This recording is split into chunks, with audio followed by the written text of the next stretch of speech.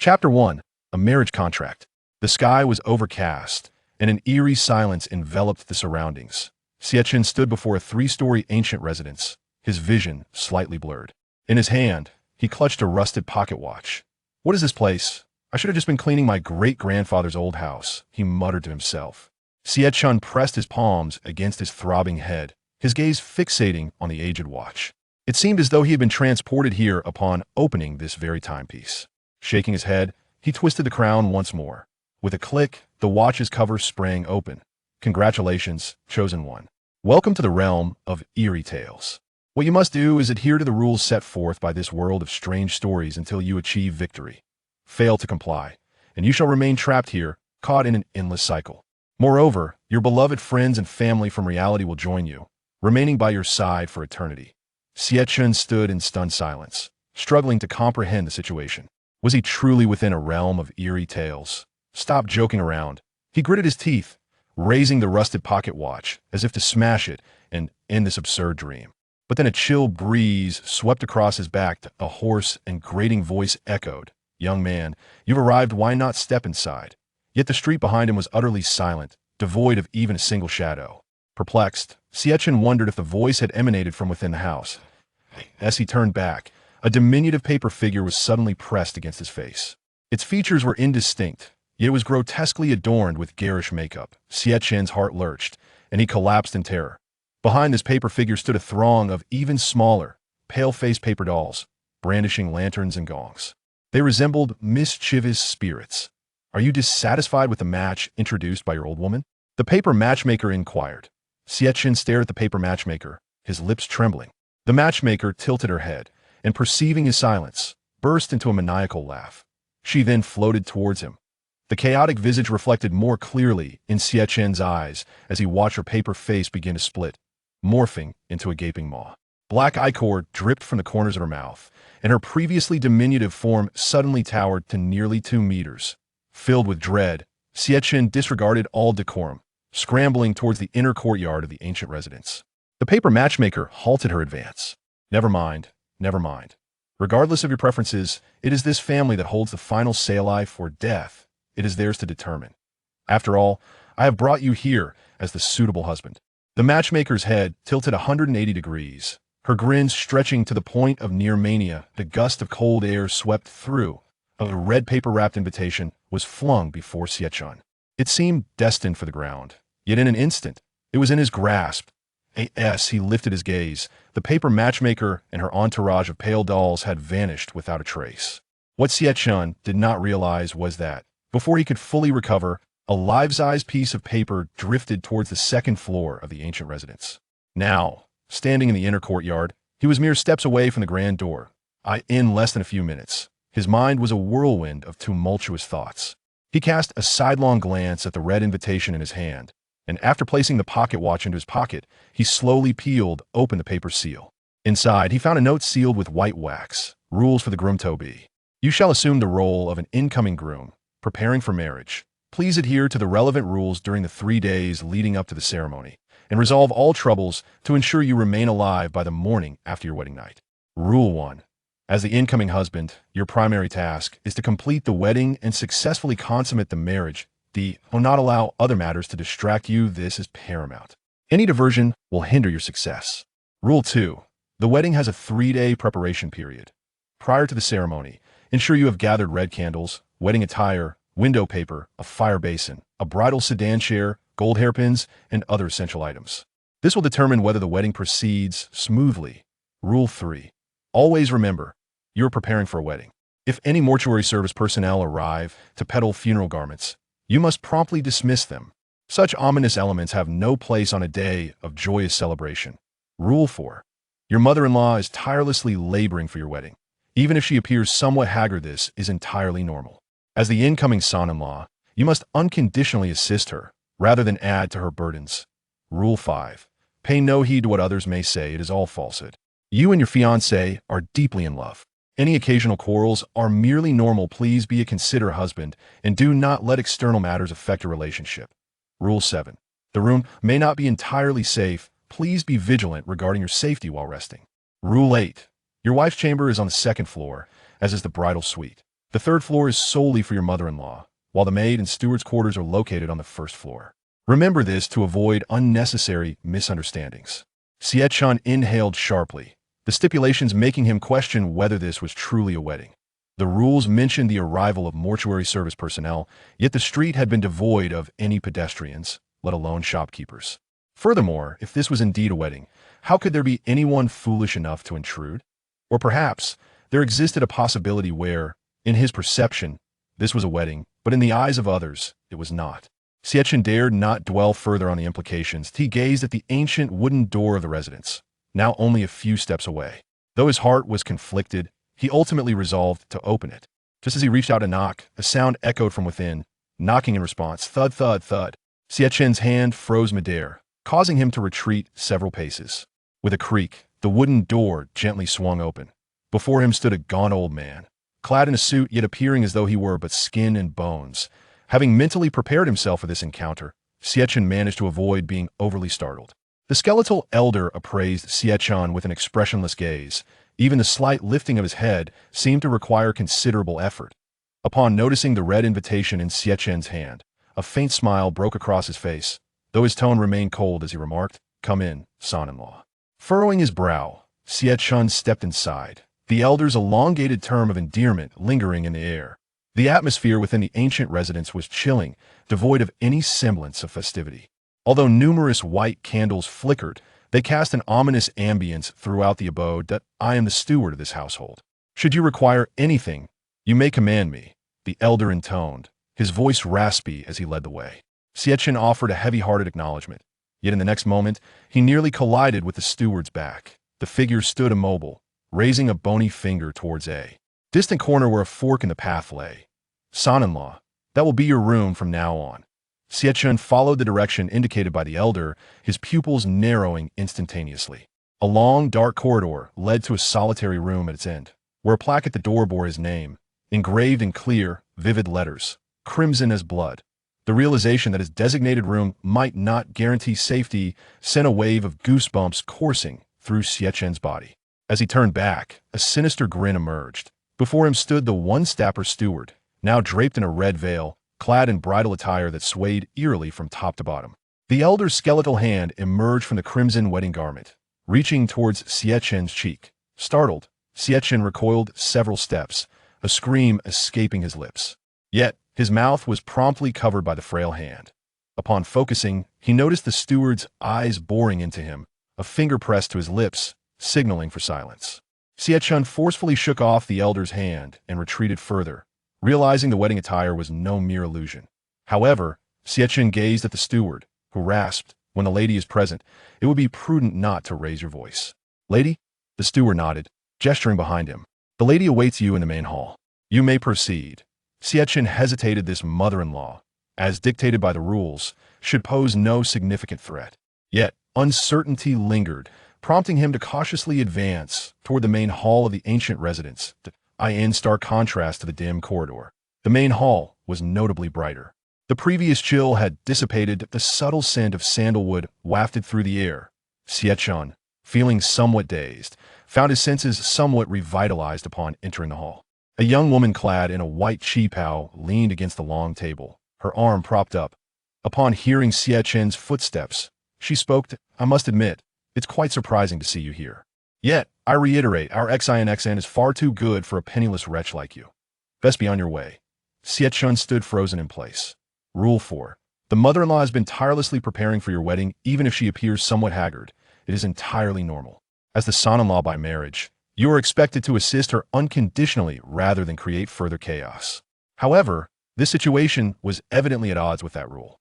Xie Chen felt a lump in his throat, pondering how to respond when the woman in the qipao spoke again, her tone markedly softer this time. "You will need to prepare the items for the wedding in the coming days, as we are still unprepared here. Remember to bring Uncle Wu along, it will be more convenient." With just those two brief sentences, Xie Chen found himself utterly bewildered. Should he leave, or prepare the items? Was the wedding even happening? The woman turned to him, cradling a doll with a tilted head, its face marred by several gashes, one eye vacant. Even the cotton stuffing peeked through, yet the doll maintained an unsettling smile. The moment her gaze met Xie Chen's, A torrent of suppressed rage erupted within her eyes. It was as if seeing Xie Chen ignited a powder keg. The previous gentleness vanished, replaced by a demeanor reminiscent of their initial encounter. With a fierce slap on the table, the woman barked, "Why aren't you leaving yet? How many times must I repeat myself?" Xie Chen gritted his teeth, observing the woman's increasingly distorted features, his mind racing. How was he to abide by the rules? The walls around him began to warp, resembling twisted sheets of white paper. Tears of blood streamed from the woman's eyes as she clawed at her own face. In an instant, the scene turned grotesque. "Why are you still here? Why haven't you left? It's all your fault she died. You've killed my daughter. You must pay for her life." The woman hurled the tattered doll aside and shrieked hysterically at Xie Chen. His head spun, her voice piercing like needles through his mind, and a foul stench pervaded the main hall, reminiscent of decay and rot. Gasping for air, Xie Chen felt his stomach churn as he clamped his hands over his mouth and nose to stave off nausea. Struggling against the discomfort, he bolted from the hall, confirming the corner where the elder had halted before locating the second restroom on the left. Bang! As he slammed the bathroom door shut, the rancid odor and chaos of the ancient residence finally dissipated. The woman did not seem to follow. Leaning against the sink, Xie Chen gasped for breath. The more he contemplated the woman's words, the more absurd they appeared. He had never even met her daughter. How could he be blamed for her demise? Damn it. He was being asked to prepare items and simultaneously told to leave. Was this truly a test? Would he be trapped here for eternity? With her appearance, she was preoccupied with the wedding, claiming to be haggard. What nonsense. Wait. Xie Chen suddenly slapped his forehead, as if struck by a revelation. If the visible mother-in-law was not the true mother-in-law, then perhaps the doll closest to her was the real one. Thus, the woman who had gone mad upon their first meeting was likely part of the macabre tale. He pondered this, yet could not ascertain his suspicions. As Xie Chen straightened up, a chill ran down his spine and a frigid breath brushed against the nape of his neck, as if someone were exhaling upon him. He turned to the copper mirror above the sink. Behind him stood a bride, shrouded in a veil of red, embracing him closely. He had been utterly oblivious. He. The chilling laughter echoed in Xie Chen's ears, and despite the goosebumps covering his body, he found himself paralyzed. The bride's hand grasped his head, and blood erupted throughout the bathroom. His entire head was gripped in her clutches, the sticky blood adhering to him, making her bridal attire appear even more crimson. Xie Chen's eyes widened, yet his consciousness began to fade. The scene before him blurred, and the bride leaned down, as if to feast upon his lifeless form. Tick-tock, tick-tock. His vision gradually sharpened, and Xie Chen, enduring the ache throughout his body, opened his eyes. Did I fail, or was it yet another nightmare?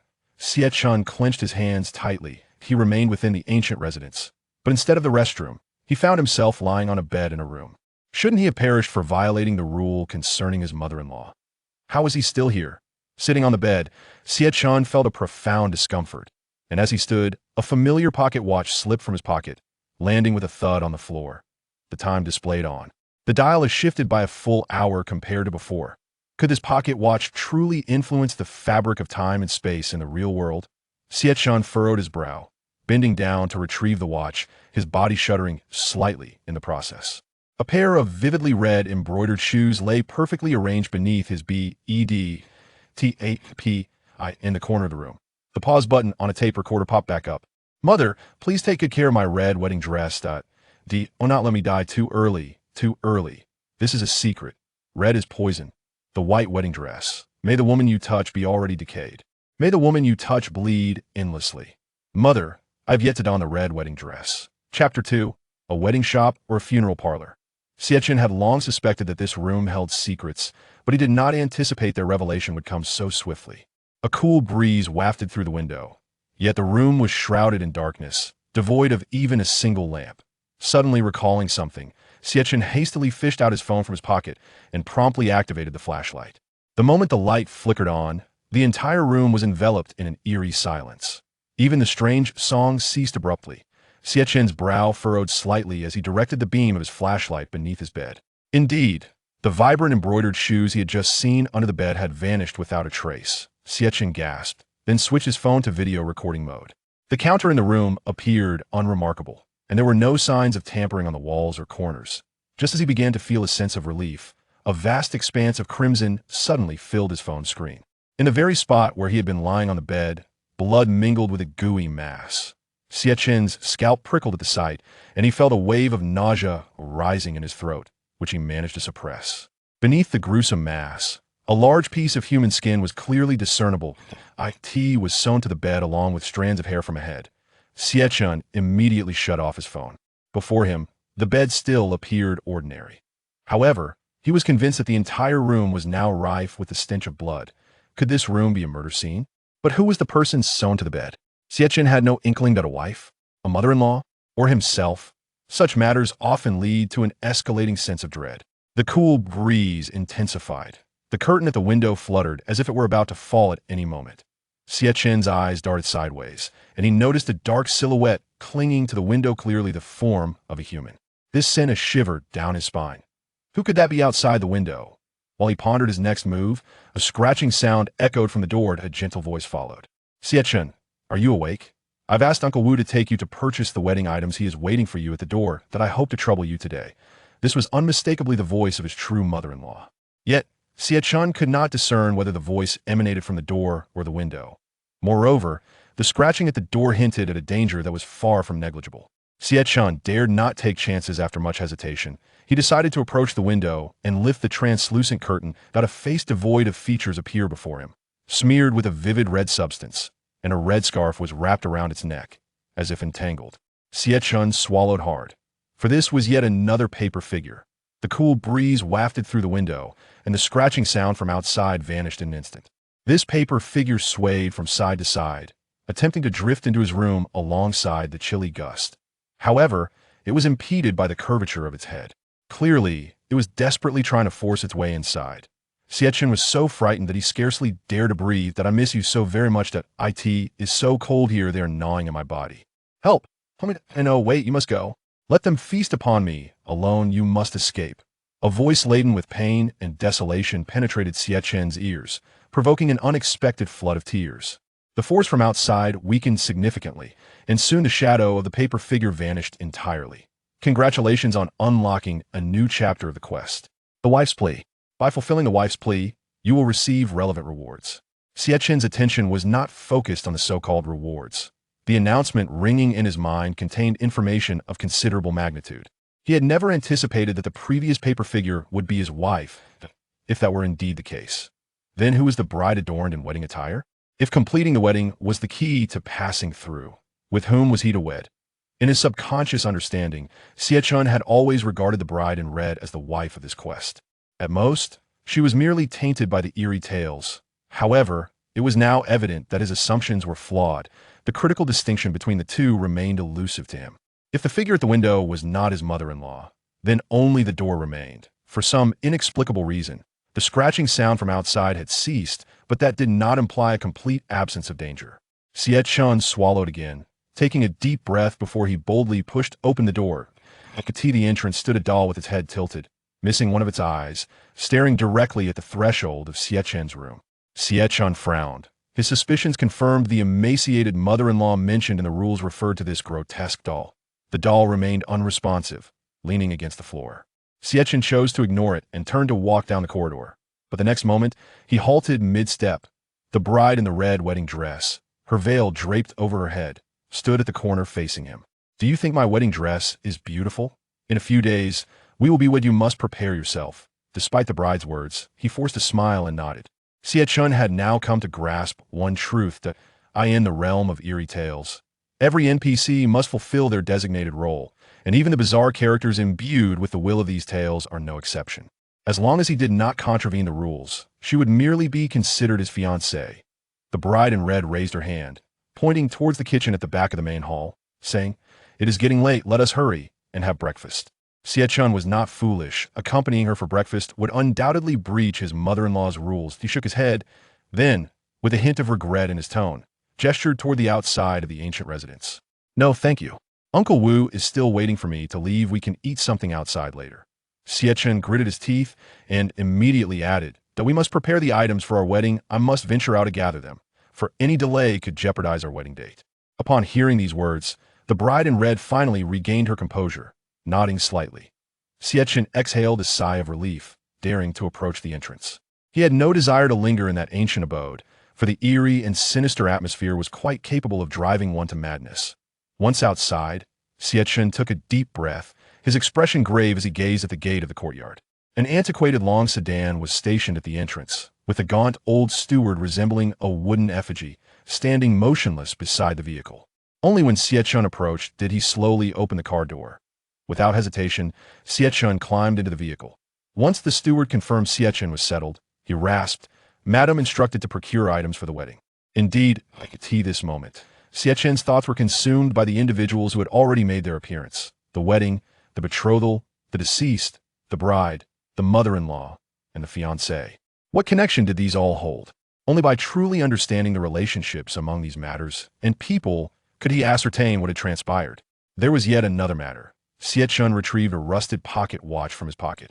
Earlier in the restroom, he was absolutely certain he had met his demise. The only reason he was alive now was due to the influence of this very watch.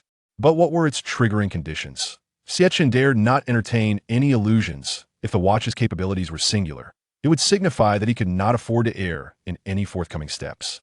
In the realm of strange tales, one often finds oneself misled. The pitfalls are exceedingly numerous. Xie Chen massaged his temples, feeling as if his head might explode from the strain. Just as he closed his eyes for a brief respite, the sedan came to a halt. "We have arrived, son-in-law." Xie Chen opened his eyes at the steward's raspy voice and turned his gaze toward the shop outside the window. There, on the shelves of the storefront, lay an array of spirit money, candles, and various other items. In disbelief, Xie Chen rubbed his eyes and craned his neck to peer out the window at the shop sign. He beheld a large character for longevity. This was unmistakably a funeral parlor. "Son-in-law, no need to look further, it is time to disembark. This is the most comprehensive wedding shop within 100 miles. Chapter 3. The Regulations of the Wedding Shop. Xie Chen sat within the confines of the vehicle, scrutinizing the wedding shop described by the old steward. Even while at the ancient residence, he was acutely aware of the perceptual discrepancies inherent in this narrative world. An identical object may manifest in diverse forms through the eyes of individuals of varying identities. This phenomenon is an insidious aspect of the eerie tales that permeate this realm. However, despite this understanding, he found himself devoid of any immediate solutions. He could only proceed step by step. With a thud, the old steward exited the vehicle and opened Xie Chen's door, gazing at him with a blank expression. Although Xie Chen stepped out, he could not help but cast a furtive glance at the steward. Since his arrival at the ancient residence, he had sensed an inexplicable oddity about the steward. There was not a trace of the vitality typically associated with the living. As the steward turned to walk towards the funeral shop, Xie Chen could not resist rubbing his temples. It appeared that within this narrative, there was scarcely a single normal living soul. Upon crossing the threshold of the funeral shop, a chilling aura enveloped him. Xie Chen's gaze fell upon the paper money and funeral goods displayed on the counter, eliciting a sense of unease within him. A rare visitor, a voice called from within the shop. Xie Chen squinted towards the source of the sound, but after a prolonged silence, no figure emerged. Redirecting his gaze, he was met with a grotesque visage, its features distorted as if hastily affixed. The eyes and mouth appeared as though crudely glued in place. A wave of nausea washed over him. Yet he deduced from the earlier voice that the proprietor of the funeral shop was the same paper matchmaker who had previously delivered an invitation to him. "You've arrived rather promptly, young man," the paper matchmaker remarked, her mouth oozing black blood as she spoke. The paper at her side was already soaked and nearly disintegrated, yet she seemed entirely unconcerned, allowing it to droop. Xie Chen instinctively covered his mouth and nose, turning away to inspect the items on the counter, deliberately ignoring her presence. The matchmaker's eyes narrowed ominously. The old steward, noticing her demeanor, finally inquired, "We require wedding items, flower baskets, wreaths, and paper goods." Midway through his recitation, Xie Chen's pupils constricted, and he interrupted, "A wedding necessitates a 3-day preparation period. Prior to the ceremony, one must prepare red candles, wedding garments, window paper, braziers, red palanquins, and gold hairpins, among other essentials. This determines whether the wedding can proceed smoothly." According to this regulation, items for the wedding were deemed appropriate. Yet, the items the old steward had just mentioned were unmistakably intended for a funeral. The rules clearly dictated preparations for wedding accoutrements. Yet the only establishment in this narrative was a funeral shop. The old steward had unwittingly led him into a violation of the rules, as if he were intent on ensuring Xie Chen's demise. Unfazed by Xie Chen's interruption, the old steward maintained his impassive expression and inquired, "Is there a problem, young master.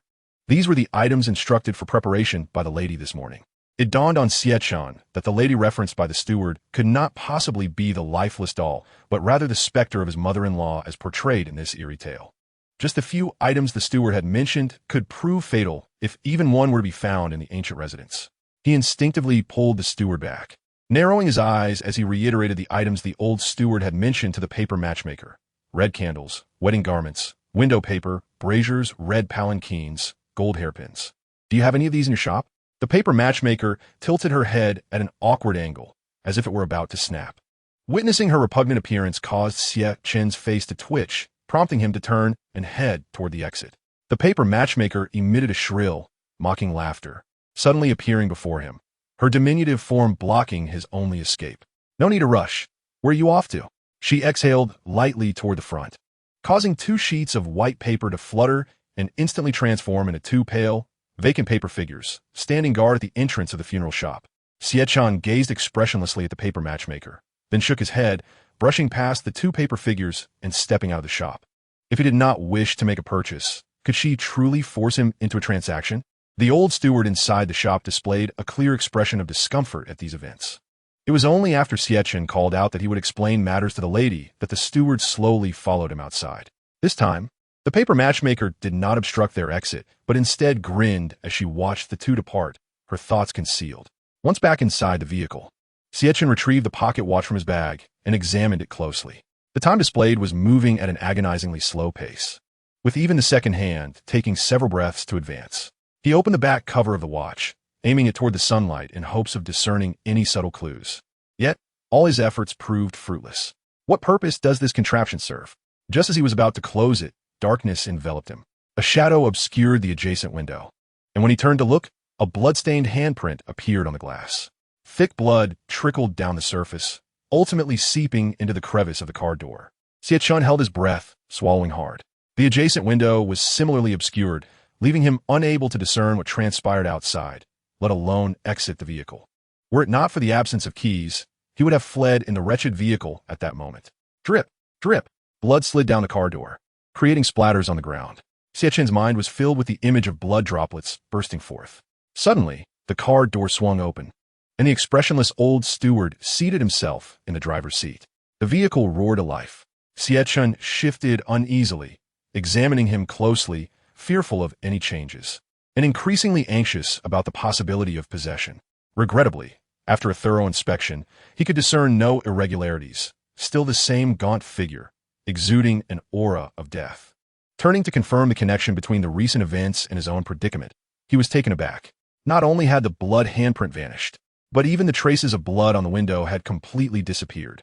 It was as if everything that had transpired was merely a figment of his imagination. As the vehicle came to a halt, Xie Chen leaned forward. "Young master, we have arrived." "Arrived? Where?" Xie Chen furrowed his brow, bewildered by the steward's assertion.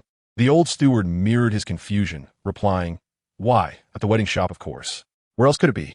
Did the lady not instruct us to procure items for the wedding? Your wedding date is approaching. We must expedite the preparations." Xie Chen stood frozen in disbelief. The old steward's words bore no fault. It was indeed the same place they had just visited, the funeral shop. Could it truly have been a mere illusion? Xie Chen pressed his lips together, gritting his teeth as he inquired, "By the way, what exactly did the lady wish for us to prepare? After all, this is my first wedding, and I lack experience in such matters. Merely wedding garments, red candles, gold ornaments, and sweets, of course.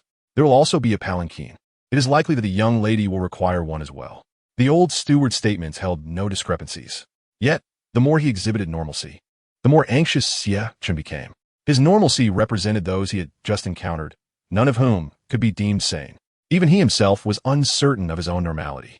Xie Chen explored his body, ultimately discovering a small piece of paper with a vivid crimson symbol torn from his back. The meaning of this symbol eluded him. Yet he could not shake the thought that the paper medium had approached him on numerous occasions, making it the most likely explanation. With a swift motion, he crumpled the note into a ball and discarded it into a nearby trash bin after exiting the vehicle. "Young master, shall we proceed inside?" the old steward rasped, gesturing towards the wedding shop ahead. Xie Chen nodded slightly. Before they could enter, a middle-aged woman emerged from the store, likely alerted by the sound of the vehicle's arrival. Aware that customers had arrived, The woman scrutinized Xie Chen from head to toe and, with a smile, inquired, "Good sir, how may I assist you today?" Xie Chen felt somewhat speechless at her question. Having arrived at a wedding shop, was he to purchase items related to marriage, or did she expect something else? Although he felt inclined to express his thoughts, he refrained. "I'll take a look first," he replied, stepping inside. The woman followed suit, maintaining her cheerful demeanor at his side. It was then that Xie Chen noticed the old steward had remained by the vehicle since their arrival, showing no intention of accompanying him inside. This reinforced his conviction that everything that had transpired moments ago was nothing but a figment of his imagination. Furthermore, in this world of strange tales, conventional logic could not be applied, which was profoundly vexing. Until now, he began to question whether the conditions for overcoming the challenges laid out by the system were indeed accurate. Given the current progression of the plot, many elements contradicted the previously established rules. If even the conditions for success were at odds with the storyline, how then could he ensure his survival and achieve victory? Such questions threatened to overwhelm Xie Chen, and crucially, there were no immediate answers in sight. Once again, he placed his hope in the pocket watch, for it had saved him once. Even if it could not do so a second time, it must possess other functions. If he could uncover even a fraction of its potential, it would significantly enhance his safety during this endeavor. Regaining his composure, Xie Chen awkwardly smiled and said, "No. Please, you go ahead and introduce the items." The woman nodded in response, then promptly led him to the counter, displaying an exquisite wedding gown. "This is our latest edition, meticulously crafted with high-quality materials, exuding both opulence and elegance, dazzling yet understated.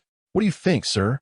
Xie Chen gazed at the gown the woman indicated, a resplendent phoenix-patterned wedding dress. Indeed, as the woman had claimed, the gown was impressive, regardless of how discerning one's eye might be. Yet the price elicited a sharp intake of breath from him. "Is there anything else? I would like to see other options," he feigned calmness, turning away as the woman prepared to introduce more extravagant items. Suddenly, he recalled, "Do you have red candles, wedding attire, and those small items?" Xie Chen was not foolish. Unable to afford the expensive items, he decided to shift the conversation towards more affordable purchases, ensuring he would not be looked down upon for his choices. Such negotiations were second nature to him, having spent years navigating the complexities of the outside world as a corporate worker, an essential skill. "Yes, sir. However, those items are complimentary. You need not worry about additional costs. We are a century-old establishment with a solid reputation, and our patrons can shop with complete confidence," the woman assured him. Hearing this, Xie Chen momentarily froze, feeling somewhat at a loss. Nevertheless, he was certain he could not afford the gown. "Do you have any sedan chairs? Something more visually appealing, perhaps?" He had no choice but to redirect the conversation. "Yes, sir. Please follow me. This one is crafted from premium enamel wood, with a more elegant design, although it is considered quite affordable in our shop." Xie Chen's cheeks twitched slightly upon hearing this. Typically, establishments that made such claims would not offer prices that were particularly low. With the complimentary items included, we can offer a 10 discount, totaling 8,800. She concluded. 8,008 for a sedan chair? Xie Chen's reaction was beyond mere facial twitches. He could barely muster 800 in his pocket. As he turned away, a bright red note affixed to the sedan chair caught his eye. Chapter 4. The Use of the Pocket Watch. Xie Chen halted abruptly, then approached the chair, reaching to draw back the curtain obscuring the note. The woman swiftly interjected, stepping forward to block him. "Sir, before purchase, no items in the store may be touched. Should any damage occur, we would not be able to take responsibility." Her words left Xie Chen feeling overwhelmed. He stepped outside and gestured for the old steward. Although the steward appeared rather listless, he could still be reasoned with. Upon noticing Xie Chen beckoning, he promptly approached. "What is it, young master?" Xie Chen closed his eyes and sighed, then inquired, "How much money do you have on you? You should have mentioned this earlier. I was left in a daze inside." He glared at the steward, his tone laced with frustration. This time, upon seeing her, Xie Chen felt no hesitation. With a grand gesture, he declared, "Wrap up the sedan chair and gown for me, along with the complimentary items. Please load them into the vehicle." The woman's eyes sparkled at his extravagant display, and she nodded vigorously. "Please, have a seat and enjoy some tea. I will take care of everything, and once everything is ready, I will call for you." Xie Chen nodded gently, waving his hand to let her attend to her duties. "By the way, since the sedan chair is now mine, may I handle it?" He approached, lifted the curtain, and removed the note to examine it closely. Rules of the wedding shop. Rule 1. All items sold in the shop must be wedding-related, without exception. Rule 2.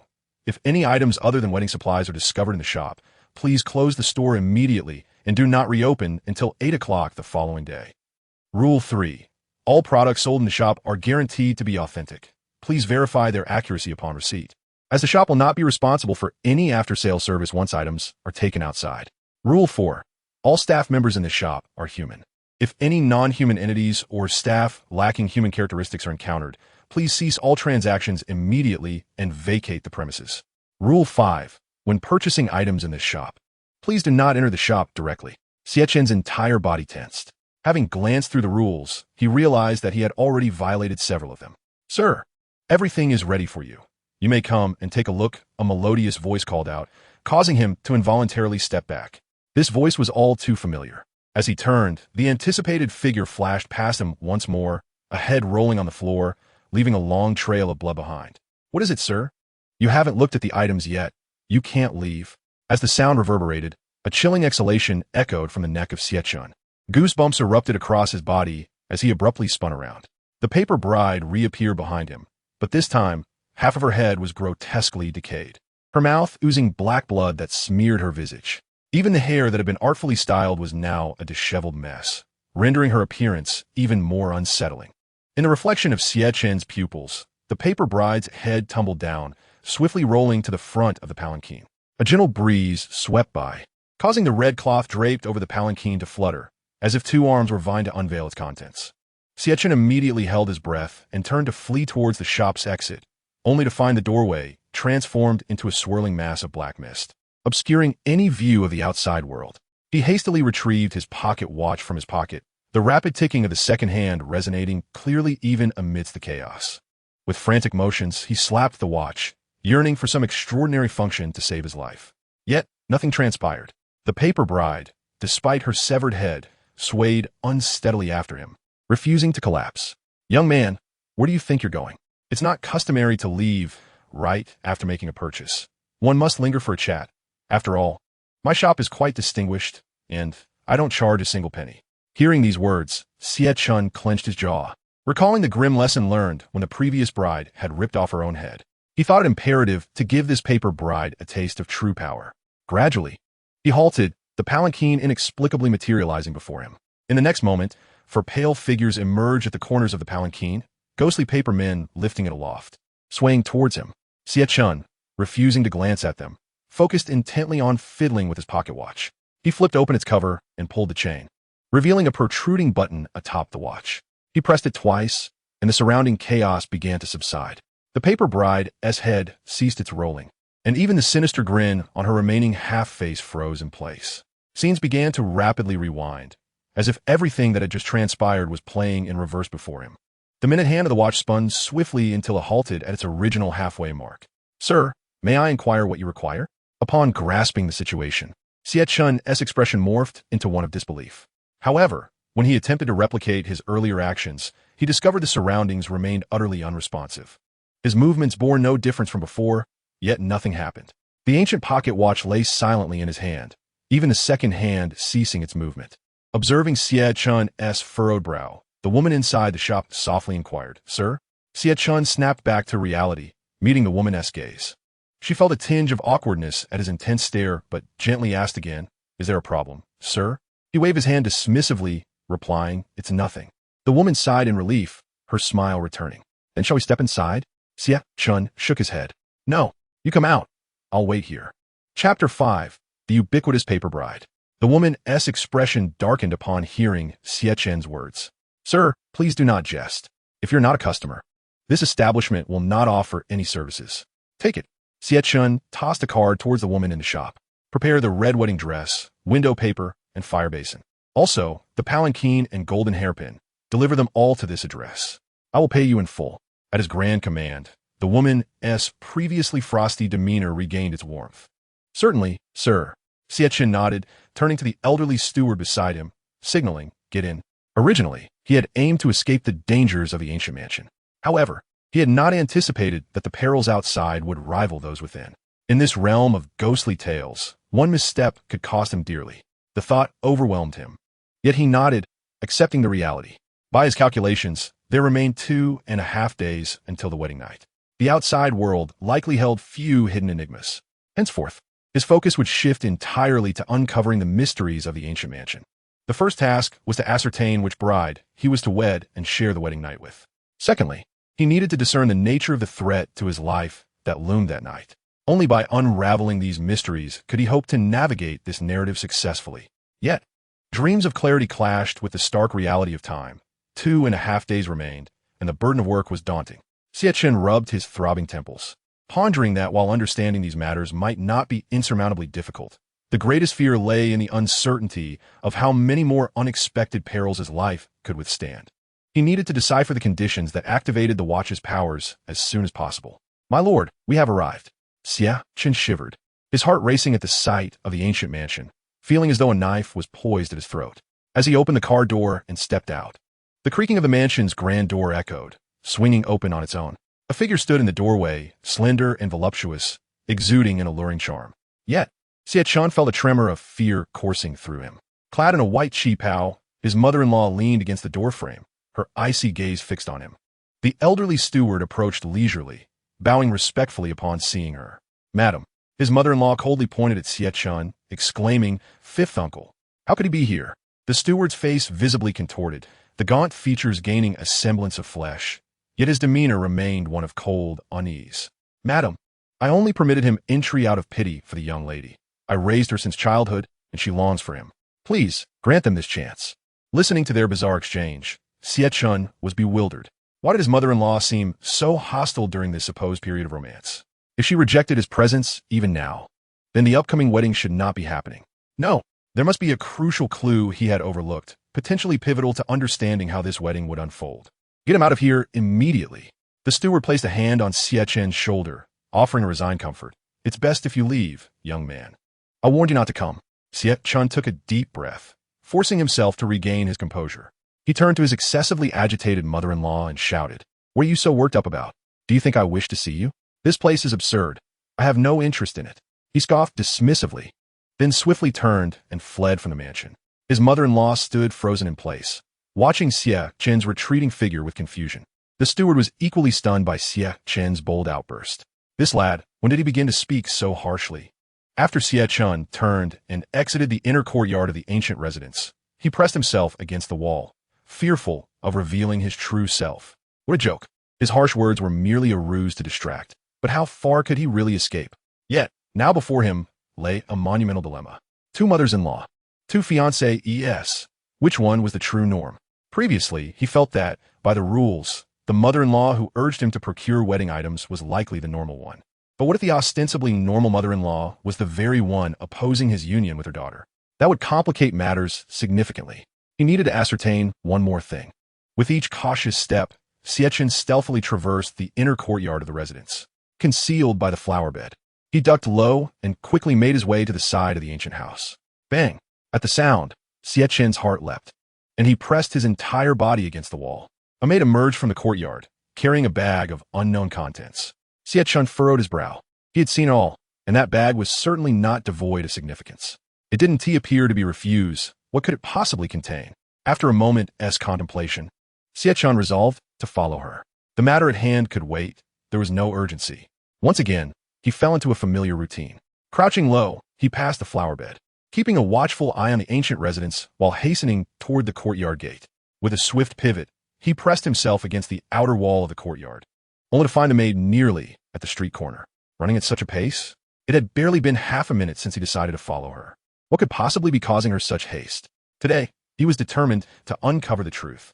Xie Chen stealthily trailed behind her. The maid remained blissfully unaware of her pursuer.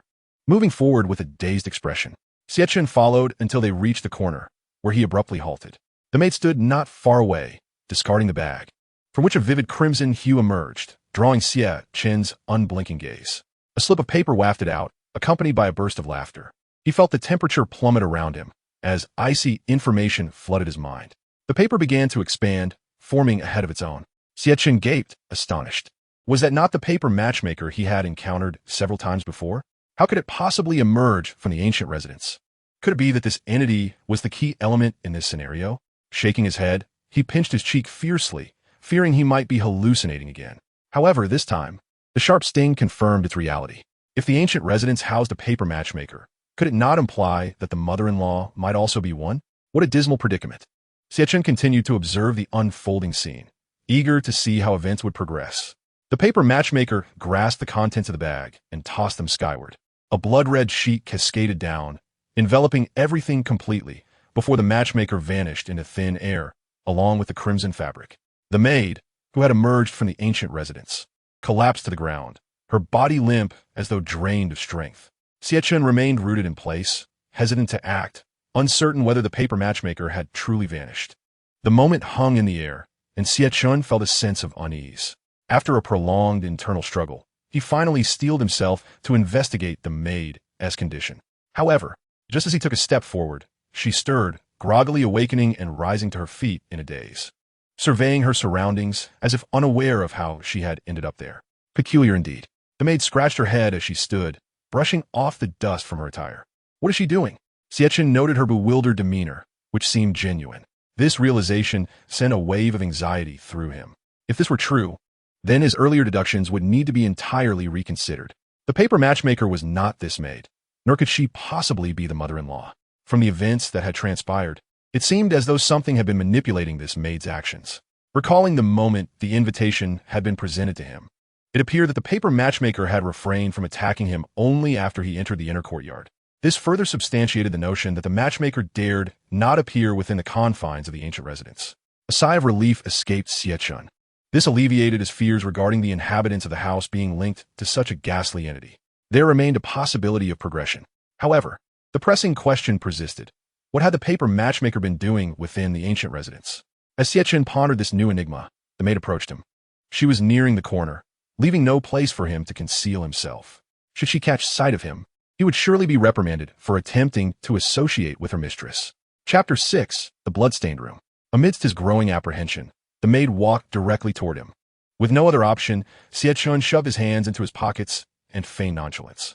The maid soon emerged from the corner, her face alight with astonishment upon seeing him. Young master, what brings you here? Xie Chen was momentarily taken aback by her words. What was this? He had expected to be regarded as an uninvited nuisance, yet instead, she addressed him as young master. Oh, nothing much, just taking a leisurely stroll to clear my mind. Is that so? The maid did not dwell on his response. But why are you here? To ease the awkwardness, Xie Chen inquired, hoping to gauge whether she retained any memory of the previous events. Unfortunately, it seemed that reality was not as favorable as he had hoped. I'm not quite sure. I believe the mistress instructed me to fetch some items, so I must be on my way. Xie Chen's lips twitched at her words. Could one lie so blatantly? Who goes shopping in the direction of an ancient residence? Yet, the maid's reference to him as young master indicated that, as long as the mother-in-law did not appear, those around her would remain unaffected. Moreover, how would this wedding proceed? What role did the paper matchmaker play in it all? Why had his wife been transformed into a paper figure, warning him that demons were gnawing at her body? Xie Chen gazed skyward, momentarily lost in thought. If only this were all a dream, he mused. He would not have to labor over such concerns and could avoid the constant anxiety of losing his life. The room directly ahead was his own. It was here that his wife had manifested as a paper figure, appearing at the window of this very chamber. As he surveyed the surroundings, nothing appeared out of the ordinary. Naturally, the existence of a paper figure's wife was implausible. Xie Chen slowed his pace as he approached his window. At that moment, for reasons unknown, he felt a chill run down his spine. As he drew back the curtain covering his window, he was met with a vision of a scarlet room, starkly contrasting with what he had previously witnessed. The scent of blood filled his nostrils, and a pungent odor of decay assaulted his senses, prompting him to retch uncontrollably. Behind the door of the room hung a long, celebratory wedding garment, still exuding an aura of freshness, yet marred by copious bloodstains. The red veil, the crimson wedding attire, this was a secret. Red symbolized poison, while white represented the wedding dress. A golden hairpin lay upon the groom, lodged cruelly in his throat. Intermittent static and a mournful melody emanated from the radio on the cabinet. Not only had the lyrics transformed, but the radio itself was obscured by the vivid crimson veil. The dim lighting of the room, coupled with the feeble sunlight from outside, rendered it impossible to illuminate the entire space. Despite Xie Chen's desperate efforts to raise the curtain, he could not discern the bed within.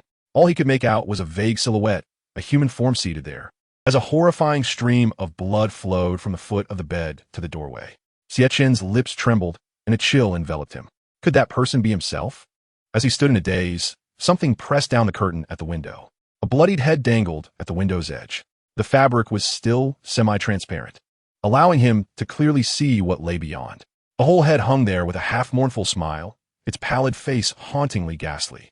The skin on one side had been torn away, leaving only a tattered remnant, soaking the entire curtain in crimson. To his astonishment, he could truly glimpse the reality of the room from the outside. Initially, Xie Chen had approached this with mere curiosity, but it was now evident that this room held significant importance within this narrative. A dizziness began to cloud his mind, and the urge to retch intensified. The walls of the ancient mansion began to warp, twisting and writhing as if they were sprouting grotesque faces, grinning eerily. He recalled the rule and swiftly covered his mouth as he reached the entrance of the mansion. Blood dripped from the doorknob, splattering on the ground in a morbid rhythm.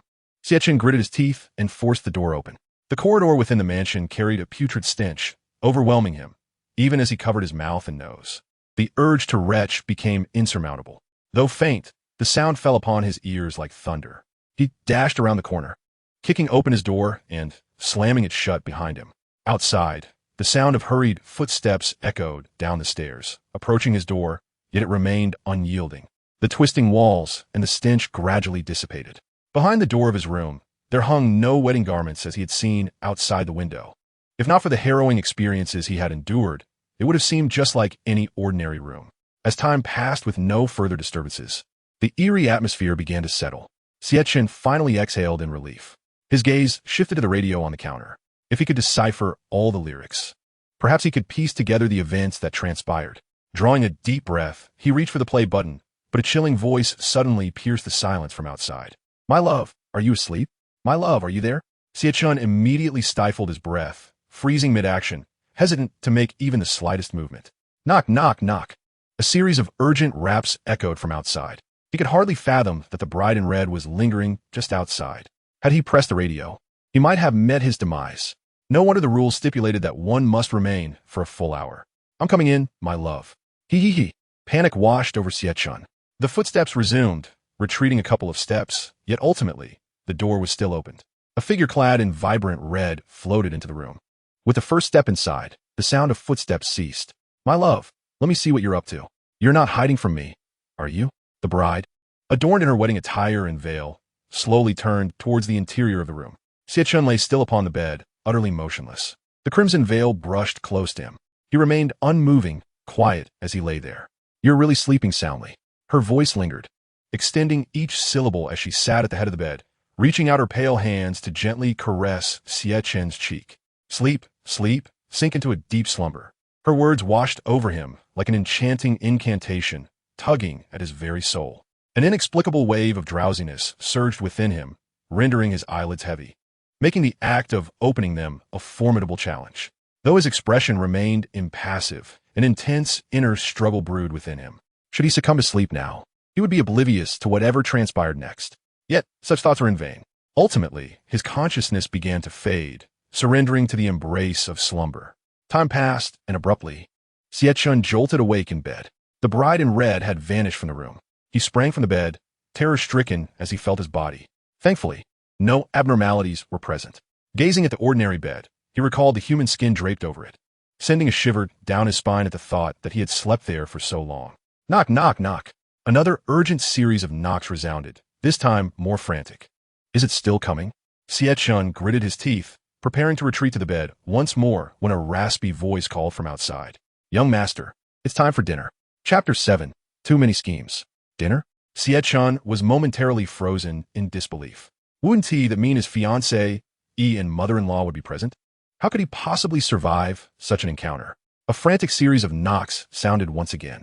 Xie Chen immediately pulled out his pocket watch, fixating on the moving hands, aware that his survival during this dinner hinged on whether it still functioned. After a moment of contemplation, he reluctantly pushed open the door. As he traversed the corridor into the main hall, a chilling sensation enveloped him. The visage of the figure was marred by an even larger gash than before, with more cotton spilling forth from within. At this rate, it would surely cease to exist in a day or two. Though it remained silent, Xie Chen could sense a profound sadness emanating from it, and in the stillness, he thought he could hear muffled sobs. He shook his head at the garment hanging on the rack. Even if it were truly his mother-in-law, he was in no position to save her. He was merely struggling to survive. Clutching his pocket watch tightly, he followed the sound. In the room, just around the corner from the main hall, lies the kitchen. Upon standing at the doorway, Xie Chen glanced around, only to find no indications or guidelines present. Was there truly no set of dining rules for the kitchen? He couldn't be entirely sure. Perhaps, like the wedding shop, the regulations were concealed within the kitchen's confines. Just then, a maid emerged from the kitchen, the very one who had previously been enchanted by the paper matchmaker. Upon seeing Xie Chen, she promptly performed a respectful bow. "Young master, the young lady and the madam are waiting for you to begin a meal. Please do go in." Xie Chen nodded and slowly made his way inside, where the enticing aroma of food wafted towards him. In fact, he had caught a whiff of this subtle scent upon entering the main hall earlier. However, stepping into the kitchen magnified the fragrance immensely, perhaps exacerbated by his ravenous state. It had been nearly 6 or 7 hours since he had arrived in this world of strange tales, and he had consumed not a morsel. Enduring this tense and high-pressure environment for so long was beginning to take its toll. As the delectable scent enveloped him, Xie Chen's stomach betrayed him with an audible growl. He crouched slightly, using a pillar to shield himself, and began to survey the dining table's arrangement. The bride in red was indeed present before the table, though her crimson veil remained firmly in place. Surprisingly, his mother-in-law, clad in a white qipao, was nowhere to be seen in the kitchen. Where'd she gone? Just as Xie Chen pondered this, a mournful voice echoed from within the kitchen. "Husband, come quickly, it's time to eat." At the bride's call, chills ran down Xie Chen's spine, a palpable sense of danger creeping in, one he was all too familiar with. This sensation had surfaced before his confrontation with the paper matchmaker, and rarely had it heralded anything good. How had she sensed his presence when he had yet to reveal himself? Xie Chen swallowed hard and cautiously stepped forward. The situation was still manageable. After all, his mother-in-law had not yet appeared, and the threat was limited to the bride in red, which wasn't overly daunting. "Husband, is that really you? You've truly come?" Xie Chen nodded gently and tentatively addressed his wife, cloaked in her red wedding attire. Where's Mom? Why hasn't she come to eat yet?" This question was primarily aimed at confirming when his mother-in-law would arrive. If there was still time, he could hastily eat and feign illness to avoid her. Yet, Xie Chen found it odd that the housekeeper would come to summon him to his own room. It seemed more fitting for his mother-in-law to be present. But now, not a shadow of her was in sight. "Why are you asking about her?" The chill in his wife's tone was palpable, revealing her discontent at the mention of her mother. A hint of embarrassment crept onto Xie Chen's face. His wife's sudden inquiry had caught him off guard. "Isn't she your mother? Why does it sound like mentioning her is akin to invoking a curse? You truly don't wish to dine with me, do you?" At this point, the bride in red seemed to choke back tears, her voice trembling as she continued. "If you truly cherish my mother's words so much, then what does my persistence matter? What am I worth to you? Tell me." Despite the bride's heightened emotions, no eerie phenomena unfolded around them, indicating that they were, for the moment, still safe. Xie Chen realized that the dinner guests were likely just himself and his wife. His earlier conjectures, based on the maid's words and his own assumptions, were mere products of subconscious misinterpretation. A chill ran through him. In this world of bizarre tales, subjective interpretations were nothing more than gambles. Without meticulous attention to detail, one could easily meet an untimely demise. Taking a deep breath, Xie Chen earnestly explained to his wife, "How could that be? I merely worry that she might reappear and scold you for our being together. I can't stand it when she berates you." Suppressing his unease, Xie Chen edged closer to his bride, noticing her sobs had quieted slightly. "Really? Of course. What a joke it would be to lie in such a situation. That would only lead me into a trap. I see I've misjudged you, husband." The familiar yet unsettling laughter sent shivers down Xie Chen's spine, and being so close, he felt the chilling aura of his bride's presence. The sound of footsteps approached, and an unfamiliar maid entered, carrying 2 platters of food, placing them expressionlessly on the dining table before quietly departing. Xie Chen sensed something amiss. A deafening sound of a gong reverberated through the air. The sudden noise startled him, causing the chopsticks he had just picked up to clatter to the ground. Wasn't there still 2 days left until the wedding preparations? Why would a gong sound now? Could it be that this meal was the pre-wedding feast? Such occurrences were not uncommon throughout history. Was this truly happening to him? Noticing his distress, his wife coldly inquired, "What is it, husband?" Xie Chen hurriedly bent down to retrieve the fallen chopsticks, placing them back on the table with a smile. "It's nothing. Husband, could you feed me?" Despite his fear, Xie Chen responded with a light-hearted laugh. He had witnessed the true form of the paper matchmaker and the reality of his room. How could he be frightened by such a simple request from his bride? Yet, recalling the earlier incident in the restroom, where he had been literally torn apart, he couldn't entirely shake the lingering dread. At least the paper matchmaker and his mother-in-law were not present, ensuring his survival was not entirely in jeopardy. Since entering the kitchen, Xie Chen had been keenly observing for any hidden dining rules, but regrettably, he had found none. With no leads to follow, he had no choice but to set that concern aside. Gingerly, Xie Chen lifted the exquisite dishes from the table, his mouth watering at the sight. Were it not for needing to feed his wife beside him, he would have indulged himself without hesitation. After all, even in the face of death, one should not succumb to starvation, especially not for someone like him, a self-proclaimed exemplary young man of the 21st century.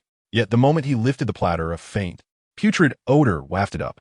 The braised chicken feet within the dish inexplicably resembled human hands, and under the dim candlelight of the old house, it appeared as though the hair had not been properly trimmed. The earlier mouth-watering sensation was now replaced with a struggle to hold back his nausea.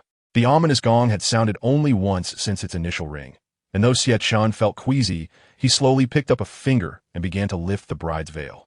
As the red veil was gently lifted, a vibrant crimson hue faded away, revealing a remarkably beautiful visage, clean and stunning.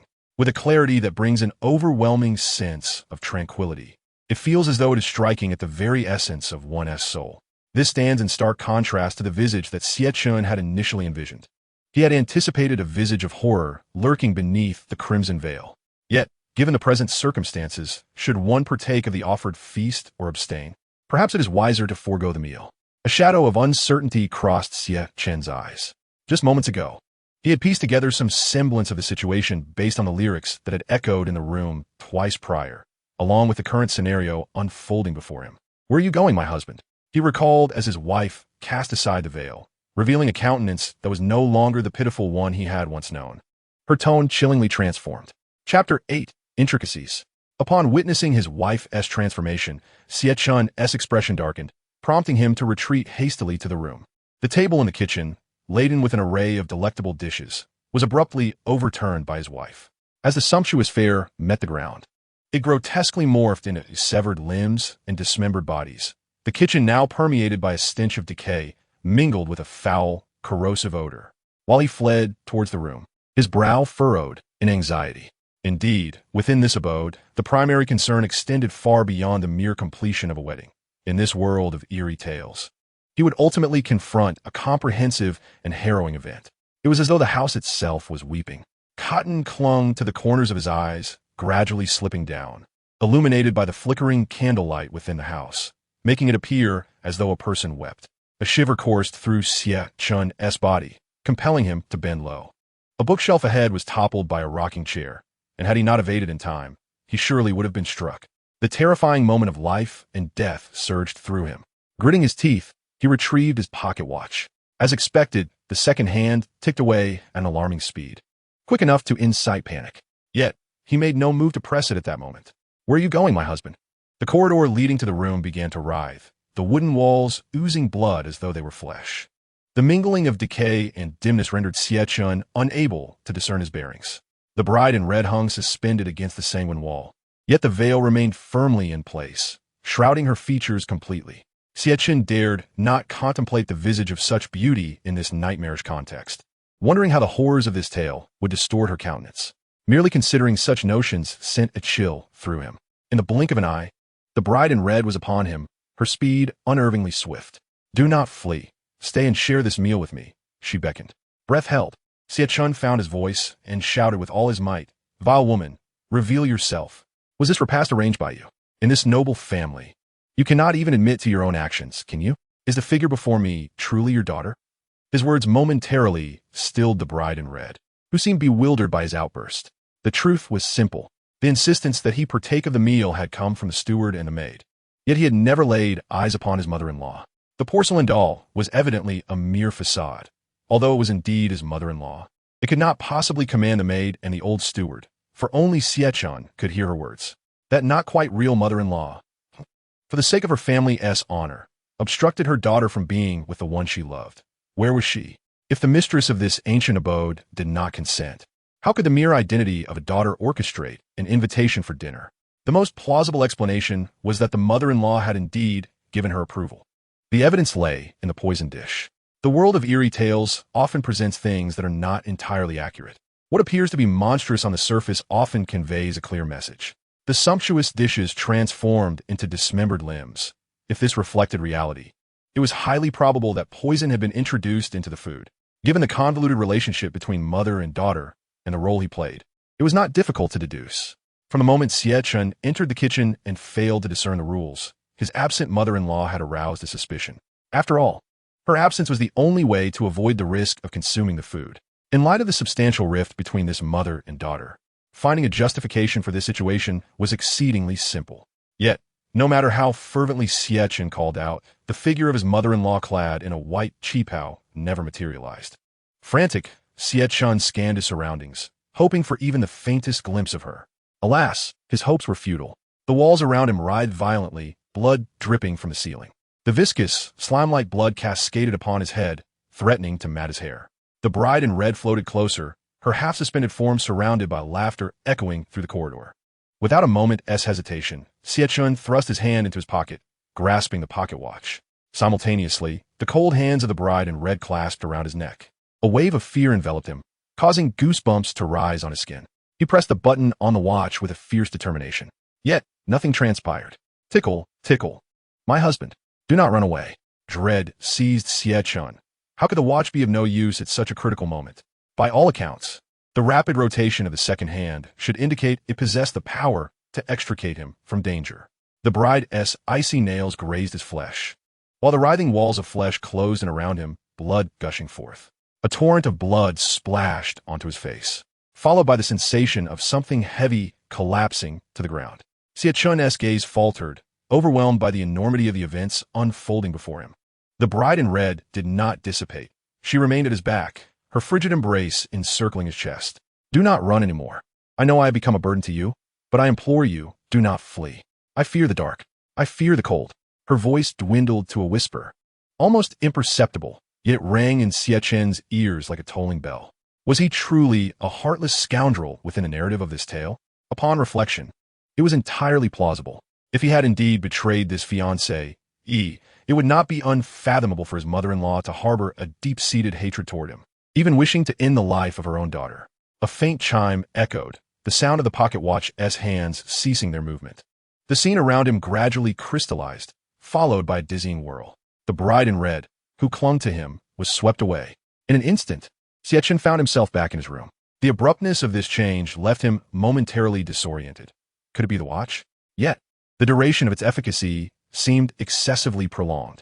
As he recalled the words whispered by the bride in red as she held him tightly, they had grown fainter despite being so near. It was likely not her intention, but rather the spatial manipulation of the watch forcibly separating him from his wife. Yet, the delay in the watch's effect was exceedingly long. Xie Chen was all too aware of its repulsive capabilities. But could a single thought transcend the confines of time and space? In times past, had such a question been posed before him, Xie Chen would have regarded it as nothing more than a ludicrous jest. Yet now, confronted with this very inquiry, he found himself standing in the room, inexplicably feeling a slight prick of acidity in his nose. He could now surmise with a degree of certainty that the paper wife beseeching his aid and the bride clad in a scarlet wedding gown might indeed be one and the same. Perhaps one existed before death and the other after, two divergent states of the same soul. But what transpired in between to cause such a profound deviation? Two mothers-in-law, one consenting to his marriage with her daughter, while the other harbored such animosity that she wished for his utter obliteration. This was a complete contradiction. Xie Chen speculated that these two mothers represented the state of his wife both before and after her demise. The very thought sent his mind into a tumultuous frenzy. Could it be that the banquet laid out before him was merely a ruse to poison him? Enlightenment struck him as he smacked his forehead. Indeed, every character within this narrative, including himself, possessed a unique perspective. He surmised that in the eyes of the mother-in-law donned in a white qipao, her daughter's presence had long since faded into oblivion. A sigh escaped Xie Chen's lips as he opened the cabinet before him and retrieved a fountain pen, meticulously jotting down a few points. 1. What form will the wedding, scheduled for 2 days hence, ultimately take? Will it adhere strictly to the prescribed rules? ensuring safety as long as the necessary wedding accoutrements are prepared. 2. What role will the funeral parlor associated with the paper matchmaker play in this unfolding tale? 3. Why has his deceased wife transformed into a paper figure? Is he to anticipate a funeral in Ichong City or a wedding instead? 4. Whose skin is the human skin sheet that adorns his bed? While it can stretch and expand, it must belong to a robust adult male. His wife can be ruled out entirely. This notion, however, encroached upon Xie Chen's realm of ignorance. As of now, no individual fitting the description had emerged within the narrative. Frustrated, he raked his fingers through his hair, causing his fountain pen to clatter to the ground. As he bent to retrieve it, his body shuddered involuntarily. Beneath his bed dripped crimson liquid, and the previously vanished embroidered shoes reappeared, now arranged in pairs, 2 in total. Chapter 9. Whose room is this? The entire room felt as if it were swaying. Xie Chen rubbed his eyes, the pangs of hunger and fatigue leading him to question whether his vision was playing tricks on him. The embroidered shoes had indeed vanished earlier. Dazed, he perceived that the shoes beneath the bed had transformed from 2 pairs into a single pair, as if someone had donned them and was now swinging their feet while seated at the bed's edge. As the shoes swayed, a wave of dizziness washed over him. Though the scene was chilling, Xie Chen had grown somewhat impervious to such horror after all he had witnessed. He squinted at the shoes, the atmosphere in the room plummeting to an icy stillness. Just as he stood there, gathering his resolve to approach, the embroidered shoes suddenly vanished, followed by the sound of something clattering to the floor. Darkness enveloped him, leaving him unsure whether it was his unsteady footing or the room itself that trembled. Grasping his head, he leaned against the table as a sharp pain pierced his skull, accompanied by a tightness in his chest. A shadow elongated across the wall, surreptitiously consuming the remnants of his own shadow. The room erupted into a cacophony of intensified vibrations, further deteriorating Xie Chen's physical state. For reasons unknown, a fragment of information materialized in his mind. 7th rule. The room may not be safe. Please exercise caution while resting within its confines. As he endeavored to rise and open the door, his legs grew numb, making even the simplest movement an arduous task. Were it not for the table as support, he would have collapsed onto the floor. Yet even so, he found himself sprawled on the ground, attempting to roll toward the doorway, a desperate measure at best. As he lay there, a grotesquely large smile appeared on the ceiling above him. Where's this leading? He turned away from the face, gripping the edge of the bookshelf for leverage to hoist himself up. This simple action drained him of nearly all his strength. Despite his efforts to avert his gaze from that ghastly visage, he could not help but focus all his attention on the ceiling. No movement was detected above, save for that eerie smile. He had yet to encounter any tangible beings. Could it be that the voice he heard and the one who slipped into those embroidered shoes was the same entity as that grinning face? A flicker of doubt crossed his mind, but he ultimately dismissed it, for he had managed to place his right hand back on the doorknob. With a creak, the door swung open once more. As Xie Chen leaned towards the threshold, an overwhelming force seemed to pull him back into the room. Though his legs felt weak, the imminent threat to his life from the room spurred him onward, dragging his body toward the exit. Where are you going? The ethereal voice questioned once more, this time imbued with an even more frigid tone that sent shivers down his spine. Yet Xie Chen dared not halt his advance to respond. As his breathing grew labored, his eyes began to glaze over. The growls from his stomach testified to his waning physical strength. Don't go. Stay with me, please. It's so terrifying here. I can't bear to remain any longer. Mom, I miss you. It dawned on him that someone had been imprisoned within this room. Who could it be? Now devoid of any energy, Xie Chen found himself incapable of addressing this lingering mystery. Ultimately, his strength gave out, and he collapsed heavily at the door. The sound echoed throughout the ancient residence, a considerable commotion indeed. Yet, even in this state, half of his body remained within the room. Don't leave, stay with me. The ethereal voice did not wane. Rather, it intensified the moment Xie Chen fell. He felt himself being gradually pulled back into the room, inexorably drawn by the unseen forces within. Suddenly, hurried footsteps echoed in the corridor of the ancient house. The pull on Xie Chen ceased as a figure paused at the corner of his room, peering in his direction. Young master, why are you lying on the ground? Noticing Xie Chen's lack of response, the maid dashed over to his side, bending down to investigate. The young master before her, aside from a somewhat pallid complexion, appeared to be otherwise unscathed. Noticing the gentle rise and fall of his chest, the maid let out a sigh of relief and carefully leaned him against the wall nearby. Young master, please wake up quickly. What on earth has happened? After a vigorous shaking from the maid, he slowly opened his eyes. His expression was no longer as pained as it had been while he was in the room. Upon seeing him awaken, the maid's anxious demeanor softened slightly. "Young master, what has happened to you?" His gaze was somewhat dazed. After staring blankly at the maid for a while, he finally regained his composure and said, "I'm starving.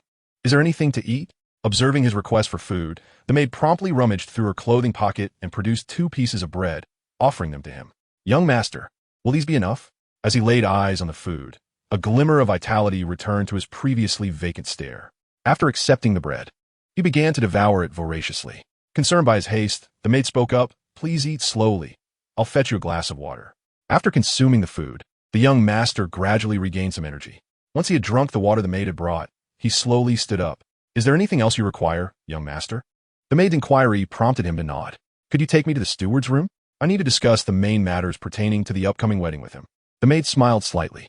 "Of course, young master. The steward's room is not far. Please follow me." In truth, any mention of discussing wedding arrangements was merely a ruse. To this day, he remained oblivious to the actual proceedings of the ceremony. Moreover, he had yet to grasp the intricacies of a traditional Chinese wedding. His inquiry was merely a tactic to buy time, allowing him to explore other rooms within the ancient residence. To navigate the challenges ahead safely, he needed to gather more information, for his current knowledge was woefully insufficient. "Young master, we are almost there. However, I'm not sure if Uncle Wu is in." The maid continued towards the steward's room. The young master grasped her arm, shaking his head. "No need, I'll check for myself. You can attend to other matters." The maid nodded in agreement. Very well. Once she departed, he exhaled in relief. From the outset, he had no intention of disturbing the steward. Observing discreetly was sufficient. With deliberate steps, he moved quietly, ensuring that even the slightest sound was muted. He approached the door to the steward's room, where a faint light illuminated the interior. Yet no figures were visible by the window. Could he be sleeping? That seemed unlikely, as the caretaker of the household. It was improbable that he would be resting during the day. Should any issues arise, not only the maidservants but the master of the house would summon him as well.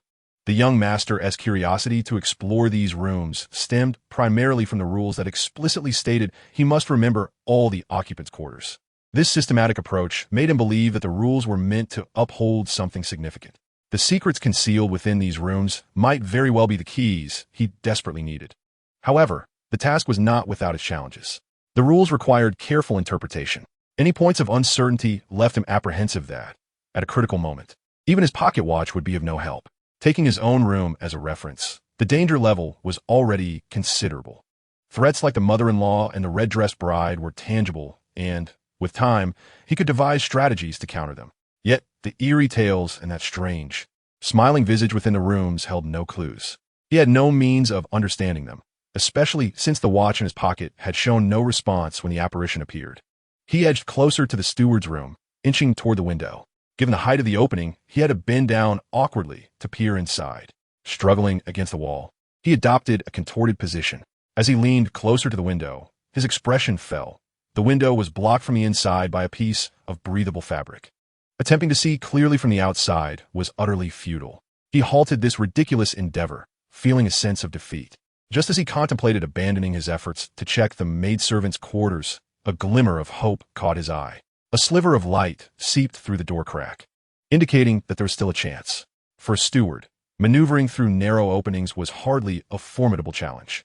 He resumed his cautious approach, moving even more quietly than before, fearful of disturbing the old man inside. After several moments, he reached the doorway.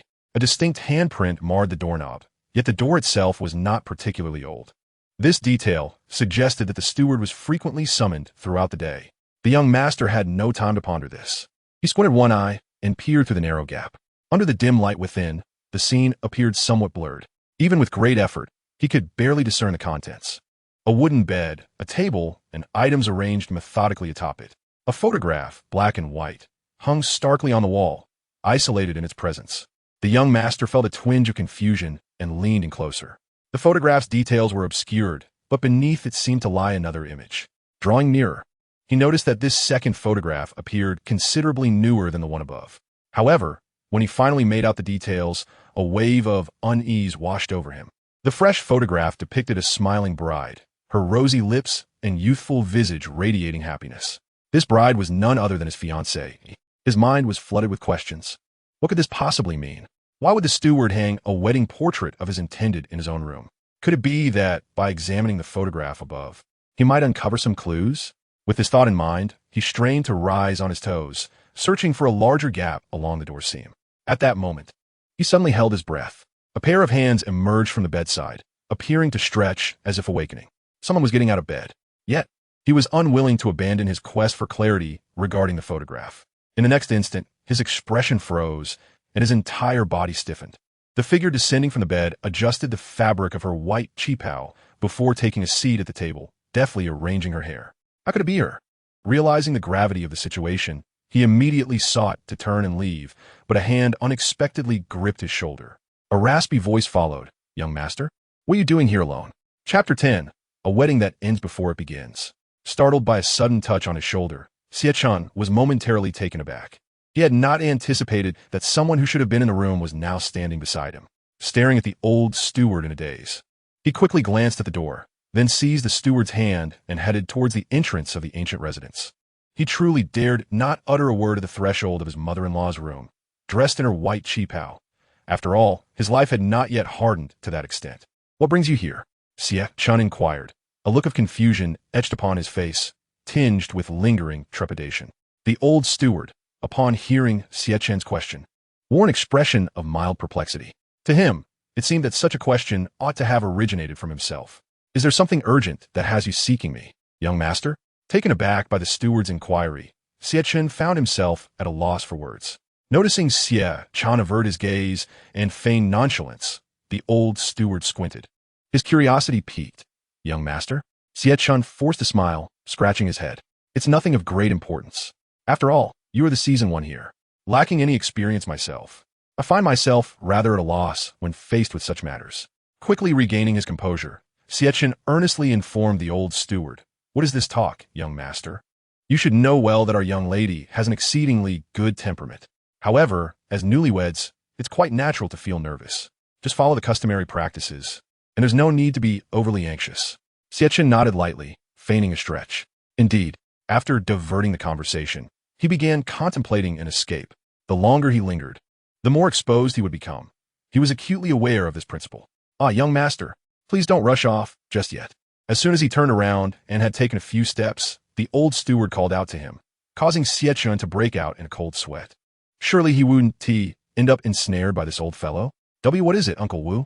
Xie Chen imitated the maidservants in addressing the steward. The steward smiled faintly and clarified, "In fact, I was just about to seek you out. I assumed you were still resting in your room, so I refrained from interrupting you. But now, it's opportune for us to inspect the items." Xie Chen listened to the steward's vague remarks, a hint of confusion crossing his face. "What do you mean?" The steward smiled, explaining, "The wedding shop has delivered the items we ordered. They are waiting for us to verify them. I've already handed over the payment. They are waiting at the entrance." "Huh? So soon?" Xie Chen was taken aback by the rapidity of it all. It truly was astonishingly swift. According to the timeline, it had barely been 5 hours. How could such a large array of items arrive so quickly? "All right then, let's go take a look." Sighing, Xie Chen had initially intended to ascertain which room belonged to whom, but now he was being delayed. He followed the old steward to the entrance, where the largest sedan chair was already positioned. It bore no distinction from the one Xie Chen had selected earlier, appearing to be entirely as he had chosen. Xie Chen nodded in satisfaction before inquiring of the steward, "Is there just one sedan chair? What about the others?" The steward smiled and pointed ahead, gently clapping his hands.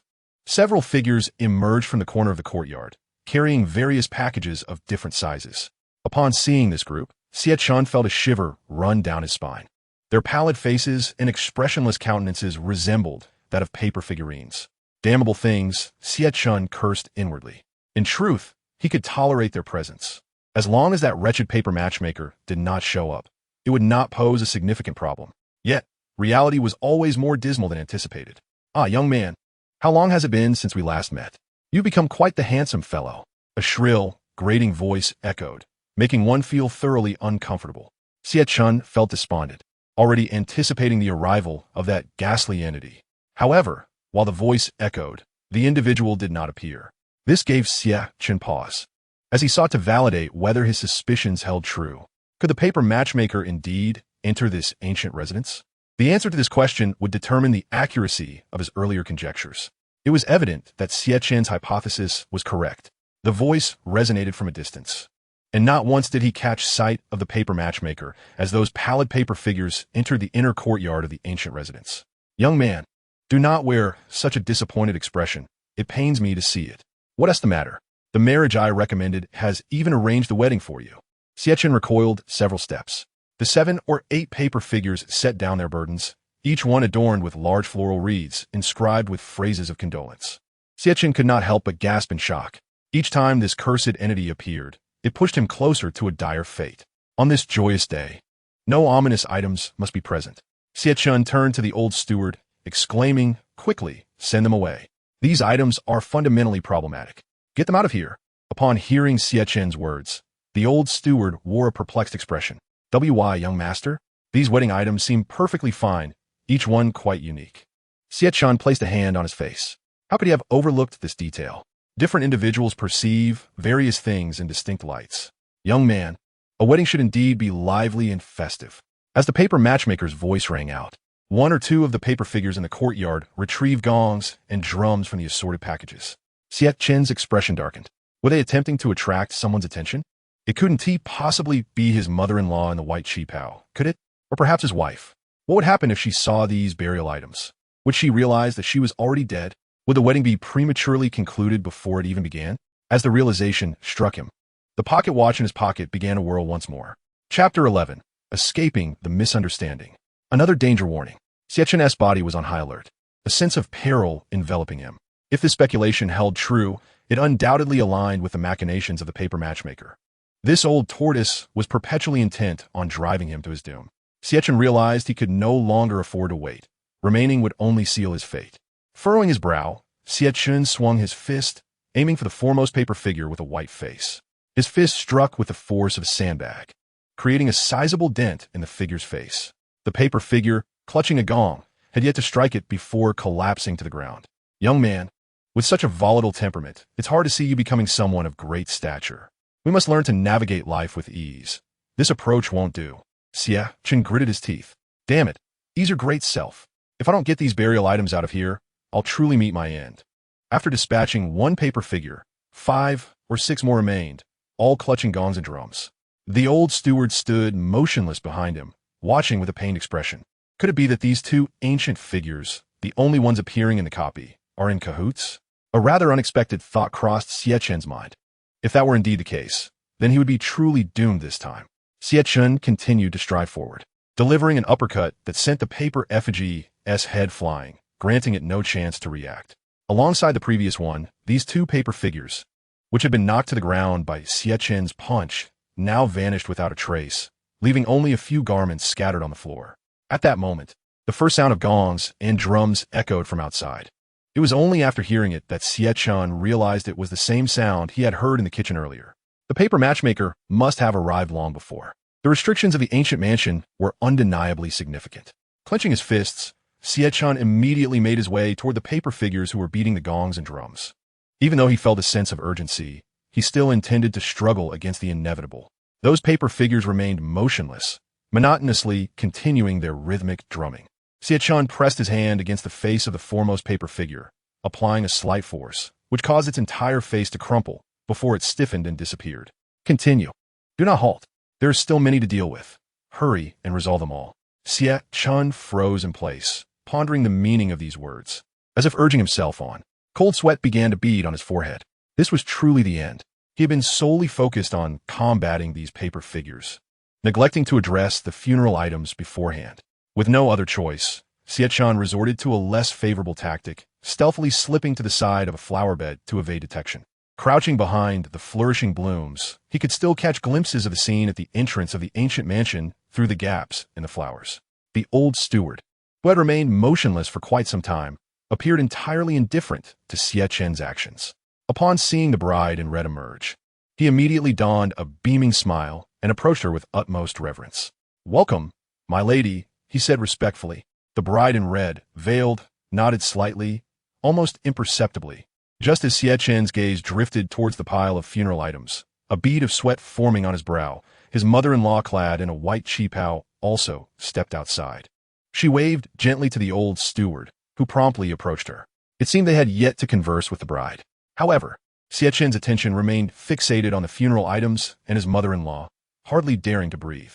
Given the distance and the naturally soft tone of his mother-in-law's voice, he could not decipher what she was saying to the steward. He observed her gesturing with her hands, as if indicating something. Could she not see the paper figures and the funeral items? The mention of paper figures caused Xie Chen's heart to race. Ever since the bride in red and his mother-in-law had appeared, the gongs and drums in the hands of the paper figures had not stirred an inch. There must be some connection. Wasn't it said that such ominous items should not appear on a day of great joy? Why was there no incident now? Could it be that this rule was misleading? Yet that seemed implausible. Logically, even if the rule were deceptive, it should lead one into a perilous situation. But here he was, unharmed, crouched in his hiding spot.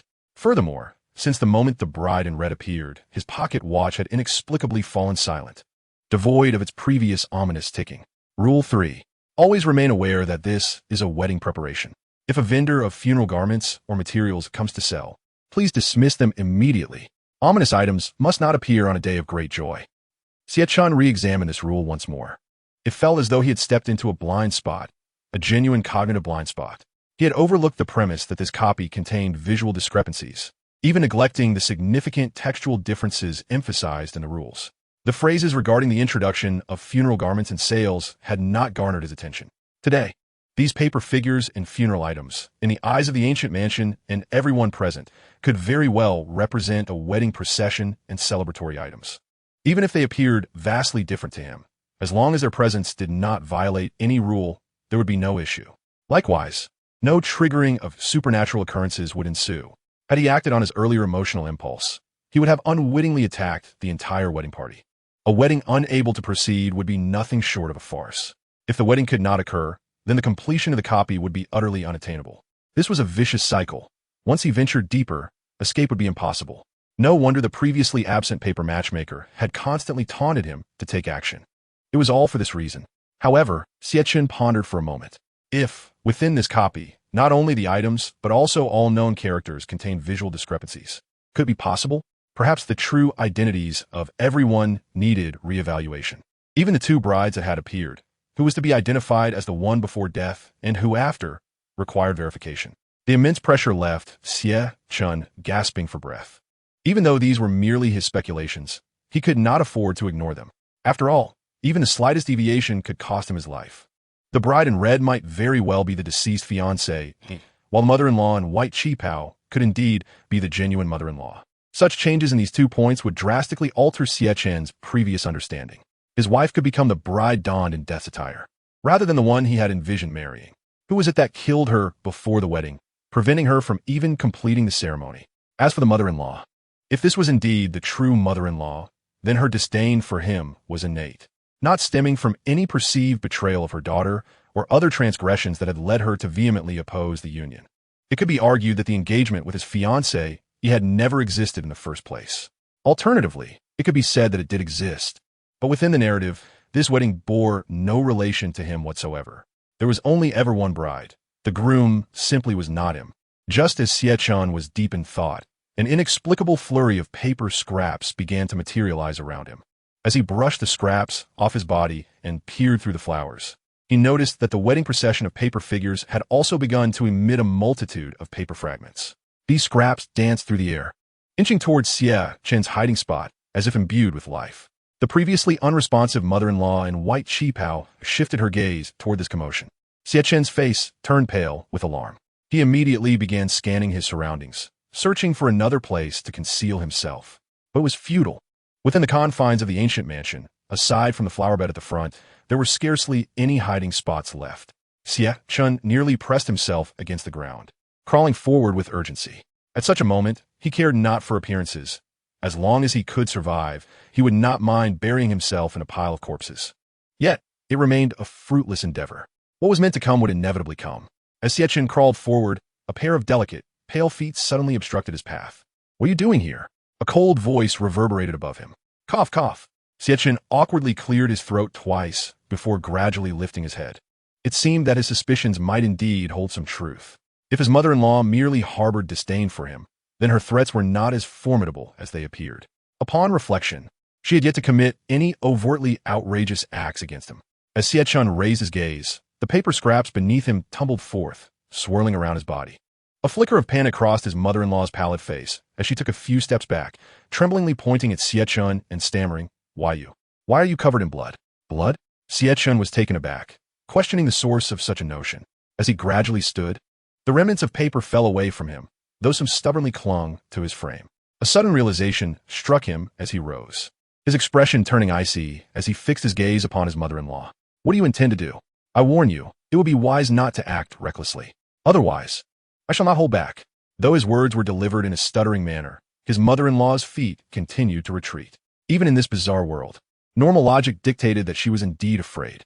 Xie Chen approached her step by step, a devilish grin spreading across his face. Upon witnessing his demeanor, his mother-in-law collapsed to the ground. You madman, don't come any closer. Xie Chen slowed his pace, narrowing his eyes in a sinister smile, tilting his head as he regarded the woman crumpled on the floor. With only a day remaining until the wedding night, he needed to seize this opportunity to clarify his recent conjectures and the storyline of this scenario. Why are we not allowed to be together? Why? Xie Chen's expression grew fierce, his voice a clear hiss of resentment, aimed at instilling fear in his mother-in-law. Yet, her gaze hardened upon hearing his words. Don't even think about it. She is my only daughter, and securing a stable future for her is my utmost priority. With you in the picture, do you truly believe that is possible? Even if you were to kill me, I would never allow you two to be together. Leave at once and cease these futile endeavors. Xie Chen pressed his lips together, his face darkening as he pointed toward the distant procession of paper figures. What about the wedding? His mother-in-law waved her hand dismissively, anger flashing across her features. Get out of here. This has nothing to do with you. Seeing her reaction, Xie Chen merely smiled faintly, feeling grateful toward her. He had initially been trapped in a narrow mindset, lost in a blind spot. Sometimes, the rules of this bizarre world were not merely as they appeared on the surface. It was crucial to consider the trajectory of the narrative and the psychology of the characters.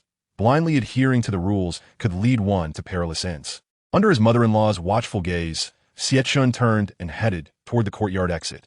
The sun had begun its descent, leaving a day and a half until the wedding and the wedding night. Chapter 12. The Secret of the Wedding. As soon as he exited the ancient house, Xie Chen let out a breath he hadn't realized he was holding. To claim that he had not felt anxious in that moment would be a blatant falsehood. However, he had also unraveled another piece of the puzzle. The pocket watch's reaction was entirely due to the presence of the paper matchmaker, with little to do with his mother-in-law or the ancient house. This indirectly confirmed that, within this scenario, the greatest threat to him was indeed the paper matchmaker. Ironically, even the initial wedding invitation had been delivered by her, yet all the blame seemed to converge upon her. As time pressed on, the urgency of the situation increased. This was Xie Chen's next objective, to uncover the identity of the paper matchmaker. Visiting the funeral parlor and the wedding shop would likely prove challenging. Shortly thereafter, the wedding procession was sent out by the old steward. As they emerged from the ancient house, the paper figures floated into the air one by one.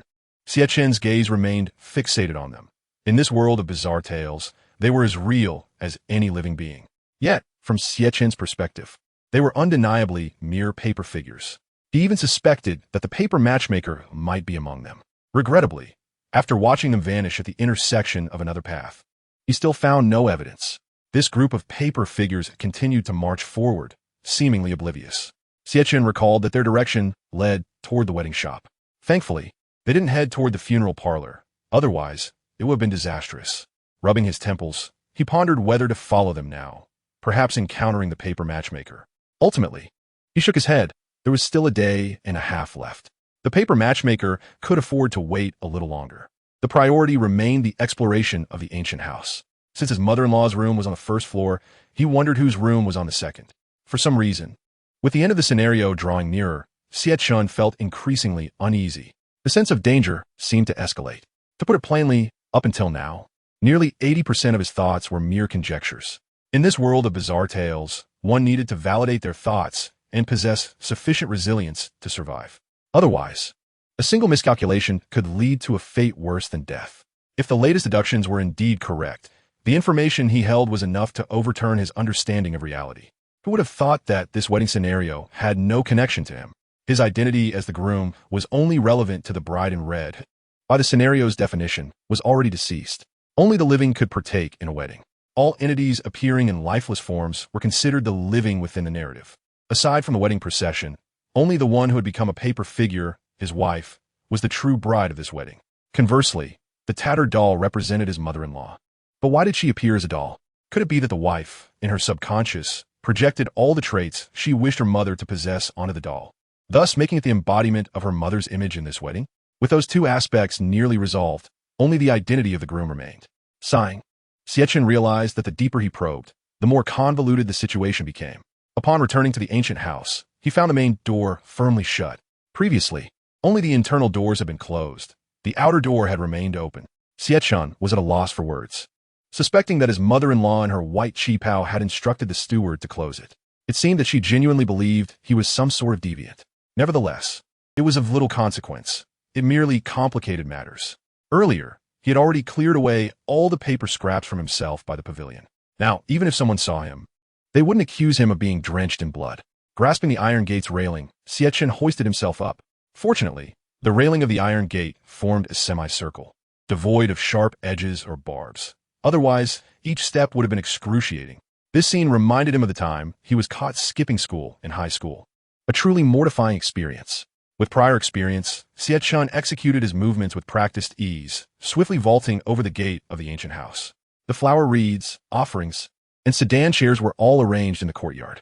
Coupled with the already eerie atmosphere of the ancient house, the scene appeared even more unsettling now. Xie Chen took a deep breath, forcing himself to calm down for the time being. After all, with a restless heart, the mind would inevitably struggle to attain calmness. When faced with any predicament, it would likely find itself ensnared in confusion. Gradually, I made my way to the side of the ancient residence, following the flower bed. Gazing at the corridor leading to the window of my room, I hesitated for a moment, ultimately deciding against venturing over there. The danger was simply too great. It would be far more pragmatic to enter the old house directly. I pressed my ear against the grand door of the ancient residence, straining to listen for any sounds from within. After a considerable duration, the silence inside remained profound, devoid of even the faintest whisper. My expression was laden with uncertainty. Yet, despite my doubts, I couldn't bear the thought of waiting any longer. I reached out and gently pulled open the door of the ancient house. A shiver coursed through me. Was there any difference between this and announcing my arrival with a trumpet? However, given the circumstances, I, much like a thief, had no choice but to resign myself to fate. As the sandalwood door creaked open, I instinctively held my breath, my eyes widening in astonishment. At the end of the corridor stood a bride in a flowing red gown, her presence ethereal. My heart sank. This was the red-clad bride. I stood there transfixed, our gazes locked in a silent standoff, neither of us daring to move. An overwhelming discomfort enveloped me, transcending mere unease. Then came the sound of footsteps, light yet resonant, echoing in my heart. The bride in red began to fade into the distance with each step. No, I rubbed my eyes to confirm that the scene before me was indeed real. In a sudden burst of clarity, I slapped my face, the sting bringing me back to my senses. This was merely an illusion. Before me, the figure of the bride dissipated rapidly, transforming into a marionette, collapsing lifelessly to the ground. Its surface bore deep, shocking scratches, compelling me to wonder who could have crafted such a thing. I gasped, feeling a chill run down my spine. To me, puppeteers and those who manipulate skins were the epitome of grotesque. I had heard countless tales of curses and the dead, whether in films or folklore. In the real world, I might have scoffed at such superstitions, but now, I found myself ensnared in this bizarre and illogical realm of ghostly tales. What if, in this narrative, such abhorrent entities had yet to make their appearance? Just as I was about to divert my gaze from the puppet, I was astonished to see characters etched onto its face, forming the phrase, "I do not wish to die." I froze. Could this possibly be a message from my fiancée? Even with such a question lingering in my mind, I took a deep breath, striving to maintain my composure. An ethereal song began to resonate in my thoughts. It whispered to me of love and burdens, proclaiming that it would never leave me, and I could not part from it. It enveloped me, and then it vanished. I shivered, my vision blurring, perhaps due to the dimming lights of the ancient house. A faint glow seeped through the crack of my mother-in-law's room. The bride puppet at my feet disappeared as the melody ceased. I exhaled slowly. The eeriness had not descended, perhaps a sign from my wife. Who was she? My brow furrowed. Though the situation was intricate, it seemed to align with my thoughts. Not much divergence. I quickened my pace towards the hall, eager to see what had become of my mother-in-law. Upon entering the spacious main hall, I noticed that the candles had nearly all extinguished. with only one or two flickering feebly. In the dim light, I began to scan the surroundings. After confirming that there was nothing on the table or leather chairs, I cautiously approached the previous coat rack. An object hung there, utterly devoid of its previous doll-like appearance. Turning to face it directly, I was taken aback. The doll was left with only half a leg, the other half completely vanished. Its lower body was hollowed out, leaving only a desiccated shell. The face, once marked with cracks and scars, was now shrouded in darkness, obscuring its original visage. A deep sense of unease gripped my heart. Did this signify that this mental anchor had become increasingly nebulous in my wife's thoughts? As our wedding date approached, her situation seemed to worsen. I rubbed my temples, shifting my gaze to the second floor of the ancient house, which loomed in complete darkness. Compared to the first floor, it was devoid of even a single candle's light. What lay above, I could not ascertain. After rummaging through the cabinets in the main hall, I found some pastries, candles, and oil lamps, items that would prove invaluable. After a brief respite and filling my stomach, I ignited the lamp in my hand. Time seemed to accelerate as I delved deeper into exploration. As night fell, the outside world darkened, and the first floor became increasingly dim, let alone the visibility on the second. I took a deep breath and stepped toward the staircase. Suddenly, a voice emerged from behind me. Chapter 13, The Wedding Chamber. The voice was soft yet froze me in place, for it came from behind. Night had fallen, and everyone in the ancient house, servants, the old steward, even my mother-in-law in her white gown, had succumbed to slumber. Besides the doll-like mother-in-law, there was no one else. I pondered the previous rules and then resolved to speak slowly. It won't be long now. We must hurry. Time is running out. The tremor in my voice betrayed my anxiety. I paused momentarily, yet I did not dare to turn around. I found it hard to fathom how the doll had transformed into such a state and uttered those words.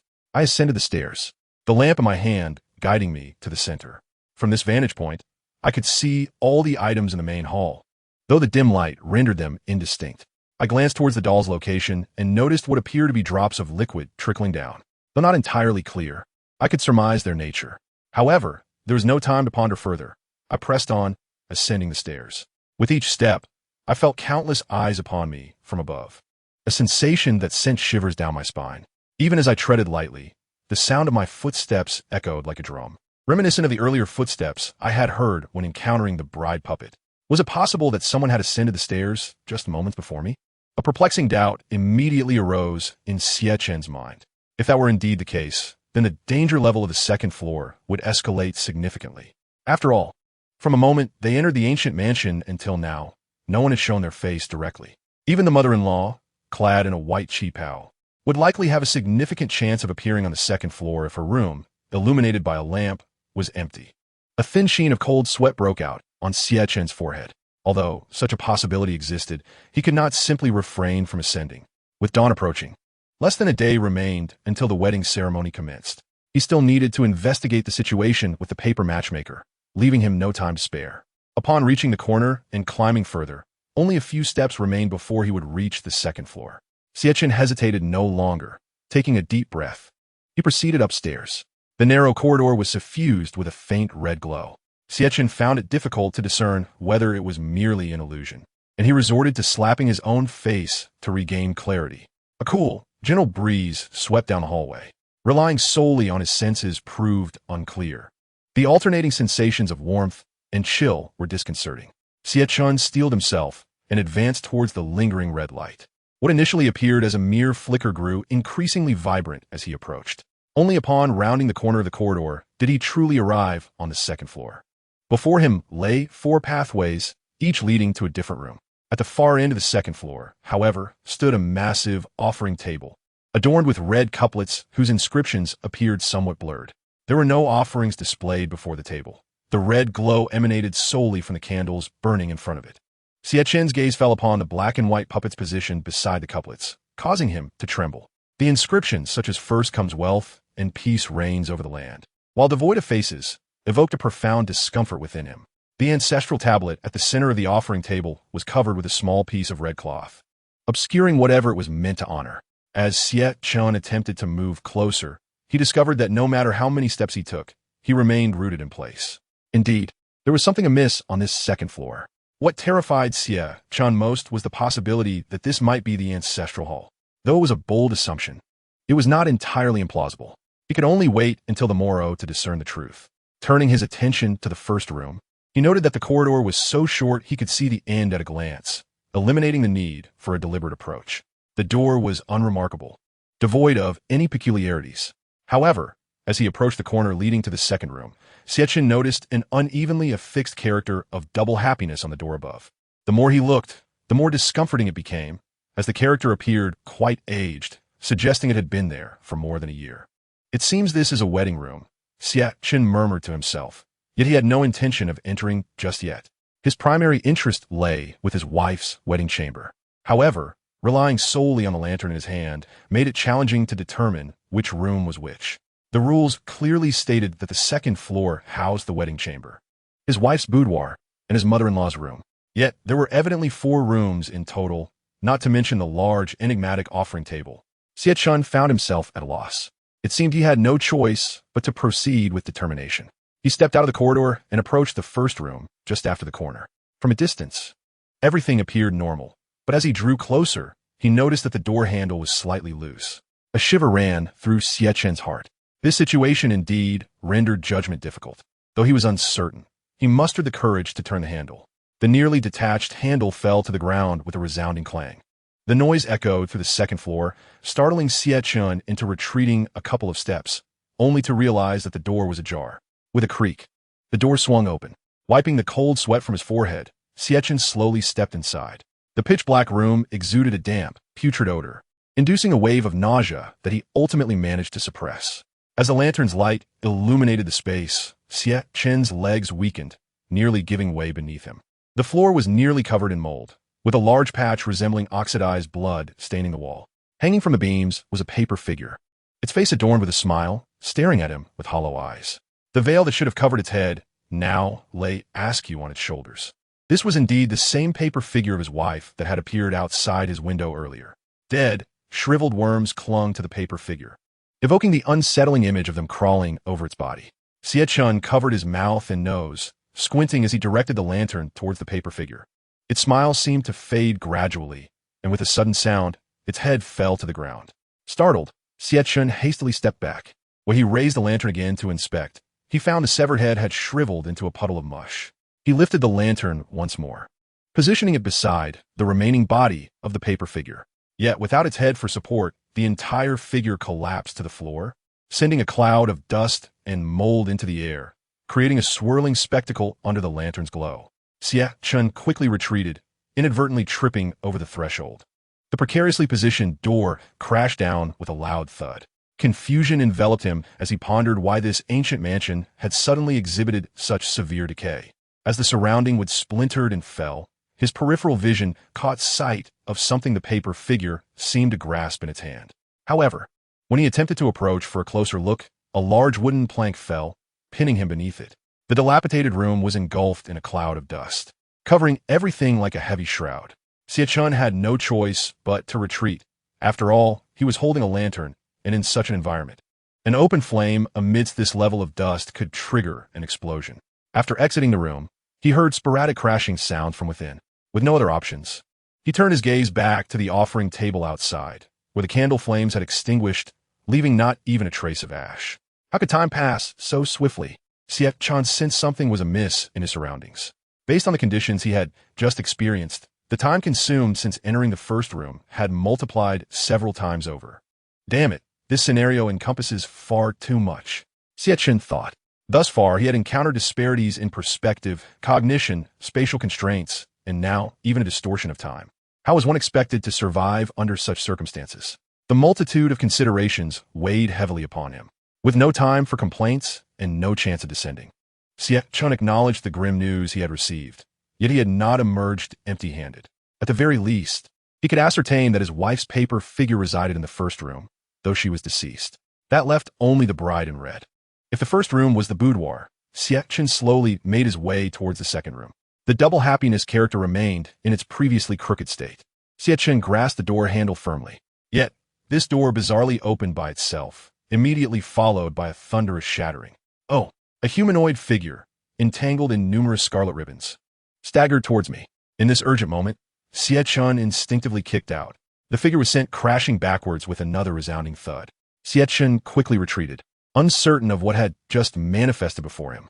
However, after a prolonged silence, the entity lay still, as if lifeless after receiving his kick. Holding his breath, Xie Chen cautiously approached, the lantern in his hand gently illuminating the scene. There, on the ground, lay a life-size puppet, bound in silken threads and red satin ribbons. The wedding chamber was adorned with this puppet and 3 coffins. Chapter 14 would soon be unveiled. Xie Chen brought the lantern closer to the puppet, scrutinizing it in the dim light. The puppet's face was intricately carved, with features so realistic they resembled those of a gaunt man lying on the ground, staring directly at him. A grave expression crossed Xie Chen's face. The puppet was not only wrapped in red satin, but was also dressed in the attire of a groom. Why this seemingly pristine puppet suddenly lunged at him? Xie Chen chose not to delve into the answer to this question, instead directing his attention to the wedding chamber. The room was exquisitely decorated. Even standing there, Xie Chen could sense the meticulous care taken by the decorator. Even though dust had settled, the celebratory atmosphere of the wedding day was still palpable. After surveying the wedding chamber, Xie Chen swallowed hard and turned his gaze to the 3 coffins within. Each coffin varied in age and condition. He gently placed his hand on the middle coffin, which appeared as new as a freshly crafted piece, and with determination pushed it open, revealing the inner coffin. Though he had mentally prepared himself, the sight of the inner coffin startled him. The wood used for its construction was entirely different from that of the outer coffin. A swirl carved into the lid struck Xie Chen's memory vividly. It resembled the very sedan chair he had chosen at the wedding shop. Could it be that the red sedan chair he purchased had ultimately been transformed into his fiancée's inner coffin? Clenching his jaw, Xie Chen realized he had not noticed anyone tampering with it. Perhaps that chair still remained at the entrance of the ancient residence. However, having lingered on this second floor for so long, he could not ascertain the situation outside. Gritting his teeth, Xie Chen kicked open the oldest coffin beside him. A foul stench immediately engulfed the room, a putrid gas that seemed to have been compressed repeatedly. Even a small whiff was enough to almost halt his breath. Amidst the noxious fumes, a corpse, dried and lifeless, was revealed. Xie Chen took a couple of steps back, fearing it might leap at him like the puppet had. Yet, after remaining still for a while, the corpse, charred and blackened like coal, remained utterly motionless. Holding his nose against the unbearable stench, Xie Chen cautiously approached to inspect further. The extent of the damage to the corpse was severe. A multitude of charred remnants littered the bottom of the coffin. The entire body was coated in a dark, ashen hue. Xie Chen surmised that this person had been alive while engulfed in flames, subsequently sealed within the coffin. The reason it had become a dried corpse was likely due to the thickness of the coffin's wooden planks, which had deprived the interior of oxygen before the flames could consume it. In an anaerobic and sterile environment, such a transformation was not impossible. However, in this current predicament, Xie Chen found it impossible to ascertain the identity of the deceased. As he scrutinized the corpse more closely, Xie Chen's brow furrowed deeper. The body had been mutilated before death, its limbs tucked beneath the coffin, leaving the entire figure seated unnaturally like a grotesque marionette. The sight was repulsive, evoking a peculiar sensation of vengefulness. In an instant, Xie Chen began to doubt whether this corpse could possibly be the groom who had never shown his face. Yet, there was no evidence to substantiate this hypothesis. This was a world of eerie tales. Should any thought be subconsciously accepted as truth, especially if erroneous, the consequences could be dire. Xie Chen rubbed his temples, realizing there were numerous critical aspects to consider. He had previously been careless, treating this as a wedding meant for him. It was only midway that he discovered the ceremony had no connection to him whatsoever. Taking a few steps back, Xie Chen slowly opened the somewhat newer coffin beside him. This time, he encountered no surprises. The coffin was entirely empty, devoid of the anticipated corpse or even bones. It was strikingly pristine. What then was the purpose of his coffin? Supporting his chin with one hand, Xie Chen fell into a contemplative silence. Since ascending to the second floor, he had encountered the imposing figures of the black and white spirits, the decayed paper effigy of his wife, the previously grounded groom puppet, and the charred corpse. Oh, and there was also the puppet of his wife that had appeared at the entrance on the first floor. These entities seemed to be paired, each counterpart reflecting the other. But could this empty coffin be an unnecessary addition? That seemed implausible. Xie Chen scratched his head, feeling there were still overlooked elements.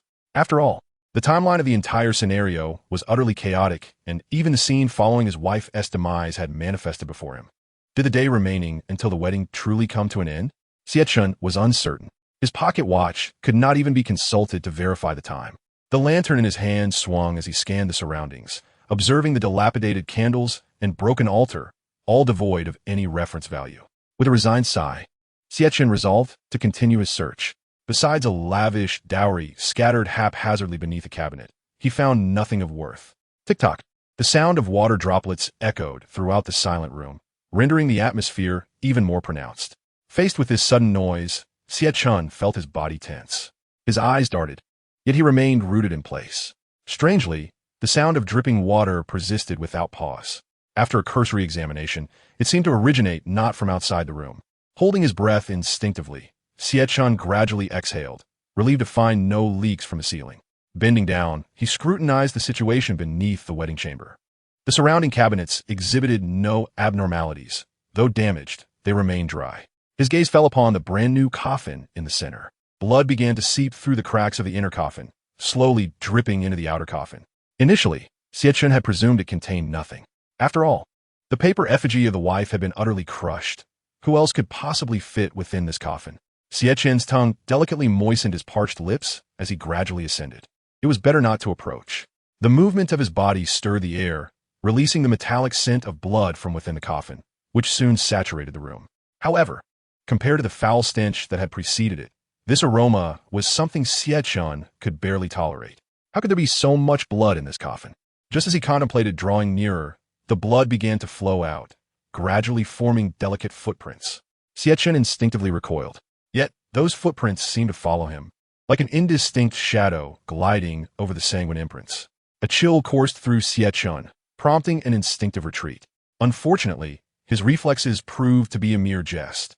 In an instant, a frigid sensation enveloped him, as though he were embracing a block of ice, causing him to shudder involuntarily. A faint sob escaped his chest. He instinctively writhed to break free, yet to no avail. It felt as though he were tightly ensnared. This ethereal presence, which should not exist, seemed to exert all its strength. Xie Chen found himself bewildered and somewhat disoriented.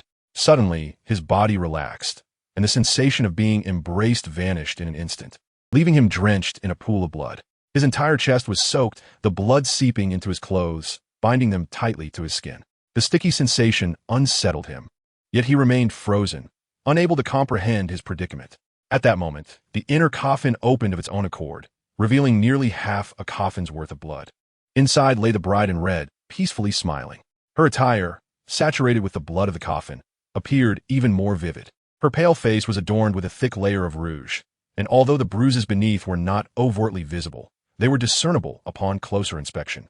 Xie Chen felt as though the scene before him was surreal. This was his deceased wife?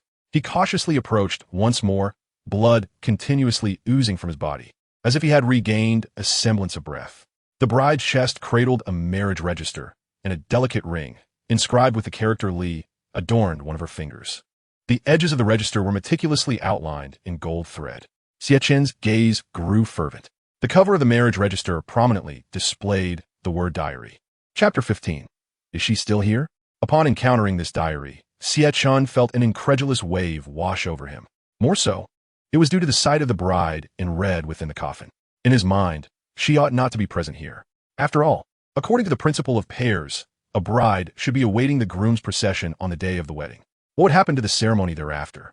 Xie Chen murmured to himself, his complexion paling as he gazed at the bride lying in the blood-soaked coffin. Just as he leaned forward to retrieve the diary, a thunderous crash echoed from outside the door.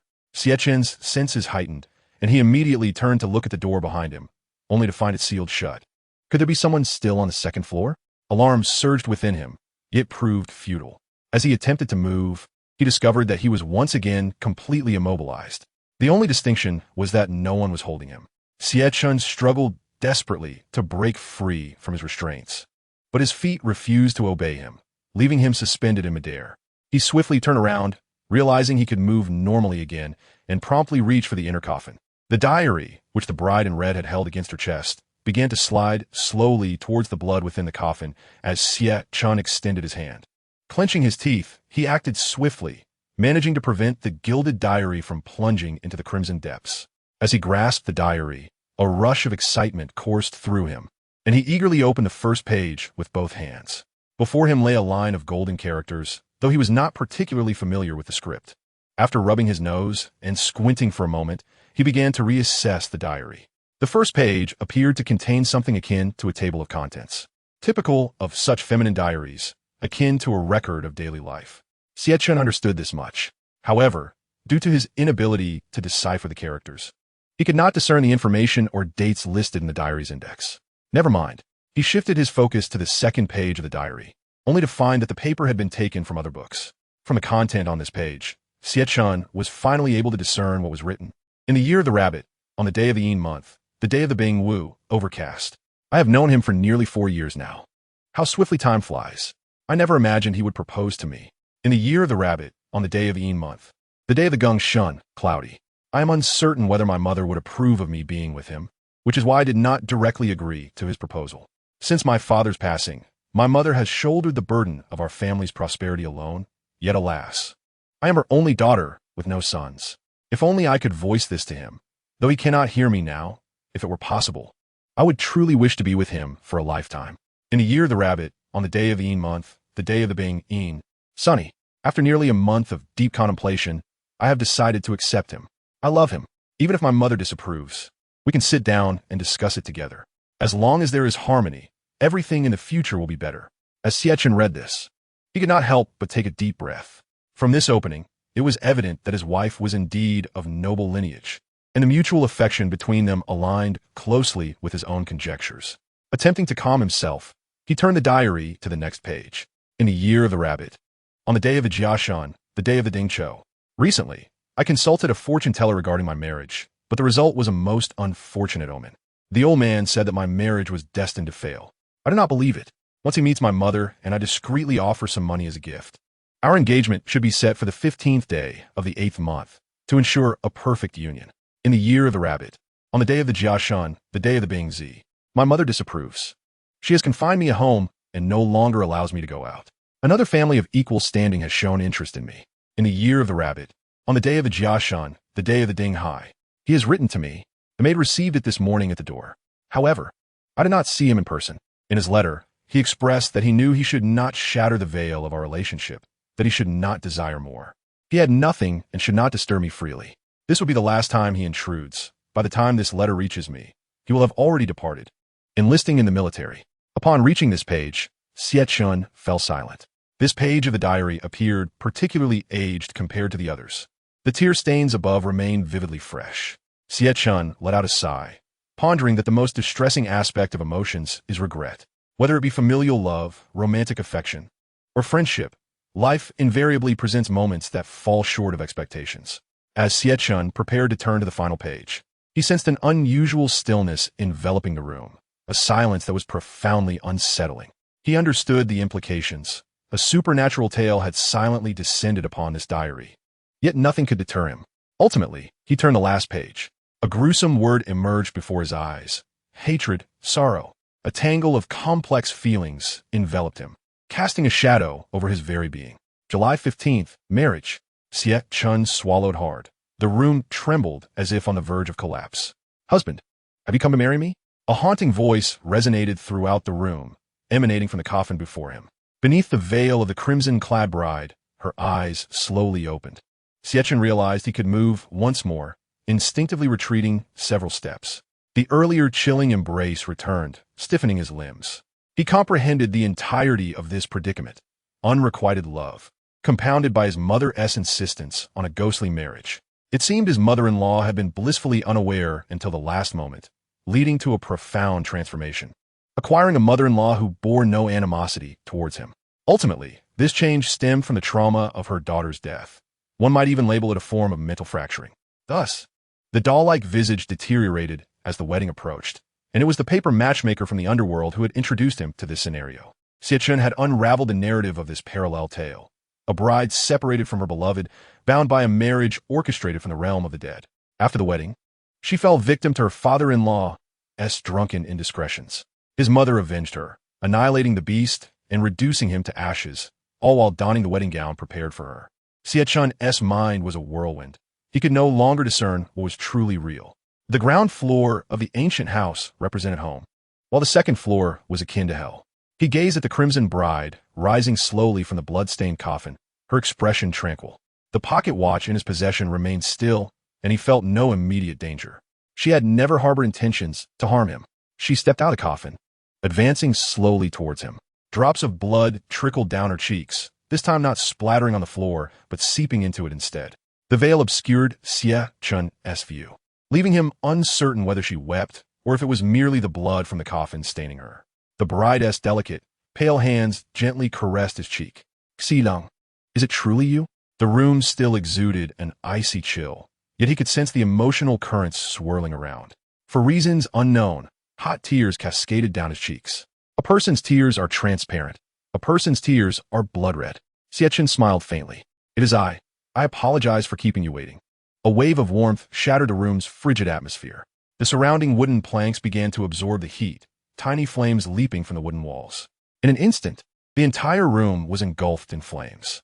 As the fire spread, both the puppets and the coffin ignited. Ultimately, even the bride's wedding gown was consumed by the flames. Xie Chen instinctively reached out, yet she did not struggle, her laughter echoing amidst the crackling fire. Thank you for remembering me. I am sorry. I have long lost the courage to face you, but seeing you again brings me joy. Xie Chen was inexplicably trembling, as if he were the one who had plunged into the flames alongside his beloved. He desperately sought to grasp her hand, but as he took that step, the scenery shifted once more. The flames extinguished in an instant, and the coffin before him vanished. Knock, knock, knock. A familiar sound echoed from the door, and Xie Chen stared blankly at it. Groom, are you ready? We are coming in to prepare you. The young lady is nearly ready. We are just waiting on you to finish before proceeding with the ceremony. Chapter 16. They truly loved each other. Xie Chen walked slowly to the door, gently opening it. Another unfamiliar maid stood, smiling at the threshold. Groom, I know you're anxious. Are you prepared? Xie Chen glanced past her, spotting two pale, vacant-eyed paper figures standing behind her. Commune. He cast a fleeting glance at them before turning away nonchalantly. His fiancée's fate was to perish in flames, while the beast killed by his mother met a similar fate, reduced to cinders. Was his presence merely to substitute for the groom who had never appeared throughout this narrative? Xie Chen understood this more than anyone. However, he had yet to contemplate who would ignite this fire in the end. This matter was equally significant, potentially determining whether he could survive this wedding. The human skin in the room upon entering, Xie Chen cast a sidelong glance at his bed, his expression darkening. Forget it. The process of death appeared to involve far more twists and turns than he had anticipated. After receiving Xie Chen's consent, the maid and her two pallet paper companions followed his lead into the room. The space contained only a single stool, and disregarding the strange entities, Xie Chen seated himself. Aside from a maid standing guard, the two paper figures commenced arranging the makeup items they had brought. Xie Chen closed his eyes and inquired of the maid beside him. How much time remains until the wedding begins? Rest assured, groom, we will expedite your makeup and not delay for long. Xie Chen nodded gently, then sighed. The others remained utterly silent, confirming his suspicions. Even the maid was not flesh and blood. All of this was merely a reenactment of a farcical drama. Xie Chen sighed. He had initially hoped to have some time to deal with the paper matchmaker, but it seemed there truly existed a time discrepancy. With only a day and a half left, mere hours remained. He wondered if he would manage to navigate the wedding night safely. If all else failed, he would have to rely on the pocket watch. The two prepared paper figures approached him, prompting Xie Chen to reluctantly open his eyes. A wave of goosebumps spread across his body. He had closed his eyes to mentally brace himself, but witnessing the reality was unbearable. Skinning artists indeed existed, and these were the paper figures from the wedding procession. Xie Chen feigned nonchalance, allowing the paper figures beside him to smear a substantial patch of damp flesh across his visage. The acrid scent of blood infiltrated his nostrils, and a prickling sensation coursed through his face, akin to a sodden tissue relentlessly scouring his skin. Despite possessing a modicum of willpower, he found it nearly unbearable. Fortunately, the ordeal was not protracted, enabling Xie Chen to barely suppress his instinctual desire to flee. Yet, his face remained sticky and damp, a fact that, no matter how vehemently he resisted, proved futile. After a considerable period of frenetic activity from the two paper figures, Xie Chen's inner turmoil was on the verge of eruption. He finally comprehended why no one in the real world could maintain the facade of death. The mortician's meticulous preparations of one's final appearance were not for the faint-hearted. Once the paper figures momentarily ceased their labor, Xie Chen promptly rose to his feet. He found himself too apprehensive to gaze into a mirror, uncertain whether he now embodied the deceased young master of that family. Alas, the predicament was vexing. Just as he instinctively reached to massage his temples, a pale-faced paper figure seized his hand. Despite this, Xie Chen's fingers inadvertently brushed against something they should not have. An acute sense of discomfort surged through him. The silent room felt as if it harbored no one. In truth, he was merely grasping at himself. Drops of crimson trickled down his arm. Were the maid and the paper figures mere figments of his imagination? Swiftly, he bit down hard on his tongue, a sharp pain flooding his mind. The surroundings began to peel away, ultimately fracturing into disarray. Xie Chen's expression was one of agony as a fierce headache assailed him, compelling him to disregard the blood still staining his hands as he clutched his head tightly. Upon reopening his eyes, he was confronted by the familiar visage of a mirror. Sinister, writhing tendrils enveloped his head, leaving only one eye visible in the reflection. In terror, he let out a scream, desperately clutching at the grotesque entities upon his scalp, pulling at them with fervor. The squirming black forms tightened their grip in response to his struggles. Even when he forcefully slammed his head against the mirror, it proved futile. In desperation, he bore the excruciating pain and reached into his pocket, retrieving a pocket watch, fervently pressing its button several times. Still, there was no effect. A faint sound of drums and gongs echoed from outside. As his perspective gradually expanded, the intense pain in his head began to subside, prompting Xie Chen to collapse to the ground, gasping for breath. Blood dripped steadily down his cheeks, and as he gazed at the crimson droplets pooling on the floor, his vision blurred. Upon touching his face again, several sharp pangs caused him to grimace. When he finally stood and beheld his reflection, he froze in disbelief. His face bore a wide expanse of crimson, with several gaping wounds marring his features as if his skin were being flayed alive. Had he fallen victim to some bizarre phenomenon from the realm of urban legends? Yet it seemed illogical. If he truly were contaminated by the uncanny, why was this reaction only manifesting now? No, it was because the time within this scenario was nearing its conclusion and all repercussions were surging forth. Had he not heard the sound of drums just moments ago? Where was he? As he gradually pieced together the circumstances, Xie Chen shifted his gaze to his surroundings. His eyes fell upon dark, mold-ridden wooden planks. Was this not the restroom he had previously occupied? But what had become of the bride in red? Compared to the earlier restroom, there was little difference in layout, yet the air was permeated with a far more potent scent of charred wood. The time had come. A sharp, piercing cry echoed from outside the restroom, and at that moment, the door swung open. Outside the dimly lit ancient residence, white candles were arranged, creating an atmosphere far removed from that of a wedding ceremony. A shiver ran down Xie Chen's spine as two wavering paper figures protruded from the doorway. Leaning against the entrance, their hollow, scissor-cut eyes fixated upon him. Spitting out a mouthful of saliva, he slowly approached the threshold. Upon exiting the restroom, a chorus of laughter greeted him, illuminating a pitch-black corridor. The atmosphere was thick with an oppressive chill, suffused with an overwhelming stench of decay. This time, not only the pale-faced paper figures, but also red and yellow paper figures filled the space. He had initially believed he was within the ancient residence. However, upon reaching the corridor's end, he found not the main hall, but a door half-burnt, reduced to charcoal. Though hesitating for a moment, Xie Chen ultimately placed his hand on the charred doorknob. As the dark soot transferred to his palm, the door creaked open. A faint, flickering candlelight greeted him, revealing a sealed room cloaked in darkness. Before him stood a table draped in white fabric, bearing a conspicuous character for mourning. Suddenly, two indistinct figures, one black and one white, materialized before him, followed by the grotesque visage of the paper matchmaker. Her eyes, oozing with blood, bulged grotesquely from her face, while the rest of her skin hung in tatters. Xie Chen's lips trembled, yet he summoned the courage to address the repulsive apparition. "Are you his mother?" The ghostly face flickered beneath the dim candlelight, appearing on the verge of vanishing.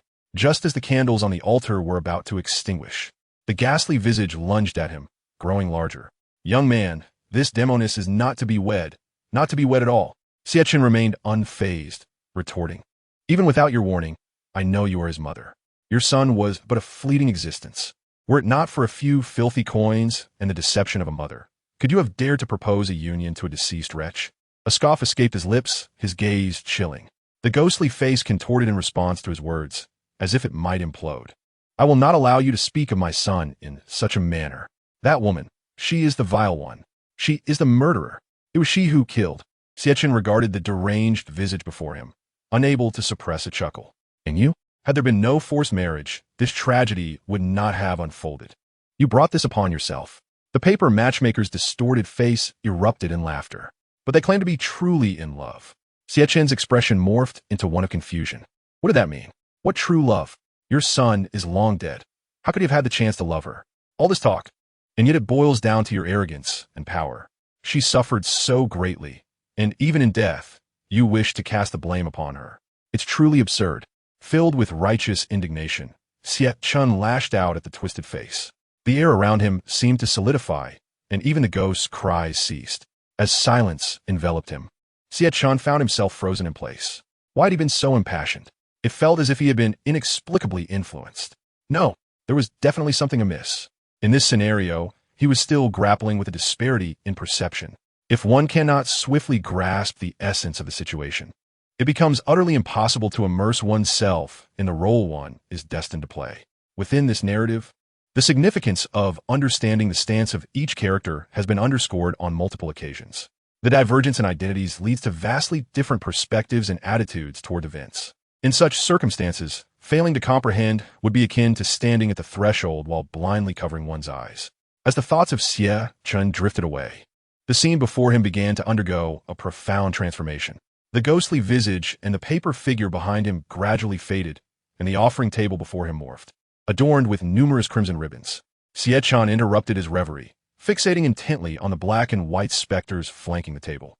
They slowly rose amidst a cacophony of laughter and wails, swaying their heads and clumsily waving their voluminous sleeves. A cool breeze swept through, as dark shadows meandered throughout the room. Although the paper figures in the corridor had vanished, a pungent scent of charred remnants seemed to clog Xie Chen's nostrils. Eerie faces materialized vividly upon the walls. After escaping the confines of a dimly lit room, all that remained was the sound of his own breath. Yet the sobbing of a woman once again echoed, now clearer than before, faintly accompanied by the sound of drums and gongs. It was uncertain whether it emanated from the corridor behind or the room at the end. Xie Chen found himself bewildered, questioning his own identity. The final requirement for passage was to survive the wedding night. Yet, the ultimate outcome of that night was nothing but a conflagration, with the instigator potentially being his fiancée, his mother-in-law, or even the matchmaker who had initially introduced him. It was unfathomable to Xie Chen that the matchmaker could be the mother of the groom in this ghostly union.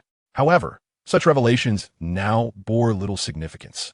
The pocket watch only chimed in moments of peril, offering no other utility, leading him to suspect he might have but two opportunities for its use. The most pressing concern remained the raging fire that could consume all filth. Of course, one could not dismiss the possibility of the mother-in-law turning him inside out, a threat that required constant vigilance. The spectral shadows and the malevolent spirits did not pursue him, yet the cries from the corridor grew ever more pronounced. Xie Chen halted, gazing into the seemingly endless distance ahead. The sounds of drums and gongs drew nearer, almost palpable, prompting him to wonder if the wedding procession had arrived. Yet, why could he see nothing? Was it possible that, as an outsider to this entire affair, he was unworthy even to witness this sordid ceremony? The sounds of sobbing began to rise, as if the woman had ceased her weeping, indicating that events had reached a grim conclusion. Following this, a series of chilling laughter cascaded forth, drowning out the previous sounds like a torrential downpour. The remaining white candles along the corridor were extinguished, plunging the narrow, cold passage into darkness, where one could no longer see one's hand before one's face. In this enveloping gloom, Xie Chen's head began to thrum, as though whispers echoed in his mind, yet the words remained indecipherable. He clutched his ears, gritting his teeth against the searing pain. The surrounding laughter, once ominous, now eclipsed the faint sobs with the clangor of gongs and merriment. Xie Chen struck the back of his head in a bid to alleviate his distress, when a voice faintly broke through the noise. First bow to heaven and earth. A cold sweat broke out over Xie Chen's body. In that profound darkness, his pupils constricted slightly, not only because the wedding had commenced, but also due to the unsettling warmth that enveloped the corridor, erasing any chill. How could he possibly integrate himself into this wedding? The throbbing in his head compelled him to clutch it tightly. A sudden coolness emerged from the back of his head. Startled, he instinctively reached for his left hand, where he felt the ring of his fiancée, but when had it been placed upon his finger, he had no recollection of it. Xie Chen began to breathe heavily, forcing himself to regain composure. Second bow to the high hall. This time, the officiant's voice rang out resoundingly. Xie Chen closed his eyes. Emoli, I have always been here, regardless of whether the groom was indeed a corpse. Xie Chen resolutely affirmed within his heart that he was the groom. The laughter and the sounds of gongs resonated clearly in his ears, and a heaviness settled upon him. Opening his eyes, he found himself surrounded by a vibrant atmosphere adorned with celebratory decorations, children joyfully clutching handfuls of candies, laughing merrily around him. Xie Chen, supported by others, slowly knelt in reverence before the altar. Upon closer inspection, the table draped in red fabric was indeed the same offering table he had seen in the room, now bereft of steamed buns and incense, replaced by a steaming pot of tea and several red envelopes. In the high hall, no longer were there the black and white specters, but rather a stunning woman in a white qipao and a jovial middle-aged man in an opulent black suit, both smiling at the newlyweds. Xie Chen, in a moment of realization, understood that this was the true visage of the black and white ghosts. They were mere reflections of the bride's inner turmoil. He wished to speak, to bring closure to this farcical wedding, yet found himself utterly voiceless. It dawned on him that he was, after all, a corpse. How could he possibly utter a word? The surrounding laughter became painfully ironic, and despite his desire to struggle, his body was rigid and unyielding, immovable. Clearly, he had merely assumed a godlike perspective, temporarily inhabiting this role, witnessing events unfold without any direct connection to them. Yet, a surge of frustration welled within him. This state of affairs was utterly futile, incapable of halting the wedding. As the ceremony progressed, the searing sensation intensified rather than waned, escalating at an alarming rate. If it continued to rise, it would inevitably ignite into a raging inferno. The couple bowed to each other. The bride in red turned, and Xie Chen faced her, aided by the servants. Unlike their initial encounter in the ancient manor, she was now a living, breathing woman beneath the red veil. This face-to-face interaction felt entirely different. Newlyweds bow for 100 years. Amidst the laughter and shouts, as Xie Chen and the bride in red bowed, the surrounding lights dimmed ominously. When he opened his eyes again, he found himself in a candlelit bridal chamber. Xie Chen surmised he had been seated by someone, facing the bride. She sat there, poised and composed. Little did she know that marrying someone she did not love would result in being wed to a corpse. Xie Chen could not utter a word, and she remained silent. They were destined to wait until dawn. She longed for someone to lift her veil, yet she understood that the one she wished for would never appear before her. The candlelight around them began to fade, and even the remaining glow flickered like a flame in the wind, on the verge of extinguishment. Sweat poured profusely from Xie Chen's body. The familiar scent of charred remains wafting through the air once more. The scene of the bridal chamber underwent a gradual transformation. Flames silently spread across the surrounding walls. Even the table and the crimson silk were not spared. A fierce conflagration approached with an overwhelming intensity. When he opened his eyes again, the bride in red still wore her veil, as if it had never been removed. Yet, her attire was somewhat disheveled. She seemed to be in a deep slumber, or perhaps she had not slept at all. A large figure was dragged from the room, followed by faint, anguished cries. The fire then engulfed the bridal bed, until it enveloped the entire form of the bride in red. She did not struggle, as if she would never awaken. Perhaps this was merely a dream. Xie Chen took in these images, feeling like a mere bystander, until the flames licked at his own body, yet he felt no pain. The scent of charred remains would spread freely, but this time it was not in the bridal chamber. The surrounding scenery shattered like a mirror, ultimately reassembling within the confines of an ancient residence. Before him lay a diminutive, pitch-black skeleton, curled up entirely, though its features were indistinguishable. Xie Chen knew to whom it belonged. He gently lifted his feet, discovering that he could indeed walk, and approached the skeletal remains. The inferno still raged around him, the entire ancient residence once more engulfed in flames. Just as he contemplated drawing closer to the bones, an ethereal voice resonated from behind him. Xilang? Is that truly you? It was his wife, who had removed her red veil, gazing at the ring on her left hand. A gentle sensation enveloped him. How wonderful! It truly is you. As this voice gradually faded, Xie Chen felt no heat at all. Instead, he found himself once again standing before the ancient residence. Congratulations, chosen one, on successfully completing the challenge. Reward from the quest have been issued. Item: Time-Space Pocket Watch. Usage limit 2 times. Unlocks time pause effect. Usage limit 1 time. Duration 30 seconds. Next quest, the strange swimming pool. Please prepare yourself, host. Xie Chen momentarily felt disoriented. Gazing at the ancient residence before him, he was overcome with an unreal sensation, to the extent that he could barely comprehend the recent system announcement. He exhaled slowly, unable to fathom that the deceased groom had, in fact, been Xie Lang all along. These two individuals were, in reality, one and the same. The concept of a ghost marriage was no mere fiction. Within this narrative, Xie Lang's demise remained an enigma he dared not contemplate.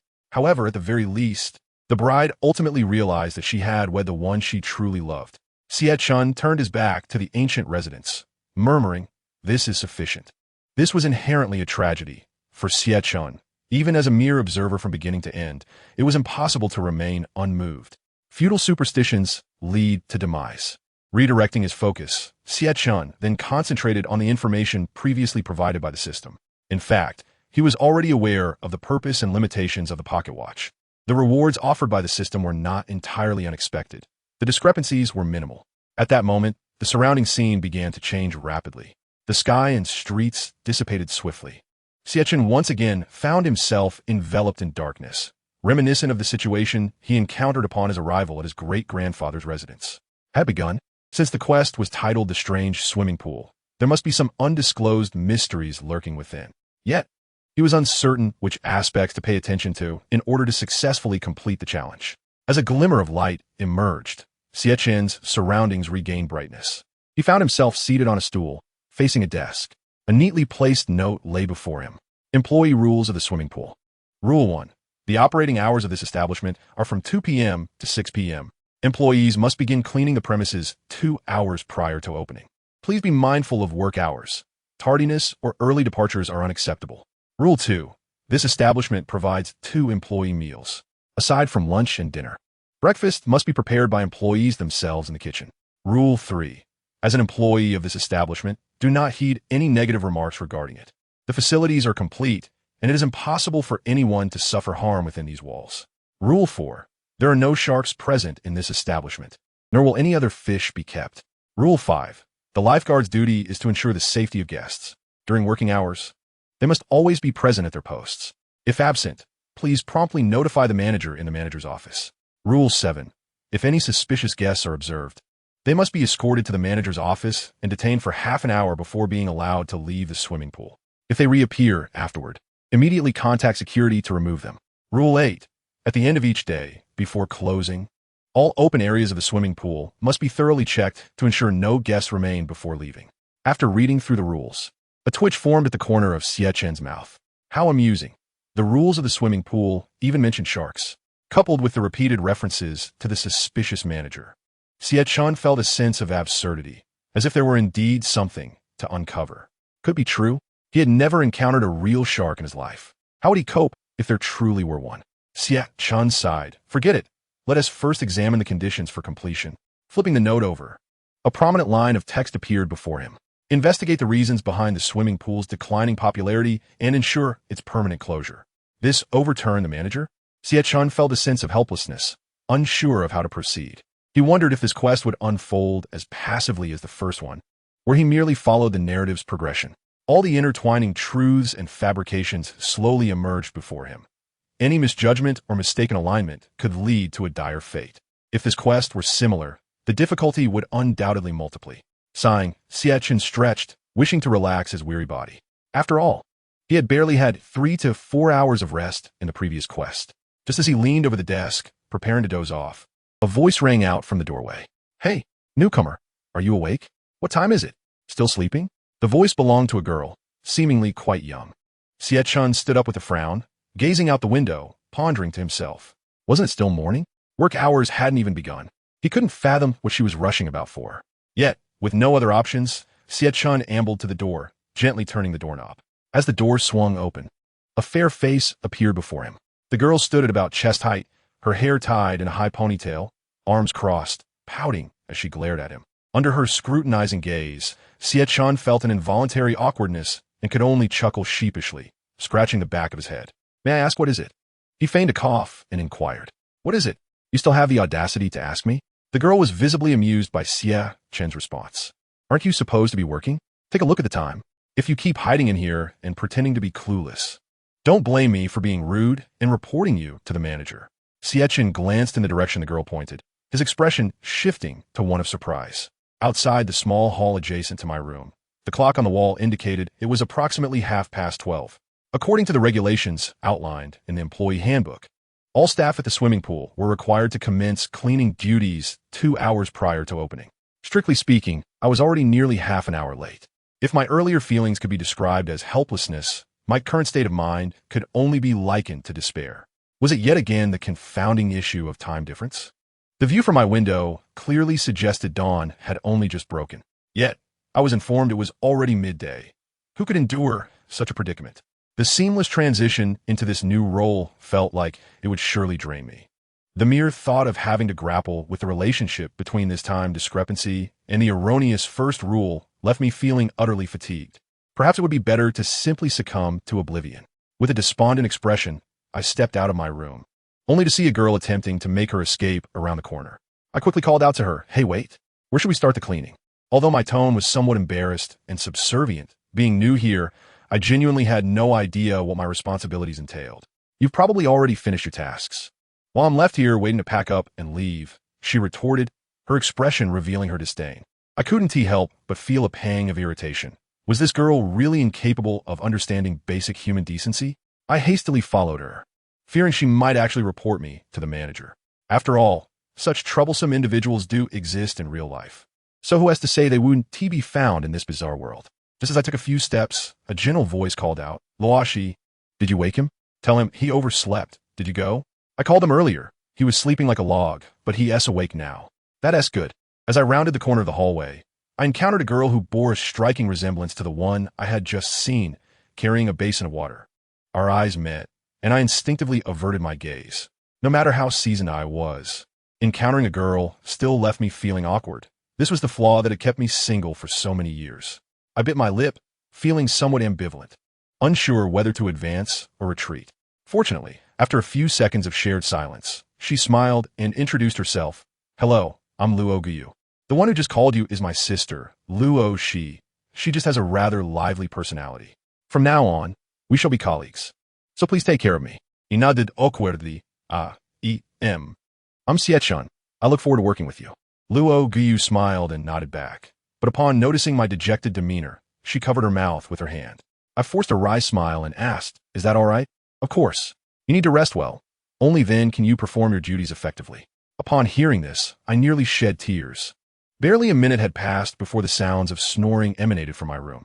It was no joke. It was already 12:30, and if I didn't sleep now, I would even get an hour of rest.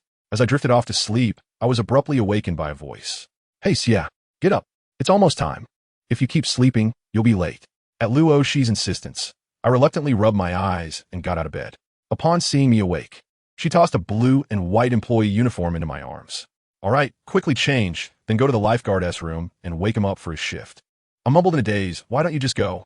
Chapter 19, The Peculiar Lifeguard. Luo Shi, visibly irritated, pinched my arm, causing me to wince in pain and swiftly regain my senses. "How dare you ask? You need to go, so hurry up." With a fierce glare, she stormed out the door. Exasperated, I hastily changed into the uniform. When I stepped out again, the wall clock read 1:45, leaving approximately 15 minutes before the pool opened. I descended the stairs, where I was greeted by an expansive area featuring several swimming pools of various sizes. Given its scale, this could be classified as a large swimming facility. I couldn't help but wonder how a place of such magnitude could be struggling. What could be so dire? Perhaps the lack of funds was a consideration? I stroked my chin, muttering to myself, but ultimately shook my head. The scale of this swimming pool was indeed considerable. One could hardly dismiss financial constraints. In reality, even the smallest of companies face debt issues, let alone larger establishments. As I pondered, I continued to glance around. Apart from the swimming pools, clear signage pointed to changing rooms, saunas, and showers. Spotting a high diving platform, I suddenly remembered I hadn't yet gone to find that lifeguard. The thought brought a sense of dread. Someone who needed to be coddled by the rules was clearly not the easiest person to deal with. Realizing that I had been in a similar predicament not long ago, I understood why Luo Shi wanted me to call him. Wasn't this just typical? With the sisters still showing no signs of coming down, I decided to return upstairs to find them. Just as I was about to ascend, I unexpectedly collided with Luo Xie, who was descending the stairs. Upon seeing me, she immediately began to complain, her expression betraying her discontent. Before I could inquire about the lifeguardess whereabouts, she cut me off. "Have you gone to wake her up?" Mortified, I shook my head. Sure enough, I was met with a barrage of complaints. "It's been nearly 10 minutes, and you still haven't gone to wake her. She's already reluctant, and if something goes wrong, it'll be on you. I don't understand why the pool brought you in today, considering you woke up so late and are now just finding more things to do." I covered my face, realizing that even trying to interrupt her was futile. I had to wait until she finished before I could explain. "Is it possible that I simply don't know where she is? You didn't tell me." We fell into a brief silence, and I noticed a flush creeping onto her cheeks. It was only natural that I hadn't yet found the veteran staff to familiarize myself with the job since arriving here yesterday. She's in the first room on the second floor, just to the side. Go there yourself." After urging me to wake her, Luo, she instructed me to ensure she didn't leave my sight before she descended.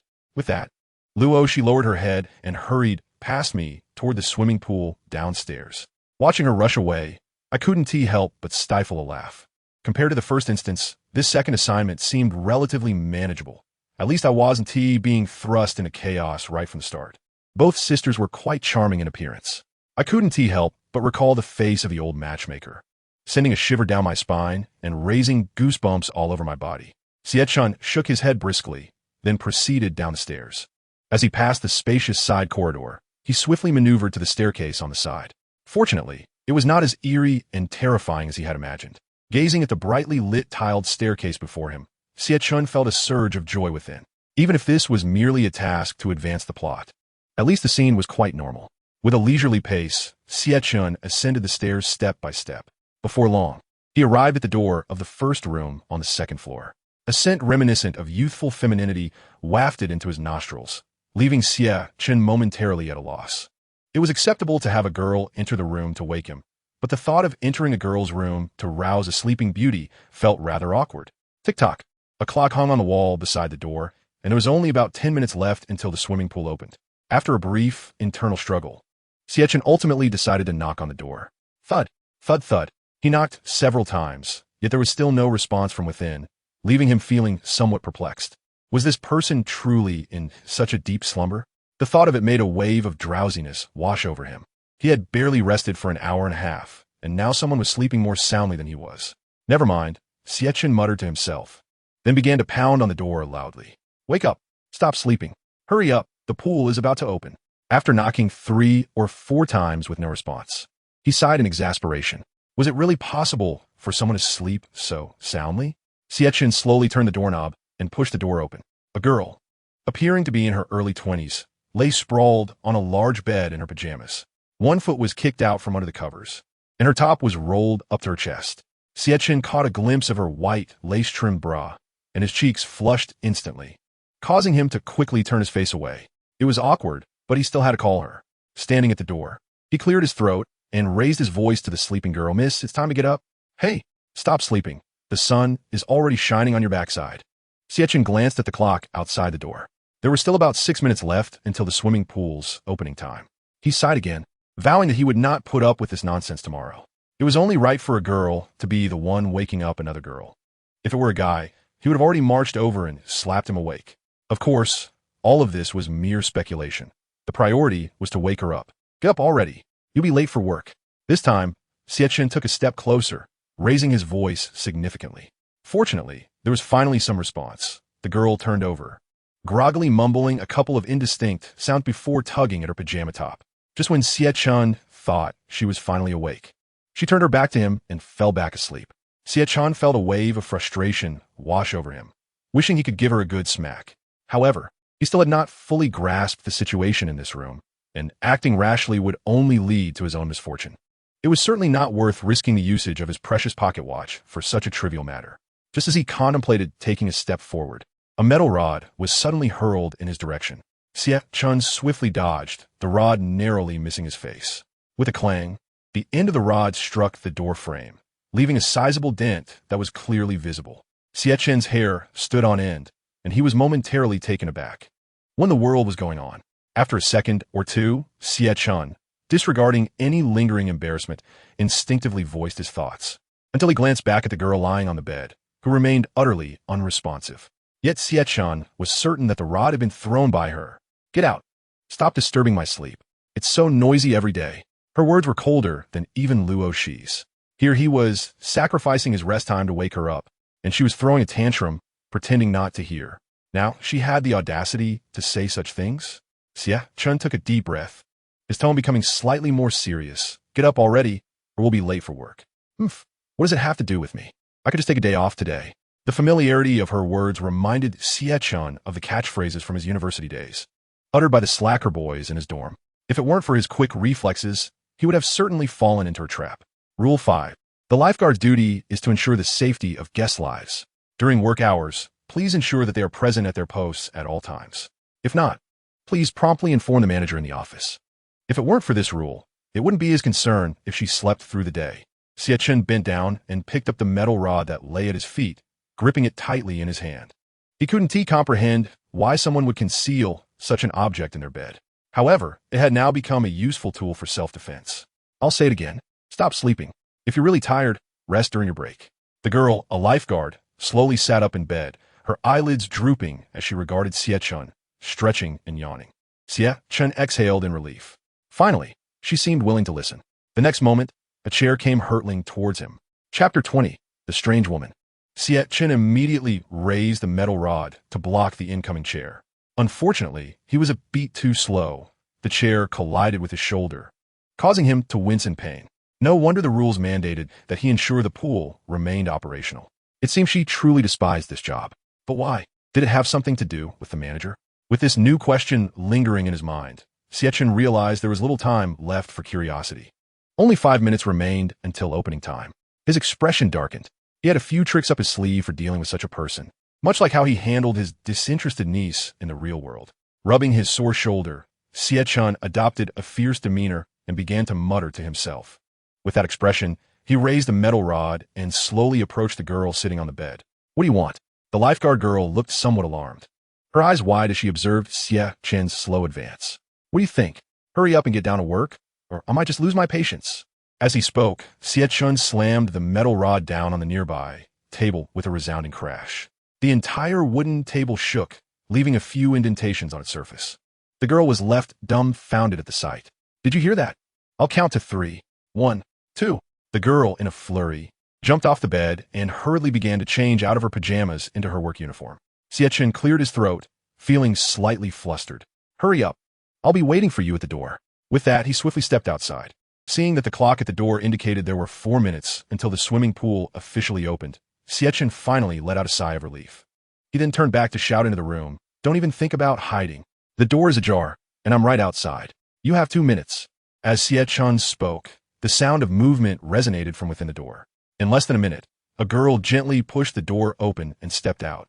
Clad in a blue and white uniform, she wore an earpiece around her neck. Upon seeing Xie Chen, she instinctively leaned to the side, her head bowed low, rendering her face nearly invisible. Xie Chen cast a fleeting glance at her, tightly gripping the iron pipe in his hand, fearful that any diminishment in his intimidating presence might cause her to flee. According to the rules, she undoubtedly harbored some secrets, but the exact nature of the issue remained elusive. Xie Chen allowed the lifeguard to lead the way, trailing a few steps behind her. Once they descended the stairs, Luo Guyu and Luo Shi, the two sisters, were already prepared in their uniforms downstairs. The swimming pool's previously closed main entrance now stood wide open. Initially, Xie Chen had assumed it was too early for many patrons, but he was taken aback to find several individuals by the poolside, preparing to change. A standard ticket to the swimming pool typically cost around 50 or 60 yuan. Thus, the notion of dwindling attendance seemed rather absurd. Clearly, issues of financial scarcity could be temporarily dismissed. As Xie Chen pondered his internal hypotheses, Luo Shi, who was inspecting the swimming rings in the main area of the pool, noticed Xie Chen and the lifeguard descending the stairs. Her eyes widened in surprise. Xie Chen, catching sight of her from the corner of his eye, quickly concealed the iron pipe behind him, aware that it could easily lead to misunderstandings. The lifeguard donned her earpiece and, keeping her head down, passed by Luo Shi without uttering a word. Luo Shi, accustomed to such behavior, subtly shifted aside as the lifeguard approached. Observing their reactions, Xie Chen sensed something amiss, but chose to set that concern aside for the moment. He needed to find a quiet place to gather his thoughts and prioritize the unfolding events. The reasons behind the swimming pool's decline were undoubtedly more complex than they appeared. The lifeguard adeptly navigated the corridor and arrived at the platform situated between several pools, ascending it step by step with an air of indifference. After surveying the environment, Xie Chen noticed that the waters of all the pools were remarkably clear, and despite the facility being open for business, he had yet to encounter any of the sharks mentioned in the regulations. This observation temporarily eased his tension. However, since the rules made mention of such creatures, their inevitable appearance loomed on the horizon, and he knew he must prepare himself mentally. Glancing around, he realized that Luo Guyu was nowhere to be found. Although her demeanor was gentle, Xie Chen gravitated toward the nearest person, Luo Shi. Luo Shi, what should I do now? He inquired. Luo Shi, busily inspecting a stack of swimming rings, looked at him incredulously. Should I really have to spell it out for you? Clean the restroom, check the pool's water quality, or assist any guests in need. Do you require a step-by-step guide? Feeling somewhat embarrassed, Xie Chen scratched his head. He was aware of what needed to be done. His primary aim was simply to engage her in conversation. I don't mean to trouble you. I'm new here and not well acquainted with the swimming pool. I thought I might learn from someone with experience like you. Flattered by the implicit compliment, Luo, she scoffed softly before responding. There is a lot to learn within this swimming pool. You'll have to figure out gradually. But Xie Chen interjected, eager to pursue the conversation. How did you manage to get her to listen to you so readily? Usually, it takes me at least half an hour to coax her down, and it can even pose a safety risk. Xie Chen's expression mirrored his incredulity. It seemed this girl had a penchant for tormenting him. Noticing his discomfort, Luo, she inquired. What's bothering you? Tell me, what method did you employ? Xie Chen stood, smiling lightly, and replied, I'm not quite sure. Perhaps I'm just more agreeable. As he began to walk away, Luo, she shot him a glare, but she soon returned to her tasks without further comment. Xie Chen picked up a broom from the corner, observing that many guests had already changed and were now splashing about in the pool. The once tranquil atmosphere of the swimming pool was now filled with laughter, making it nearly impossible to discern any factors that might contribute to its decline. The girl acting as a lifeguard languidly reclined in a chair, sporting sunglasses. It was anyone's guess whether she was even awake. However, this was of little concern to Xie Chen. As long as she was present during operating hours, he had no further expectations.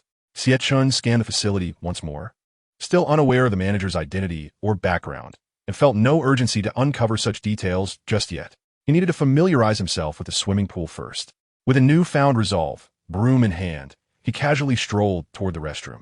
The swimming pool, with its complete array of amenities, restrooms, changing rooms, showers, and saunas, was indeed a comprehensive establishment.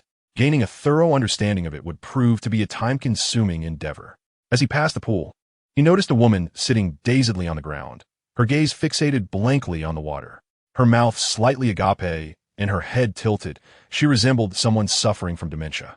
Furrowing his brow, Xie Chen approached her, momentarily setting aside his intent to explore the restroom. Excuse me, ma'am, is there a problem that I can assist you with? He inquired, donning his signature professional smile. Yet, even as he approached, the woman remained expressionless, her gaze unwavering. Feeling awkward, Xie Chen glanced toward the nearby pool. Filled with laughter and joy, and a thought crossed his mind. Perhaps she had overindulged at some event and was left here. Nevertheless, as a diligent worker, he persisted. Ma'am, could you please speak to me?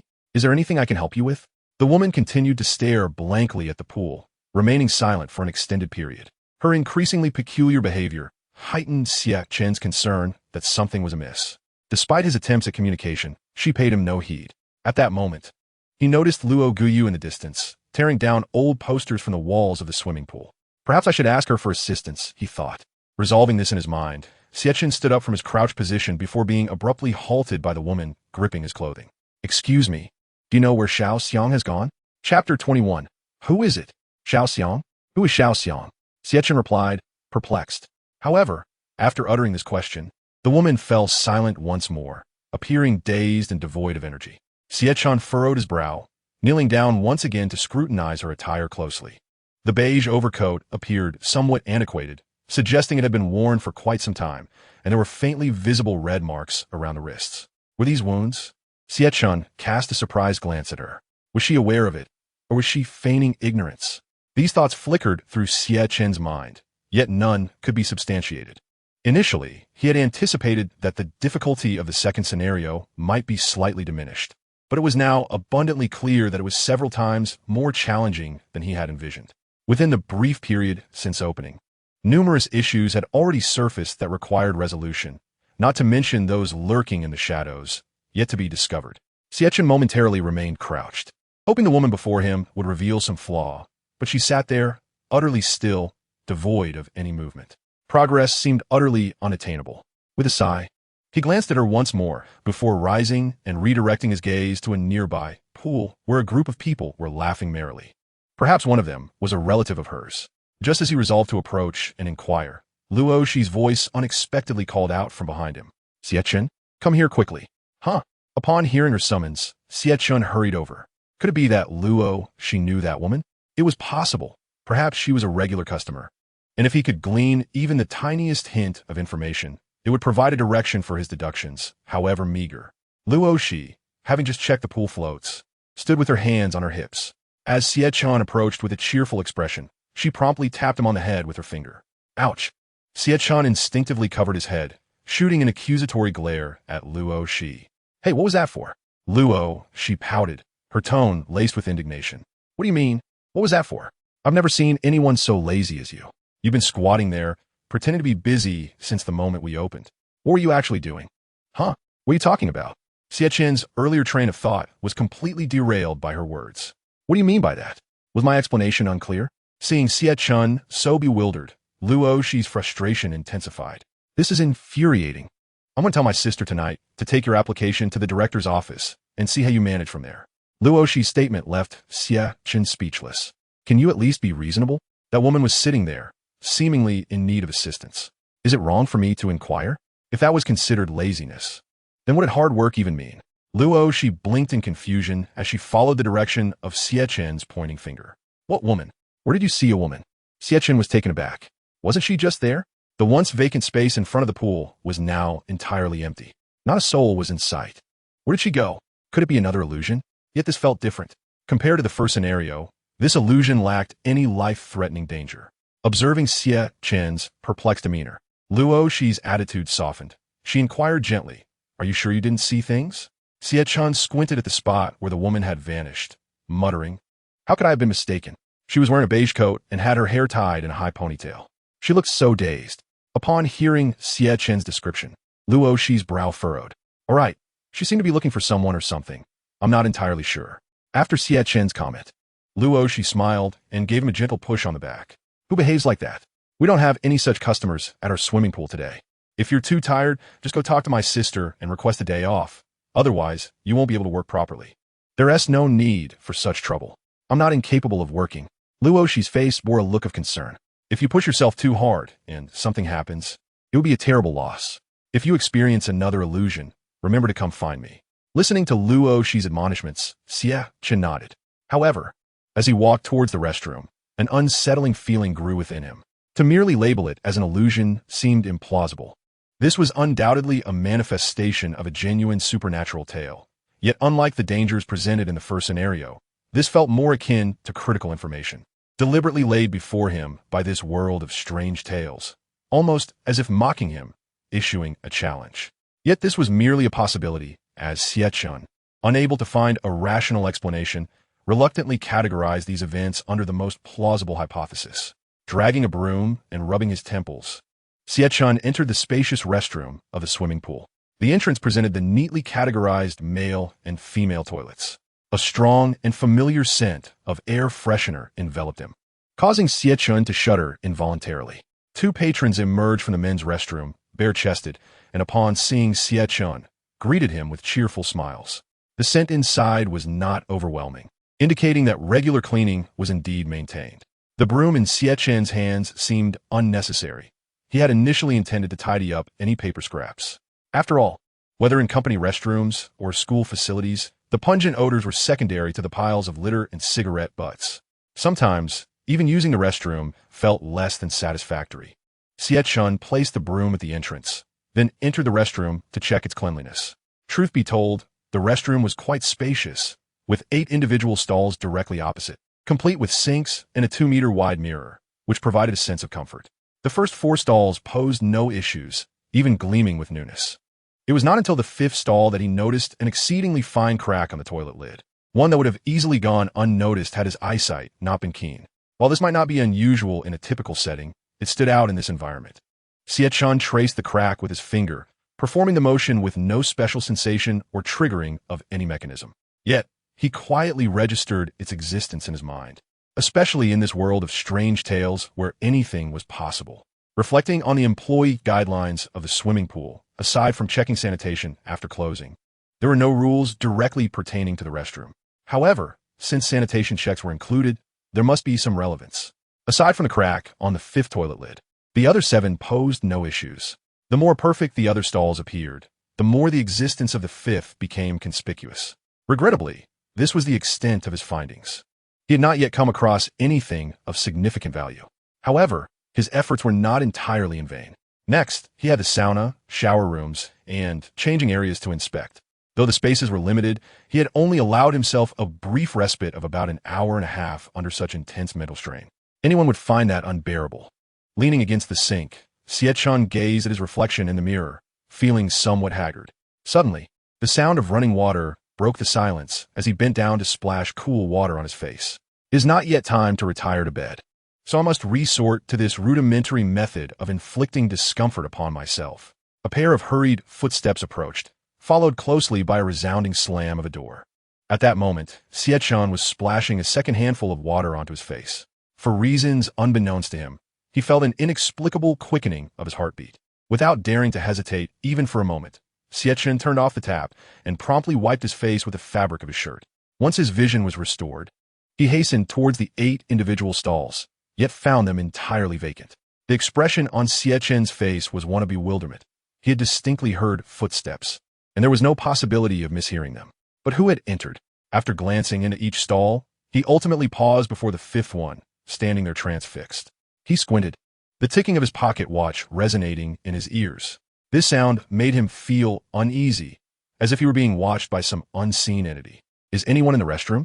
After much contemplation, Xie Chen softly inquired towards the 5th stall. Just as he held his breath in anticipation, a sharp knocking sound echoed from behind him. Thud, thud, thud. He swiftly turned to investigate, but found nothing behind him. The faucet that had just been turned off began to drip, each drop falling steadily onto the sink. The sudden silence was suffocating, constricting his throat as if someone had seized him. Xie Chen stood frozen, redirecting his gaze to the 5th stall, as though it concealed something. The ticking of his pocket watch persisted, undeterred by the surrounding stillness. He exhaled slowly, attempting to ease the tension that gripped him. The watch now ticked at a normal pace, devoid of the frantic speed it exhibited during perilous moments in the first instance. This ambiguity left him uncertain as to whether he was in danger.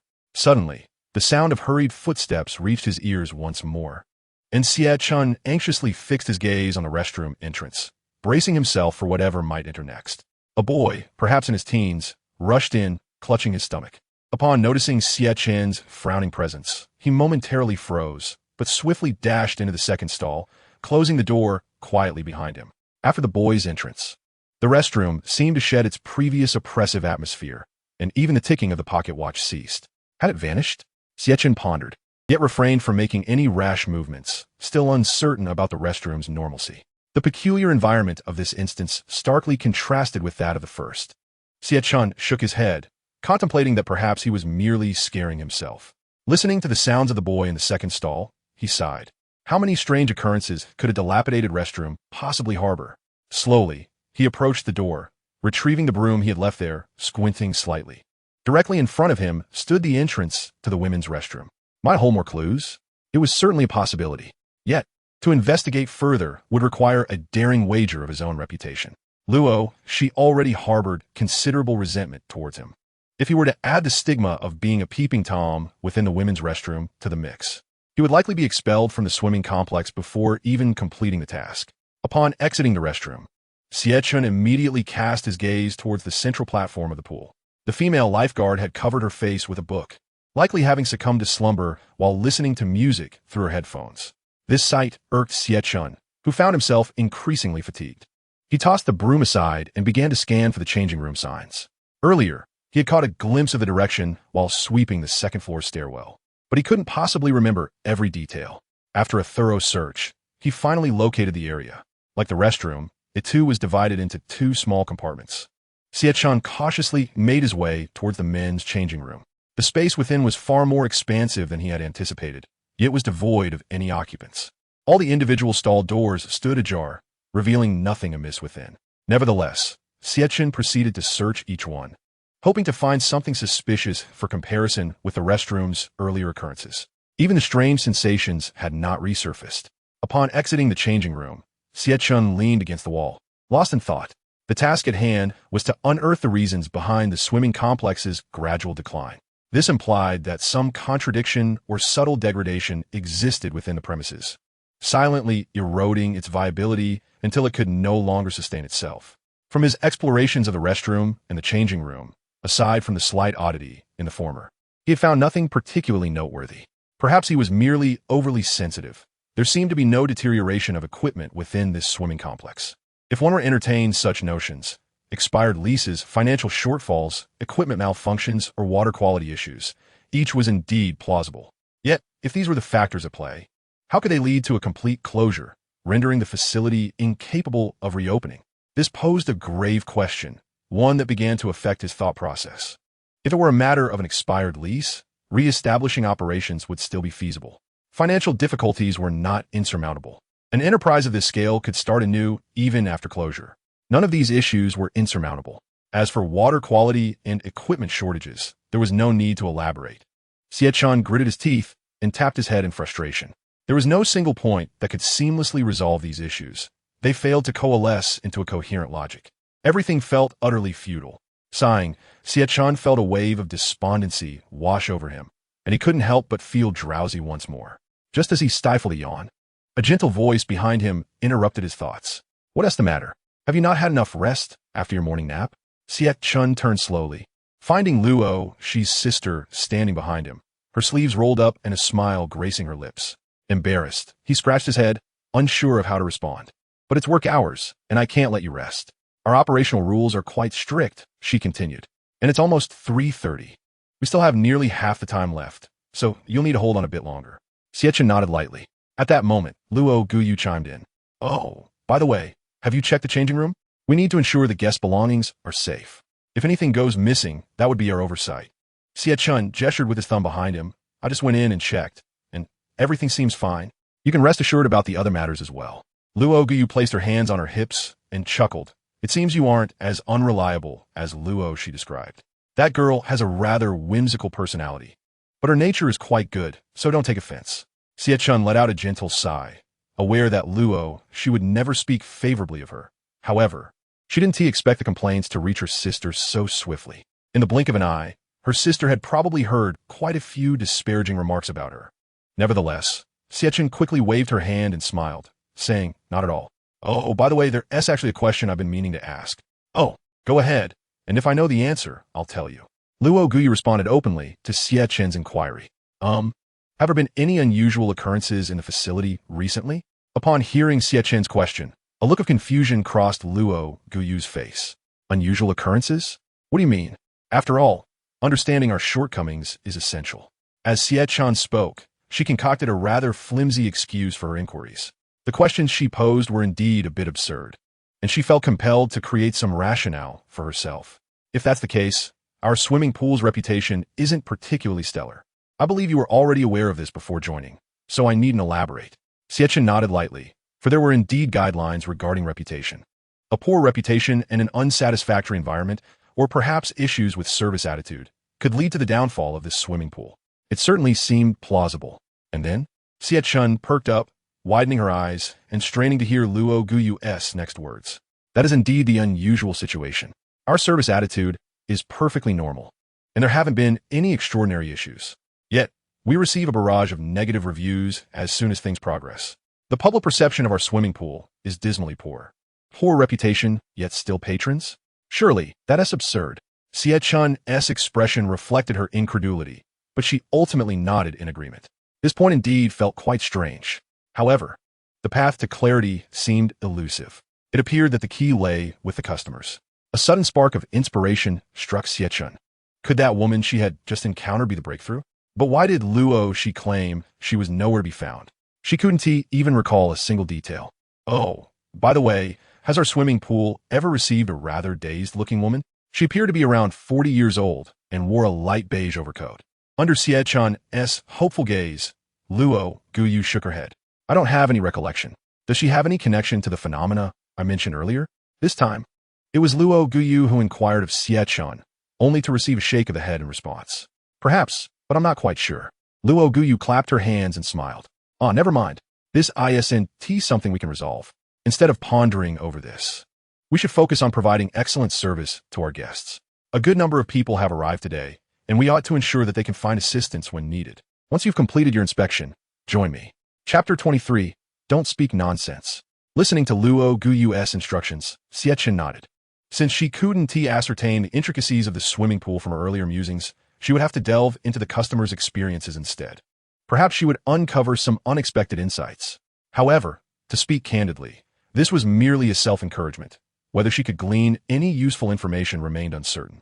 Luo Guyu turned and ascended to the second floor, busy with tasks that Xie Chen was unaware of, though it was of little consequence at the moment. Xie Chen made her way to the pool, where the most patrons gathered. They seemed to have entered the facility the moment it opened. If she were to gather information, it was likely that these individuals would provide her with more insight. Yet, she wondered if that earlier woman was still present in the swimming pool. If there were a way to restore her mental clarity, perhaps there would be no need to seek information from other customers. Xie Chen arrived at the third pool, situated in the center, and slowly crouched down to observe the men swimming below.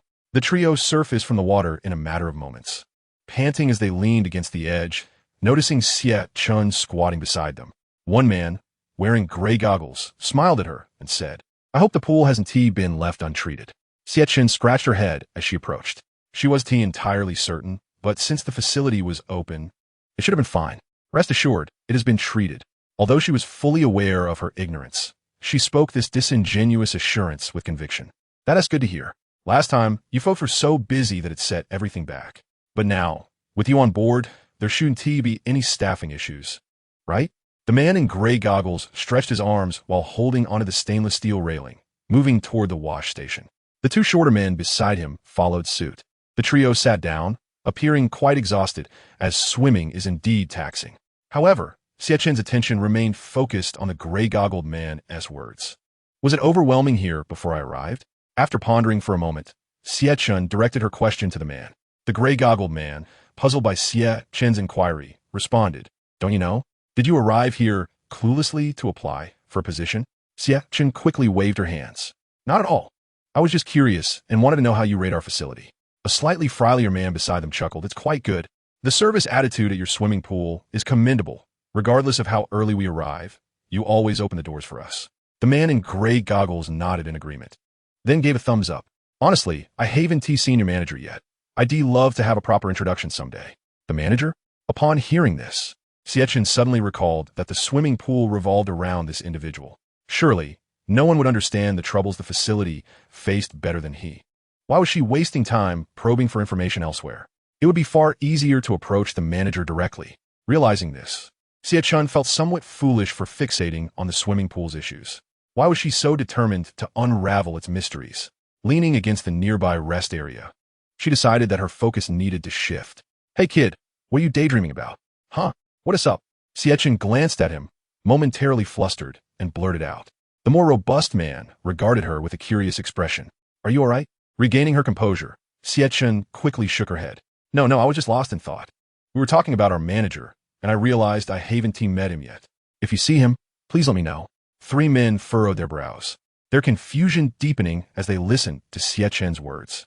You're an employee, and you haven't seen her? Xie Chen, understanding the implication, pointed to Luo Shi in the distance, smiling as he explained, I was introduced by my two cousins, and I just arrived. Naturally, I'm not quite familiar with things here yet. If you need me to fetch something, I wouldn't even know where to go. He chuckled ruefully as he spoke.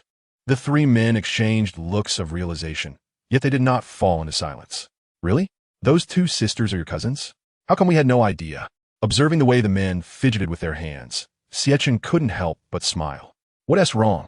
Are you interested in one of my cousins? Let me see if I can play matchmaker. The slightly leaner man, upon being teased by Xie Chen, couldn't help but reveal his true colors. W, what are you saying? I just have a bit of a crush, that's all. The other two men burst into laughter alongside him. One of them, donning gray goggles, patted Xie Chen on the shoulder and leaned in with a grin. Don't listen to his excuses. He has been caught stealing glances at your cousin countless times before training. Xie Chen was unaware of this amusing tidbit. Initially, he had merely sought to lighten the mood and shift the conversation. After all, such topics were never off limits among men. He hadn't anticipated that a jest would uncover such a revelation. It left him curious about which sister had captured the man's interest. You lot, Xie. Stop talking so loudly. What if someone hears and gets the wrong idea? Xie Chen smiled as he stood up and brushed himself off. By the way, are you fitness trainers or something?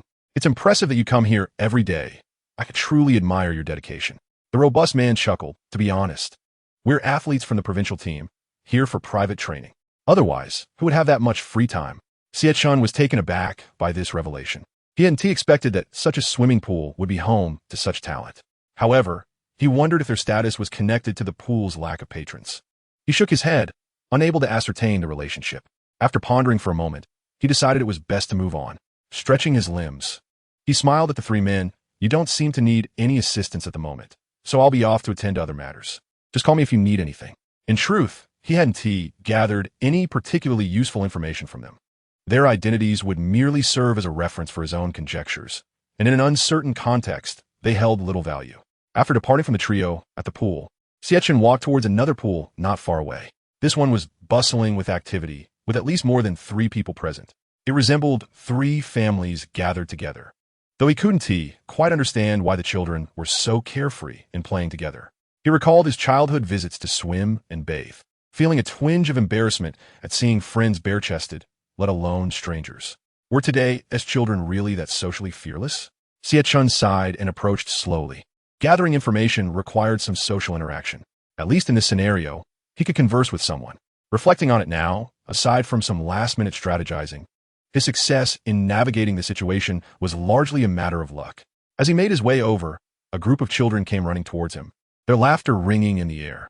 A few little girls, clad in swim rings, stumbled about as they walked. Several adults lingered nearby at the pool edge, some washing their hair while others chatted, completely ignoring the children. Xie Chen glanced back at the central platform of the pool. Unsurprisingly, the lifeguard remained fast asleep, her book resting on her chest. This unreliable demeanor made him question her ability to save anyone. It seemed that the element of danger was indeed a significant factor in this swimming pool. However, since no one had reported any issues thus far, it likely indicated that there was nothing to worry about. A couple of boys in the lead approached him, grinning. Big brother, want to race with us to see who swims faster? Xie Chen felt a twitch at the corner of his mouth and awkwardly replied, No. I need to stay here and watch. I can't get in the water with you. Oh, I see. The boys' expressions visibly drooped upon hearing his words. A few girls joined them, addressing Xie Chen. Then, big brother, how about we see who can hold their breath the longest? It should be fine to dip in a bit. They insisted. You can let that little boy behind you join us too. Xie Chen stood there, bewildered. What little boy? Chapter 24. This setting seems quite safe. There was clearly no one around. What are you talking about? Xie Chen frowned and inquired of the little girls. Hey, what is your name? Me? Xie Chen pointed to himself, his expression uncertain. The boys merely glanced at him before looking behind him. Hey, why aren't you speaking? You can play with us. It was clear they were not addressing him at all. Once more, Xie Chen turned to look behind him, still finding no one there. The heavy feeling that had enveloped him in the restroom returned. Who could they be referring to? Hey, don't run away. A girl standing behind the boys suddenly shouted towards the space behind Xie Chen. The boy in front turned around and muttered, Forget it. If he doesn't want to play, then let it be. We're not lacking one person. Xie Chen fell silent, watching the group of children laugh and scatter. He found himself uncertain of the truth behind their words. Excuse me, are you an employee here? While Xie Chen pondered, a faint voice interrupted his thoughts. Following the sound, he turned to see a young girl of about 10, carrying a burlap sack, approaching him with a question. Xie Chen quickly donned a smile and asked, Yes. Is there something I can assist you with? The girl rubbed her hands together, her expression troubled, as if she struggled to voice her concern. Have you seen my mom at your swimming pool? Xie Chen looked at her quizzically, puzzled by her demeanor, yet he replied apologetically, I'm sorry, little sister. Could you provide some details about your mother? Although he had reasons to suspect a connection between this girl and the previously dazed woman. He still wanted to confirm it personally. The girl raised her head, glancing at him with fear in her eyes, before quickly shaking her head and turning to dash towards the swimming pool's exit. In a moment of distraction, she sprinted towards the door, leaving him momentarily stunned. Nevertheless, he had no choice but to follow her, hoping to intercept her before she vanished from sight. Xie Chen crossed the platform directly in front of the pool and hurried down the corridor. Due to the water stains on the floor, his pace slowed, but at least he managed to maintain his balance. Just as he was about to catch up with the girl ahead, a loud crashing sound erupted behind him. After several sharp thuds, the noise finally subsided, leaving an eerie silence in its wake. The lifeguard, who was originally supposed to be dozing off above, is now crouched by the side, seemingly evading the gaze of the surrounding patrons. The small wooden table, once secured to the platform, now lies shattered beneath it. Even the folding chair has been broken in two and lies discarded on the ground. Xie Chen, covering his face, shook his head in exasperation, unsure of what to say upon witnessing her disheveled state. Suddenly, he recalled his intention to pursue the girl. Although she had already reached the entrance of the swimming pool, she was still within reach. Just as he prepared to step forward, he found himself pausing once more. According to the employee code of conduct for the swimming facility, one of the stipulations is to ensure that lifeguards are present to safeguard patrons during operating hours. This rule is undoubtedly valid, regardless of its correctness. Adhering to the assumed risks is often far less daunting than questioning the regulations at the outset. His footsteps quickened slightly. Xie Chen had already taken in the reactions of those around him. Apart from Luo Shi, who remained fixated on inspecting the swimming equipment, several patrons in the pools, along with Luo Guyu, who had just descended from the second floor and was now halfway down the corridor, stood transfixed at the scene. "Where are you going?" The lifeguard, with her bangs lowered, walked forward and unexpectedly collided with Xie Chen's chest. I, she stammered, then, gritting her teeth and stamping her foot, exclaimed, "I'm not feeling well. Can I just go to the bathroom? Do you expect me to monitor even that?" Xie Chen found himself momentarily at a loss for words in response to her assertion. "No, I'm simply concerned you might attempt to flee. Do you think I want to micromanage your affairs?" The lifeguard's lips moved slightly, her expression one of incredulity as she struggled to articulate a response. "Ugh, I know you don't like me, but even if you need to use the restroom to avoid unnecessary complications, you must allow me to accompany you." Xie Chen sighed, admonishing the lifeguard. "Are you out of your mind? You're seriously going to follow me into the ladies' room? Should I show you how it's done to satisfy you?" The lifeguard shouted with a volume that could only be described as the frantic tone of a village matron engaged in a public quarrel. The once tranquil atmosphere of the swimming facility erupted into a cacophony of murmurs and whispers, with many patrons discreetly pointing fingers. Stifled by her words, Xie Chen found himself at a loss for a retort and could only wave his hand in resignation. The lifeguard shot him a disdainful glare, a smirk gracing her lips as she remarked, "Humph, as if you were the manager. We're all just lowly workers here. Why do you act so superior?" Stung by her retort, Xie Chen clenched his fists. "You little." Yet, despite his irritation, he refrained from taking action against a woman, especially in such a public setting. "Fine, just hurry along," he said, rolling his eyes before turning to tidy up the broken folding chair on the floor. The lifeguard, pleased to see him ignore her, resumed her own tasks. As Xie Chen gathered the broken chair in his hands, he made his way towards the nearby trash bin. Just as he was about to dispose of it, Luo, she called out and hurried over. Hey, what are you doing? Where did this broken chair come from? Who told you to throw such a large item in this trash bin? It's going to be a hassle to remove later." Xie Chen dropped the chair onto the ground and leaned against the trash bin, saying, "If I don't toss it in the trash, where else would I put it? On the floor?" Luo, she frowned. "Why are you so worked up? I haven't even finished speaking, and you're already snapping at me. If you throw this chair here, the garbage collectors will complain tomorrow. You might as well put it in that larger bin outside." Reluctantly, Xie Chen picked up the broken chair from the ground and squinted at Luo Shi. "Didn't you just laugh at me?" Luo Shi covered her mouth gently, then sighed. "How could I? I honestly don't know what you're talking about." Xie Chen sighed. After picking up the folding chair, he didn't rush toward the exit. A relatively large clock hung on the wall adjacent to the swimming pool, indicating it was already past 5 o'clock. There were merely 10 minutes left until the end of the workday. Overall, this instance seemed far less urgent and challenging than the first. In fact, the sense of danger was hardly palpable. It was noteworthy that during the first scenario, he had exhausted the use of the pocket watch within just 2 hours. Yet in this scenario, he still had 4 uses of the pocket watch intact. The realization brought a sense of relief. Reflecting on this, There were indeed many aspects to be grateful for, particularly regarding those 4 remaining uses which he could actively strategize to utilize. Moreover, a crucial consideration was to uncover the underlying rules of this bizarre world. To remain trapped in such a place for eternity would be tantamount to wishing for death rather than striving for survival and success. However, having just passed the first scenario, he had yet to catch even a glimpse of the second. Contemplating these matters at this juncture felt rather premature. Shaking his head, he gently patted his cheeks with both hands, primarily to awaken himself. Tick-tock, tick-tock. It had been over 2 minutes since the lifeguard entered the restroom. Do women really take longer to use the facilities? Xie Chen squinted his eyes and muttered to himself. Stretching, he let 3 minutes, then 4 minutes slip by. Fortunately, the lifeguard finally emerged from the restroom, prompting him to exhale in relief. At least this woman didn't deceive him. Just as he prepared to turn and leave, his peripheral vision caught the lifeguard casting a glance his way. She shot him a disdainful look. Xie Chen paid it no mind. He suddenly remembered that the security room was located by the entrance. Chapter 25. The Security Guard of Utter Indifference. According to the employee code, the security room within the swimming facility plays a significant role. Perhaps a visit there could yield some insights. As he stepped outside, a wave of heat enveloped him. Had he not known he had exited, Xie Chen might have assumed he had been locked inside a steamer. Within seconds, beads of perspiration began to form on his forehead, and he felt his back growing slick with sweat.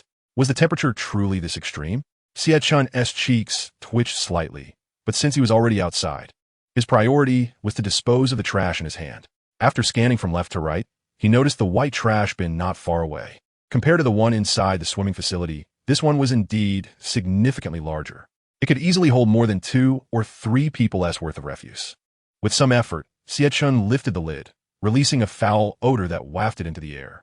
The white bin on the street was filled with various types of trash. As he gazed at the bags soaked in grime, he promptly closed the lid. Leaning against the wall, he approached the modest security room adjacent to the swimming pool entrance.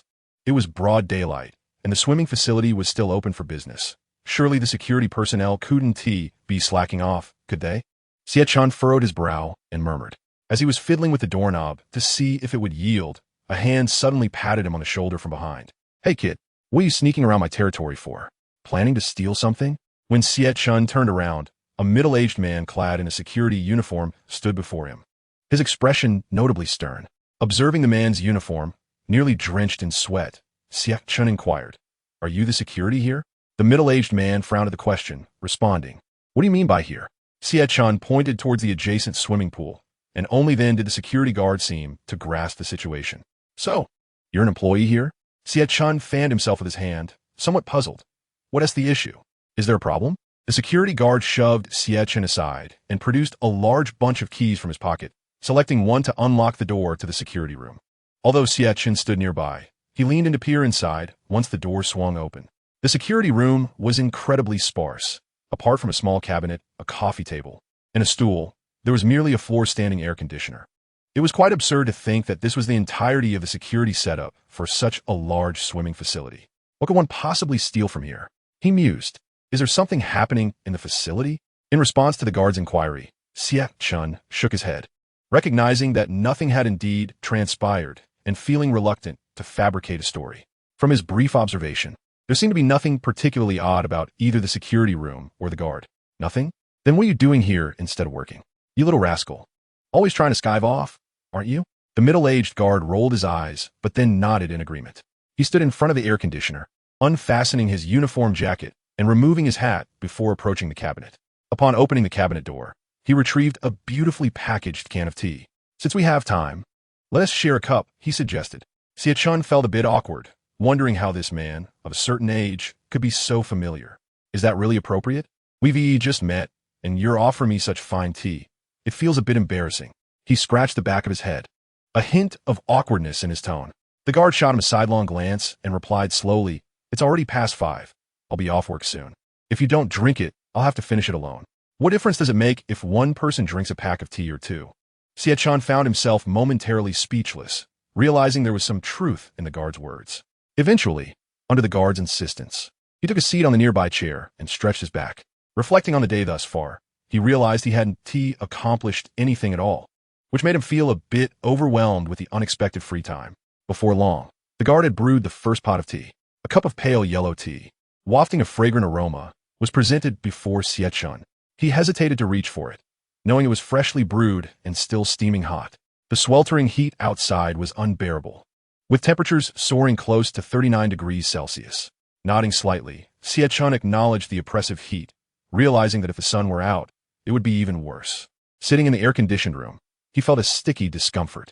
As he sighed, a vague sense of unease crept over him, yet he couldn't quite articulate why. The middle-aged guard removed the walkie-talkie clipped to his collar and tossed it aside. It's almost time to clock out. Do you have any unfinished business in the pool?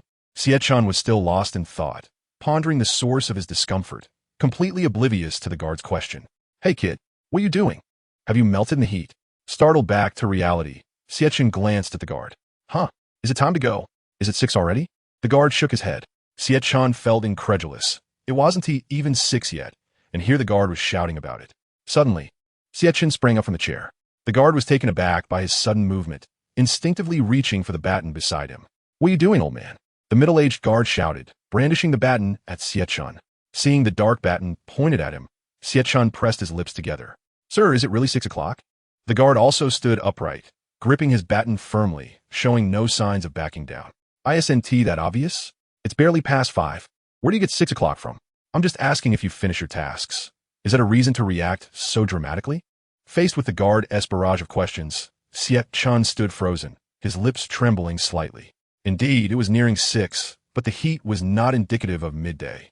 Moreover, something felt distinctly off. Even though summer days are long, it was unusual for the sky to remain so bright at this hour. If the geographical conditions here were akin to those in the Tibetan region, it might be plausible, but Xie Chen quickly dismissed that notion, recalling that this was a realm of strange tales, where such logic held no weight. The middle-aged guard remained vigilant, his baton still firmly in hand. Unlike other items, he would casually toss aside upon entering. Embarrassed, Xie Chen chuckled awkwardly and picked up the cup of tea in front of him, taking a small sip. Hey, don't be tense, security brother. I just suddenly remembered something. There's no need to panic. You're not actually here to steal something, are you? The guard's exaggerated demeanor made it hard to view him as a serious individual. Xie Chen could only respond with a helpless expression. He couldn't deny that his earlier reaction had indeed been a bit excessive. However, the guard's own carefree attitude contributed to the situation. What kind of talk is that? I merely felt it was wrong to be slacking off here. My conscience wouldn't let me. If the director sees us, we'd both be in for a scolding. The guard paused, then waved his hand dismissively, as if he had heard the most ludicrous joke. You, a mere worker, claiming to have a conscience? I truly don't understand. My conscience was long fed to the dogs. Otherwise, do you think I sit around drinking tea all day? The guard leisurely lifted his teacup and drained the now lukewarm beverage in one gulp. Xie Chen felt a twinge of helplessness. He had steered the conversation towards the director in hopes of gleaning some insight. Yet, the guard seemed to be deliberately avoiding the topic. This only reinforced his suspicion that the director of the swimming pool was likely closely tied to the conditions for clearing this particular challenge. Tomorrow, he would have a clear target for his actions. However, the guard's earlier comments left Xie Chen feeling a bit embarrassed. After all, the employee handbook did require the involvement of security personnel. With such a work ethic, he couldn't help but wonder how reliable the guard would be in case of an emergency at the swimming pool. Chapter 26, Security Work Regulations. After finishing the 2 cups of tea, the middle-aged guard refilled the cups. So how is my tea? The middle-aged security guard wore a radiant smile, his eyes nearly squinting into mere slits. Xie Chen gazed at him, eventually nodding in acknowledgement. It was acceptable. The flavor was quite authentic. Upon hearing Xie Chen's affirmation, the guard reclined comfortably in his chair, a look of contentment gracing his features. Observing the guard in this relaxed state, Xie Chen felt a mix of helplessness and curiosity, contemplating how to extract some useful information. Hey brother, how much do you earn as a security guard here each month? After a moment of contemplation, Xie Chen hesitantly initiated a casual chat about mundane matters. The guard yawned and shook his head lightly. Now that we're working in this swimming pool, who really cares about the salary? With meals and lodging provided, I earn about half of what you do. Do you think I'm raking in money? Listening to this lament, Xie Chen remained silent for a moment, feigning a nod in agreement. After taking a small sip from his teacup, he followed up with a question. Oh, by the way, is our salary paid out in cash by the manager directly? The guard patted his sleeve. Of course. However, it always gets delayed by a day or two. Since I started working here, I've never been paid on time. Xie Chen frowned slightly. Given the guard's remarks, it was plausible that financial shortages were at play. Yet, the underlying circumstances remained uncertain, and he could not jump to conclusions. Xie Chen stretched languidly, his mind racing with thoughts. Suddenly, the middle-aged guard stood up abruptly, withdrawing a black baton identical to the one he had previously wielded. "What are you doing back here? Didn't I tell you to scram as far away as possible?" He pointed the baton menacingly towards the door, his expression fierce. Xie Chen hastily pulled himself up from the chair, glancing towards the direction the guard indicated, only to find the doorway void of any presence. Just as he was about to turn and inquire, the guard bolted outside. "You're really testing my patience." The guard rushed through the door, crashing the baton against the doorframe, producing a loud thud. A heavy sensation from earlier in the restroom washed over Xie Chen, prompting him to warily scan his surroundings.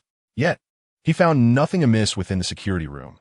Everything remained intact, allowing him to breathe a sigh of relief as he ventured outside, drawn by the sounds emanating from beyond. With a soft thud, as he crossed the threshold of the security room, Xie Chen found himself once again confronted with the familiar scene inside. His legs felt unsteady as the surroundings began to warp, the walls transforming into undulating waves. This peculiar phenomenon reverted to normal in mere seconds. But the oppressive weight in the atmosphere persisted, feeling alarmingly close. Was the security room itself part of this enigma? Xie Chen swallowed hard, noting subtle discrepancies in the arrangement of items compared to the previous security room. Which of the two was the genuine one? He murmured to himself, taking a step forward. The sound of ticking followed suit, the pocket watch in his possession racing against time. A pool of blood suddenly materialized before him, as if flung against the wall with reckless abandon. Yet, amidst the crimson stain stood a diminutive figure, reminiscent of a child.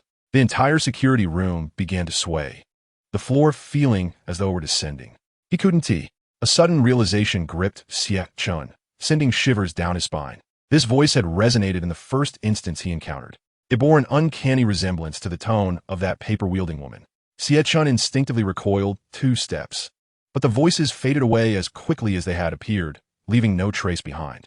Before him stood the cabinet he had seen earlier. The tea table and chairs lay discarded in a corner, no longer arranged as they once were. Truth be told, this resembled a disaster site. Could it be yet another spatial anomaly? Xie Chen felt a chill run down his neck. Failing to complete the necessary inspections within the swimming pool could constitute a breach of protocol. The thought made Xie Chen's head spin. If the present security room mirrored what was to come, then something must have transpired in the interim, judging by the blood splattered on the walls. It was inevitable that someone had met their demise here. But who was it? What was their connection to the swimming pool? Who had committed the act? These were urgent questions demanding clarification. The door to the security room was locked tight, and Xie Chen twisted the doorknob several times in vain.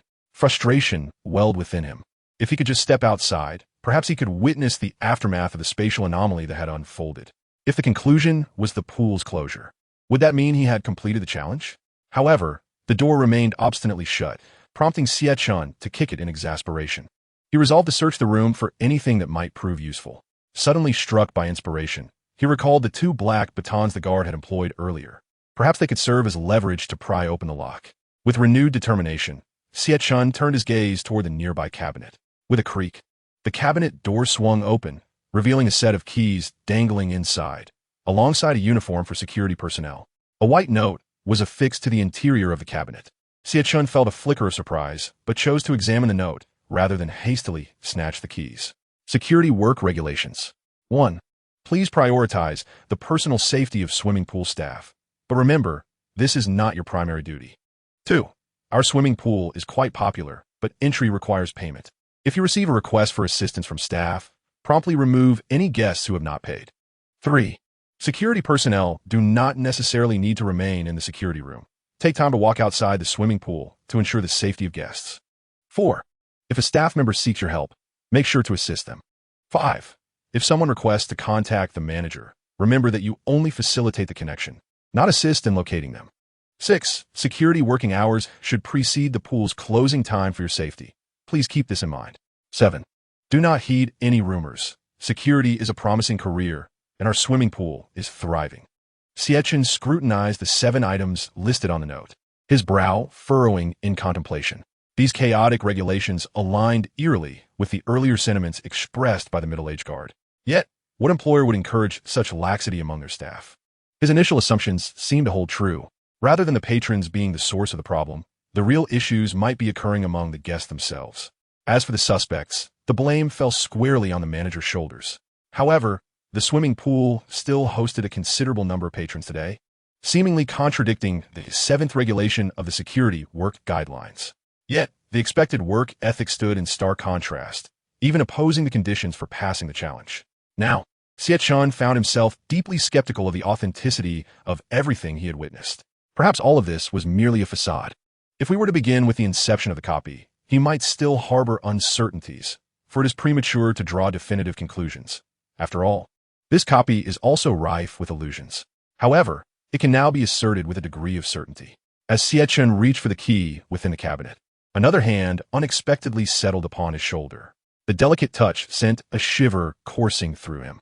A faint sigh escaped from behind him, the cold breath brushing against his earlobe, causing his scalp to tingle. It was the voice of that foolish woman, drifting uncertainly by his ear.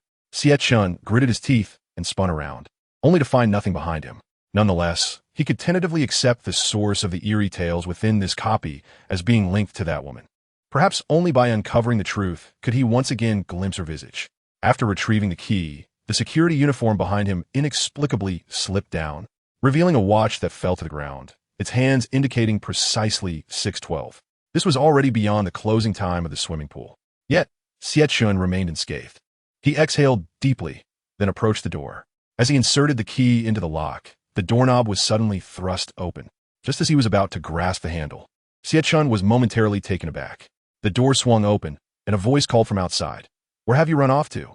Xie Chen instinctively stepped back, one hand plunging into his pocket. Before him stood Luo Shi, tilting her head with a smile. Her hands were concealed behind her back, and, as she stepped closer, a short blade lunged toward him. A sinister laugh erupted as Luo Shi grinned at him, the gleaming blade reflecting the vivid red of the bloodstain on the wall behind him. Chapter 27. Preparing for a good night's sleep. Xie Chen's heart raced. The blood-red blade was aimed directly at his heart. In a swift motion, he pulled out the pocket watch he had just stowed away, pressing it at that very moment. With a crisp chime, Luo Shi's movements froze, and she became utterly still. The hands of the pocket watch spun rapidly before coming to a halt. Once they ceased, an uncanny silence enveloped the surroundings. "Ah, indeed, quite effective," Xie Chen remarked as he pocketed the watch and seized the blade from Luo Shi's grasp. Just as he was about to conclude his actions, his gaze fell upon the pocket at the back of her uniform. This caused him to gulp, filled with hesitation. Yet ultimately he reached inside. The soft sensation elicited a buzzing sound in his mind. What is this? Indeed, there was something within the pocket. As he withdrew his hand, he found a whistle adorned with a bell resting in his palm. Strange symbols were etched upon it, resembling nothing akin to a commercial trademark. It suddenly dawned on him that the time-stopping effect of the pocket watch had a mere 30-second limit. Time was running out. Xie Chen promptly turned and flung open the large door to the security room, which he had just closed.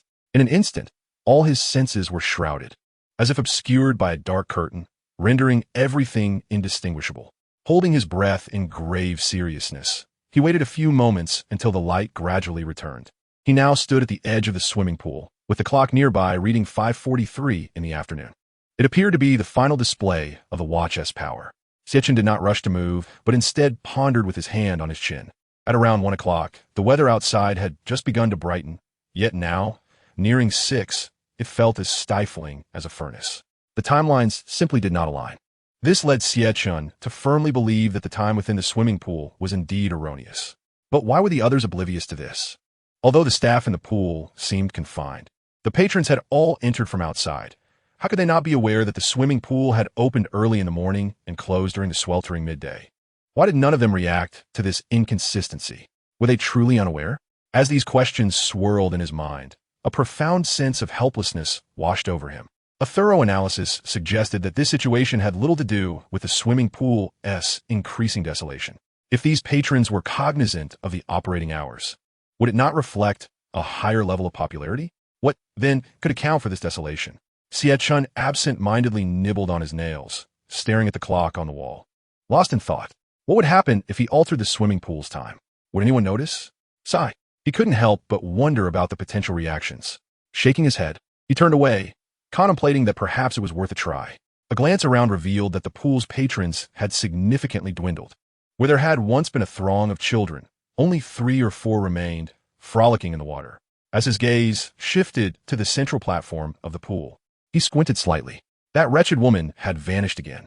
The corners of Xie Chen's mouth twitched as he hastily approached the entrance to the women's restroom. After clearing his throat a couple of times, he raised his voice. Is anyone in there? Stop hiding and come out. A girl in a swimsuit emerged from the restroom, casting a disdainful glance at him. He recognized her from a few families. Though she appeared youthful, he distinctly recalled a little girl calling her mom. This shared glance was undeniably awkward. However, Xie Chen steeled himself and inquired as she passed by, "Excuse me, is our lifeguard inside?" Realizing that this question might seem inappropriate, he quickly adjusted his approach. Inside?" The girl shot him an icy glare and replied, "I'm the only one in the entire restroom." Xie Chen was momentarily taken aback. Where had the female lifeguard gone? Pervert. Not leaving? Are you waiting for me to lodge a complaint against you to management? Xie Chen hurriedly bowed in apology and swiftly turned to exit the restroom. Xie Chen? Luo, she teased, her hand covering her mouth. Xie Chen shot her an exasperated glance, genuinely not wanting to engage with her. However, after a moment's consideration, he feigned a sigh. "I'm just looking for a lifeguard. It's not quitting time yet, so I wonder where she has gone." Luo, she puffed her cheeks, her expression one of confusion. Xie Chen felt a wave of discomfort wash over him. He had only been gone for what should have been a brief time to fetch a folding chair. If he disregarded the previous timeline, he had barely been out for 5 minutes. Taking a deep breath, he waved his hand dismissively. All right. Luo, she then stretched lazily, observing as her sister emerged from the sauna, carrying a basin of freshly replaced towels, and casually remarked, "It doesn't matter. It's already past quitting time." Xie Chen watched Luo, she before inching back a few steps. According to this, today's working hours have come to an end, seemingly in perfect accordance with the time displayed on the wall clock. Outside, the sky remains bright, indicating that it is just around noon. This realization prompted Xie Chen to rub his temples. If this calculation holds true, he would be required to remain in the second-floor room for the next several hours. Those who suffer from drought perish from thirst, while those inundated drown in excess. Yet, upon further reflection, Xie Chen found himself momentarily stunned. The operational hours of the swimming pool should, under normal circumstances, be determined by the director. What could be the rationale behind this? Could this be the fundamental reason for the pool's gradual decline? However, as the proprietor of the entire facility, how could he possibly be so misguided as to jeopardize the financial viability of the establishment? This notion simply does not add up. "Why are both of you standing here?" Xie Chen inquired, greeting Luo Guyu, who approached with a smile and a nod. Luo, she immediately ran over, playfully throwing her arms around Luo Guyu's shoulders. "Sister, isn't it almost time to clock out? Let's indulge in a bit of laziness." She continued, "Oh, by the way, let us remind the chef to prepare some delicious dishes for dinner tonight." Luo Guyu gently tapped her sister's head with her finger. "You're already thinking about food before we even finish work? Though, I'm not sure if he'll be around to cook tonight. We can ask him later." Listening to their conversation, Xie Chen felt a twinge of confusion. Hadn't the employee handbook emphasized that the chef was only responsible for breakfast? Why was it that now dinner was also off the table? Was the chef not coming in to prepare dinner as well? Xie Chen wore a puzzled expression as he posed the question. Luo Guyu tilted her head slightly and shook it. "It's not quite like that. I believe she has some family matters to attend to recently. However, she usually comes to prepare dinner for the swimming pool. If worse comes to worst, we can always cook ourselves. The kitchen is well stocked with ingredients, so no need to worry." Xie Chen nodded slightly. Yet, the mere thought of the chef led him to recall the security guard at the entrance of the swimming pool. Could this be related to a lax work ethic? If that were the case, might there be stringent regulations akin to the chef's code of conduct? He shook his head, choosing not to dwell on it for now. If there truly were such interdepartmental conflicts, the implications of this scenario would be immense. Furthermore, the erroneous information within the regulations remained unexamined. The only inconsistency he was currently aware of was the complete mismatch between the working hours outlined for staff and the actual time. Although the misalignment of work hours with real time posed no immediate threat to his safety, he feared that the second and third clauses might also contain inaccuracies. Xie Chen patted the back of his neck, which had grown somewhat numb. What a bother. It would be splendid if a system could intervene at times like this. "What are you mumbling about?" Luo Shi, overhearing Xie Chen's murmurs, queried with curiosity. Xie Chen hastily waved his hands. Nothing at all. Just talking to myself." Luo Guyu handed her sister the basin she was carrying and then made her way to a nearby platform at the foot of the stairs. Pressing the red button located above, a voice soon resonated throughout the swimming pool. Dear esteemed guests, our facility will soon close for business. Please gather your belongings and exit with your family and friends. As the announcement echoed, patrons began to tidy up, gradually making their way out. Xie Chen remained seated on the steps, observing the departing individuals. While the number was not large, he noticed several unfamiliar faces. Was it possible that people were still arriving to swim at this hour? Surely, they must be aware that the swimming pool was closing soon. Such ignorance was unfathomable. A common thread among these individuals was their lack of need to change clothes, as they simply carried their belongings and exited. It was clear that they were not there to swim. Xie Chen did not pursue them, choosing instead to note this peculiarity for future reference, as there would be more opportunities to observe their activities in the days to come. Initially, he had hoped that the rewards from the first instance would suffice, with the 4 uses of the pocket watch appearing more than adequate for the challenges that lay ahead. Yet, in light of the current flood of information, he felt somewhat overwhelmed. With only 3 uses remaining, Xie Chen rubbed his temples in exasperation. These matters, however, paled in comparison to the growing fatigue he felt from extended focus. All he desired at this moment was a good night's sleep. Since the conclusion of the first instance, nearly 48 hours had passed, with his rest time barely amounting to 8 hours. Even a robot would require recharging, let alone an ordinary human being made of flesh and blood. Chapter 28. What on earth is happening? Halfway through his thoughts, he recalled the employee handbook's requirement to inspect all open areas, which only added to his lethargy. After watching Luo Shi and Luo Guyu enter the women's restroom and changing room respectively, he sluggishly made his way to the sauna, a place he had yet to visit. The sauna door was constructed of a fully enclosed wooden design, which piqued Xie Chen's curiosity. Did they not fear that such a humid environment would lead to mold on the door? As he pushed open the door with one hand, a wave of oppressive heat immediately engulfed him, exacerbating his already exhausted state. The sound of cold water splashing onto hot stones reached his ears. Just as he attempted to muster his energy, the creaking of the sauna's curtains echoed from within. Xie Chen instinctively fixated on the source of the sound, standing completely still. Yet, no figures emerged, nor did any threats materialize, leaving him with a sense of unease. His current state rendered him incapable of focusing. If any further disturbances occurred, he would truly find it unbearable. A faint rustling sound reached his ears. Xie Chen steeled himself and gradually approached, placing a hand on the curtain. The noise ceased in an instant. With a sudden burst of energy, he yanked open the curtain, only to find the enclosed room behind it completely empty. The sauna was divided into 4 rooms, and he was certain he had not misheard the previous sounds. Yet before him there was nothing. Rubbing his eyes, he reconfirmed, but the result remained unchanged. Who is it? Come out immediately. After taking a deep breath, Xie Chen called out loudly to the 4 small cubicles. Alas, no matter how loudly he shouted, only his own voice echoed within the sauna. The growing irritation within him became palpable as he pressed one hand against the doorframe of the cubicle and exhaled a heavy sigh. Just as he was about to let his heavy eyelids droop, a faint glimmer caught his eye from the corner. Although it was but a fleeting glimpse, Xie Chen immediately recognized the existence of this light. What is that? He murmured to himself, quickly moving closer. As he took a step forward, a light footfall echoed behind him. Luo Guyu stood behind him, smiling. Have you completed your checks? Almost, he replied. Luo Guyu smiled and said, That's good. A quick glance is sufficient. No need for thoroughness. Remember to head to the kitchen for dinner afterward. Xie Chen remained silent, merely nodding in acknowledgement before feigning an interest in his surroundings. Observing him return to his pretense of busyness, Luo Guyu turned and exited the sauna room, leaving Xie Chen alone within, his expression grave. As Luo Guyu stepped outside, the smile that had adorned his face had clearly turned cold, devoid of any color. This prompted a flurry of thoughts in Xie Chen's mind. Reflecting on the events of the day, it appeared that Luo Guyu's appearances had been devoid of any significant undertakings, unlike Luo Shi, whose work was evident.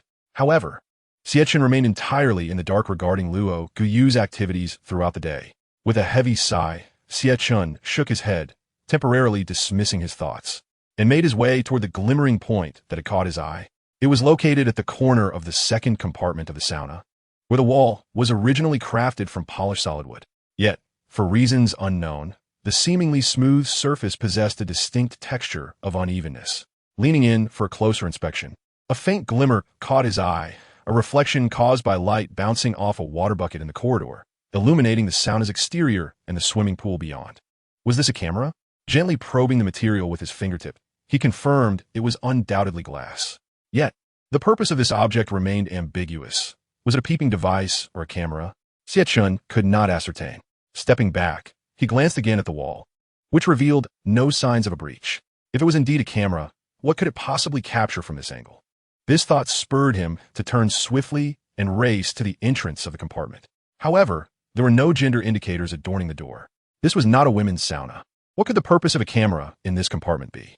Confusion enveloped him, leaving him unable to grasp the intentions behind it all. If he truly wished to uncover the truth, he would likely have to wait until tomorrow, as only by discerning which patrons frequented this sauna compartment could he elucidate its peculiarities. Exhaling softly, Xie Chen conducted a thorough examination of the remaining 2 compartments, ensuring they bore no anomalies akin to the second one, before he promptly exited the sauna. At that moment, Luo, she had just concluded her inspection and cast a glance at him from afar. Xie Chen had no time to spare for her and hurriedly ascended the stairs to the second floor. The soft sensation of the steps seemed to envelop his weary body, and at that moment, comfort was all that occupied his mind. As his consciousness began to fade, his senses gradually dulled, and he succumbed to a deep slumber. This process transpired in less than 2 minutes. It wasn't that sleep eluded him. Rather, he had simply lacked sufficient time and opportunity for rest. He remained unaware of the passage of time until a familiar voice broke through the fog of his dreams, accompanied by an enticing aroma wafting into his nostrils. "Hey, your meal is here. Make sure to get up and eat before it cools down. That's your own concern if you let it get cold." With a groggy yawn, Xie Chen slowly propped himself up in bed. Still in a post-slumber haze, his vision was somewhat blurred, but he could make out Luo, she leaving the room. He covered his mouth as he yawned again and stretched lazily. A series of gurgling sounds echoed from his stomach, a wave of hunger crashing over him. He instinctively placed a hand on his belly. Since consuming bread in the first instance over a dozen hours ago, he had not ingested anything, save for a couple sips of tea in the security room, which only intensified his hunger without offering any sustenance. Scratching his head, Xie Chen rushed to the table and opened the food container, revealing a beautifully presented rice dish before him. After grabbing the spoon beside him, he began to devour the meal with fervor, each mouthful of rice accompanied by vegetables, and all he could discern was the exquisite flavor. After consuming nearly half, he hurriedly turned to the window, pulling the curtain aside. Outside, it was pitch black, devoid of even moonlight. As he had surmised, it was likely around midnight. While the swimming pool's clock indicated it was nearing 5 or 6 in the morning. He had slept for nearly 8 or 9 hours. While chewing the rice, Xie Chen yawned again and stretched his neck. The food container now held only a few bites of rice. He surveyed his surroundings, searching for the kitchen's exact location, as well as the elusive director's office. Apart from a staircase leading to the female lifeguards area, there was a 3rd floor, the purpose of which remained a mystery. To the left of the 2 employee staircases, a broader sloped staircase led to a corridor now illuminated. The swimming pool exhibited no anomalies. The clock continued to sway in the early morning hours, with approximately 7 or 8 hours remaining until noon. With tears glistening in his eyes from yawning, Xie Chen stole another glance at the sauna room, where the door was tightly shut, offering no clues. Descending the stairs, he approached the brightly lit, sloped staircase, where the enticing aroma intensified. Spicy hot pot? He patted his nearly full stomach, feeling the saliva pool in his mouth.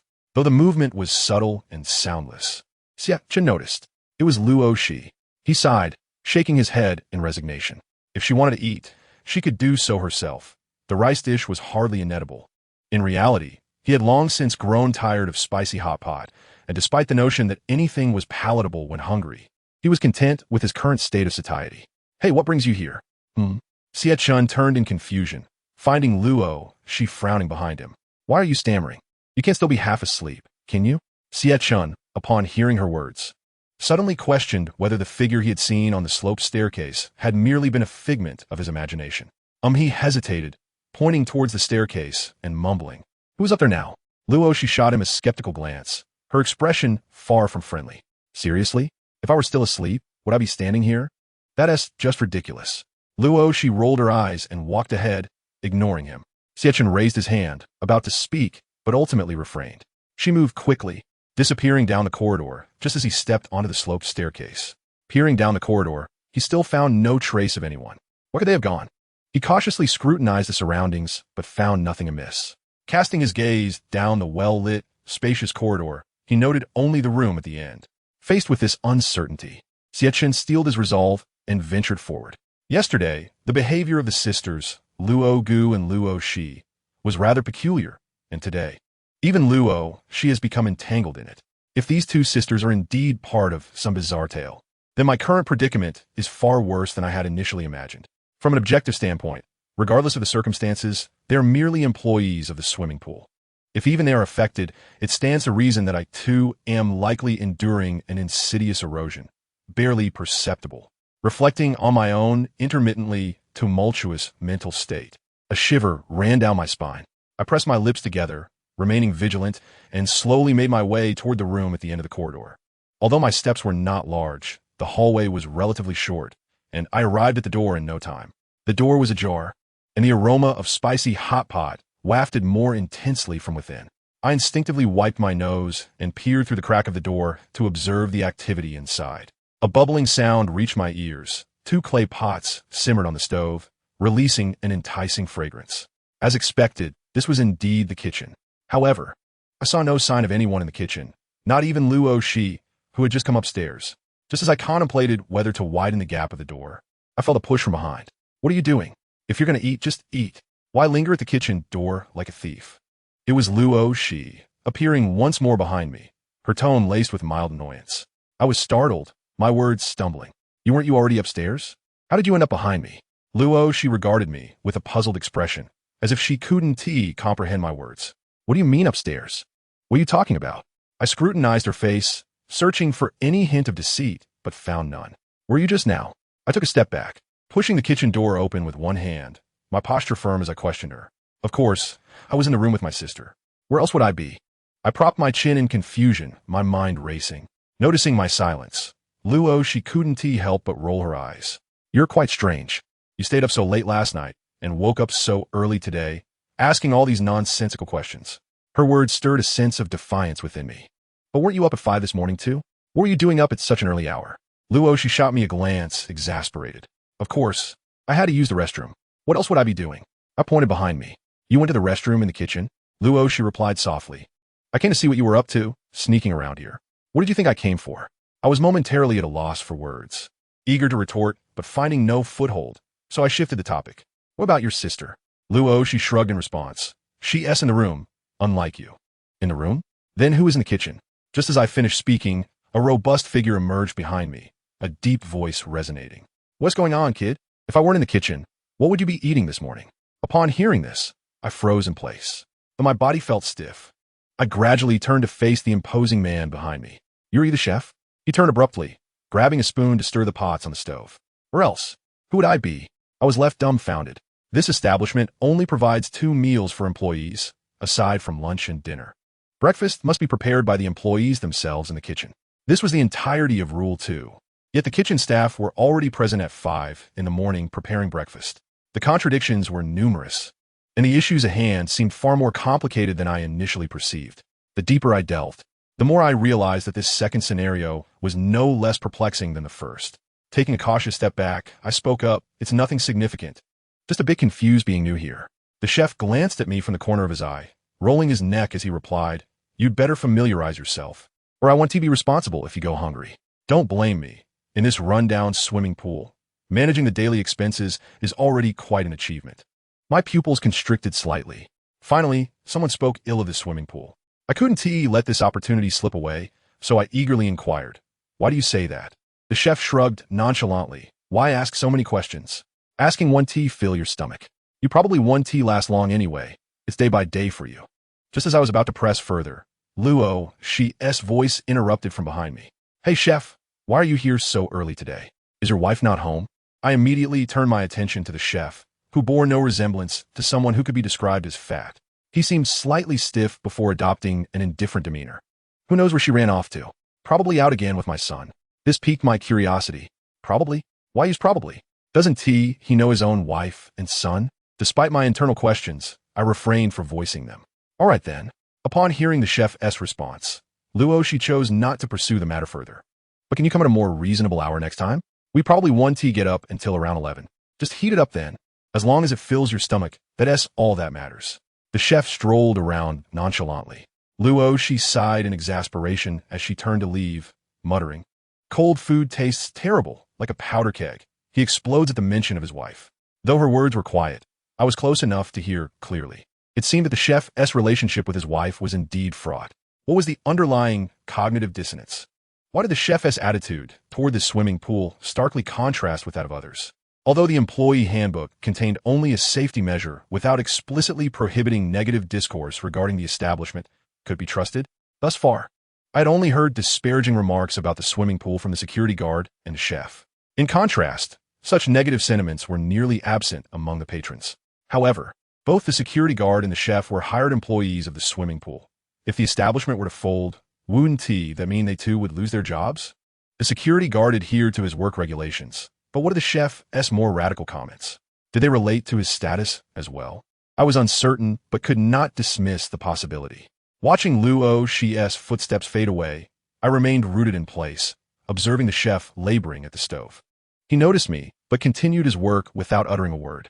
After a considerable time, watching him wash and chop vegetables, I finally asked, "Hey, why do you say the swimming pool won't last long?" The chef continued chopping without pausing for my inquiry. After a few seconds of silence, he finally spoke up. "Did I say that?" Xie Chen, taken aback by his cold demeanor, awkwardly scratched his head and smiled. "I'm just a bit curious. After all, I've only just started working here for a day, and I certainly don't want to lose my job so soon. If what you say is true, I should prepare myself to look for another position." After finishing the last chop, he forcefully slammed the knife onto the cutting board, a gesture imbued with a hint of emotion. Startled by the sudden noise, Xie Chen noticed the chef shooting him a glare and quickly responded, "What's wrong, bro? I was just saying something. Why the strong reaction?" It's because of your kind of foolish work attitude that this lousy swimming pool is struggling to survive." Chapter 30, The Secret of the Fat Chef. Stung by the chef's scathing remarks, Xie Chen felt a surge of displeasure. It was clearly him who first made such remarks about merely getting through the day, and now he was trying to play the superior. As he vented his frustrations, Xie Chen slipped his hand into his pocket, gripping the pocket watch that lay quietly within. If the chef intended to make a move, he too could defend himself. It wasn't that he wasn't rational. Asking questions alone would likely yield no useful information, and given his already pent-up frustration, a more aggressive approach might be warranted. After all, what did he have to lose? Even with his resolve, the sight of the chef picking up the knife from the cutting board, exuding an air of anger, made Xie Chen swallow hard. The fat chef had an uneven stare when glaring. "You kid have quite the fiery temperament, but it won't do you any good. In this line of work, one must learn to endure, or you will inevitably suffer the consequences." The chef turned away, busily tending to a basin of river clams. His tone earnest. Not sensing any intention of aggression from him, Xie Chen decided against using the pocket watch just yet. Perhaps there was indeed a chance to extract some information from him. We're all just working to earn a meager living. Who wants to endure this nonsense? Xie Chen feigned indignation, continuing his complaints. The chef placed the clean clams into another iron basin and shook his head at Xie Chen. After a moment's consideration, Xie Chen resolutely asked, "You seem to have a good relationship with Luo, don't you?" The chef, silently sorting through the clams, replied with a flat expression. "Something like that." Xie Chen fell silent for a moment. It seemed the chef connection to the two sisters was indeed as he suspected, merely colleagues at the swimming pool. Perhaps he could still inquire about whether Luo had shown any odd behavior. Standing beside the chef, he watched as the fat man skillfully prepared the clam meat. After a while, Xie Chen asked, "How long have you known them?" The chef looked up at Xie Chen, a puzzled expression crossing his face. "What do you ask? I can't shake the feeling that you're quite interested in those two sisters. Do you like them?" Xie Chen quickly shook his head, covering his face. "Don't misunderstand. I'm just being straightforward. Don't you think there's something strange about them?" Listening to Xie Chen's words, the chef's gaze fixated on the clam meat on the cutting board, as if lost in thought. "Has she ever made you feel something was off?" Xie Chen probed directly, leaving no room for ambiguity. The chef, lifting his head halfway, then lowered it again, returning to his task. "I don't know." Feeling a sense of helplessness wash over him, Xie Chen thought, "The chef is here so early today?" At that moment, a voice came from behind him, prompting Xie Chen to turn around. Luo stood there in her pajamas, yawning. Their eyes met as he turned. Oh, you're awake too? Or just getting up? Seeing her innocent expression, Xie Chen felt a pang of awkwardness. Despite his efforts to conceal it, he couldn't help but feel a bit out of place. Was she here to ensure he didn't uncover any secrets? It seemed too coincidental. The swimming pool's decline was certainly not a simple matter. The two sisters employed there had issues, and even the chef seemed to harbor secrets. However, he was uncertain about the priority of addressing these concerns and feared making a misstep in the process. Cough, cough. No, I just got up to use the restroom. I caught a whiff of the aroma and came over. I didn't expect breakfast at the swimming pool to be so sumptuous. Xie Chen scratched his head, trying to make his fib sound plausible. After hearing this, Luo Guiyu smiled and stretched, then briskly walked over to stand beside Xie Chen, glancing at the ingredients the chef was preparing. Hey chef, what delicious food do we have for breakfast today? The chef, steadily chopping garlic, replied calmly. Steamed clam meat and spicy hot pot. As for the staple, I've cooked some rice. Upon hearing this combination, Xie Chen, a southerner, felt a bit taken aback. Who eats rice for breakfast, let alone greasy hot pot? Luo Guiyu, however, reacted differently, her face brightening with a smile. That sounds quite delicious. I'm really looking forward to it. As she spoke, her gaze inadvertently shifted towards Xie Chen. Why do you look so glum? Are you feeling unwell? Xie Chen quickly waved his hands and cleared his throat. Not at all, just a bit overly hungry. Once I eat, I'll be fine. Luo Guiyu nodded gently before turning to leave the kitchen. Watching her decisive figure, Xie Chen felt a twinge of confusion but refrained from pursuing her, instead choosing to remain and continue conversing with the chef. As for whether Luo Guiyu had overheard their previous exchange, he no longer concerned himself with it. Even if she had, it was beyond his control. He could always take another bold step if needed. With 3 uses left on the pocket watch, he still had ample room for error. Once Luo Guiyu's footsteps faded into the distance, Xie Chen approached the fat chef. Do you have something to attend to? There is still plenty of time left. If you're tired, you can rest a bit longer. After all, the food won't be ready in a hurry. The chef seemed to take Xie Chen's earlier comment about being hungry seriously, which left Xie Chen feeling somewhat embarrassed, though he chose not to dwell on such trivialities. Whether to rest or not is secondary. Isn't there a rule about when you have to come here to make breakfast? Why are you so diligent? It's still early, and the sun hasn't even risen yet. If it were me, I'd rather sleeping at home. Xie Chen said this to elicit information about the employee regulations, curious about the nature of that particular rule. The chef appeared momentarily taken aback before exhaling deeply, as if forcing himself to regain composure. Why do you care so much? It's good enough that there's food here. Besides, when I come to cook is my own business, and it's none of your concern. I'll come whenever I please, and no one can stop me. Xie Chen quickly donned a smile. All right. No need to get so worked up. I was just making an observation. He feigned stretching, then leaned one hand against the side of the stove, watching the chef showcase his knife skills. So, brother, what is on your mind? As he opened his mouth once more, the portly chef was evidently growing increasingly impatient. In truth, there was little to be concerned about. It was merely that he found himself perplexed by the conversation he had just overheard between you and Luo Shi. Xie Chen, while speaking, scrutinized the chef's face, hoping to discern any reaction. However, the chef remained engrossed in slicing the ingredients, seemingly disinclined to engage with Xie Chen. The more aloof he appeared, the stronger Xie Chen's curiosity became. Indeed, Xie Chen deliberately paused, noticing that the chef's hand seemed to stiffen with the length of the silence, prompting a slight smirk to grace his lips. It was evident that he had uncovered a chink in the chef's armor during their earlier exchange. Brother, is it really appropriate for your wife to take the child out so early in the morning?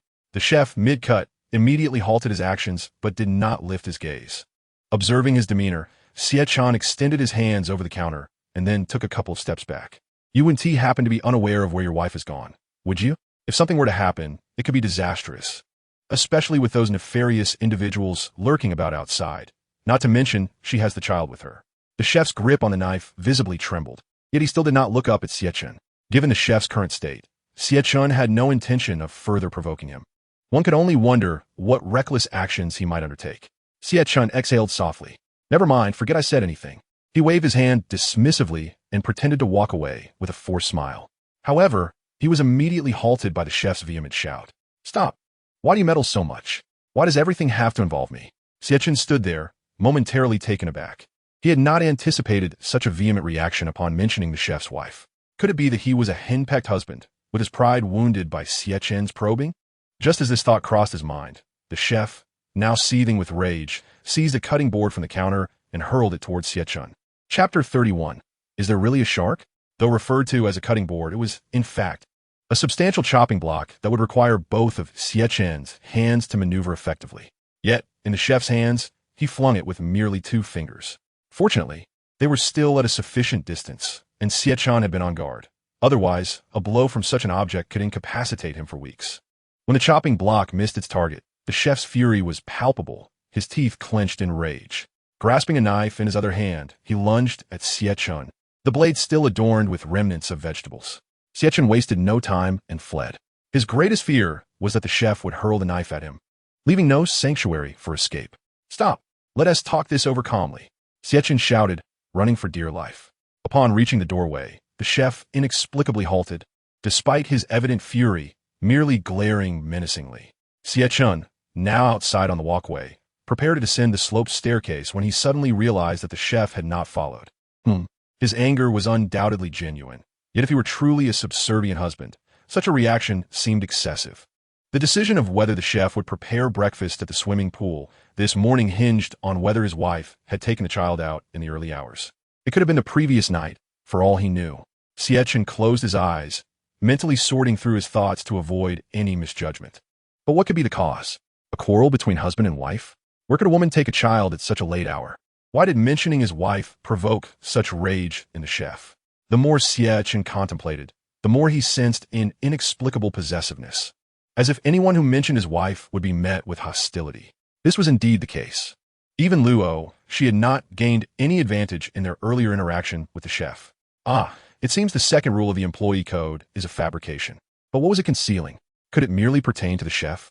Xie Chen descended the sloped staircase gently, still feeling that this was overly superficial. Beneath the surface of the rules undoubtedly lay critical information about the mission. Yet, even the most pivotal insights required time to uncover. After all, the anomalies within the sauna and the peculiarities of the 2 sisters loomed ahead. Just contemplating these matters made Xie Chen's head spin. "Forget it, I'll just take a nap." Yawning, Xie Chen ambled onward, arriving at the staircase leading to the 2nd floor. As he reached the midpoint, the sound of splashing water emanated from the pool below. The sound echoed like crashing waves and jolted Xie Chen from his drowsiness. Hadn't all the guests at the swimming pool departed? Everything had seemed in order. Xie Chen's heart raced as he recalled the 2 sisters. Could it be that their actions were merely for show? Perhaps the Henti even conducted a thorough check. In the several pools, there was not a soul in sight. I can't be experiencing auditory hallucinations? He gently tapped his ear, still pondering. Yet despite this, the pool before him exhibited no unusual occurrences. After a moment of contemplation, he yawned again, the remnants of sleepiness creeping back into his mind. Xie Chen turned to continue upstairs, patting the back of his head in an attempt to awaken himself. Suddenly, just a couple of steps later, the previous sounds returned, but this time with greater intensity. This caused Xie Chen to tremble, and his mind involuntarily recalled the 4th rule of the employee code. There will be no sharks in this establishment, nor will any other fish be kept. Could it truly be a shark? Xie Chen had initially suspected that this rule was merely a distraction, but to his astonishment, the swimming pool was indeed concealing the existence of sharks. Yet, just yesterday, while working and mingling with the guests, he had thoroughly inspected these pools and found nothing amiss. The water was so clear that one could easily see the bottom. Not a single fish, let alone a shark, could be concealed. Clutching the railing, Xie Chen dashed downwards, eager to see what lay beneath that dorsal fin. Perhaps it was a shark after all. With hurried footsteps, he arrived at the pool from which the sounds emanated, only to realize that this was the very pool where the daft woman had appeared. As he leaned over to peer down, the fin that had once broken the surface of the water had vanished without a trace. The entire pool was pristine, not a ripple disturbing the water surface.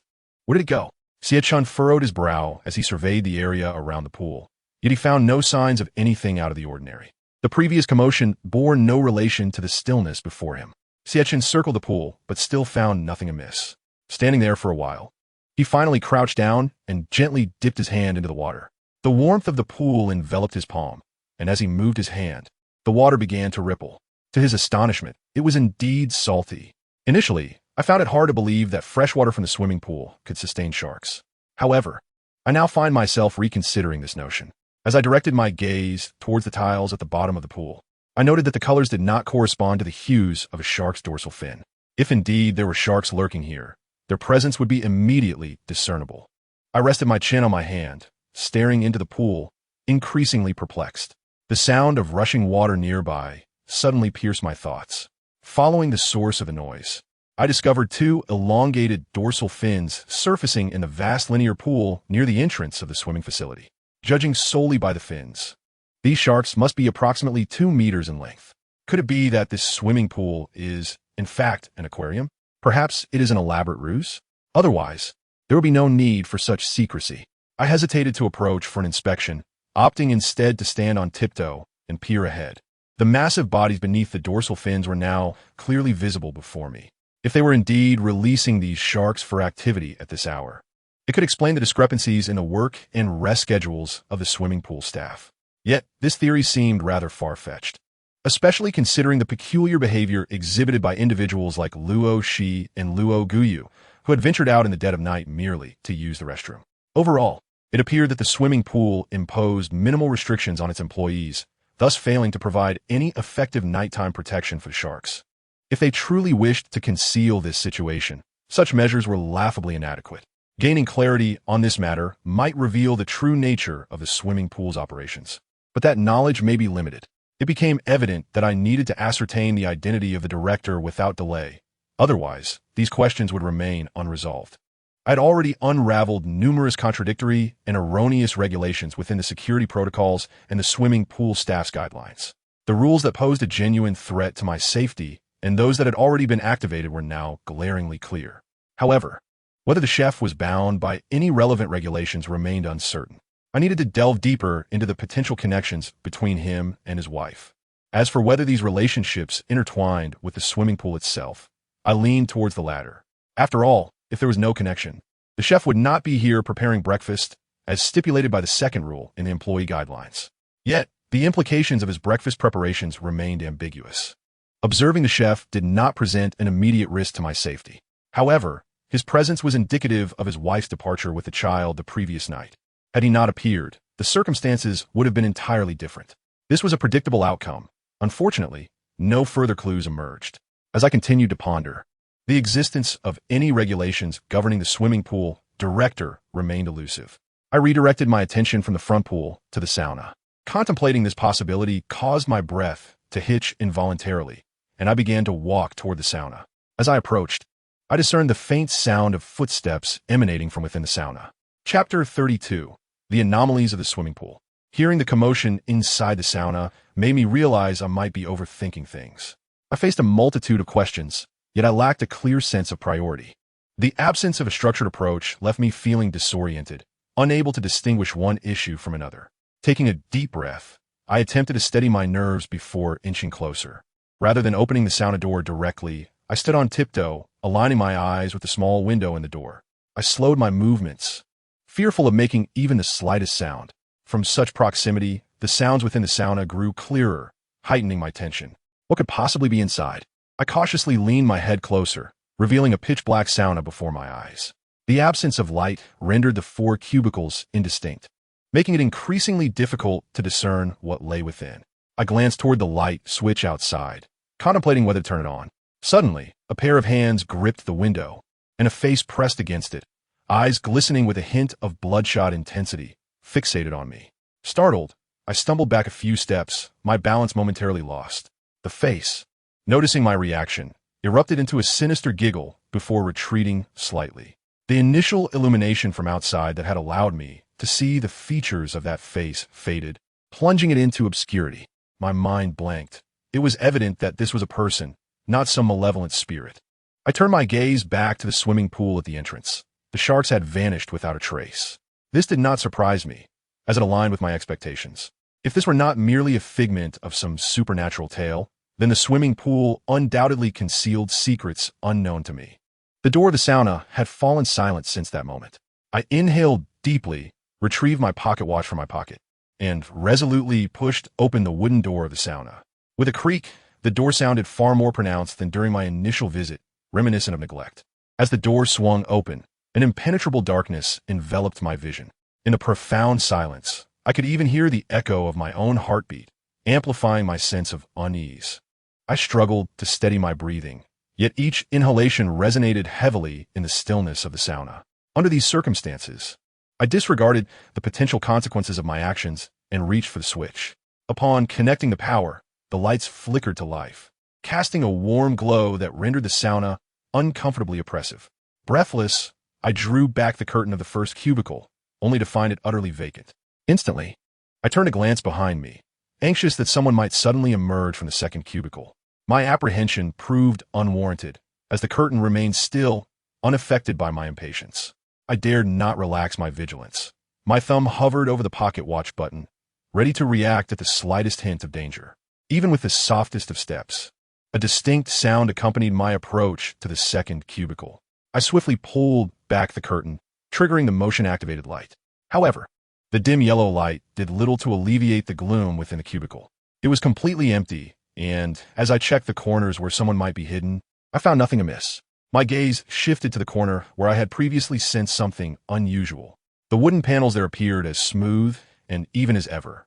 Leaning closer, panic surged through me. Where was the camera? How could this be possible?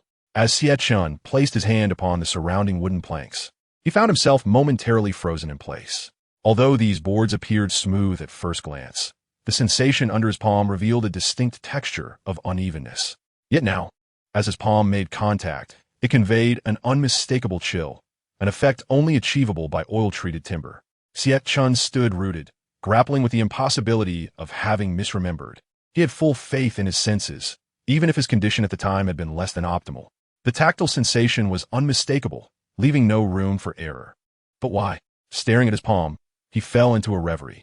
It was difficult to ascertain, as this bizarre realm had the capacity to create illusions for the chosen ones, a fact he could not deny. The thought left him feeling overwhelmed. A crucial matter lay before him, yet he struggled to discern its authenticity. If he could not even define reality versus illusion, how could he hope to progress? He scrutinized the third and fourth compartments, but the findings mirrored those of the first. Little differentiation was apparent. Xie Chen furrowed his brow at the contents within, sensing something was amiss, but unable to articulate precisely what had changed. A fleeting glance at the altered corner of the wall was all he dared, ultimately choosing not to enter. After closing the door behind him, he did not depart, but instead lingered at the threshold, gazing at the sauna room. Silence reigned within. The shadow he had glimpsed moments ago seemed to have vanished entirely. Yet, inexplicably, Xie Chen felt a strong conviction that the figure was not merely a figment of his imagination, but rather a real person, possibly even one of the patrons from the swimming facility. However, the possibility of it being a lingering guest from the pool could not be dismissed. Given its high likelihood, regardless of which scenario it was, the challenge for Xie Chen was immense. Simply unraveling the mystery of the figure's disappearance posed a formidable task. Just as one wave subsided, another arose. After murmuring to himself, he turned and strode toward the pool, dismissing the sauna room from his thoughts. No matter how much he focused, the transformation within was simply too profound. Moreover, with no means to ascertain whether he was ensnared in illusion, gathering evidence had become an exercise in futility. Xie Chen returned his pocket watch to his pocket and proceeded to the pool at the front of the facility. There was an eerie stillness. Not a single sound could be heard, not even the slightest bubble. Shaking his head in disbelief, he felt utterly lost, unable to fathom how the sharks in the pool had vanished. Although he had entertained a theory regarding this, he swiftly dismissed it. If it were merely an illusion, there would have been no need to incorporate it into the rules for his awareness. Furthermore, it lacked any element of deception. If the intention was to mislead him into perceiving the swimming pool as an aquarium or a habitat for rare creatures, it would not have been so easily connected in his mind. Thus, that line of reasoning crumbled. Yet, what purpose did the appearance of these sharks serve? If they were not an illusion, how could they have disappeared without a trace? Xie Chen sat beside the pool, slowly extending his feet into the water. However, the temperature starkly contrasted with that of the earlier rectangular pool, the water icy to the bone, prompting an involuntary gasp. It was worth noting that this pool's water was connected to the previous one. The three individuals who had trained here yesterday had utilized this very water.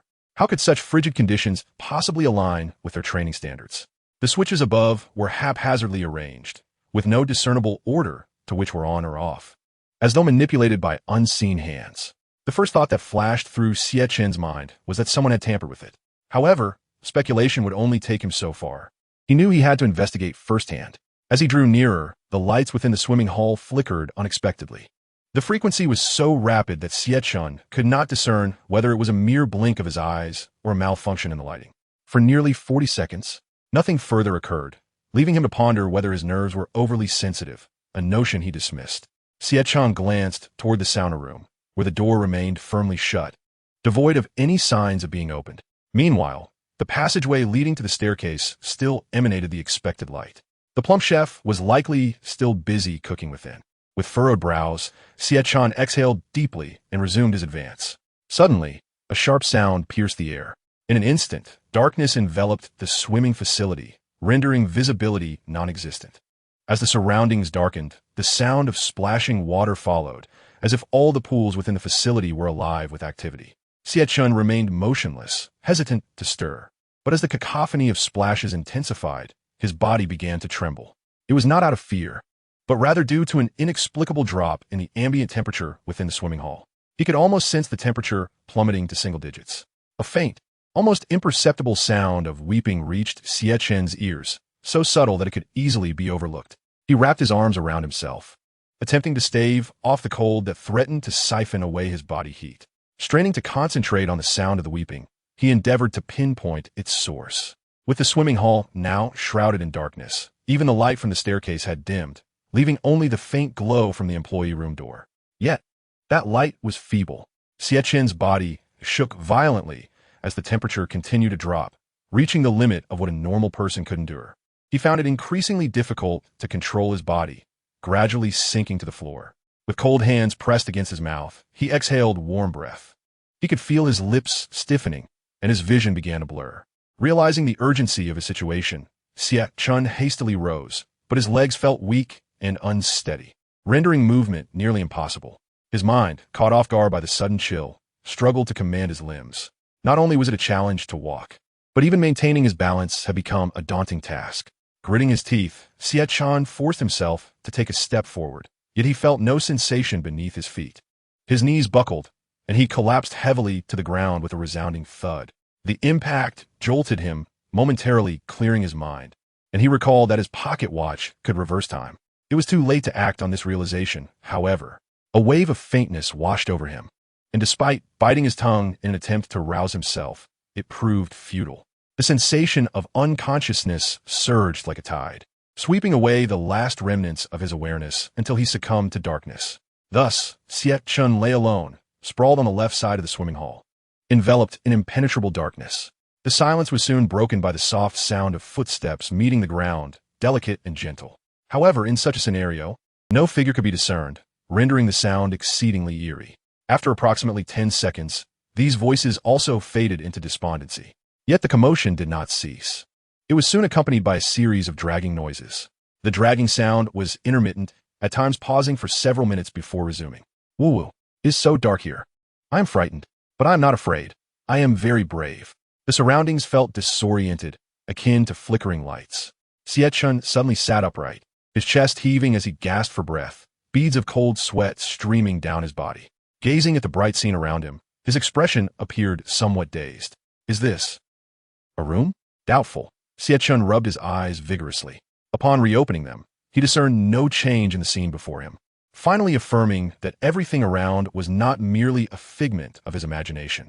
Yet, a tinge of disbelief lingered within him as he regarded the current surroundings with a sense of inevitability. Xie Chen, it's about time. Are you up yet? Luo Xi's voice drifted in from outside the door. Xie Chen turned a glance out the window, observing the state of the outside world. He surmised that it was likely time to commence work. I'm up. Just a moment, he shouted hoarsely in response, signaling to Luo Xi that he had risen, thus preemptively avoiding a subsequent reprimand. As he listened to the footsteps that should have approached his door gradually recede, he exhaled a sigh of relief. However, he did not immediately rise from bed. Instead, he sat there in a stupor, his thoughts momentarily vacant. He reflected on the events of the previous night. With no fruitful conclusions, Xie Chen reluctantly tossed aside the covers and rolled out of bed. The instant he stood, a sharp pain shot through his knee. Had he not reacted swiftly to grip the edge of the bed, he would have collapsed onto the floor.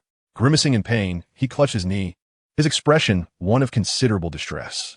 As he gradually crouched down, he gently released his grip from his knee. A sizable bruise came into view, marring the skin. Merely a light touch sent a piercing ache coursing through his nerves to his brain, causing him to involuntarily gasp. It was this very pain that brought back the sensation of falling the previous night. However, what transpired afterward remained a blank canvas in his mind. Xie Chen's thoughts first drifted to the two sisters, but he quickly shook his head, dismissing that notion. If it truly was them, then this morning would undoubtedly not be as it was. At the very least, one of them would have been standing by his bedside, gazing at him. Just moments ago, Luo, she had clearly intended to rouse him from slumber, only to walk away after his acknowledgement, which starkly contradicted his earlier assumptions.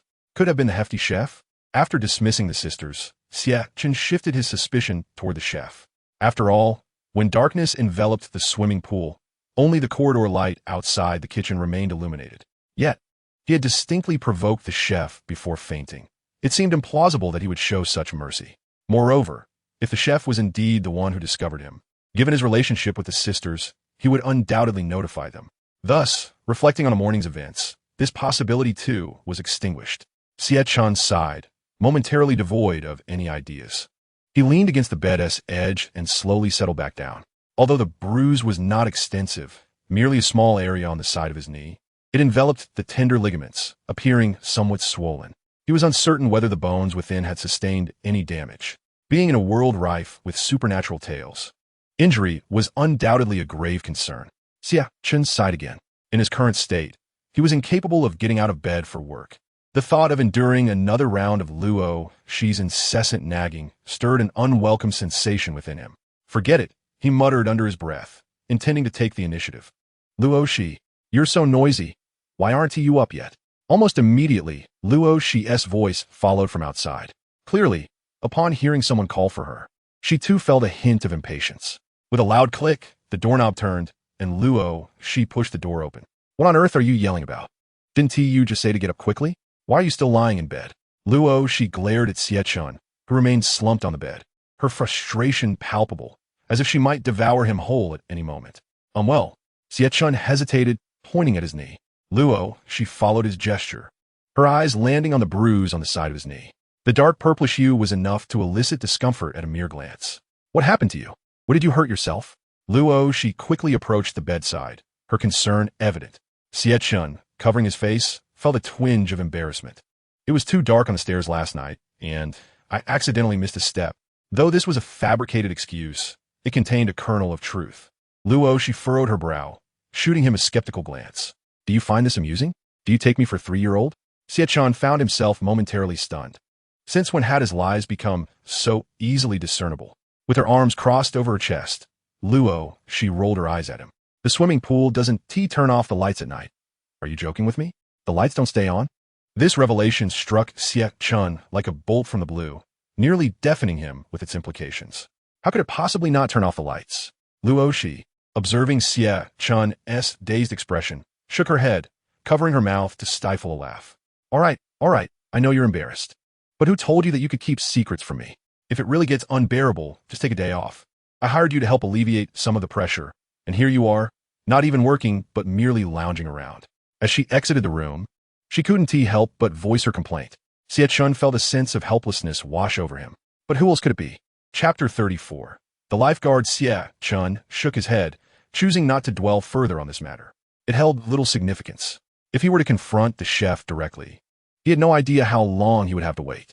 According to the usual routine, the chef was only responsible for lunch and dinner. He only needed to wait until noon to discuss matters with him. However, considering that the chef had not shown up last night, technically it was already the early hours of this morning, throwing his usual schedule into disarray. Sigh, this is truly vexing. Xie Chen rubbed his temples in resignation and simply lay back down on the bed. Even if he wished to clarify the situation, he had no means to do so. Who knew whether the chef even understood what had transpired the previous night? Moreover, if the chef chose to conceal the truth, he would have no recourse. Upon further reflection, it seemed that the alarming events of the previous night had commenced only after he sensed the presence of a shark and the anomalies occurring within the sauna. This swimming pool did not appear to harbor any formidable refrigeration facilities. Even if there were numerous hidden air conditioning units, they would be incapable of such feats. If it were merely one air conditioner, that would be one thing. However, if one wishes to replicate the effect of last night. Activating numerous air conditioning units simultaneously would result in an astronomical power consumption and energy expenditure that would be utterly absurd, rendering any semblance of tranquility unattainable. Even if it were feasible, it would not reach that extraordinary level. The sensation of instantaneous cooling is simply beyond the capabilities of air conditioners alone. Moreover, assuming such a feat could be accomplished, the operational noise would be inescapable. I have certainly heard the cacophony of 10 or more air conditioners running at once. It would be more bothersome than the incessant buzzing of mosquitoes. Just as I've settled down, my mind begins to churn with these possibilities, causing me to completely forget the excruciating pain radiating from my knee. This realization prompts a deep sigh from Xie Chen. Ever since I arrived in this strange world of tales, my mind has scarcely found respite, unlike those protagonists in novels and television dramas, who possess an abundance of invincible advantages and can pass through challenges simply by resting. I find myself unable to sleep soundly or even eat properly. That wretched pocket watch, while capable of manipulating time and space, is burdened with exceedingly strict limitations on its usage. Forget about the first scenario. Even in the current second scenario, I treat this golden key with the frugality of a miser, reluctant to utilize it until absolutely necessary. Xie Chen slapped his cheeks with both hands, gazing at the ceiling in exasperation. Alas, dear heavens, spare me this torment and swiftly bring my demise. As he uttered these words and closed his eyes, a sharp series of knocks echoed on the door of his room. Following this rapping, a languid voice, low and lazy, drifted through the door and into his ears. "Hey, you filthy man, are you in there?" Xie Chen immediately rolled over, but his knee, trapped beneath his body, throbbed painfully, causing him to writhe on the bed. "Knock, knock, knock." Noticing the silence within the room, the person outside gently rapped a few more times. This was soon followed by a lengthy pause. Could it be that no one was truly inside? The individual, clad in a light garment, stood at Xie Chen's door with hands tucked into pockets. A look of puzzlement etched across their face. Surely this filthy man could not have ventured outside. Creak. The sound of a spring was heard as the doorknob turned, and the door was pulled open. Xie Chen's face emerged in the doorway, with the corners of his eyes glistening with tears. The masked figure outside, upon seeing Xie Chen's appearance, appeared momentarily taken aback, struggling to comprehend the situation. Despite her face being largely concealed, Xie Chen recognized her instantly. "You." The words escaped Xie Chen's lips, his expression twitching, yet he found himself at a loss for further utterance. "What do you want?" The figure outside narrowed her eyes, clearly dismissive of Xie Chen's demeanor. "You knock on my door and then ask me what I want? Are you out of your mind?" Enduring the sharp pain in his knee, he limped to open the door, only to be met with this absurdity. The unexpected knocking had startled him, causing him to inadvertently press on his bruised knee. "You." Xie Chen shot a glare at the female lifeguard, who was unable to conceal her identity.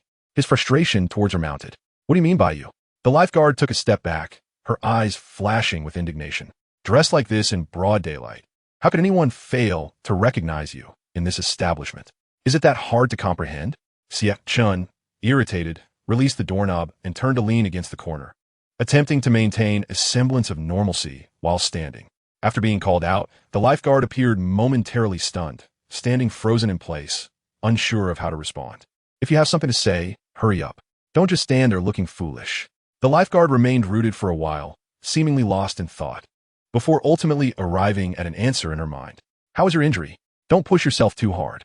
Upon hearing her words, Xie Chen was taken aback, his mind momentarily clouded. How did she know about his injury? In an instant, a thought struck him, and he hastily reached into his pocket. To his surprise, the lifeguard's gaze followed his hand to his pocket, her eyes widening in surprise.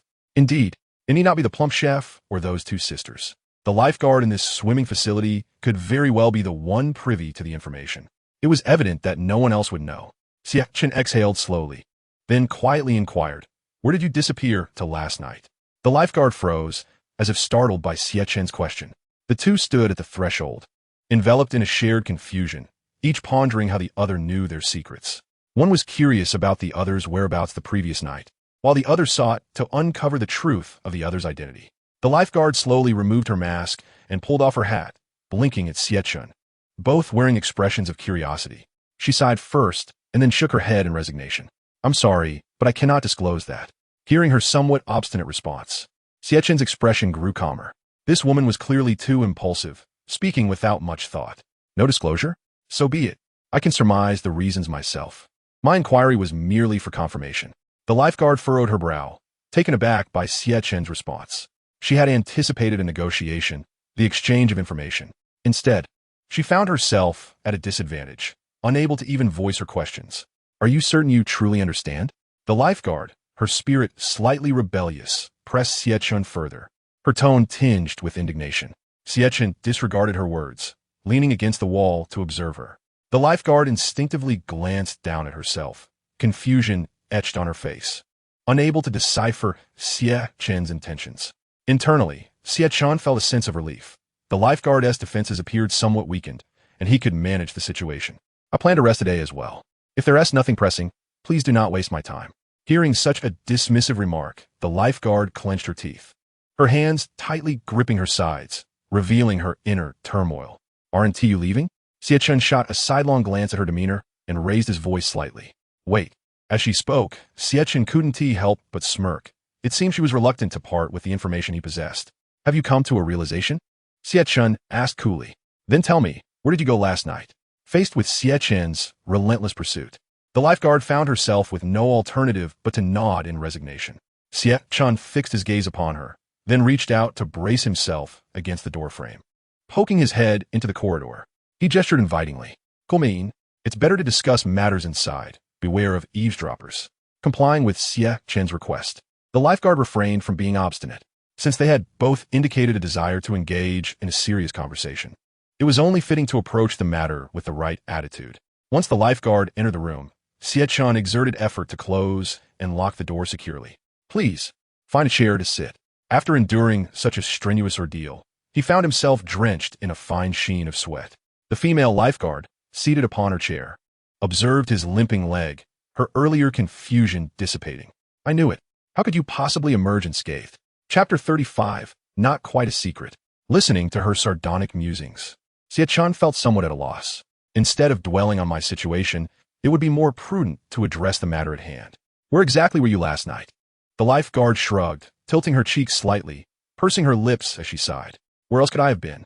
Upon hearing this, Xie Chen remained skeptical, as her words lacked any substantiating evidence. He desired to take the time to scrutinize the matter. Yet, given his current physical condition, such an endeavor proved exceedingly challenging. This posed a considerable test to his powers of observation. The lifeguard evidently did not anticipate that Xie Chen had contemplated so much. She merely spoke her mind candidly. What is the matter? Don't you believe what I'm saying? If that is the case, I'm at a loss. Xie Chen shifted his body to the left and leaned against the headboard, smiling at the lifeguard in silence. The lifeguard turned her face, feeling somewhat unnerved by his peculiar expression. What do you mean by that? I fail to comprehend why you, a girl, are so intent on inquiring about my activities last night. Am I not entitled to a modicum of privacy? Seeing her in such a state of distress, Xie Chen decided to drop the pretense. With his hands raised in surrender, he candidly stated, regardless, you were undoubtedly not in your own room last night. As for where you went, I find myself at a loss. However, I believe you must realize that this answer cannot remain concealed from me for long. Whether you confess sooner or later, the outcome will ultimately be the same. Why bother hiding? The lifeguard pursed her lips, as if Xie Chen had struck a nerve. His beaming smile prompted her resignation to the situation. Sighing, she straightened her posture, furrowing her brow before resolutely stating, while that may hold some truth, I believe there is no need for me to elaborate on what you experienced last night. You must have a general idea that I saved your life. Given that I am in the position of a lifesaver, could we perhaps discuss something else? With this shift in tone, there was a hint of negotiation. At this moment, Xie Chen had seemingly risen to a level where they could converse as equals. Were you investigating? Or are you concealing something from me? Xie Chen's focus was sharp, cutting through the lifeguard's eloquent rhetoric and getting straight to the point. The lifeguard appeared somewhat troubled. I've already mentioned not to discuss this matter. Everything else is fair game. Xie Chen narrowed his eyes, his tone growing colder. Who is the curator? His surname is Wang. Beyond that, I'm not certain, as I have never seen him in person. This information flowed smoothly in her mind, as if it had taken root and blossomed. How do you know this? Let us set that aside for now. It's my turn to ask you a question. One question each, no cheating. Xie Chen took a deep breath, visibly calming his anxious demeanor. Regardless of whether the lifeguard's statements were true or false, they held significant value for reference. Even if they misled him, They were preferable to wandering aimlessly like a headless fly without a clear direction. After all, you cannot divulge everything about me, and naturally, I cannot reveal everything to you either. The lifeguard shook her head, her voice softening. Our positions differ, and therefore, so do our natures. Xie Chen, puzzled by her vague statement, inquired, what do you mean? It's nothing. I'll just verify it myself. Why did you come to this swimming pool? Xie Chen regarded the lifeguard's serious demeanor. Are you not aware of the peculiarities surrounding this swimming pool? Naturally. I am here to investigate. Is there a problem? Have you made any new discoveries? After a brief silence, the lifeguard finally spoke up, her anxious tone evident despite her efforts to suppress it. Xie Chen shook his head. There has indeed been some progress, but merely conjectures. I have yet to find any conclusive evidence. Thus, I shall refrain from making any hasty judgments. Furthermore, without knowing whether you are friend or foe, I cannot fully disclose everything to you. Seeing that Xie Chen's reaction did not suggest deceit, a flicker of melancholy and disappointment crossed the lifeguard's features, only to vanish swiftly. Oh well, I anticipated this outcome. Following her lead, Xie Chen pressed on. If you're also here to investigate this swimming pool, what groundbreaking discoveries have you made thus far? Fearing the lifeguard might withhold information, Xie Chen added, as if to reassure her. If there are any, perhaps they could align with my own speculations. The lifeguard rested her chin on one hand, carefully weighing the pros and cons of Xie Chen's words, before finally loosening her previously tightly sealed lips. I cannot help it. This swimming pool is exceedingly well guarded. Despite my exhaustive efforts over the past fortnight, the findings I've made are scant at best. Even these fragmented pieces of information refuse to coalesce. As she spoke, the lifeguard closed her eyes, donning an expression of exasperation. Xie Chen's gaze remained fixed on her face. Do tell. After an extended moment of eye contact, their voices finally shattered the silence. The issue with the guests. That Wong fellow seems to be consistently avoiding the patrons of this swimming pool. This is the only pattern I've discerned thus far. As for anything else, it's difficult to say, as I lack clarity at the moment. Upon hearing this, Xie Chen's thoughts became increasingly entangled.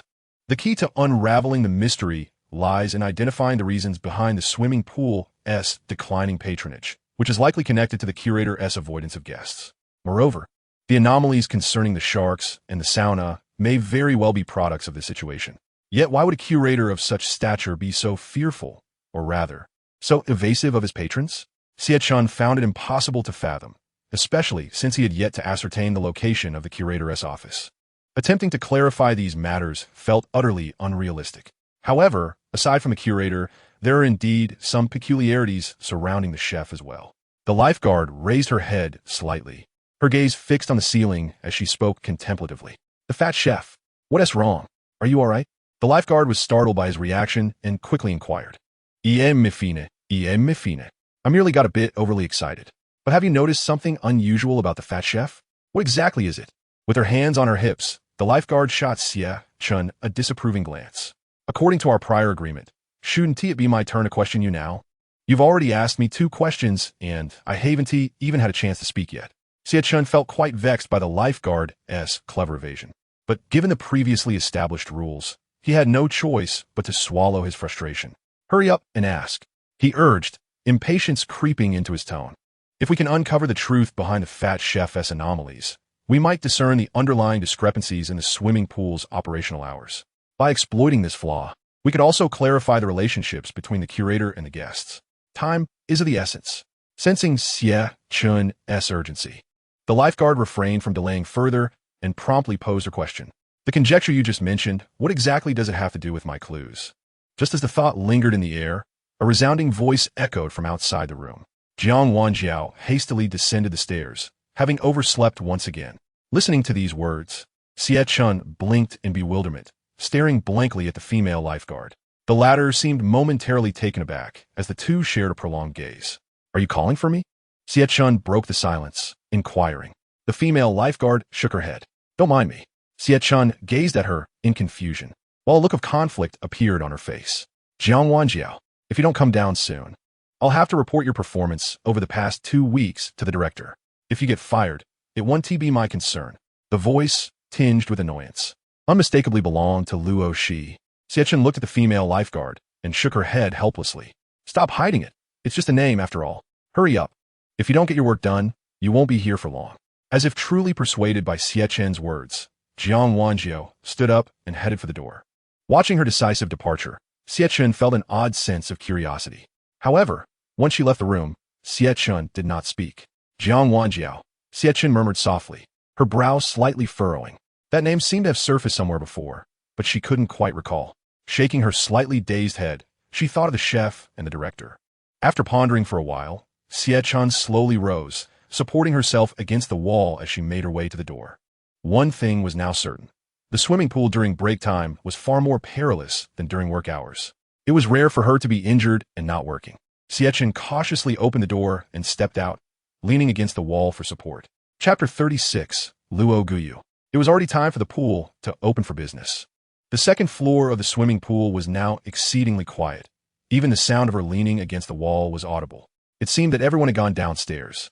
Xie Chen furrowed her brow, yet she dared not hold on to too much hope. After all, during working hours yesterday, Luo Guyu had appeared before her no more than 3 times. This indirectly reflected a fact. She likely spent the majority of her time away from the first floor. Although Xie Chen could justify her presence as merely taking a stroll, if she were to encounter Luo Guyu when she was not working, the danger would undoubtedly fall upon her. The current pocket watch could not guarantee her safety entirely. Coupled with her leg injury, if a crisis were to arise, the outcome would be dire. Taking a deep breath, Xie Chen slowly squatted at the top of the stairs, peering down. A figure emerged, gradually ascending the platform reflected in the water. It was undoubtedly Jiang Wanjiao. Xie Chen let out a slight sigh of relief, knowing that she wasn't running amok. Aside from the fact that she was not part of some urban legend, Xie Chen was still uncertain whether the woman was friend or foe. Sighing, Xie Chen rose. But after exhaling, she stood there in a daze. Wait, why did the employee code specifically mention her while remaining silent about the chef? Xie Chen murmured absently to herself. Yet, in her heart, she began to form a similar answer. Someone must have realized that she posed a threat to the swimming pool, while the chef did not.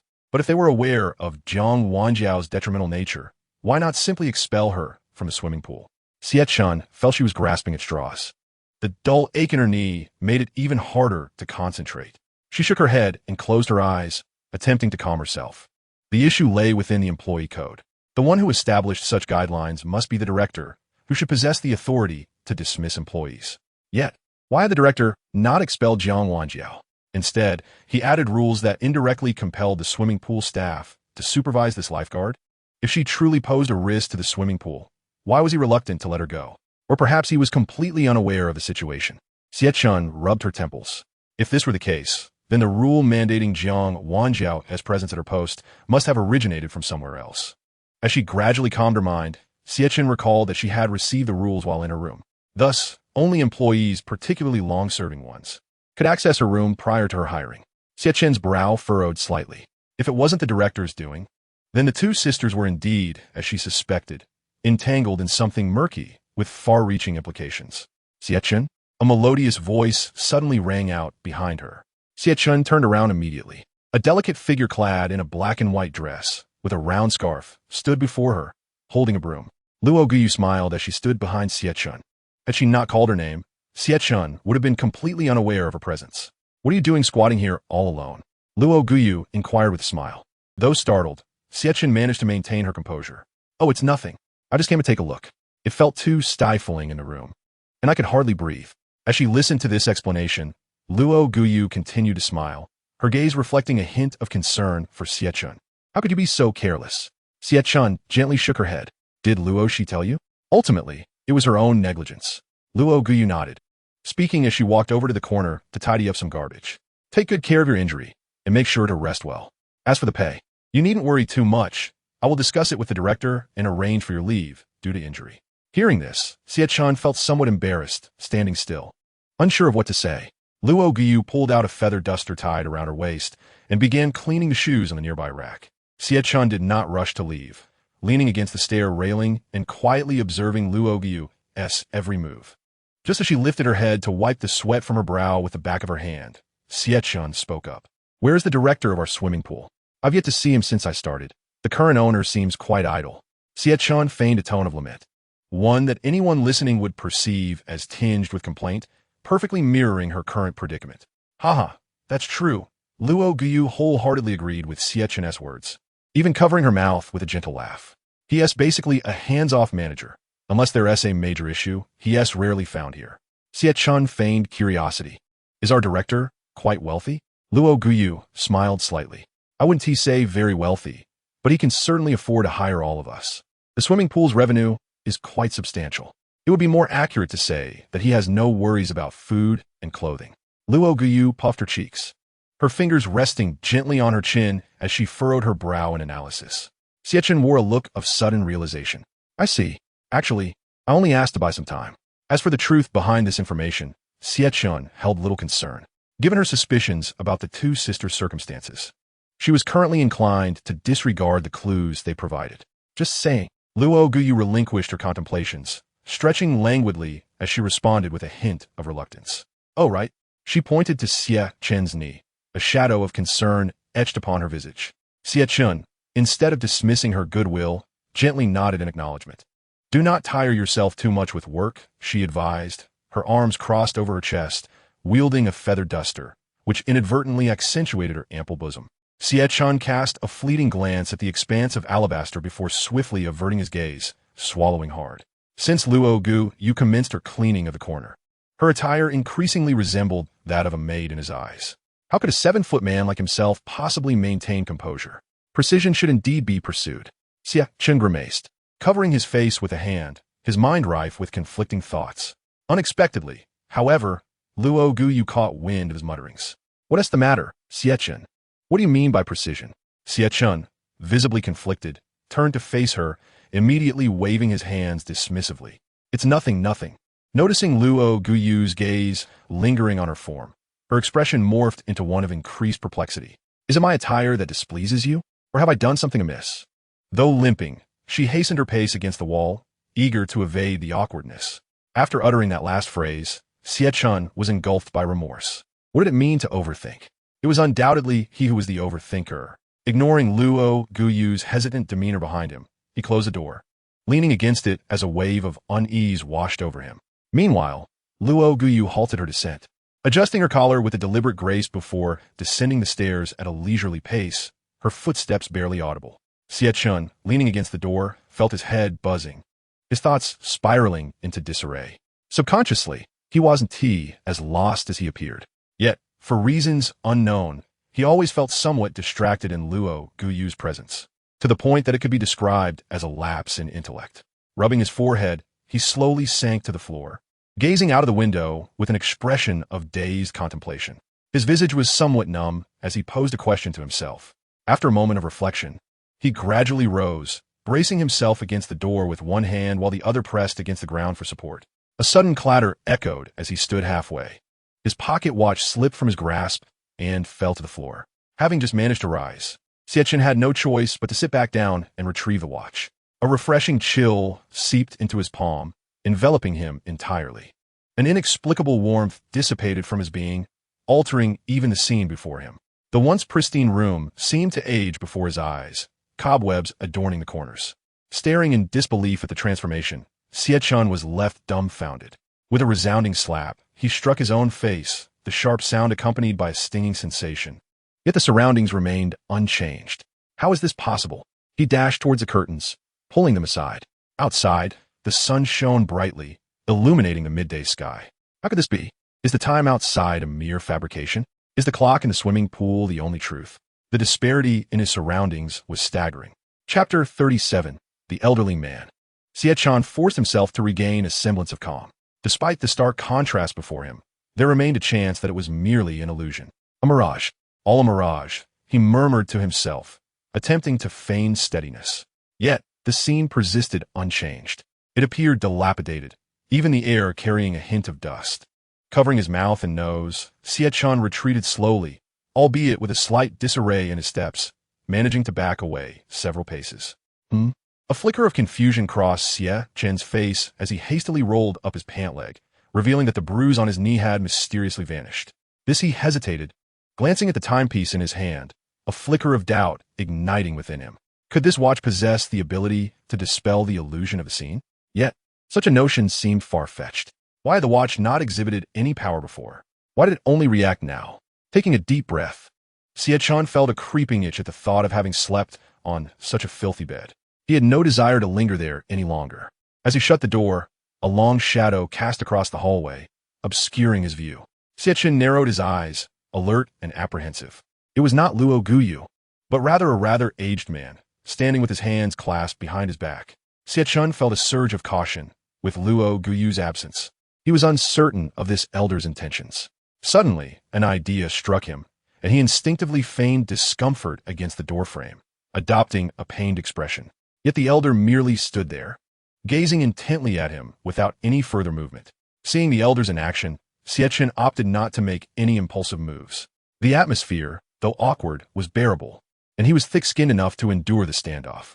Leaning against the door, he pretended to massage his knee, stealing glances at the elder's demeanor.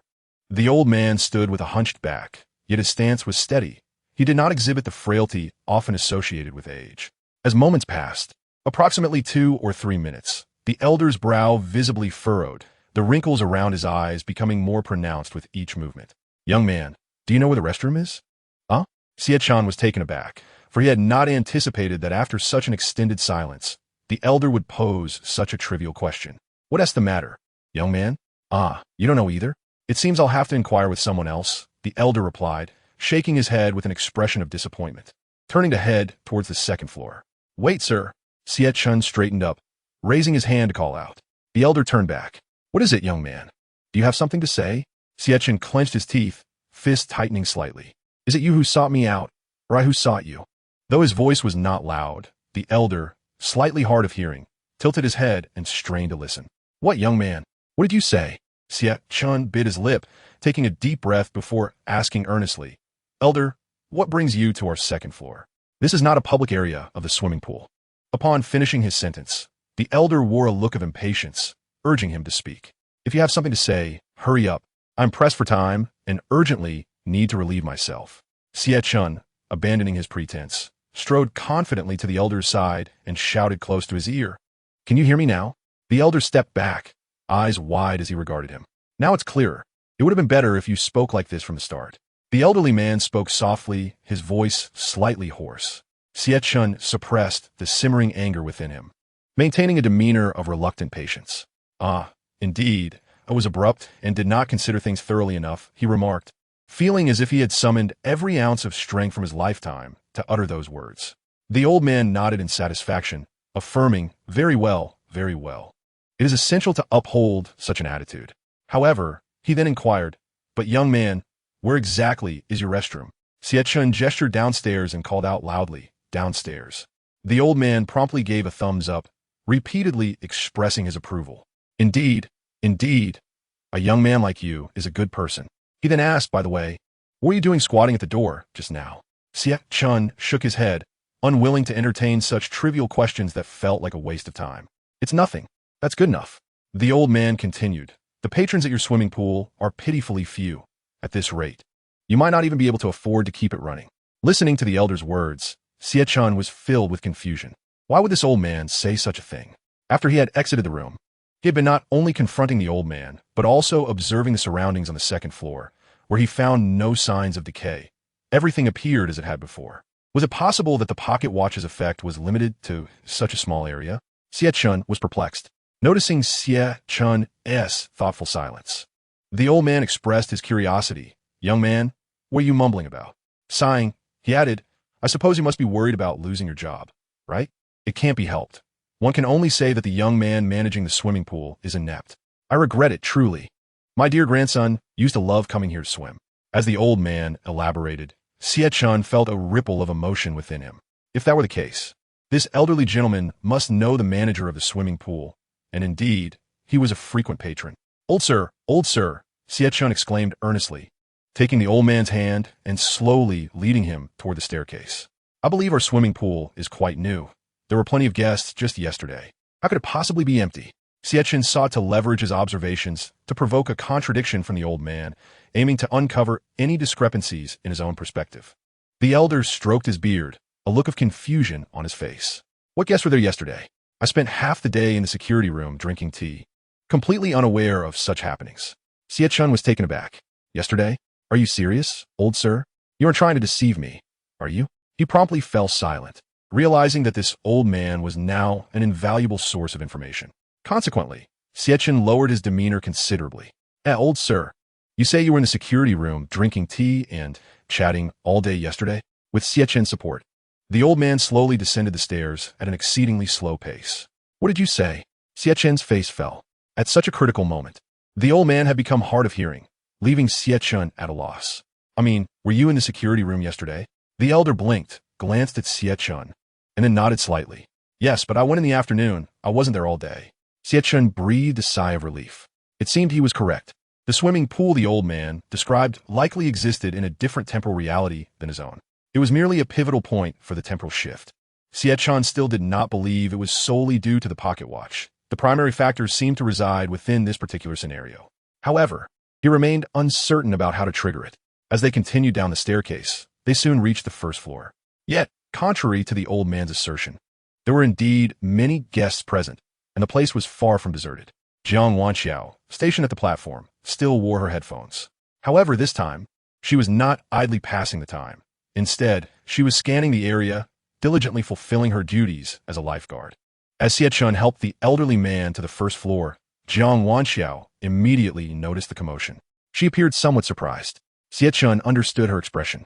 She was likely questioning why he had suddenly come downstairs and why he could move his legs again. To his astonishment, Jiang Wanxiao removed her headphones and hung them around her neck, swiftly sliding down the railing from the platform and hurrying over to him. As the girl stood before him, Xie Chen made an effort to maintain his composure. What's wrong? Is there something you need? Jiang Wanxiao looked at Xie Chen, her expression markedly serious. Do you think there's nothing wrong? Xie Chen dared not meet her gaze directly, instead casting his eyes downward, as he found himself incapable of adequately explaining his circumstances. Jiang Wanxiao pointed at Xie Chen's knee. I hope you'll explain to me properly. Are you pretending, or have you been lying to me all along? Xie Chen's heart sank, suddenly realizing the gravity of the situation. The topics he previously discussed with her were based on a fragile trust. Now, his sudden appearance downstairs at the swimming pool was akin to waving a flag in front of a swarm of bees. I really don't know how to explain this to you, he stammered, struggling to concoct a plausible excuse. Young man, why are you just standing there? The old man looked at him with a puzzled expression, his eyes showing signs of fatigue. Chapter 38, The Elderly Man's Oddities. Don't be in such a rush. Is there not someone here? Xie Chen gestured toward Jiang Wanxiao, who appeared somewhat bewildered by his nonsensical remarks. What are you babbling about? It's just the two of us. Who else is here? Besides, we're talking about your leg. Don't go off on a tangent. Xie Chen glanced at the visibly irate Jiang Wanxiao and then at the old man, uncertain how to explain himself in front of both. Young man, please take me to the restroom quickly. Don't just stand there. Seeing the old man's peculiar behavior, Xie Chen began to sweat nervously. All right, old sir. Just a moment. Let me check. Jiang Wanxiao's confusion deepened. Xie Chen, what on earth are you talking about? What old sir? Xie Chen had no time to address her and firmly assisted the elderly man toward the restroom ahead. Just as they arrived at the restroom, a familiar voice called out from behind. Xie Chen? Luo Shi, clad in work attire and wielding a broom, approached quickly. Not only Luo Shi, but also Jiang Wanxiao, who had yet to clarify the situation, followed closely behind. These two women were proving to be quite challenging to handle. However, for Xie Chen, it wasn't yet at an insurmountable level. As long as Luo Guyu did not appear, he could manage. The two women exchanged glances, both sensing an underlying tension, albeit not overtly displayed. Ignoring me? What are you plotting? Jiang Wanxiao, hands on her hips and a scowl on her face, positioned herself next to Xie Chen. Luo Shi, initially ready to speak, chose to remain silent upon witnessing their standoff. Xie Chen did not directly respond to her, but instead guided the old man into the restroom. Go on in. Xie Chen leaned in and whispered softly into the elderly man's ear, a phrase so quiet that only he and the old man could hear. The old man finally stirred, laboriously turning his head to gaze at Xie Chen, offering a faint nod. With his hands clasped behind him, he slowly ambled towards the restroom. Noticing no signs of distress, Xie Chen breathed a sigh of relief. From the moment this encounter began, he had increasingly sensed something amiss with the old man. Although his concerns were not overly abundant, should the elder encounter any issues, it would sever the threads of the clues he was piecing together. A disheartening prospect indeed. What on earth are you doing? Acting so erratically this morning? Jiang Wanxiao could no longer contain her frustration and pushed Xie Chen, exclaiming impatiently. After ushering the old man into the restroom, Xie Chen finally found himself at leisure, with time to address Jiang Wanxiao, who had been insistent and unyielding at his side. Xie Chen pointed toward the restroom and inquired, "Have you not noticed anyone?" Following his gesture, Jiang Wanxiao glanced towards the nearby restroom. "Who could possibly be there? Haven't you been the only one here since the beginning? Are you still half asleep?" Xie Chen rubbed the back of his head and glanced back at Luo Shi, who maintained an expression of calm indifference, as if the world around her held little significance. Xie Chen surveyed the vicinity but found no trace of Luo Guyu, which brought him a measure of relief. Though encountering her would likely only lead to embarrassment, it was preferable to avoid her altogether. "Perhaps I misjudged the situation," Xie Chen mused, feigning a yawn as he half-heartedly responded to Jiang Wanxiao's probing. Jiang Wanxiao frowned slightly. She was no fool and could easily discern that Xie Chen was merely brushing her off. However, with Luo Shi in close proximity, she decided to swallow her myriad questions for the moment. "Never mind, as long as you're all right. As the lifeguard at our swimming facility, I will ensure your safety, even if you're just an employee." She crossed her arms over her chest, speaking with utmost seriousness. Xie Chen suppressed a smile. Her words were clearly a feeble attempt to justify herself in front of Luo Shi, and the effort sounded strained. "Take care of yourself," Luo Shi remarked, casting a sidelong glance at Jiang Wanxiao before lazily stretching and then turning her attention back to Xie Chen. Their eyes met, and he received a dismissive glare in return. Xie Chen looked at Luo Shi with feigned innocence, somewhat baffled by her unpredictable temperament. "Why are you looking at me like that? If you're fine, then there's no need to take unnecessary leave. Just focus on your work."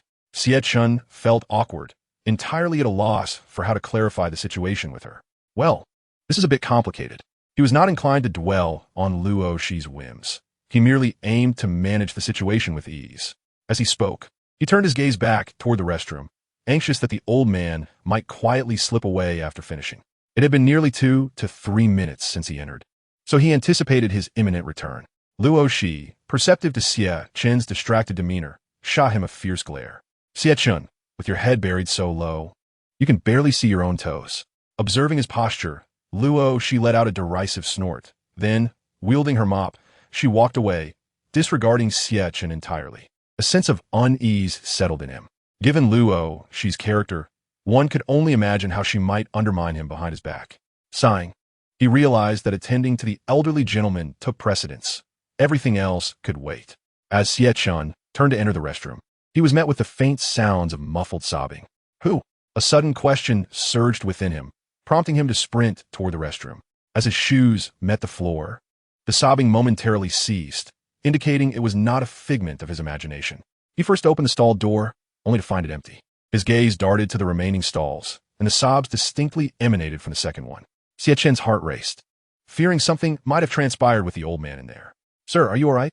To him, the elderly man's unexpected appearance felt like the key to unraveling a critical mystery, and he needed to seize it firmly. Yet, even as he called out, his voice resonated with urgency.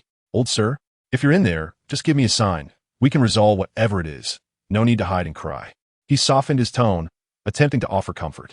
As he spoke, the sobs from the second stall noticeably slowed, losing their previous urgency. Xie Chen was terrified that the old man might succumb to a sudden health crisis. At his age, an elevated blood pressure could spell disaster. Though these clues were vital, he had no desire to squander his own chance at survival over this matter. Earlier, the pocket watch might have revealed the true nature of his room. Who knew if it consumed his usage count? If it did, that would indeed be unfortunate. Xie Chen gently tapped on the door, his voice taking on a gentler tone. "Sir, may I open the door? Whatever it is, we can discuss it outside. There is no problem we cannot solve together." After several attempts to engage the elderly man since he entered the restroom, Xie Chen found himself briefly silent, his heart a swirl of conflict. As long as the old man remained silent, he would have no choice but to forcibly enter. But the uncertainty of whether the man simply needed to relieve himself or something more serious weighed heavily on his mind. "Dong dong." Xie Chen lightly rapped his fingers on the door. "Old sir, can you hear me?" Yet, despite his efforts, silence reigned within. The pressure mounted within him. "I'm coming in." His greatest fear was that the old man might suffer a heart attack and perish inside, leaving Xie Chen as an unwitting scapegoat. Taking a few steps back, just as he prepared to kick the door open, it slowly creaked ajar, revealing the old man stepping out. Xie Chen immediately withdrew his foot, narrowly avoiding a collision. Chapter 39. What are you afraid of? The old man appeared unfazed by the sudden opening of the door, his already murky gaze now tinged with a sense of bewilderment. Sir, are you all right? Xie Chen tentatively inquired. As he spoke, the elderly man seemed to regain some awareness, lifting his gaze to meet Xie Chen's, albeit with a hint of confusion etched across his face. Grandson? Xie Chen was taken aback. What grandson? The old man, as if overwhelmed with joy, approached Xie Chen, his hands gently cupping the young man's face, followed by a tender rub. Next time, grandfather will not bring you here to use the restroom. As Xie Chen listened to the old man's words, he felt somewhat baffled. Did this old fellow mistake him for his grandson? This was utterly ridiculous. However, upon further reflection, he realized that since their first encounter, the old man had incessantly mentioned restroom-related terms, which suggested a profound obsession in his mind. Perhaps there was indeed a connection to his grandson. Yet, where was the turning point? Xie Chen's head was in disarray. He recalled that Luo Shi and Jiang Wanxiao had not seen the old man at all, nor could the old man perceive them. This situation was exceedingly peculiar. Could it be that the spatial anomaly affected not just him? Xie Chen grasped this critical point, but was still perplexed by one matter. Including himself, the individuals involved had already traversed 3 different spaces. Why did they not encounter any scene conflicts? Logically, spatial locks would not be surprising. Yet, the exact opposite was true. After only a brief moment, Xie Chen felt on the verge of frustration. His mind was inundated with bizarre thoughts, which quickly filled his brain but were ultimately dismissed one by one. What had gone wrong? The old man cupped his face in his hands, his somewhat murky eyes straining to open, as if he yearned to see his own reflection clearly. However, Xie Chen, troubled by the current predicament, had no time to focus on this. Yet it was also illogical. Although the swimming pool showed no changes, at least prior to the old man's arrival, his own room had undergone significant transformations. This compelled him to question whether the changes in the room were caused by the pocket watch or by the old man. Yet, Jiang Wanxiao and Luo Shi had not caught a glimpse of the old man at all. Just as he pondered this, the old man suddenly seized Xie Chen's hand. Good grandson. Xie Chen had been contemplating when the old man's sudden exclamation left him momentarily dazed. Huh? Before he could finish his response, the old man had already tugged him towards the restroom door. Though his steps were slow, it was evident that the old fellow was exceedingly anxious. Xie Chen immediately halted. Wait, old man, where are you going? Upon realizing he could no longer pull Xie Chen along, the old man's expression grew increasingly desperate. Be obedient. Hurry and follow your grandfather. As the old man continued to tug him towards the exit, Xie Chen remained firmly in place, avoiding the imminent appearance of Luo Guyu. After all, he still needed to inquire about specific matters with the old man. It would be reckless to leave the men's restroom at this moment. Wait, old man. You've mistaken me. I am not your grandson. The old man paused slightly, turning around with visibly trembling lips. Silly child, what are you saying to your grandfather? Seeing the old man's reaction, Xie Chen was somewhat taken aback. This response was more intense than he had anticipated. As he was not the old man's true grandson, he could not fathom the emotion shared between the old man and his grandson. It was a miscalculation on his part. At that moment, Xie Chen inwardly sighed. The old man's grip on his hand shifted from a single-handed hold to a firm clasp, his demeanor reflecting a hint of sorrow. I know you harbor resentment towards your grandfather. I'm aware of it all. For so many years, grandfather has lived under the shadow of losing you. The old man's frail figure seemed weak, yet the strength conveyed in his words was profoundly moving. Xie Chen had no choice but to nod in agreement, reluctantly acquiescing to the old man's sentiments. Alas, just as Xie Chen sighed, the old man once again joyfully grasped his hand. This time, not only his expression, but also his movements became exceedingly hurried. It was as if he had seized a treasure long coveted by the world, eager to tuck it away in his pocket. Though somewhat unsteady, the old man maintained his balance, even walking faster than when Xie Chen supported him. In mere seconds, the old man had pulled Xie Chen to the door, eagerly stepping outside. Naturally, Xie Chen followed closely behind. However, the next moment, the old man froze in front of him, standing still as if paralyzed. The hand that had been gripping Xie Chen's tightened and then loosened, slipping away quietly. Xie Chen furrowed his brow and leaned closer to the old man. What's wrong? The old man appeared dazed, as though he had lost his spirit, his mind devoid of clarity. Xie Chen suspected the old man had not heard him clearly, so he leaned in closer, raising his voice to inquire, "Why aren't we leaving? Old man?" Only then did the old man lift his gaze to meet Xie Chen's, revealing a warm smile on his weathered face. "Young man, do you know where the restroom is here?" Xie Chen felt his head spin further at this question. What was going on? Forget it, forget it. If you don't want to talk to me, I'll find it myself. No need to trouble you young folks. Observing the old man's worried expression, Xie Chen couldn't help but feel a bit exasperated. How did a simple restroom visit turn into such a convoluted affair? Yet, now was not the time for such thoughts.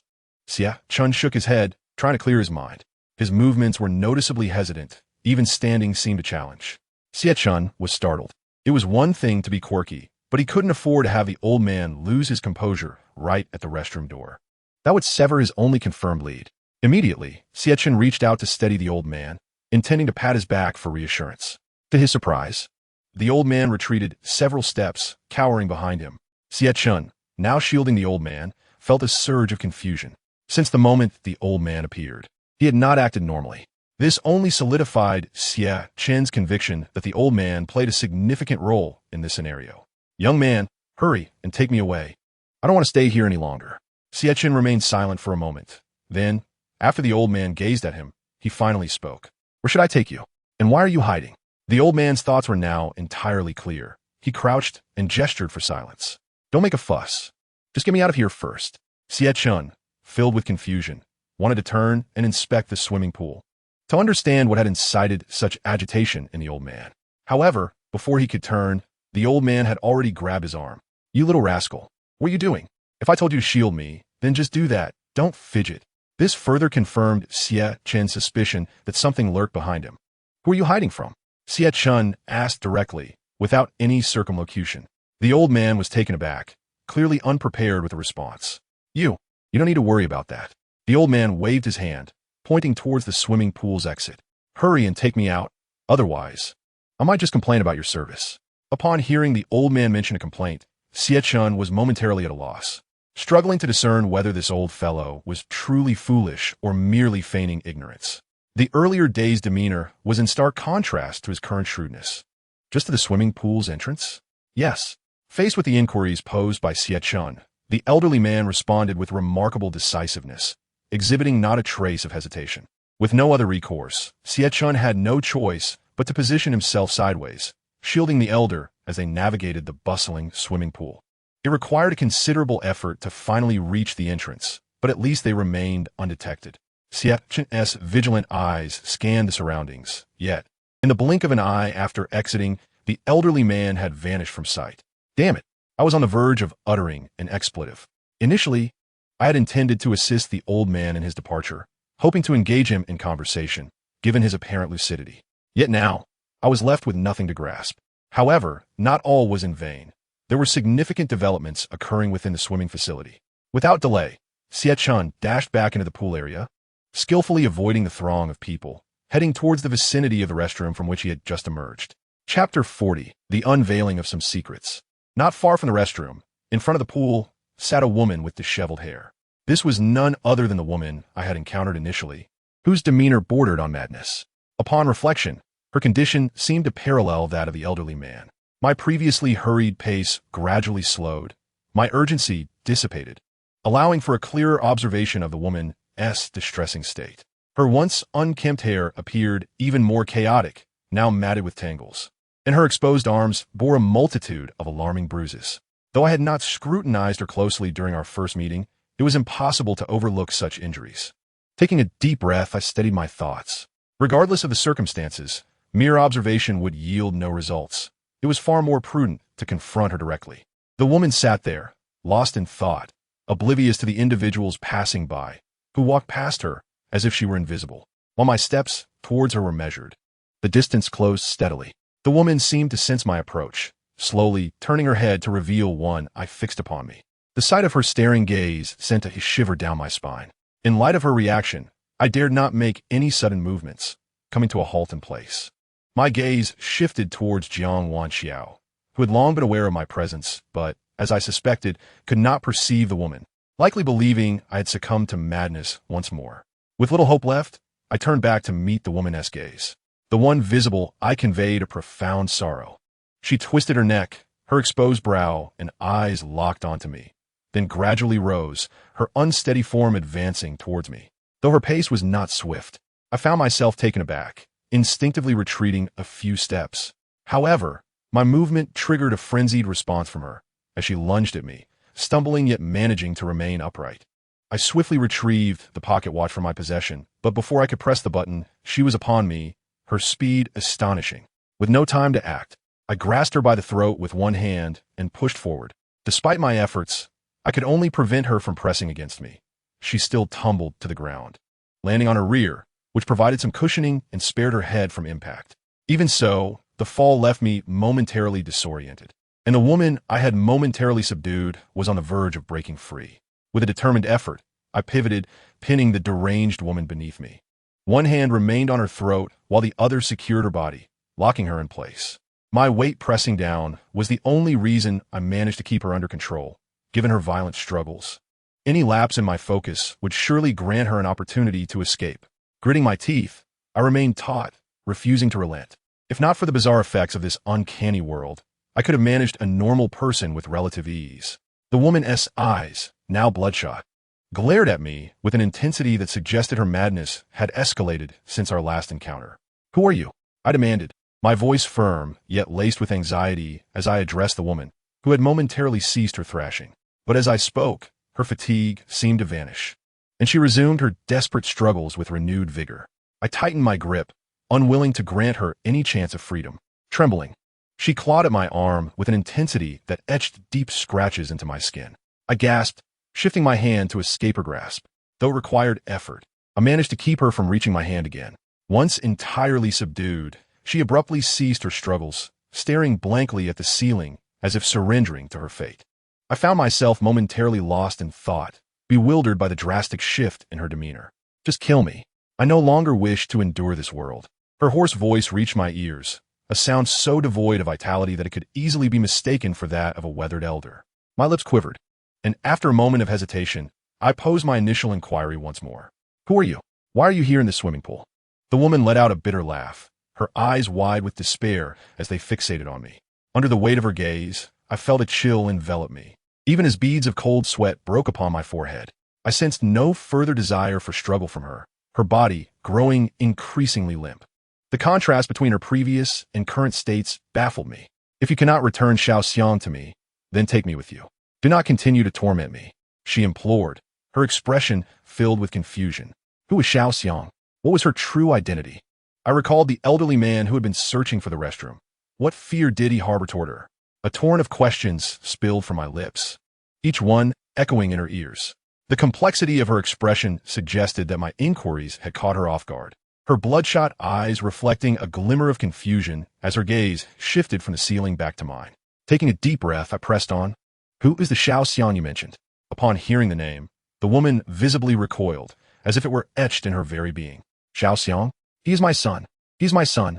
After a prolonged silence, she erupted into a heart-wrenching cry, her emotions teetering on the brink of collapse.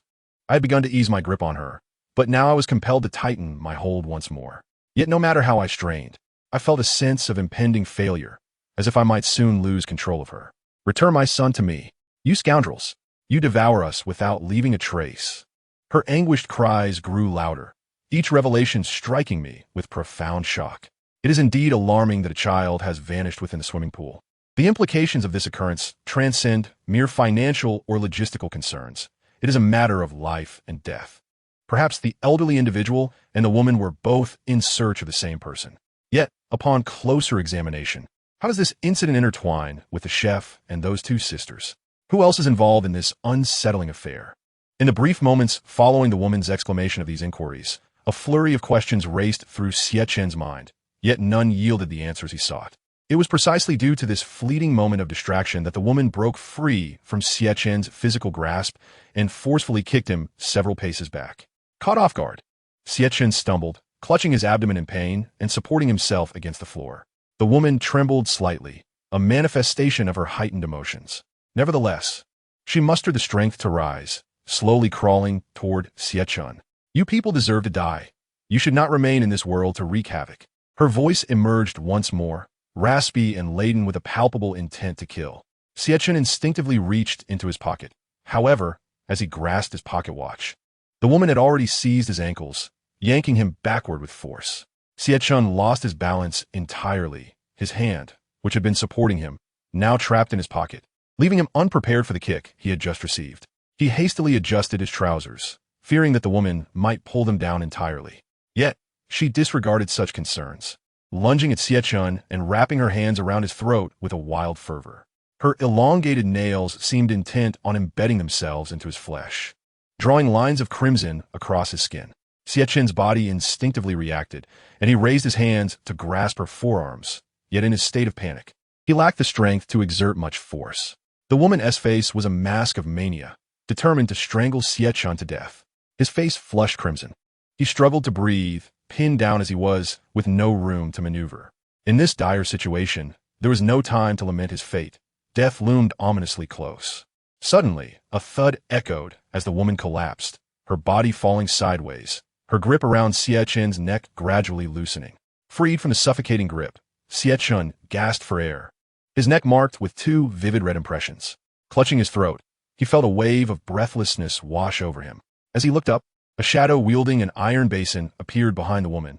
It was Luo Guyu. Xie Chen's expression turned complex, his heart racing in disbelief. The woman, invisible to Luo Shi, was visible to her. How did you end up here? Luo Guyu's tone was icy as she narrowed her gaze upon him. Still recovering from the ordeal, Xie Chen recalled how the woman had truly attempted to take his life. Do you know her? He managed, shaking his head slightly, uncertain of Luo Guyu's intentions. He felt it prudent to distance himself from any potential misunderstanding. Who is she? She acted like a rabid dog, attacking without provocation. He feigned a tone of complaint towards Luo Guyu. Do we really have such inexplicable patrons at our swimming pool? Observing his unstable demeanor, Luo Guyu's expression softened slightly, though she quickly regained her composure. I apologize for the distress. Xie Chen felt no comfort in her words. Instead, a chill ran down his spine. For reasons unknown, she began to exude an air of concealed malice. There is nothing to apologize for, he replied awkwardly, rising to brush the dust from his clothes. Luo Guyu, noting his response, ceased her gentle reassurances and glanced at the woman on the ground. Is her injury severe? If you can still walk, please assist me in bringing her to the director's office. Xie Chen paused, suddenly reminded of the 7th rule in the employee handbook. If a suspicious patron appears in the swimming pool, they must be detained for half an hour before being allowed to leave. If they reappear, security must be contacted immediately to remove them. Caught up in the investigation of the numerous issues at hand and the various enigmas within the scenario, he had momentarily forgotten the importance of adhering to these seemingly trivial rules. The woman undoubtedly qualified as a suspicious patron. That elderly individual from earlier should also fall under this category. The mere thought sent a shiver down Xie Chen's spine. However, upon further reflection, it seemed these individuals posed no significant threat to his life. The rules were designed to protect the employees and the interests of the swimming pool. Xie Chen was acutely aware of this. In essence, these suspicious figures, be it the elderly man or the woman, represented a threat to the normal operations of the swimming pool. They were the key to this narrative. With this revelation, Xie Chen felt a surge of determination. He had been wandering aimlessly in this swimming pool, led astray by various distractions, yet he had finally pinpointed the crucial element. Xiaoxiang, the grandson. Perhaps he was the primary latent threat within the swimming pool. However, while the pieces of the puzzle were beginning to align, not all clues lay before him. At least he was drawing closer to the conditions for resolution. Frowning, Xie Chen pondered what the woman might endure upon being taken to the director's office. He needed to devise a plan to intervene. What are you daydreaming about? Luo Guyu turned to him, her voice soft. Xie Chen snapped back to attention, forcing a stiff smile and shaking his head. Nothing, just pondering why this woman has turned into this state. He felt a wave of relief wash over him. His suspicion of the woman only deepened. Don't dwell on it too much. Come help me, Luo Guyu urged, elegantly crouching down to gently lift the woman's body. Xie Chen, acutely aware of the necessity of urgency, rushed to assist, lifting the other side of the woman. He had no idea where the director's office was, but saw this as an opportunity to find out. The woman was so emaciated that her weight was hardly substantial, making it relatively easy for the two of them to lift her. Luo Guyu sighed softly. Let us head upstairs. Xie Chen nodded in agreement. Whispers and murmurs surrounded them. Could it be that Luo Guyu's presence allowed this woman to be seen? The complexities of the situation eluded him, without a clear understanding of the relationships involved. Piecing together his discoveries was challenging. Xie Chen shook his head, ultimately deciding not to dwell on it further. Previously, it was precisely due to an excessive focus on these trifling matters that I found myself neglecting the very rules that ought to have guided me. Had it not been for this rule, which itself was misleading, I would have long since met my demise. As Luo Guyu began to take her steps, Xie Chen gradually followed suit. Perhaps it was due to the injury on her foot that the woman opted to transform what should have been a single stride into two. The sensation of being hindered by the need to assist her only served to amplify Xie Chen's discomfort. Yet, despite the unease, he refrained from revealing to Luo Guyu that his foot had long since recovered, as doing so would only invite unnecessary complications. Fortunately, Luo Guyu remained oblivious to his plight as they slowly proceeded down the corridor. The ascent of the staircase proved to be the most arduous part of their journey. After all, the woman had already succumbed to unconsciousness, rendering Xie Chen incapable of navigating the stairs. He was, in essence, being dragged upward. This scenario was exceedingly taxing, even for someone as robust as Xie Chen, who found himself struggling. After all, Luo Guyu was merely a woman whose strength could not rival his own. Most of her weight pressed against him, and within the stairwell, she merely served as a support. Faced with such a predicament, Xie Chen felt it inappropriate to voice his grievances and thus endured the discomfort in silence. As their pace was inherently slow, they traversed the first flight of stairs in a painstaking 3 steps, expending considerable effort to reach the second floor. Xie Chen paused, gripping the handrail as he caught his breath. Luo Guyu glanced back at him, but refrained from saying anything further. After resting for nearly a minute or two, they resumed their journey. Upon reaching the intersection, Luo Guyu extended her hand to her chest and gently tore away the upper binding. A pocket, roughly the size of 1.5 palms, revealed itself, within which lay a key. Xie Chen could not help but furrow his brow. He had not yet turned his attention to the second floor, considering it merely employee quarters. However, he had not anticipated that even the key to this door would be so cleverly concealed by the woman. Had he not witnessed it himself, he would never have imagined it would be hidden beneath her chest binding. Yet, even with this newfound knowledge, Xie Chen merely cast a sidelong glance, not daring to direct his gaze fully, fearful of Luo Guyu detecting his ulterior motives. He then inserted the key into the lock, and with a gentle turn, the door yielded. "Open the door," he murmured. "Oh," Xie Chen replied instinctively, lifting his hand to grasp the doorknob. A warm light flooded the corridor before him. He noted the absence of any window openings, indicating that this passage was entirely enclosed, devoid of any exit. Once again, he found himself in such an environment, prompting an internal lament. Of course, he kept these thoughts to himself. Luo Guyu did not afford Xie Chen a moment of respite. She pressed forward, leading the way.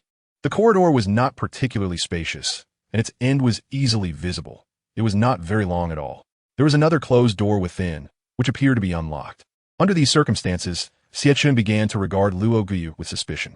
She did not strike him as someone who would bring another to such a clandestine location. There was a risk that she might engage in something nefarious, such as obliterating evidence.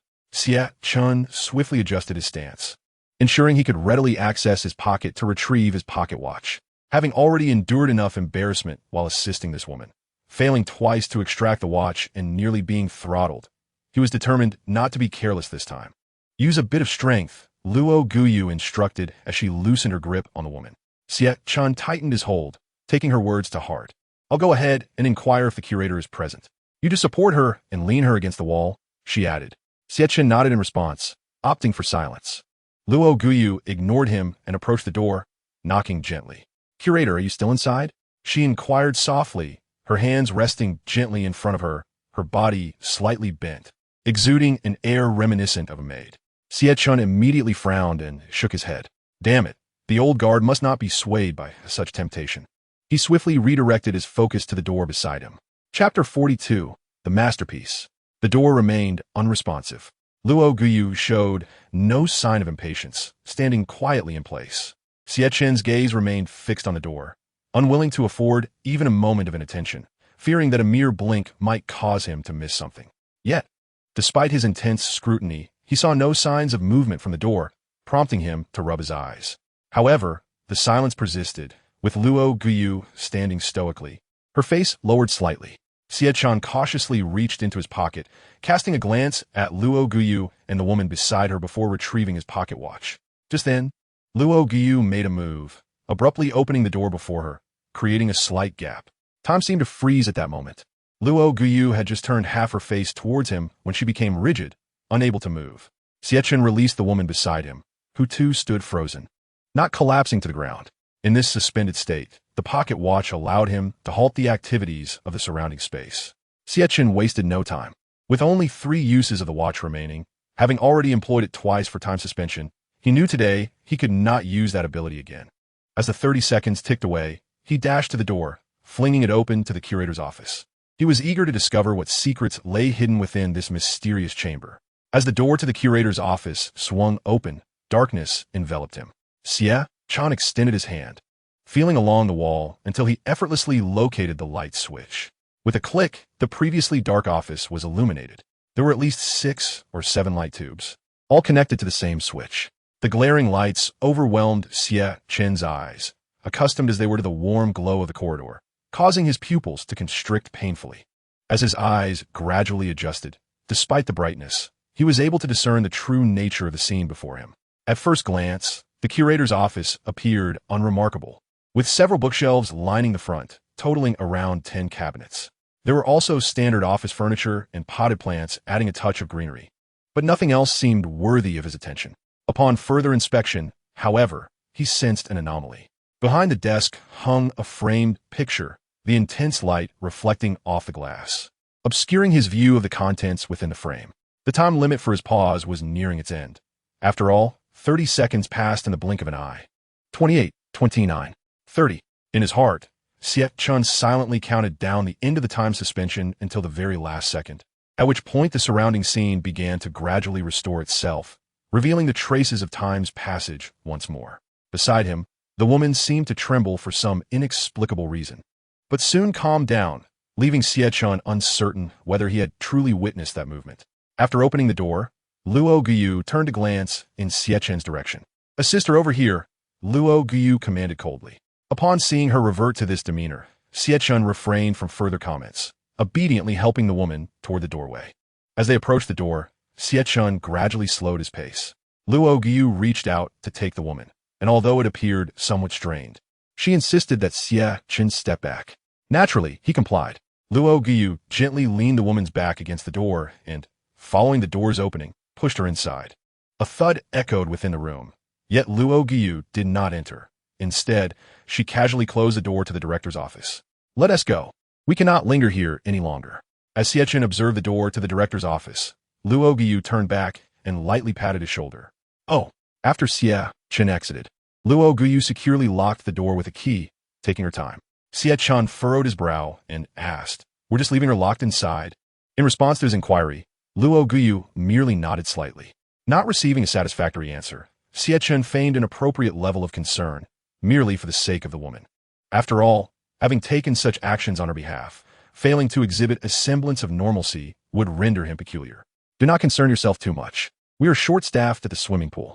Although I did not take Luo Xi's report seriously, you truly cannot afford to keep slacking off." Luo Guyu smiled gently. Yet this time Xie Chen was not swayed by her charm. To him, Luo Guyu appeared as a sweet-faced demon, one who could snuff out his life at any moment. Such gentle words, paired with an innocent facade, made it difficult for anyone to label her as malevolent.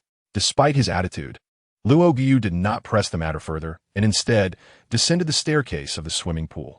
Xie Chen turned his gaze toward the tightly locked door, his expression heavy with concern. He was not devoid of opportunity. Although the outer door was locked, the inner door bore no lock. This suggested that if he could quietly open the outer door, he could enter the director's office to inquire about what had transpired in the swimming pool. Only then could he ensure his safety. Otherwise, he would become a target. After all, Luo Guyu was still busy downstairs and could return at any moment. His instincts warned him that, with the passage of time, the woman was becoming increasingly perilous. It was prudent to avoid confrontation whenever possible. Such simple principles from books were universally applicable. Were it not for the limited use of his pocket watch, he might have already wreaked havoc in this bizarre world, rather than endure such frustration. Sighing, Xie Chen slowly closed the door behind him and leaned against it, lamenting softly. In less than half an hour, the swimming pool would cease operations. At that point, a thorough inspection would be required to ensure no patrons remained within. The mere thought of this sent a shiver down his spine, especially since he had discovered issues in the sauna during yesterday's screening. Today, due to various reasons, he had been unable to investigate thoroughly and remained oblivious to whom might have been indulging inside. With a sigh, Xie Chen felt a wave of anxiety wash over him. Just then, he was suddenly overcome with goosebumps. Upon reflection, the gravity of the situation dawned on him. The swimming pool was set to close in less than half an hour, yet that deranged woman remained inside the director's office. The employee guidelines explicitly stated that suspicious patrons must remain in the director's office for a minimum of half an hour. If that half hour elapsed, wouldn't the swimming pool have already closed? The two rules stood in stark contradiction to one another. Xie Chen found himself at a loss for how to resolve this dilemma. If the woman had not indicated a desire to leave the swimming pool, what could transpire within those walls? Or was he being pushed toward the heart of the truth? Xie Chen shook his head vigorously, convinced that such a scenario was implausible. Even the most skilled of women cannot weave miracles without resources. He placed a hand over his face, concealing his anxious expression. How could he possibly approach Luo Guyu for the key? That would be tantamount to courting death. Ultimately, he had no choice but to take matters into his own hands. However, at that moment, he lacked suitable tools, making it a challenging endeavor. Resolutely, Xie Chen gently opened the door and began to explore the second floor. Fortunately, fortune favored the diligent. Among the potted plants on the expansive balcony, he retrieved a carnation that had been hung on the railing. The pot was secured with iron wire, gently suspended from the railing's hook. With a firm tug downward, he leveraged his strength to bend the wire at the pot's circular opening, freeing both strands of wire. Xie Chen exhaled, having learned the art of lock-picking from his grandfather, though he was not particularly adept. He could only hope that today would prove fortuitous. Chapter 43. The Swimming Pool's Ancient Secrets. The door remained eerily silent. No sound emanated from within, suggesting that the woman had yet to regain consciousness. Xie Chen was uncertain as to why Luo Guyu had confined her to the director's office. Perhaps the employee guidelines had indeed been altered by Luo Guyu. Otherwise, it would have been the director's decision. These musings felt somewhat vacillating. Lacking a definitive direction, he understood that he must verify the truth step by step. He felt as though he were being led by the narrative of the situation, lacking concrete evidence, and, at times, even struggled to convince himself. After a deep breath, Xie Chen refocused his attention. Now was not the time for complaints. Stealthily entering the director's office was paramount. He carefully straightened the first wire and slowly inserted it into the lock. Upon reaching the bottom, he gently pressed downwards, pivoting the portion he held against the lock, bending the entire wire into a right angle. The other end easily slipped into the lock's hole. After completing this initial step, he released the first wire and began to manipulate the remaining one. Aligning it against the wall corner, he pressed downwards, lifting the wire's end by less than half a centimeter. Perfect. Xie Chen grinned, squinting one eye as he concentrated on the lock. The door's lock mechanism was not overly complex. Had it been a smart security door, he would have been utterly helpless. After probing the first two locking pins, the wire gradually reached the middle section of the lock, where a significantly larger pin awaited, distinctly different from the previous two. As Xie Chen painstakingly endeavored to conquer the challenge before him, he found his attention inadvertently drawn to the staircase entrance. Several times, faint sounds emanated from below, sending shivers coursing through his body. On one occasion, he nearly dislodged the wire he was gripping, only to discover it was merely someone passing by the staircase. Suddenly, the wire below twisted sharply, producing a familiar sound that delighted him.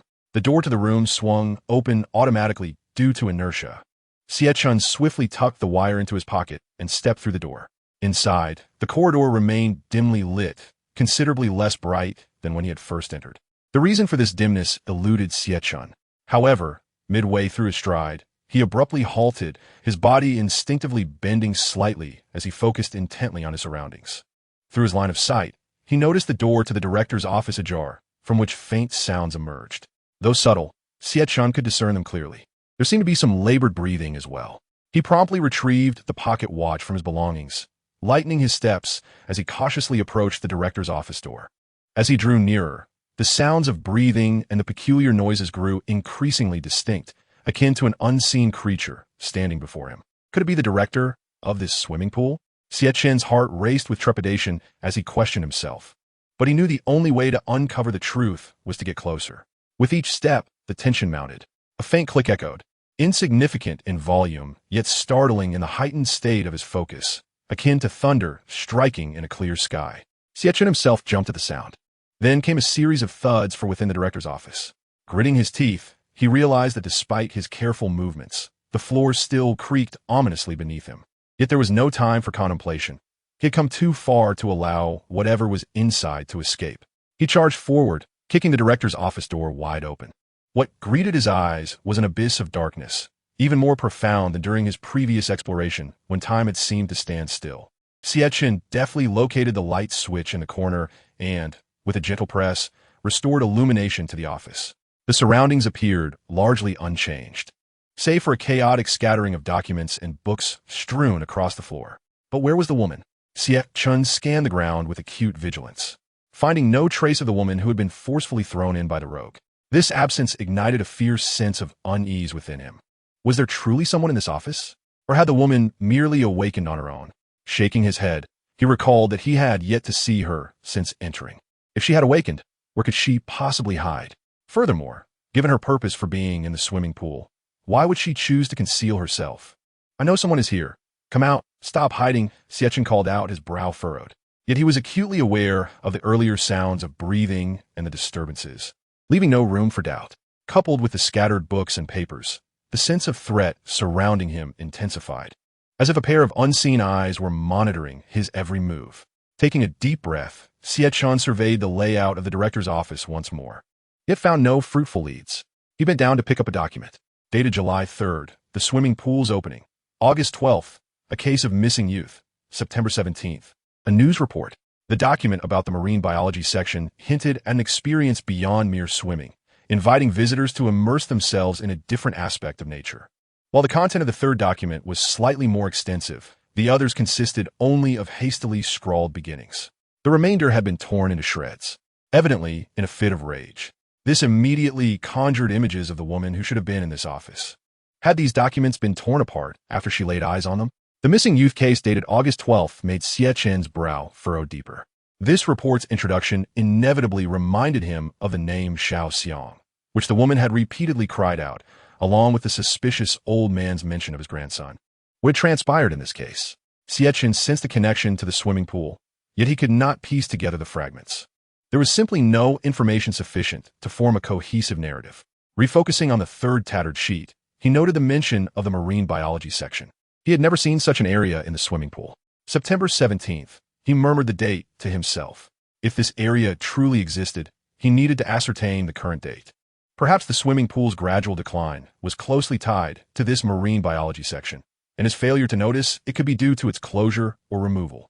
Yet, the duration that had elapsed remained a mystery.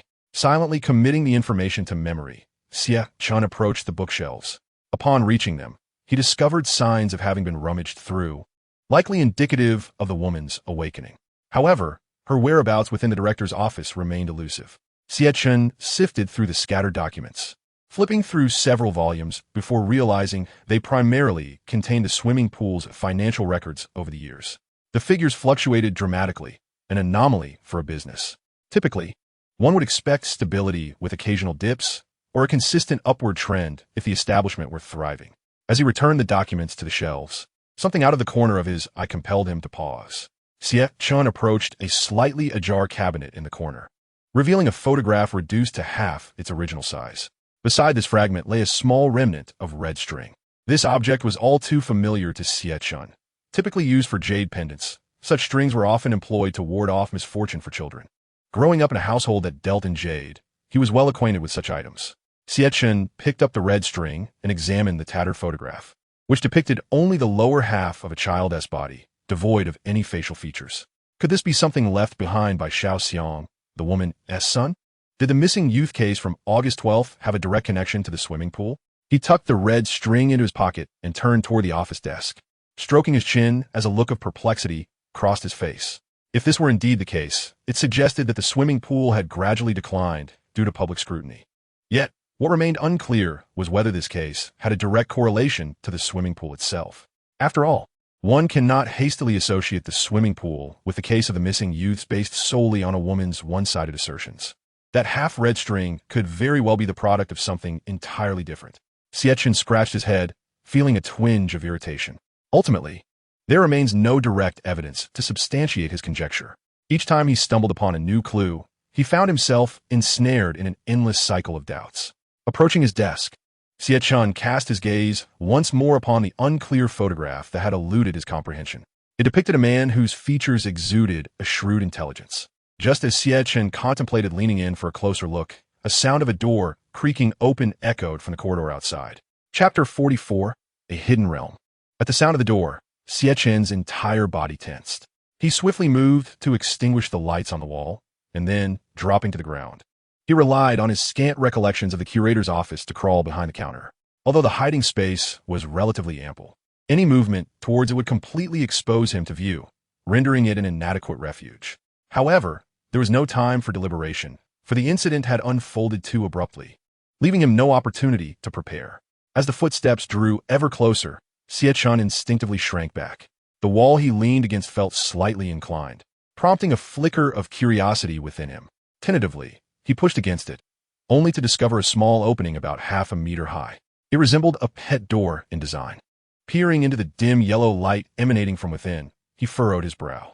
Previously, he had pondered how the woman had vanished from this very curator's office, attributing it to a series of strange occurrences. Yet, upon reflection, it seemed the answer lay before him. Faced with a predicament that felt like being caught between a rock and a hard place, Xie Chen felt a surge of anxiety. It was a sensation of being unable to advance or retreat. Ultimately, he shook his head.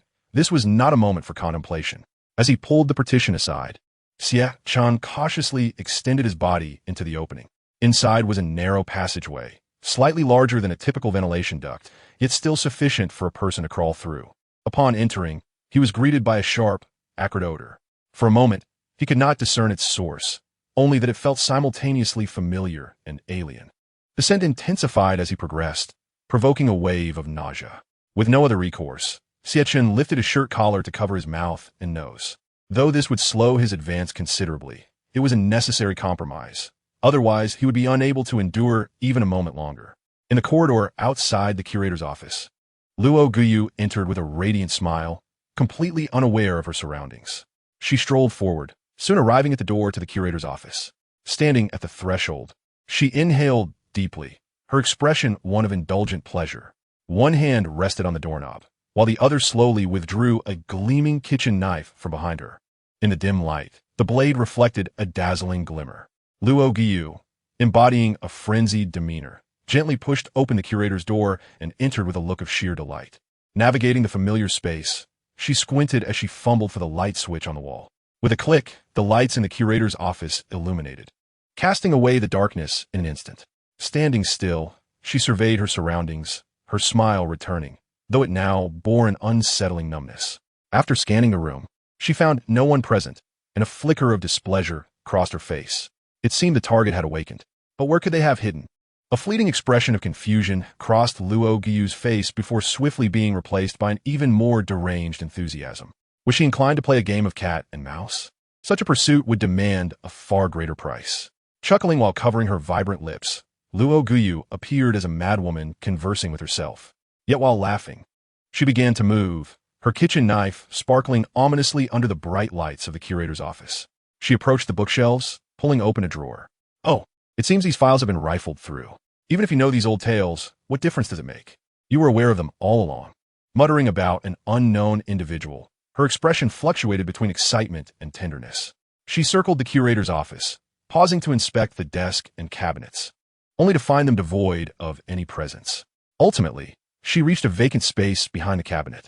Unbeknownst to her, she clutched half a photograph, which she carelessly discarded onto the floor. The image, now lying on the ground, revealed only the lower half of a figure, making it impossible to discern the identity of the person captured. One could only surmise from the silhouette that it was likely a child. Luo Guyu's gaze fixated ahead, directly at the spot where Xie Chen had pulled aside the partition, revealing a concealed narrow passage. It appeared that the mouse had scurried within. Truly fearless, she mused. As she spoke, Luo Guyu gradually lowered herself, her fair arms gently lifting the partition that blended seamlessly with the wall. Under the illumination of the curator's office, the passage appeared dimly lit. Yet, without hesitation, Luo Guyu crawled inside, dragging the kitchen knife along behind her. Perhaps due to the odor, her brow furrowed slightly but quickly smoothed over. Time was of the essence. The dangers within this passage were undoubtedly high. Yet, she had no choice but to press on. As she ventured deeper, the peculiar odor grew more potent. Strangely, the more she inhaled, the more accustomed she became to it. Meanwhile, Xie Chen, struggling to crawl with one hand, inadvertently loosened his grip on his mouth and nose, enabling him to move more swiftly. After navigating through 2 bends, he finally reached the end. However, here, the darkness was so profound that even his fingers were indistinguishable. Groping around, he discovered that he had reached a complete dead end, forcing him to feel his way along the surroundings. As he pressed down on an unknown object, the wooden plank beneath his knees suddenly gave way, causing him to slide downwards. Fortunately, the descent was gentle, and he quickly regained control of his fall. Upon reaching the bottom, he braced himself with his hands. Ouch! Despite his best efforts, his posterior made intimate contact with the ground, eliciting an involuntary exclamation of discomfort. Rubbing his rear, Xie Chen surveyed his surroundings. This was a different space altogether, filled with numerous cabinets adorned with countless jars and bottles, their contents shrouded in mystery. As he stood there, momentarily dazed, the foul odor from the passage surged forth once more, nearly overwhelming him. Covering his mouth, Xie Chen braced himself against the tumultuous upheaval in his stomach, struggling to stave off the urge to retch. Initially, I had thought I had acclimatized to the situation, yet for reasons unbeknownst to me, my body continued to react vehemently. Xie Chen cast his gaze forward, and a familiar silhouette came into view. The woman, previously silenced and bound to a chair, exhibited an expression brimming with panic and terror. Upon recognizing me, she began to writhe and struggle, her movements alarmingly vigorous. Xie Chen immediately noticed her, but was soon overtaken by a wave of goosebumps, not due to her presence, but rather because 7 or 8 incubators loomed ominously around her. These vessels, akin to scenes from cinematic horror, were filled with various colored cultivation liquids, with plastic tubes connected to intricate machinery. Xie Chen was taken aback by this unsettling tableau. Within the incubators lay indescribable organisms. The nearest one contained a bizarre, mole-like creature submerged in a green solution, its visage eerily reminiscent of a human face, as if a skin had been painstakingly peeled from a person and affixed piece by piece. Among the subsequent incubators were several resembling therapeutic pods, housing numerous dismembered limbs. These various organs still exhibited muscle and nerve responses, giving the impression they had just been severed. Clutching his pocket watch tightly, Xie Chen was apprehensive, fearing that any sudden turn of events could cost him his life. Before these incubators and therapeutic pods stood 3 or 4 rooms, from which an unsettling agitation emanated, as if some monstrous entity were confined within. Despite his palpable anxiety, Xie Chen trusted his instinctive judgment. The sounds from these rooms were not those of domesticated animals, but rather resembled mournful wails. Approaching the woman, Xie Chen observed her frantic response to his proximity. In this close distance, he could discern the marks left upon her body. Her hair, now more disheveled than before, indicated she had been forcefully dragged by someone. This made Xie Chen ponder the dark passage behind them. If she had indeed been violently pulled from the director's office to this subterranean locale, the pain and despair she must have endured were unimaginable. Just as he extended his hand to untie the ropes binding her hands to the chair, the woman suddenly thrashed violently, causing both her and the chair to topple to the ground with a resounding crash. The noise startled Xie Chen, who realized that in her eyes, he and everyone else in the swimming hall were likely viewed as accomplices, probably believing he meant to harm her. Xie Chen quickly glanced at the rooms, but aside from the mournful cries, no other sounds emerged. Chapter 45, a series of events. Although he momentarily exhaled in relief, Xie Chen remained acutely aware of the gravity of the situation. He promptly reached out to free her from her restraints. The knots were horrendously intricate, tied in 3 nearly impossible deadlocks. Xie Chen diligently worked at the knots with his index finger, taking nearly a minute to loosen one just slightly. Steadying his nerves, he refocused on the task, yet this only heightened the woman's anxiety as she began to question what he was doing behind her. After loosening the first knot, she desperately wiggled her hands, which had turned purple from the binding, in an attempt to distract him as much as possible. After all, she could not see his actions. In her mind, Xie Chen had become one of those who posed a threat to her safety. Nevertheless, he managed to undo the second knot, but the woman's frantic movements, coupled with the suffocating atmosphere, ignited within him an impulsive desire to strike her. Stay still if you wish to survive. Xie Chen pressed one hand against her body and leaned closer, whispering into her ear. Upon hearing his words, the woman paused momentarily, indicating that she comprehended his intent. This suggested that she was not in a state of madness. Perhaps she had merely been subjected to extreme duress, giving her a frenzied demeanor. Once her emotions stabilized, Xie Chen swiftly untied the ropes binding her hands. As the ropes fell away, the bruises on her arms were stark, and upon closer inspection, they appeared ready to ooze with congealed blood. Even a man of his stature could not help but gasp at the sight. Realizing her restraints had been removed, the woman immediately reached for the cloth stuffed in her mouth. Xie Chen patted her shoulder and gestured toward the pile of cardboard boxes in the corner, intending to suggest they hide there. However, a noise emerged from the dark passage. Xie Chen inwardly lamented the dire situation, but it was already too late.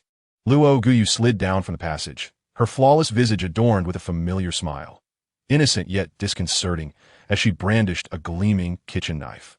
Xie Chen's heart sank. Although he had anticipated her arrival, he did not expect her to create such a formidable scene, wielding that knife with an unsettling grace. Positioning himself in front of the woman, Xie Chen aimed to shield her from the imminent danger posed by Luo Guyu. Given the woman's vulnerability, he feared that a single miscalculation could lead to tragic consequences. Luo Guyu regarded Xie Chen with a slight smile. "Aren't you injured?" she inquired, her tone deceptively gentle. Even in his heightened state of alertness, Xie Chen found her words oddly comforting. Yet he was not so easily deceived by her fade and kept his gaze fixed on her, wary of any underestimation. With her hands clasped behind her back, Luo Guyu pointed towards the woman behind Xie Chen. "She has disrupted our swimming hall's operations. You must apprehend her at once and prevent such a suspicious individual from roaming freely." A hint of distress shadowed her features, as if she were imploring him. Xie Chen shook his head. "Are you an employee or the director?" The directness of his inquiry seemed to calm Luo Guyu, who fixated her gaze on him. The knife no longer concealed as she advanced. "Find an opportunity to escape," the woman implored, nodding frantically at Xie Chen, who conveyed the urgency of their situation. Luo Guyu, covering her mouth, smiled. "To ask me such questions, it seems you harbor no trust in me." Xie Chen narrowed his eyes, unwilling to fall in her trap. "What distrust?" "I struggle to comprehend your meaning," he asserted, attempting to maintain a neutral stance. In an instant, the blade of her knife arced towards Xie Chen's shoulder, prompting him to retreat swiftly, narrowly avoiding the strike. It was evident that Luo Guyu's movements were rather clumsy. Any rational person would know to dodge, especially someone like her, who approached deliberately. Meanwhile, the woman cowered in a corner beside the cardboard boxes, mere steps away from her previous bindings. Upon witnessing Rogu wielding a kitchen knife with the intent to harm, the woman instinctively covered her ears, subsequently bowing her head in an attempt to shield herself from the horrifying scene. She chose to feign ignorance, believing that if she did not see it, she would not have to fear it. Xie Chen, having stepped back several paces, seized the rope he had previously discarded. The rope, albeit only 2 fingers thick, provided him with a semblance of a weapon, a potential means to alter the dynamics of the confrontation. After his errant swing, Rogu remained stationary, refraining from launching a subsequent attack on Xie Chen, resulting in a tense standoff between the two. Gripping the coarse rope tightly, Xie Chen observed Rogu's stance, swallowing hard. In a direct confrontation, he believed he would not fear this woman. However, the current circumstances were precarious. His greatest concern was that this deranged woman might abandon her initial target and hurl the knife at him instead, leaving him with no means of defense.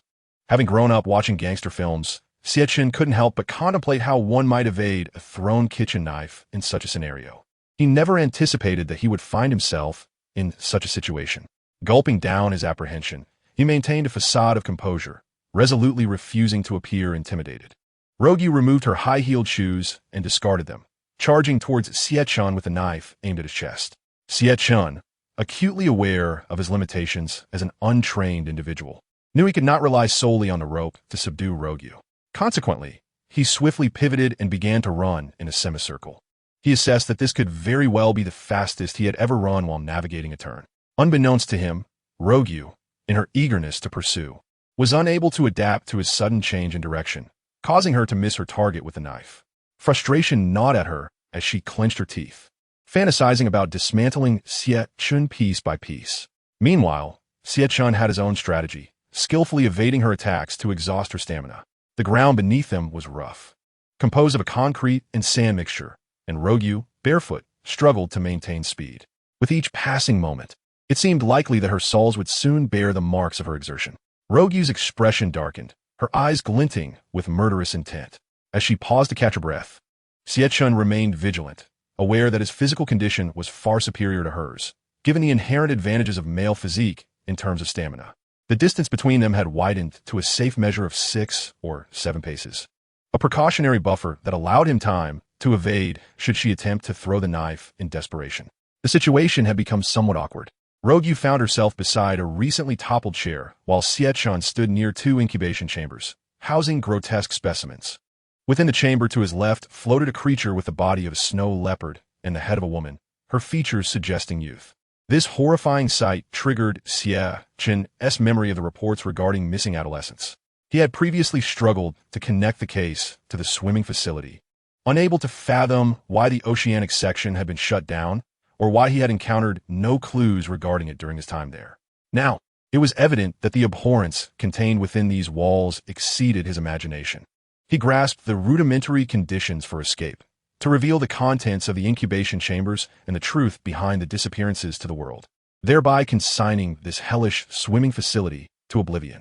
Despite uncovering these crucial leads, he still needed to identify the perpetrator behind these heinous acts. He had yet to ascertain the true identity of the director, let alone establish the identity of the culprit. However, pondering these matters was futile.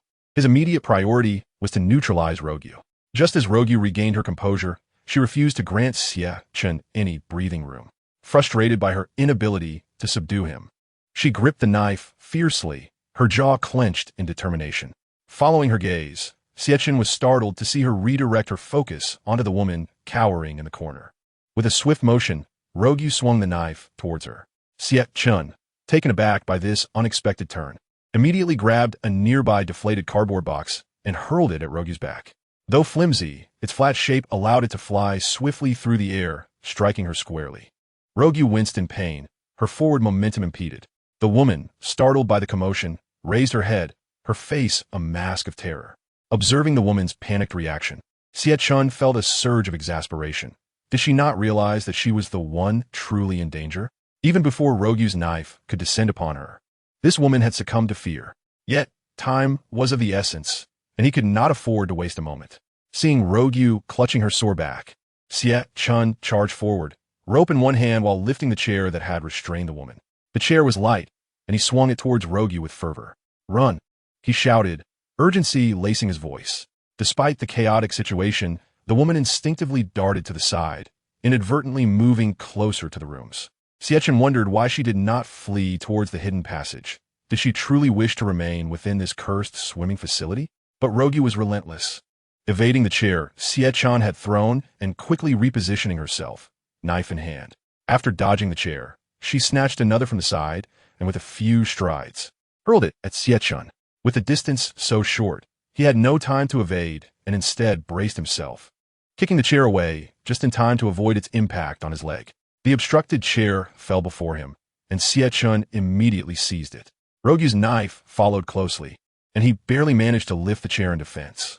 Had he been a moment slower, the blade would have struck him squarely in the head. Clenching his teeth, beads of perspiration formed on his forehead. The tension was palpable. With the chair now serving as a barrier against Rogue's knife, Xie Chen was no longer at a disadvantage. After using the chair to deflect her strike, he swiftly pivoted, attempting to wrench the knife from her grasp. However, Rogue was not oblivious to his intentions, despite her struggles. She managed to switch hands, albeit slowly, maintaining her grip on the knife.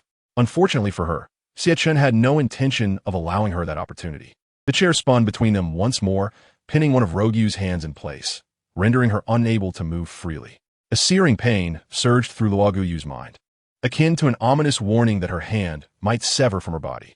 Nevertheless, she gritted her teeth and resolutely refused to relinquish her grip, her demeanor unmistakably indicating her determination to confront Xie Chen to the bitter end. Xie Chen, showing no mercy, relentlessly pulled the chair forward while maintaining a firm grip on it. With one of her hands ensnared within the confines of the chair, Luogu's expression twisted in agony, her right shoulder quivering involuntarily. Yet, Xie Chen felt no inclination towards compassion. Observing Luo Yu's waning strength, he seized the chair with both hands and forcefully pressed down.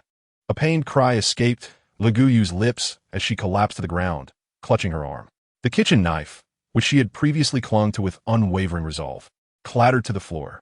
Having been trapped in the chair's crevice, her hand naturally dislocated when Xie Chen yanked it downwards. He bent down to retrieve the fallen knife, and then slowly approached Luo Yu, who lay on the ground enduring the excruciating pain. Gritting her teeth, with tears welling in her eyes, Luo Yu attempted to rise and lunge at him upon seeing him draw near.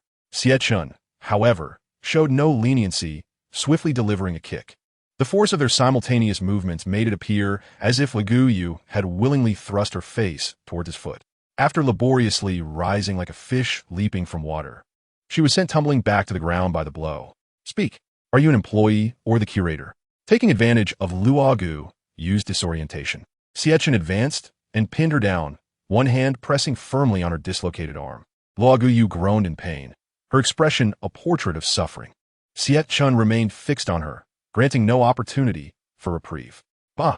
Luo Yu lifted her face defiantly and spat at him. What is there to discuss? You're simply envious, intent on ruining everything others have painstakingly built. I have done my utmost to make amends, yet why do you insist on driving people to despair? Xie Chen, gritting his teeth, gestured towards the cultivation chambers with rising agitation. Make amends? Then why don't you try staying inside yourself? The once impassioned Luo Yu was instantly rendered speechless by his retort. Were those trapped within not part of someone else's family? Why was she the only one allowed to play the victim? As he contemplated the youthfulness of the victims, Xie Chen's indignation swelled. To him, Luo Yu's words were utterly devoid of merit. After all, she was merely a girl. Under Xie Chen's vehement tirade, tears quickly welled in the corners of Luo Yu's eyes. Yet, despite this, Xie Chen showed no sign of compassion. He released the rope he had been holding and bound her to a nearby support pillar, dragging her there despite her vigorous struggles. However, her dislocated arm rendered her movements agonizingly restrained, preventing her from exerting any significant force. Once he secured her, Xie Chen regarded Luo Yu, who leaned against the pillar in a pitiable state, and let out a heavy sigh. Even a male would feel a pang of sympathy. But this was the world of supernatural tales, and reason compelled him to stifle her cries by stuffing something in her mouth, ensuring she could utter no pleas for help.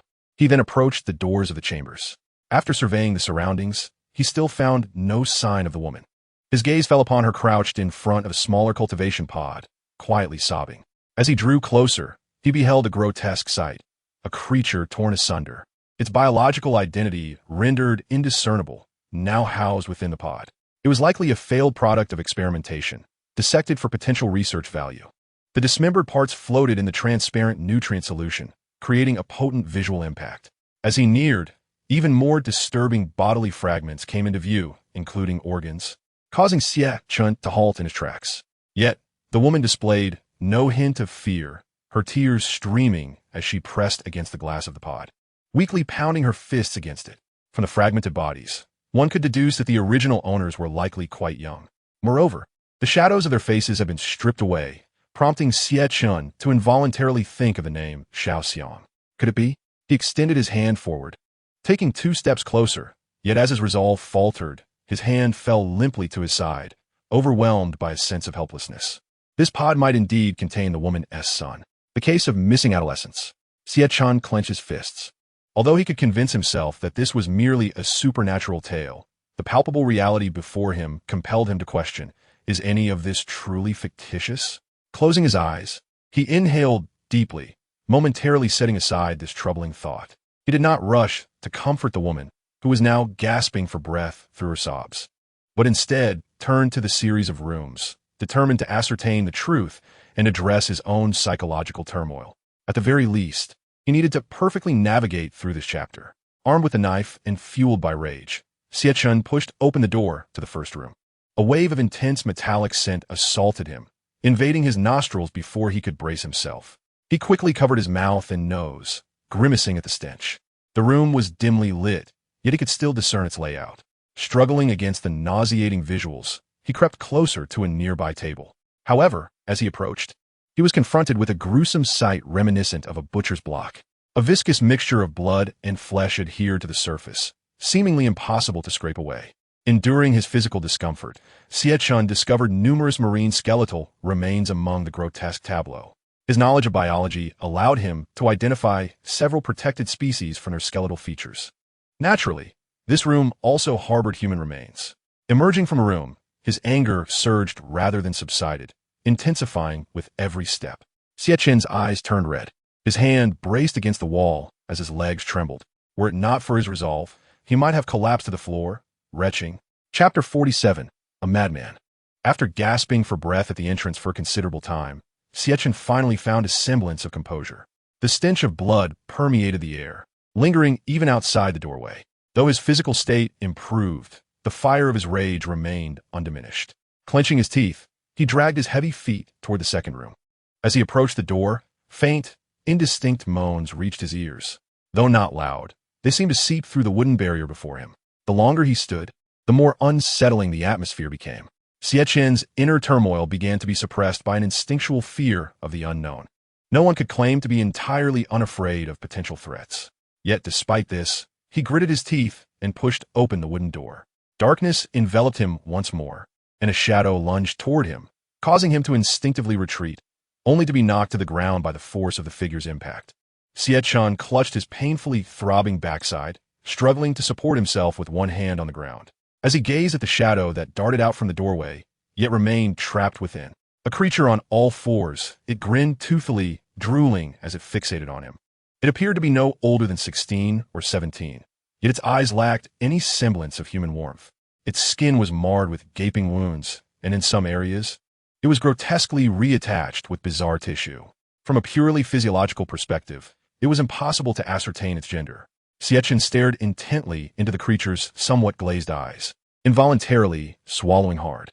He could scarcely fathom the torment required to reduce a human to such a state, yet still allow them to cling to life. Ruminating on this was futile. However, the being stood before him, tethered by a chain around its neck that rendered it utterly immobile within this second room. Xie Chen hesitated to label it as human. He slowly rose to his feet, attempting to approach. Yet, upon noticing his movement, the creature instinctively recoiled, pressing itself against the ground in fear. Xie Chen felt a surge of surprise at this reaction. As he cautiously advanced a few steps closer, the creature shrank back further, eventually vanishing into the room's oppressive darkness. Unable to discern any movements within, Xie Chen dared not proceed. If the creature intended to lull him into a false sense of security, he would undoubtedly be caught off guard upon its sudden assault. It wasn't that he had evaded the creature earlier. Rather, it had collided with him without properly assessing the situation. The consequences of a bite would undoubtedly be horrific. Strangely, the light switch for this room was situated outside the door, as if deliberately arranged to exacerbate the situation. With a conflicted heart, Xie Chen pressed the switch. Instantly, the second room was flooded with light, banishing the darkness in an instant. A chorus of anguished wails erupted in unison with the illumination, only to swiftly fall silent. Xie Chen gingerly stepped to the threshold of the room. Approximately 7 or 8 similar creatures were ensnared within. Some retained a semblance of human form, much like the one that had been near the door. Their wounds were remarkably smooth, clearly having healed long ago, showing no signs of previous injuries. Others had their heads cleaved in half, yet blood still gleamed within. Unlike the dismembered, insect-like creatures, these did not exhibit signs of healing. Strangely, while blood flowed, the creatures still exhibited vital signs. Upon closer examination, one could discern faint resemblances to marine life, but aside from evoking disgust, they held no aesthetic value.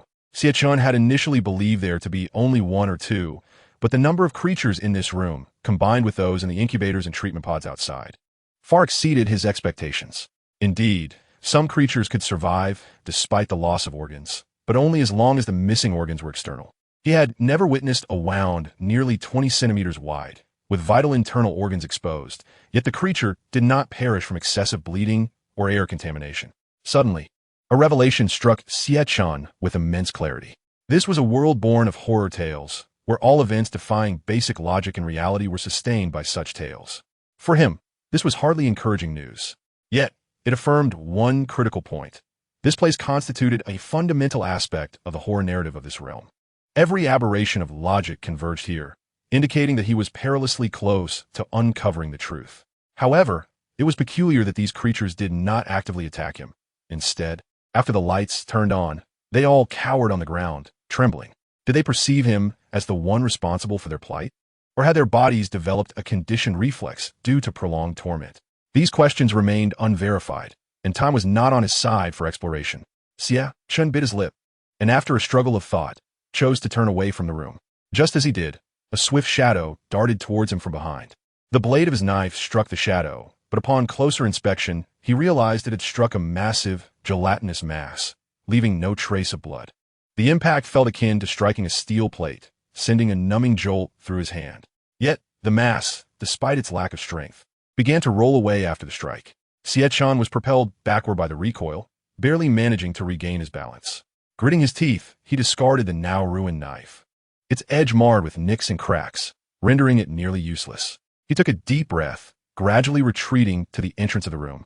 The gelatinous mass continued to roll in place until it finally came to a stop, devoid of any further movement. Xie Chen hesitated to investigate further. Had he not struck it, the mass would likely have collided with him with enough force to break bones. Standing at the threshold, he scanned the room, observing that none of the creatures exhibited any signs of movement.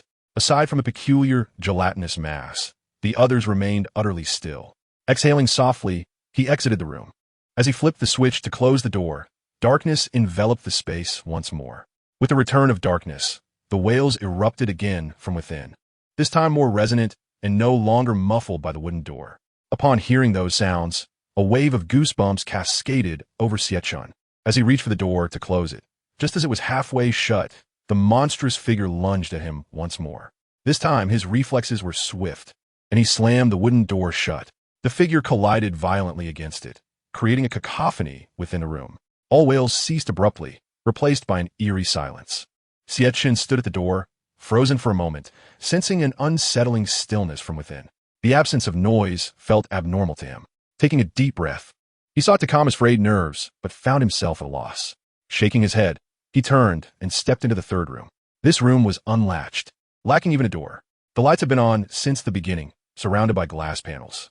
From outside, it was clear that no one was present within. Upon entering, Xie Chen felt a significant clarity in his breath. This sensation was starkly different from the previous two rooms. He even sensed the tension in his body beginning to dissipate. While this may not bode well, it was undeniably beneficial for his current mental state. The interior was sparsely furnished. Aside from a few bookshelves, there was only a simple desk. Scattered across the desk were sheets of paper, and as he approached, the text became legible to him. Biological Experiment Classification Plan. The level of completion remains disappointingly low, and the analysis and dissection of the experimental data are far from satisfactory. Further detailed inquiries are imperative. The Marine Life and Human Limb Hybridization Program. The inherent ideation cannot be preserved. This initiative is fundamentally flawed, yet if the technology matures, it may even enable humanity to reclaim the abilities of its ichthytic ancestors. Xie Chen gazed at the two reports before him, an unsettling sensation prickling at his scalp. This was unequivocally the frenzied conjecture of a mad scientist. It reminded him of a saying he once encountered. One need not fear the existence of lunatics in this world, nor should one be alarmed by their fantastical delusions. The most terrifying aspect is that this lunatic has begun to take action. The results laid bare before him serve as the most vivid illustration of this adage. Upon unveiling the two reports atop the pile, another document surfaced from the first page of a notebook. Cross-infection program. Perhaps feasible. Chapter 48, Departure. Xie Chen's fingers trembled slightly as he turned to the second page. The further details of the plan unfolded before him. Based on this premise, a benign infection agent for cross-infection has been fully developed and is ready for deployment to all contacts. The expression on Xie Chen's face darkened considerably. According to the content stated, the dwindling patronage at the swimming facility could be attributed to the guests being infected to varying degrees. As he continued to leaf through the pages, the subsequent revelations shattered his worldview. The efficacy of the benign infection agent ranges from 2 to 3 days. To research this fundamental value and ensure greater stability, I must begin with you, my dearest wife. There is no need to fear for your life. This is a sacrifice for science, but also a means to render you even more perfect. Xie Chen had not anticipated that even his beloved wife would not escape the clutches of this madness. He could only ponder whether the outcome would be a success or a failure. However, after glimpsing the second room, he found himself leaning towards the latter. Taking a deep breath to steady himself, he turned to the next page. Yet this time, it bore no inscriptions. A blank sheet greeted him. Xie Chen flipped several more pages, but still found no written content. It appeared the documentation ceased at this juncture. Just as he contemplated halting his perusal, he noticed a protrusion on the remaining sheets. With a hint of curiosity, he lifted it, uncovering a small circular box, roughly the size of a half palm, concealed beneath the papers. Xie Chen picked up the round box, noting the exquisite packaging, a testament to meticulous design. After gathering his composure, he opened the box. Inside lay a vial of liquid, quietly resting. The transparent fluid within the glass container emitted faint glimmers when gently shaken. Is this the research outcome? With a measured breath, Xie Chen raised the vial above his head, peering intently at the changes within. Aside from those subtle glimmers, no other anomalies appeared. However, he dared not let his guard down, as this was a sample agent capable of indirect infection, as the notes had clearly indicated. After investigating the third room, Xie Chen approached the final chamber. This door, however, was ironclad, secured with a keypad lock, currently in standby mode. Upon thorough examination, he discovered it was an 8-character electronic lock. Before proceeding to the decryption, he needed to input a serial number for verification. Otherwise, bypassing the password entry would be futile. This was akin to a 2-tiered safe. Only by unlocking the first layer could one gain access to the second layer's information. Xie Chen lightly tapped the iron door, but the verification was unyielding. Aside from cracking the electronic password lock, there were no shortcuts available. Even attempting to forcibly breach, it would likely trigger even more impenetrable security measures. With 3 rooms already revealing a wealth of explosive information, the lack of security measures seemed almost absurd. It was reasonable to deduce the significance of what lay hidden within the 4th room. Although merely conjecture, Xie Chen could not help but ponder this possibility. Yet, since he could not unlock the door, he deemed it futile to pursue. If this iron door were connected to an alarm, a forced entry would only bring calamity upon himself. Xie Chen turned back toward the cultivation pod area. The woman remained kneeling before the small cultivation chamber, tears streaming down her face, her voice hoarse and barely audible as she wept intermittently. Witnessing her wretched state left Xie Chen at a loss for words. After all, losing a loved one is a pain that even he could hardly bear. In his current position, without having endured the same suffering as her, he felt utterly impotent. He had already completed the first half of the conditions required to clear the swimming facility's quest. The remaining half was merely a matter of time. Yet, that was beside the point. With a clear objective ahead, Xie Chen gently assisted the woman to her feet. As for Luo Guiyu, whom he had bound to the load-bearing pillar, her fate was temporarily set aside. He was still uncertain of her stance. However, it was evident that she was fully aware of the nefarious dealings transpiring behind the scenes at the swimming facility. Taking a deep breath, Xie Chen attempted to clear his mind, though the effort proved largely ineffective. Once he gathered his thoughts, a solemn expression crossed his face as he inquired of the woman. When you were brought here, did you see the face of the assailant? Do you know who the perpetrator is? The woman, still steadied by his support, immediately contorted her face in anguish at these 2 questions. It was clear that attempting to extract answers from her regarding these matters was an exercise in futility. I don't know, she stammered, her voice quivering. I was so focused on whether there was anything I needed to know in the cabinets inside the room that, while I was reading those news reports, someone snuck up behind me and covered me with a cloth bag. Then, they dragged me here and injected something into me. After that, I have no recollection of what happened. Her words were somewhat mechanical, yet certain key phrases nearly left Xie Chen reeling. Injected with what? He murmured softly, his voice barely audible even to the woman beside him. If it were a tranquilizer or soothing medication, the situation might be manageable. But if it were the so-called experimental infection agent in his pocket, would the woman's ultimate fate not mirror that of the monstrosity in the second room? She had already lost her child. Was suffering particularly drawn to the wretched? With that thought, Xie Chen dared not delve any further. The information provided by his glasses held no utility. The woman's gaze was now imbued with a sense of desolation. Can you walk? After a prolonged moment of support, the woman gradually regained her composure, though she appeared somewhat dazed, as if half her life had been drained away. Even with such an inquiry, she showed no inclination to respond. Of course, having witnessed his actions, she likely did not perceive him as the murderer of her son. Yet, Xie Chen remained uncertain how to console her in her state of despair. Can you muster some strength? The essence of existence lies in living well. She certainly did not wish to witness her mother in such a state of disarray, perpetually lost in thought because of him. While offering consolation, Xie Chen remained attuned to the woman's emotions. After expressing these words, he observed a discernible shift in her facial expression. With a sigh, he was about to reinforce his sentiments when the woman unexpectedly spoke up. "Can you help me find the one who harmed my son?" Xie Chen regarded the sudden resolve etched upon her face and nodded gently. Yet, soon after, her demeanor turned fierce, her anger unmistakably palpable. "I will ensure he pays for his blood debts. I cannot betray my child." Xie Chen refrained from commenting on her fervent declaration. "It is difficult to say. Let us depart from here. Ultimately, evildoers will face their reckoning." The woman remained silent, gazing at the cultivation chamber that held her son, and after closing her eyes, she merely nodded slightly. Xie Chen anticipated this outcome and proceeded to lead the way, choosing not to engage her further in conversation.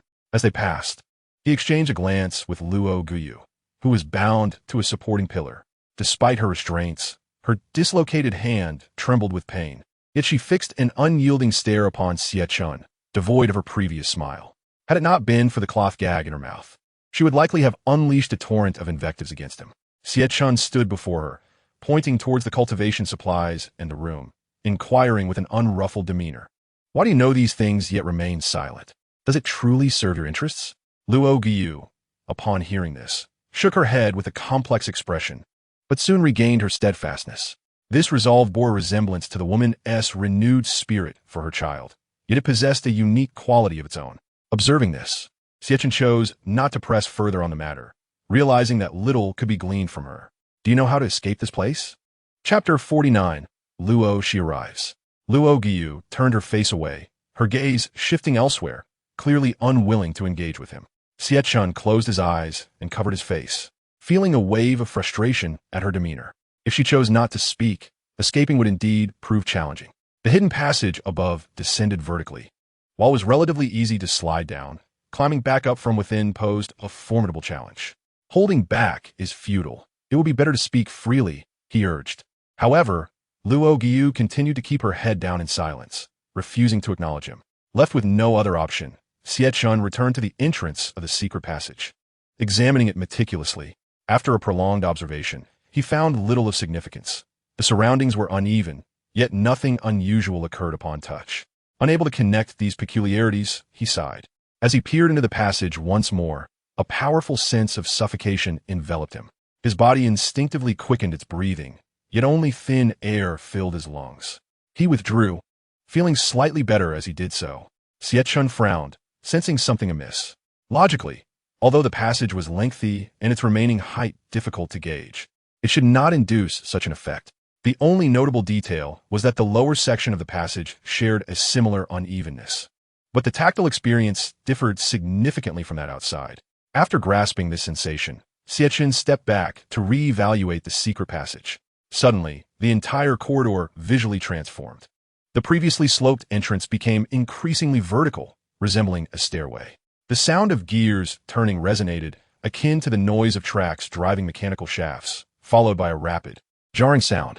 Xie Chen was taken aback by this unexpected scene. Could his previous explorations have triggered such a transformation? Yet, he had not encountered any buttons or similar mechanisms. The woman, who had previously stood behind him, stepped forward, patted his shoulder, and pointed to a lever that had suddenly appeared on the supporting pillar.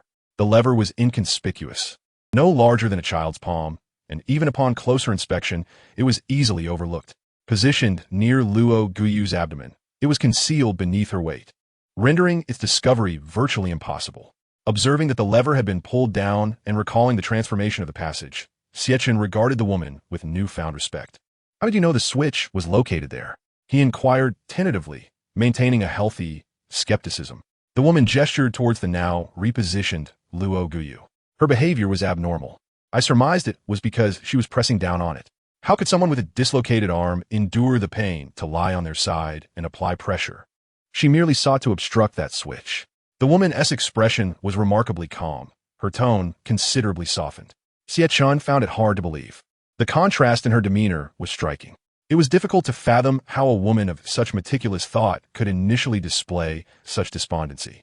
Now, his greatest fear was that there were still significant blind spots in this entire affair that he had yet to uncover. In plain terms, he dreaded the possibility that the woman might harbor ulterior motives. Sighing, Xie Chen did not conceal his thoughts. He was left with but one opportunity to utilize his pocket watch. Yet the myriad of potential dangers loomed too large, rendering any advantage negligible. Well then, let us hasten our ascent, he urged the woman, casting a glance back at Luo Guyu, who continued to glare at him. The woman, unfazed, promptly approached the hidden passage and swiftly ascended. When she vanished from view, Xie Chen did not immediately follow. Instead, he turned back to Luo Guyu, pressing down gently on her dislocated hand before applying light pressure to the supporting wall. Given the cloth gag in her mouth, she could not emit a proper scream. However, her arm returned to a semblance of normalcy, albeit marked with several bruises that were painful to behold. These matters likely do not concern you. Yet, sometimes, living means being true to one's conscience. Luo Guyu watched Xie Chen as he turned to leave, her expression somewhat dazed, but no one could decipher her thoughts. Xie Chen placed a hand on the hidden passage. The unevenness below was indeed the rapidly moving track, lifting him upward. The interior of the corridor was markedly smoother than during his descent, and the unpleasant gases had dissipated. However, upon encountering the data within the research rooms below and the vial of infectious agent in his pocket, he became acutely aware of the anomalies surrounding him. A moment's inattention could lead to dire consequences. If the first chapter's eerie tales were tied to all matters concerning the bride, then everything associated with this experiment and the agents in the second chapter represented the manifestation of its eerie narratives. A moment's lapse could expose him to the taint of these tales, making vigilance paramount. In no time, he found himself transported to the upper level by the hidden passage's track. As he passed through the downward folding partition, his entire body collided with it instantly, leaving no time to react. Since the partition was being pushed inward from the outside, it could only be flipped upward from inside the secret passage. However, the tracks were rolling faster and faster, and after a moment of disarray, Xie Chen slowly regained his balance. What a hassle! Xie Chen stumbled along the walls of the secret passage, then gently flipped open the partition in front of him and followed it out of the passage. The woman who had been waiting outside was already there. Upon seeing him emerge, she walked directly toward the door of the director's office. The door was locked. Did you take the key? Xie Chen was stumped by the question and stood there dumbfounded. He should have taken a key from Luo Guyu's body when he came up earlier. Thinking of this, Xie Chen couldn't help but slap his head, feeling a little regretful. After all, if Luo Guyu noticed the key on him, he could slowly cut through the rope binding him using the key's teeth alone. Though it would indeed take a considerable amount of time, the possibility was high. Seeing Xie Chen's annoyed expression, the woman furrowed her brows and asked, "What's wrong?" Xie Chen took a deep breath, shook his head, walked to the door locked by Luo Guyu, knelt down, and then pulled out the two tools from his pocket. It's okay. Let's hurry up and do it ourselves." After seeing Xie Chen insert the two pieces of wire into the keyhole in order, a look of confusion appeared on her face. "You don't have a key? Aren't you an employee of this swimming pool?" Xie Chen nodded slightly. "I've only been here for a short time. Do you think I'd have access to these things?" Seeing her expression, Xie Chen didn't pay much attention and refocused his attention on the lock in front of him. To be honest, unlocking from the outside and the inside are two completely different directions, and the difficulty difference is quite significant. Xie Chen pressed down on the wire below twice, causing it to bend, but the door remained motionless. He inserted the wire into the keyhole again, this being his third attempt. The woman asked anxiously, "Can you do it or not?" Xie Chen frowned, his forehead covered in beads of sweat. "Shut up." After reinserting the wire, he pulled it down. Sure enough, the wire bent again, but this time the door sprang open. Did it work? The woman's tone was filled with surprise, but Xie Chen was at a loss. The door was violently pushed open, and the doorknob collided directly with Xie Chen's forehead. With a loud thud, Xie Chen fell to the ground. Clutching his throbbing forehead with both hands, his eyes fixed on the person standing at the door. The woman finally realized the door had been opened from the outside and immediately stepped back a few paces. After being dragged into the secret room below, that person wasn't even inside. Although Xie Chen was blocked outside the fourth room, he knew there was definitely no one inside. As the door opened, Luo, she stood right in front of him. "Xie Chen, how did you end up here?" Her tone was first puzzled, then filled with intense anger. "How did you get in here?" Seeing that something was wrong, Xie Chen's mind went blank, and he stammered in response. Well, don't get so worked up. It was Guyu who brought me in, sister." Luo, she listened to Xie Chen's explanation, and the confusion on his face grew even more pronounced. Right. Xie Chen covered his forehead and struggled to stand up, giving an awkward smile. Luo, she looked down at the wire Xie Chen had dropped on the ground and immediately frowned. "You're lying. Chapter 50. Nearing the end. Seeing Luo, she's so angry. Xie Chen immediately backed away. Come here. Where are you going? While shouting, Xie Chen didn't pay any attention to her. So Luo, she couldn't help but ask Xie Chen again where he was going. But Xie Chen didn't want to deal with her right now. He had to figure out a way to deal with her first. Seeing Xie Chen start to run, Luo, she followed him, immediately grabbing his arm and passing by the woman. The woman furrowed her brows and immediately reached out to grab Luo. Luo, she glared at the woman and began struggling violently. Seeing Luo, she's intense reaction, the woman wrapped her arms around Luo, she's body, clinging tightly with both hands. Unlike before, Luo, she could already see the woman's presence, but it was as if she knew the woman was locked in this room. Perhaps it was something Luo Guyu had told her when he left earlier, but it wasn't anything new. Let go of me right now. Luo, she clenched her teeth, desperate to find Xie Chen to verify the truth, and blurted out angrily. Crazy woman, did you hear me?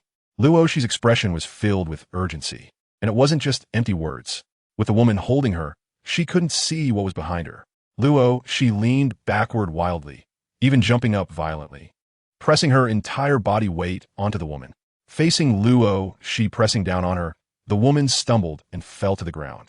Her back collided with the dimly lit wall of the corridor, and the intense pain made her involuntarily release her tightly clenched hands. After quickly breaking free, Luo, she immediately ran toward the director's office. For him, he had to confront Xie Chen face to face. He had only been working at the swimming pool for a few days, hadn't done much all day, and now he was in this room. There was definitely something wrong. The door to the director's office was not closed, and Luo, she rushed inside. Xie Chen was crouched beside the doorframe, holding a drawer he had just pulled out, listening intently to Luo, she's approaching footsteps. With a sudden jerk, the drawer slammed into the calf of Luo, she's leg as he stepped into the director's office. The collision between the wooden drawer and her shin bone caused intense pain, immediately throwing her off balance. Luo, she fell flat on her face the moment she entered the room. Xie Chen didn't stop there. He immediately pounced on Luo, she's body, pressing down on her with all his weight while his hands pinned her arms down. He didn't give her the slightest chance to move. The pain in her calf bone caused Luo, she to struggle, but being a petite girl, her struggles were futile. Xie Chen covered her mouth with his hand to prevent her from screaming. In the midst of the chaos, footsteps of a woman were heard coming from Building 3. Xie Chen said, I remember there are some cloth strips over by the bookshelf. Grab one and stuff it in her mouth, then tie her up here. The woman nodded immediately and ran toward the bookshelf. The two acted swiftly, quickly subduing Luo. Unless she used both hands, she couldn't possibly untie the cloth strip by twisting alone. Additionally, the intense pain in her shin bone meant that even the slightest movement would aggravate her injury, which was a positive development. She is not the murderer? The woman looked at Luo, with a ruthless expression, even a hint of madness in her eyes. However, out of trust, she asked Xie Chen a question instead of acting immediately. Xie Chen paused for a moment, but shook his head. Not only did his intuition tell him so, but there was also no evidence pointing to the two sisters at the swimming pool as the murderers. Of course, there was also no evidence proving they had no connection. Seeing Xie Chen's denial, a look of disappointment flashed across the woman's face. Let's go out first. Translated with deep L. Calm, free version. All the answers still need to be urgently sought from the outside. The two sisters, surnamed Luo, did not appear to be highly suspicious. But regarding the other individual, Xie Chen held a markedly different perspective. The woman nodded. After tossing Luo, she into a rather tall cabinet. A larger cabinet was subsequently placed outside, leaving only a small gap for her to breathe. In such a constrained position with her hands and feet bound, the space within the cabinet was utterly insufficient for any vigorous movement. Even a fully grown man would struggle to push the cabinet door open, let alone a girl like Luo. Moreover, with her mouth stuffed with cloth, it would be exceedingly difficult for anyone to discern her presence unless she deliberately made noise. When did you lose your son?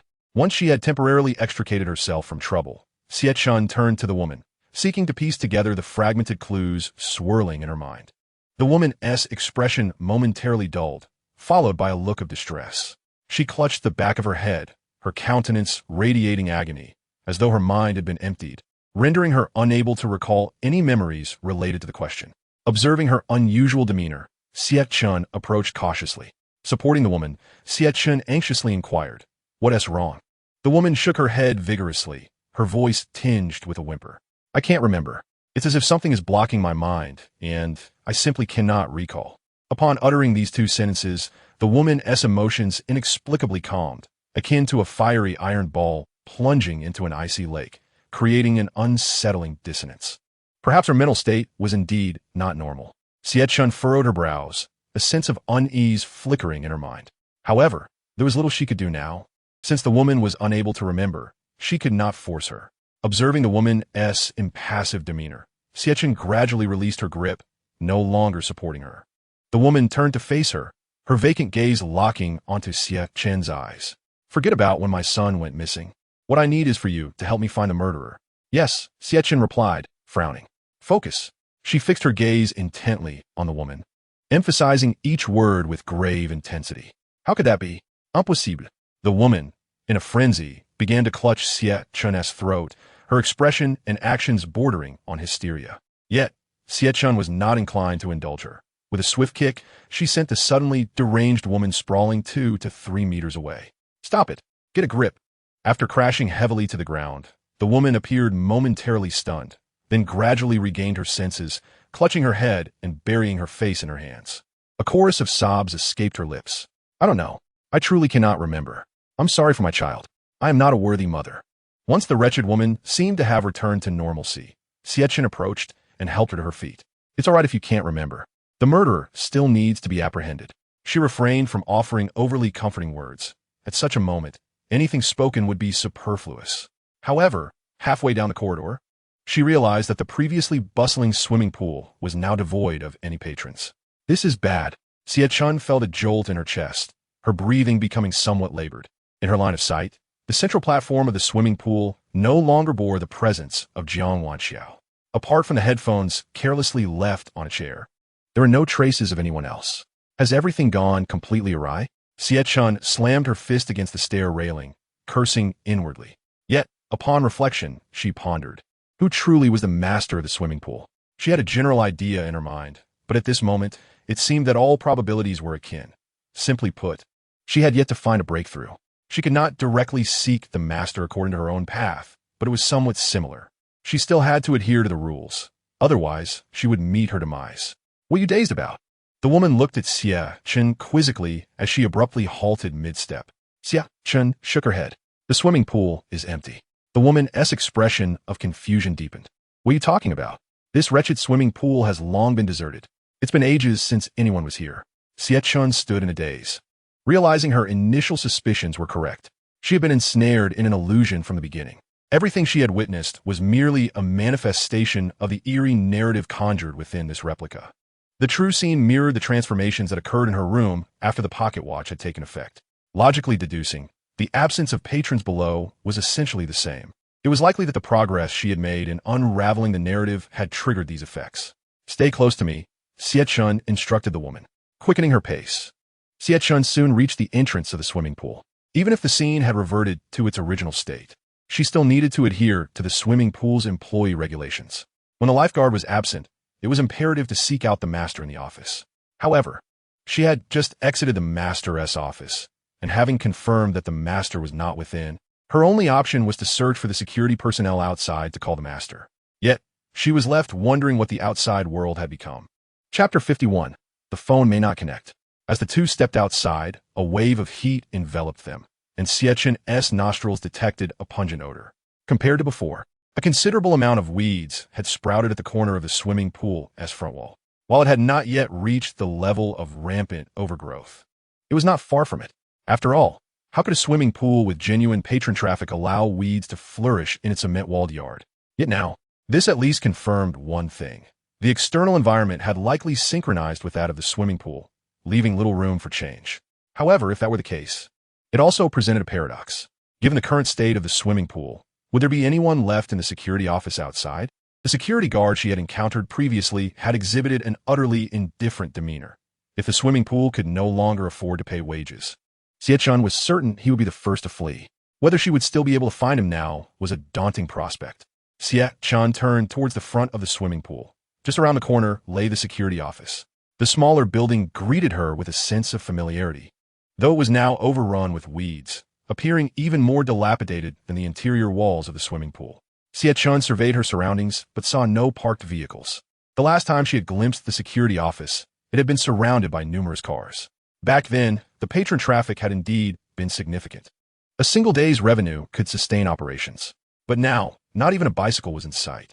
Xie Chen let out a sigh. The woman beside her moved forward with ease, peering around as if searching for something. With a heart full of apprehension, Xie Chen followed her. They rounded the corner and approached the door of the security office. Strangely, it was still ajar. Xie Chen furrowed her brow. Logically, given that security guard's character, it was improbable that he would still be working in the security office. Could it be that the master of the swimming pool was still periodically compensating the guard? If that were the case, it was not entirely impossible. Before Xie Chen could fully process this thought, the woman, filled with rage, stormed inside. Xie Chen, in a state of panic, attempted to reach out and restrain her, but was already too late. The woman forcefully kicked open the door, striding into the security room with determination. That old wretch is hiding in here again. The venom in her voice was palpable, even from outside, where Xie Chen could discern the disdainful tone. Old wretch? He murmured to himself, recalling the elderly figure he had encountered earlier at the swimming pool, desperately searching for her grandson. He had previously been puzzled by the old woman's evident fear of this woman. Could it be that they were related by marriage? If it were indeed her who had lost the child, why such fury? The old woman's demeanor would make perfect sense if everything was clarified. Concerned about the situation spiraling out of control, Xie Chen promptly entered the security room, anxious that heightened emotions might provoke some outrageous act. Upon entering, he was greeted by the sight of the same security guard seated at the tea table, with the elderly woman positioned directly across from him. This scenario mirrored his earlier visit when he had come for tea. No wonder the old woman had claimed to have spent the entire afternoon in this security room. Had he lost his grandson, coupled with his daughter-in-law's reproaches, she would have likely searched the swimming pool herself. To avoid her, he would have had no choice but to remain outside the swimming pool, waiting. Reflecting on it this way, the old woman seemed rather pitiable. When confronted by his daughter-in-law's scornful words, the old woman lowered her gaze, her hands gripping the fabric of her trousers tightly. It was evident she had something to say, yet the words remained unspoken. If you all would spend more time with my grandson, I wouldn't have to be this old wretch taking him out to play. She finally uttered, her voice breaking halfway through, the latter part barely audible. Listening to their confrontation, Xie Chen felt a twinge of discomfort. You needn't search anymore. The woman's tone softened slightly, guilt creeping into her heart after hearing the old woman's words.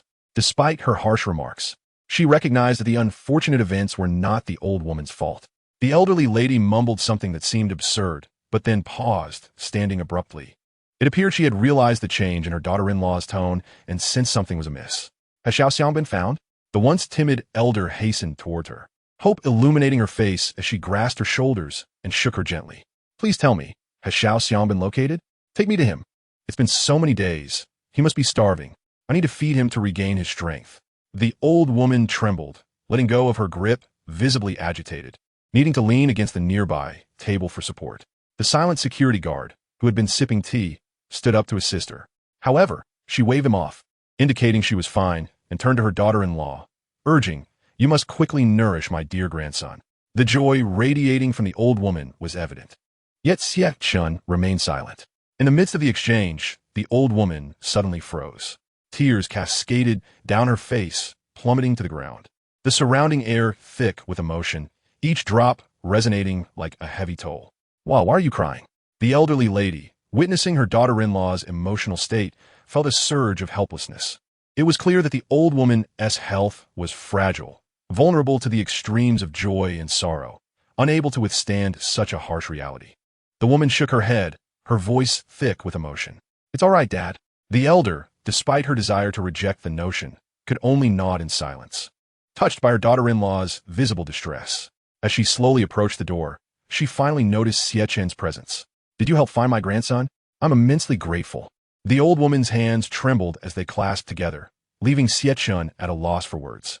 After a prolonged moment, she finally stepped outside, but not before leaning against the doorframe and turning back to her daughter-in-law. I still wish to see Xiaoxiang. Where is he now? Xie Chen managed a faint smile, though it appeared rather forced. He has already been taken to the hospital for nourishment. There is no need for concern.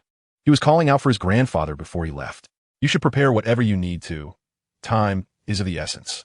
Upon hearing this, The old woman's smile blossomed into a radiant one. Excellent. I will prepare right away. Tonight, I shall ensure my grandson is well fed. Each word she spoke rang with vigor. As she departed, Xie Chen could only turn away in despair. The woman, now covering her mouth, collapsed to the ground in tears, uncertain how to convey the truth to her father-in-law. She cast a glance at Xie Chen, but remained silent, her gaze shifting back to the woman. The old man is deeply concerned for his grandson. If he truly hasn't been found, it would be best not to deceive him. The atmosphere in the room revealed hints of the situation, suggesting that both Xie Chen and the woman were merely placating the elder. However, it remained possible that the security guard was privy to the grim reality, already aware that Xiao Xiang had tragically perished. With a heavy heart, Xie Chen settled at the tea table. Do you have the contact information for the director of the swimming pool? Xie Chen inquired directly, eschewing any preamble. The security guard, who had just begun pouring tea, furrowed his brows at the question. What do you need him for? Given the state of the swimming pool, what trouble could possibly arise? Xie Chen shook his head. It concerns a different matter. I wish to seek clarification. The guard smirked, a hint of disdain evident. What would you possibly want to discuss with him? If you truly have something to say, it would be more prudent to convey it to me directly. He likely wouldn't care much either way. Are you well acquainted with him? Xie Chen pressed, seizing the opportunity. Acquainted? Not exactly, but many seek him out. You must present a reason compelling enough to capture his attention, or I won't bother to make the call. Xie Chen understood the underlying challenge. The security guard implication was clear. It depended on what Xie Chen intended to discuss with the director. Chapter 52, Awaiting the Nightfall. The lifeguard at the swimming pool was missing. The guard, listening to Xie Chen's words, wore a look of perplexity. Lifeguard? What are you talking about? He adjusted his seating. Are you still half asleep? Have you not seen the state of the swimming pool since you entered my security room? A rational individual would undoubtedly recognize that the swimming pool, in its current state of near bankruptcy, has no need to employ lifeguards. How could such a notion possibly sway the director? Surely, he is aware of whether he has hired anyone or not. Should one merely call him? It might very well lead to an unpleasant encounter. While he continues to deposit his salary into his account each month, his temper can be quite irritable when approached about matters concerning himself. The paltry sum he receives is hardly sufficient to compel him to willingly assume the role of a fool. It's not a matter that one can ascertain with a mere glance, is it? If this is indeed your only concern, I suggest you take a left turn and walk 300 meters to the bus station, then head to the psychiatric department of the central hospital. The security guard shot a glare at Xie Chen and took a sip from his teacup. Xie Chen squinted, having only posed a tentative inquiry, for deep down, he doubted the guard's ability to contact the director. Moreover, the stipulation in the employee manual could very well contain erroneous information. Having received an answer, he was not angered by the guard's words. Instead, he seized the opportunity to continue the conversation. Do you still have contact with the director? The guard set down his teacup. Isn't that a redundant question? How else would he assign me work? Xie Chen's eyes lit up, as if he had stumbled upon a breakthrough. What specific tasks are you assigned? The guard, resting his chin on his hand, grumbled in discontent. You would believe it. I'm supposed to wait for a truck in the evening to unload crates about a meter high at the sauna entrance of the swimming pool. The next morning, I'm to dispose of those crates in the trash. Tell me, isn't that utterly nonsensical? And yet you continue to do it? The guard chuckled wryly. What can I say? The pay is too good to refuse. Xie Chen chose to disregard him, instead pondering the implications of the guard's remarks. Why would the director require the guard to perform such menial tasks daily? What could possibly be inside those crates arriving by truck? If it were related to the so-called infection experiment, did that imply the director would be present at the swimming pool during the night? These few utterances suddenly bore tremendous weight, nearly overwhelming his mind. Noticing the perplexed expression on Xie Chen's face, the guard inquired. You're not thinking of taking this job from me, are you? Xie Chen shook his head. The guard, still skeptical, pressed. Then what are you contemplating? Taking a deep breath, Xie Chen fixed his gaze on the guard and asked, Do you know what's inside those crates? The guard stood up to boil water again, shrugging at Xie Chen's question. They're nailed shut. I can hardly tell. Nails as thick as my thumb. Can you believe it? If it weren't for the dampness and the fishy smell, I'd suspect someone was trying to smuggle gold. Xie Chen's pupils constricted slightly, and the woman who had been sobbing on the floor fell silent. As both men regarded her simultaneously, the guard felt a shiver run down his spine. What's wrong? Is there really gold in that wretched crate? Xie Chen shook his head. You should call him right away. If something is amiss, we need to inform him. Prompted by urgency, The guard detected a hint of something amiss and slowly set down the partially filled kettle. He then retrieved his phone from his pocket, pressed a button, and handed it to Xie Chen, the screen indicating it was dialing. "You take it. Say whatever you wish. This is no concern of mine." Xie Chen cast a glance at him, but did not engage, instead focusing on the phone as it dialed. Although only a few seconds passed before the system's prompt sounded, it felt like an eternity to him. "Beep. We're sorry.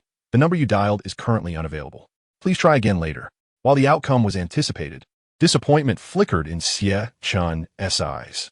The guard rose onto his toes to peek, then shrugged. "See? I told you. Unless he has a reason to contact you. Getting through to him is like climbing a mountain." Skeptical, Xie Chen pressed the number again, and the familiar ringing echoed once more. This time within mere seconds, a connection was established. A deep voice resonated from the other end. "What do you want?" I recall emphasizing that unless it's urgent, you shouldn't call this number. It was evident that the man on the other end was exceedingly cautious. Was this the director? Hearing his voice for the first time since the beginning of the ordeal was overwhelming for Xie Chen. "What are you saying?" The director on the other end seemed to have caught the tail end of Xie Chen's murmur, responding sharply. Xie Chen moved the phone slightly away from his ear and cleared his throat, just as he was about to speak, but was preempted by the director. "Aren't you the guard I hired? Who exactly are you?" Xie Chen frowned, having deliberately lowered his voice to match that of the guard, believing the phone would provide sufficient cover. To his surprise, he was immediately exposed, with no room for evasion. "As you suspected, I'm not the guard." With the pretense shattered, Xie Chen saw no reason to conceal his identity further. What should we do now that the lifeguard is missing? The rules outlined in the scenario demanded compliance, and despite the gravity of the situation, he posed the question. A moment of silence lingered on the line, as if the director were grappling with a dilemma. Finally, he spoke. "Find that woman. Otherwise, we may face dire consequences." The director's instructions came through clearly, word by word. "Though I do not know who you are, it's evident you are somewhat informed about me. If you were simply a passerby, I could invite you to witness my grand scheme unfold, perhaps even offer you a share. However, should our aims diverge, I strongly advise you to withdraw. I am not one to show mercy." Xie Chen listened in silence, yet chose not to concede ground, instead redirecting the conversation. "Aren't you going to come and meet me?" "Why should I?" Xie Chen found the question amusing, chuckling lightly. "Well then, I hope you can keep hiding for the rest of your life." After delivering that parting shot, he hung up the phone. For him, as long as he adhered to the rules, there was little left worth discussing. Keep an eye on the lifeguard. From the implications of that statement, Xie Chen could deduce the identity of Jiang Wanxiao. Of course, much of this certainty stemmed from her early morning visit to his room and the words she had spoken. Xie Chen exhaled deeply, allowing his tense nerves to relax, then returned the phone to the guard. "By the way, what time does that delivery truck usually arrive in the evening?" After sipping from the guard's freshly replenished tea, he inquired. The guard set down the teapot, glanced at his phone for the time. "Not really sure. There's no set schedule. Sometimes it arrives at dusk. Other times it doesn't show up until the dead of night. There have even been occasions when it didn't come for a day or two, leaving me waiting in vain." Listening to the security guard elucidate these matters, Xie Chen felt no sense of despondency. Rather, his heart blossomed with joy. This only served to further validate his suspicions. It was not that the director of the swimming pool was absent, but rather that he was indeed engrossed in his biological research. It was even plausible that he had become aware of being watched, prompting him to conceal himself, emerging only at designated times. It was hardly a significant issue. At worst, he could wait until tonight. The security guard wore a puzzled expression. "You can't possibly be serious about that box, can you? You never laid eyes on it. And I truly don't understand why you'd be so taken with that somewhat moldy box." Xie Chen shook his head. "The contents within are anything but ordinary. You are not a fool. I believe you can discern that something is amiss, so there's no need to feign ignorance." The security guard scratched his head. "Actually, there's no need to wait. That box should arrive tonight. After all, it didn't come for the past 2 days, otherwise. You'd understand why I've been in such a foul mood." Xie Chen felt a flicker of surprise. This indeed provided a piece of promising news. Noticing a slight change in Xie Chen's expression, the security guard promptly waved his hand. "Let me make it clear. I will not be involved in your affairs. So don't get too ahead of yourself." Xie Chen rolled his eyes at his nonchalant demeanor. Nevertheless, it mattered little. He had never counted on him from the beginning, so there was no question of disappointment. However, the peril of tonight was certainly not negligible. He had but one last chance to use his pocket watch. Thus, meticulous planning was imperative. Chapter 53. The arrival. Time flew by swiftly. Xie Chen and the security guard requested paper and pen, beginning to devise a layout for the swimming pool within the security office. Through the security guard's descriptions of the box, Xie Chen began to formulate additional strategies in his mind, though he was uncertain if they would bear fruit. The woman had remained seated on a nearby chair, lost in thought, her pupils devoid of focus, resembling her earlier state in the swimming pool.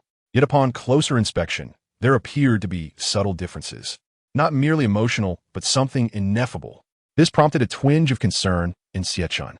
However, at this juncture, he had no viable solutions.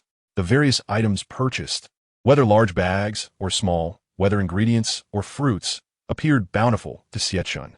The elderly man's face radiated with smiles, no longer exhibiting the timidity he had shown before the woman, yet she remained utterly listless. Nightfall arrived swiftly. It was now around 8 in the evening. The security guard had ordered a portion of fried rice noodles, and Xie Chen had requested 2 servings for himself and the woman. However, both of them had already consumed their meals. Xie Chen sat in his chair, his expression grave as he fixated on the meticulously drawn route map on the table. The woman stood behind him, appearing particularly spirited. Xie Chen surmised that she was acutely aware that tonight was the moment for avenging her child, and she would not allow a shred of despair to hinder her. Yet whether she was merely putting on a brave front was uncertain. It was already 8 o'clock. With only half an hour remaining, the security guard noted that the two had been staring at the paper in silence since finishing their meal, glanced at his phone, and spoke up. His intent was merely to break the silence, with no ulterior motive. The delivery truck was expected to arrive at the swimming pool around 8:30. Finish eating and prepare quickly. You'll still need to meet them. Xie Chen turned to regard the security guard, softly advising, "You want me to go?" The guard pointed at himself, exasperated. "I thought you two intended to seize it directly. How come you still need me? But just to be clear, I'm only responsible for the meeting. Don't involve me in anything else. Do as you please." Yet the security guard maintained his carefree demeanor, showing no signs of change. Half an hour passed in the blink of an eye. Upon hearing noise, the security guard donned his cap and swung open the door. Striding out with confidence, Xie Chen quickly moved to the door's edge, peering outside. The delivery truck's lights were blinding, and someone stepped down from it. Though Xie Chen could not discern the person's face, only noting they were clad in something resembling protective gear, the security guard approached for negotiations. Despite the truck's engine roaring loudly, Xie Chen could still make out fragments of their conversation. It was evident that this was not their first encounter. Xie Chen pried the door wider, hoping to eavesdrop on more of their dialogue. Suddenly, the door emitted a loud screech, nearly startling Xie Chen. Fortunately, the truck's engine drowned out the noise, preventing it from attracting attention. He crouched down, and the voices of the two men gradually dwindled, as if they were no longer conversing. However, Xie Chen felt no urgency. After all, the delivery was unlikely to concern him, with his primary interest lying in the contents of the wooden box and whether they aligned with his assumptions. As the surrounding noises subsided, the truck's engine eventually ceased. The man in the protective gear jumped from the back of the truck and proceeded to open the sliding ramp, while the security guard helped maneuver the trailer into position. Together, they pushed the wooden box from the truck, setting it securely on the trailer's iron frame. Xie Chen observed as the man in protective gear climbed back into the truck, inserting the key and restarting the engine. The entire process from the truck's arrival to unloading took roughly 10 minutes, appearing remarkably swift with no delays. The security guard strained to push the trailer, standing at the entrance to the security office and waving his hand. "Stop staring. They've already left, come over here." The security guard's loud call reached Xie Chen's ears. Almost simultaneously, both the woman and Xie Chen dashed over, reaching the security guard's side in an instant. "Why are you still dawdling when they've already left? Do you even want to see this thing?" The security guard complained, resting a hand on his hip, somewhat irritable. Xie Chen chose to ignore his grievances, brandishing a crowbar to pry open the wooden box's seam. With a loud clank, the crowbar's tip snagged on a nail, forcing Xie Chen to pull downward to properly insert it. "Wait!" The security guard immediately halted Xie Chen's actions with a raised hand. Xie Chen turned to look at him, but the guard retreated nearly 10 steps. "All right, you may proceed." The woman, seeing this, quickly stepped forward to assist. With their combined efforts, the crowbar eventually pried the wooden plank, revealing a gaping hole. A foul liquid seeped from the opening, accompanied by an unbearable stench. Xie Chen instinctively reacted, feeling a tickle in his throat, on the verge of vomiting. The odor was indescribable, rendering the smell of dead fish trivial in comparison, utterly unworthy of mention. Despite her eagerness to lean in for a closer look, the woman found herself recoiling a few steps due to the odor. Xie Chen, facing the pressure, refrained from advancing, instead retrieving the flashlight he had brought from the security office to illuminate the area. A slimy tentacle slipped from the opening, landing on the ground. Xie Chen covered his mouth and nose as he cautiously approached, prodding the appendage with the crowbar. The tentacle remained unresponsive, drooping lifelessly. Is it dead? Xie Chen furrowed his brow, whispering to himself. However, in the next instant, those tentacles began to writhe, prompting her to instinctively retreat several paces in alarm.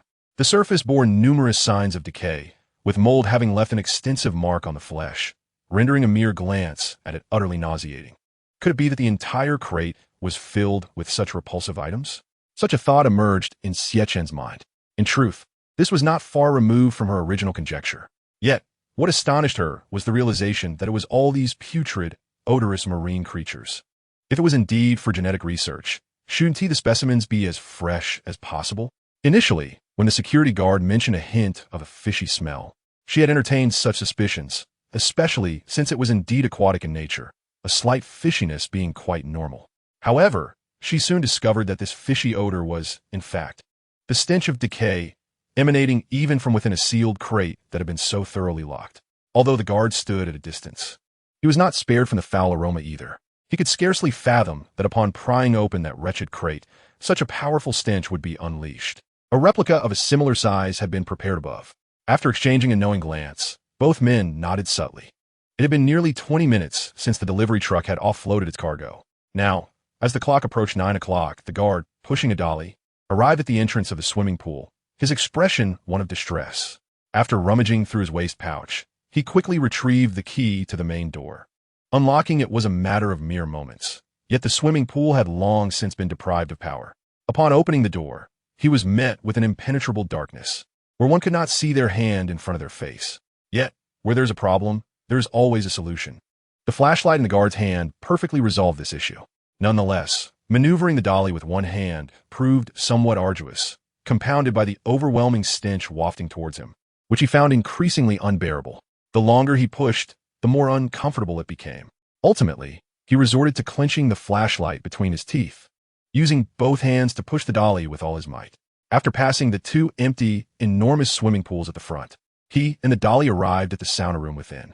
The tiles beneath were clearly marked with two distinct tracks, the smooth surface having been worn down significantly. These markings perfectly aligned with the 4 pairs of wheels on the dolly. The guard, however, did not concern himself with such details, promptly pushing the dolly onto a makeshift platform.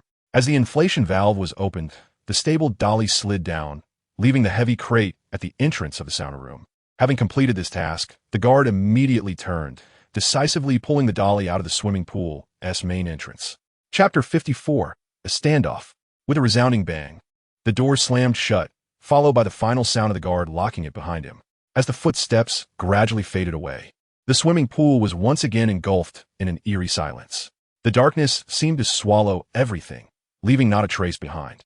Even a faint moonlight outside could not penetrate through the doors and windows. The foul odor from the crate began to permeate the air, yet the swimming pool remained astonishingly quiet, devoid of any sound. After an indeterminate amount of time, a soft splashing sound echoed through the stillness. The sound was not loud. It was distinctly real. Though its amplitude was minimal, it was indeed the source of the water noise.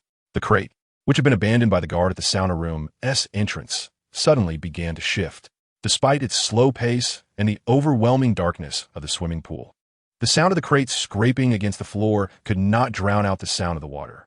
As the noise grew more urgent, the wooden crate slid to the edge of the nearest pool. A shadow gradually emerged from the water's surface, hands resting on the crate, attempting to extricate itself from the pool. In no time, that figure had fully ascended onto the crate, entirely laying upon it.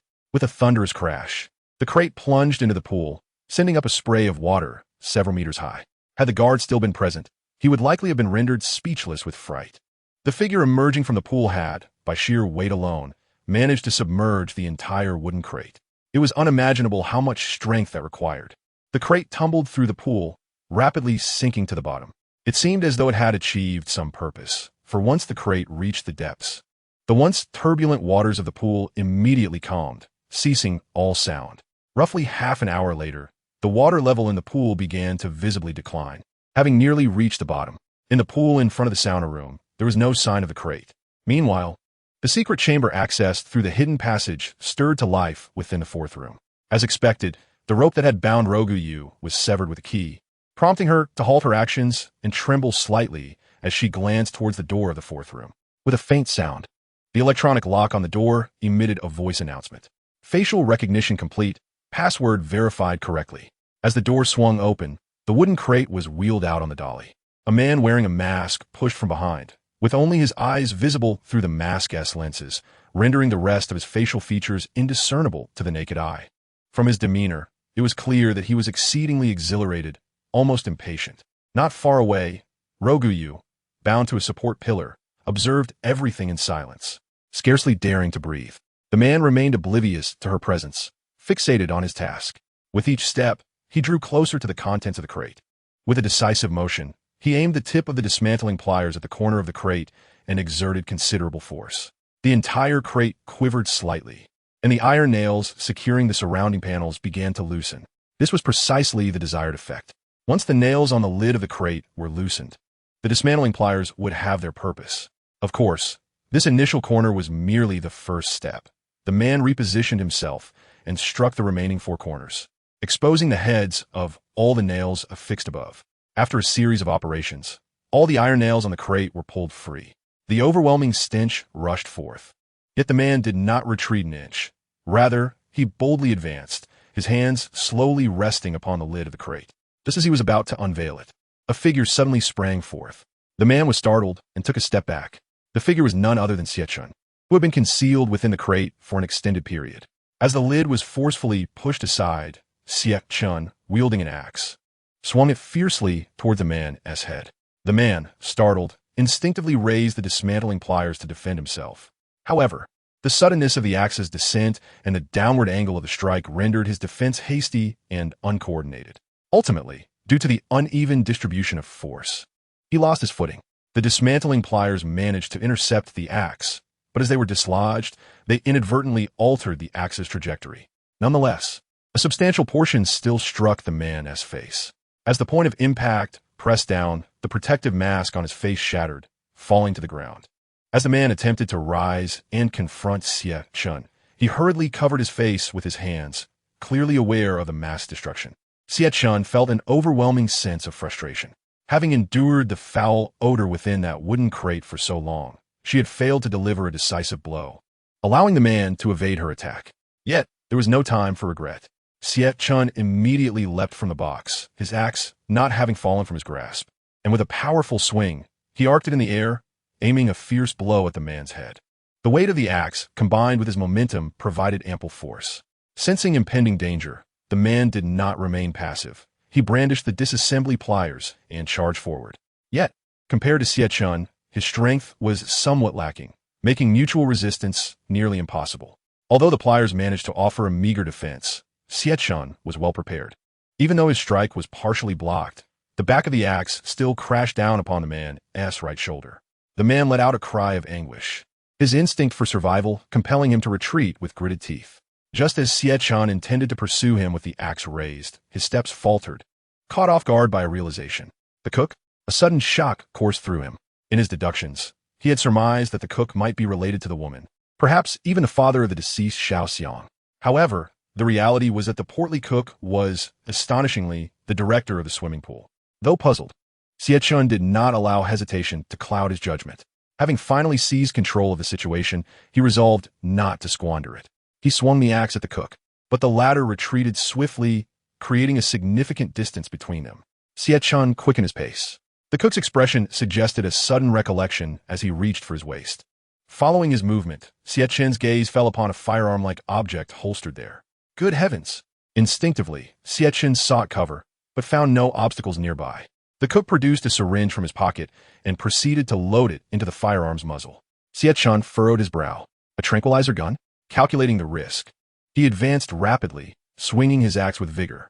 The cook, still fumbling with the syringe, had no time to secure his weapon before it was knocked from his grasp, crashing to the ground in a posture that left him vulnerable. Yet, the cook quickly grabbed the fallen pliers, rolling to his feet once more. Just as Xie Chen intended to deliver a final blow, they found themselves face to face. Despite his injury to the right shoulder, a stalemate ensued. The cook panted heavily, his unoccupied right hand trembling slightly. In Xie Chen's eyes, the cook's unwavering gaze was laced with murderous intent. "How did you end up here? You must be the swimming pool's director, correct?" They spoke almost in unison, their eyes locked in anticipation of satisfactory answers. However, after these questions were posed, a prolonged silence ensued. Xie Chen's gaze briefly shifted to the nearby Luo Guiyu, who was still bound, eliciting surprise. This suggested that the current timeline was indeed connected to the previous one, with no alterations having occurred. As for why Luo Guiyu remained tied up, it seemed she had yet to realize she possessed a key. The cook, fixated on Xie Chen, noticed his momentary distraction and followed his line of sight. There, he saw Luo Guiyu, gagged with a cloth and secured to a load-bearing pillar. A flicker of surprise crossed his face. "Did you do this to her?" The cook's voice turned icy, his anger palpable. Xie Chen, however, showed no signs of fear. Facing the cook, he spoke up. The cook snorted coldly and began to retreat. Xie Chen furrowed his brow. Judging by the trajectory of the cook's steps, he likely aimed to retreat to the second room. The creatures held within were probably under his command. If Xie Chen were to confront him there, the precarious balance of power would collapse. He gritted his teeth, realizing the situation was more challenging than anticipated. If he could neutralize the cook before reaching the second room, he could avert most unforeseen complications. As he contemplated this, he began to divert the cook's attention. "Why are you doing all this? Do you truly believe these are beneficial experiments for humanity? You must understand the consequences of your descent into this abyss." As he spoke, Xie Chen slipped his hand into his pocket, grasping his pocket watch. Chapter 55, Officer Jiang. However, the cook immediately interrupted, barking, "Show me your hands." Xie Chen glanced up at the cook, noticing he had not made any aggressive moves.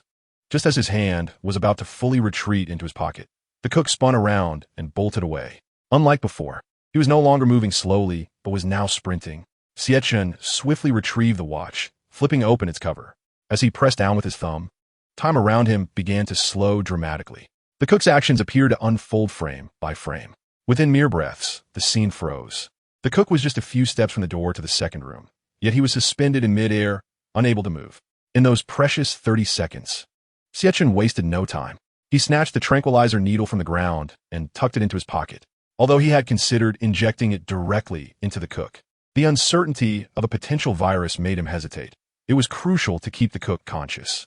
After addressing this uncertain factor, Xie Chen dashed to the cook's side, swiftly disarming him of the pliers. Glancing around, he began to remove his own clothing. This was not a momentary lapse of judgment, but a necessity, as there were no ropes available. Utilizing his shirt sleeves, Xie Chen adeptly bound the cook's hands. After rapping several times, he stomped down on them, pulling upward to ensure that once time resumed, the cook would be unable to free himself from the fabric restraints. With these tasks completed, only a few seconds remained. To be safe, Xie Chen pressed the cook down to the ground, positioning himself atop him to guarantee he could not escape once time resumed. The remaining seconds ticked away swiftly. The cook's body reacted instinctively, yet his current condition was at odds with his subconscious, causing him to twitch in confusion. As he looked around, a haze of bewilderment clouded his eyes. Upon raising his head, he realized Xie Chen was on top of him, and his hands were completely immobilized. "What have you done to me?" The cook shouted in terror. Xie Chen quickly pressed his hand against the cook's struggling head. "Isn't it obvious? No need to ask. Just stay put, and you might want to keep your criminal record to yourself." The cook gritted his teeth in frustration at the mockery. Xie Chen, however, had no desire to linger. Grabbing the cook's clothing, he swiftly maneuvered to grip the back of his neck, pulling him forward. "Behave." With one hand pinning the cook down, he used the other to pull Luo Guiyu, still gagged, closer, reaching for the lever she had been pressed against. However, it was of little consequence until she was suddenly seized by Luo Guiyu, who firmly grasped her hand. With a swift motion, she managed to free herself, causing the ropes to fall to the ground. Xie Chen was taken aback, realizing that the ropes had already been undone. It was merely the ends that Luo Guiyu had clutched tightly, creating the illusion of being securely bound.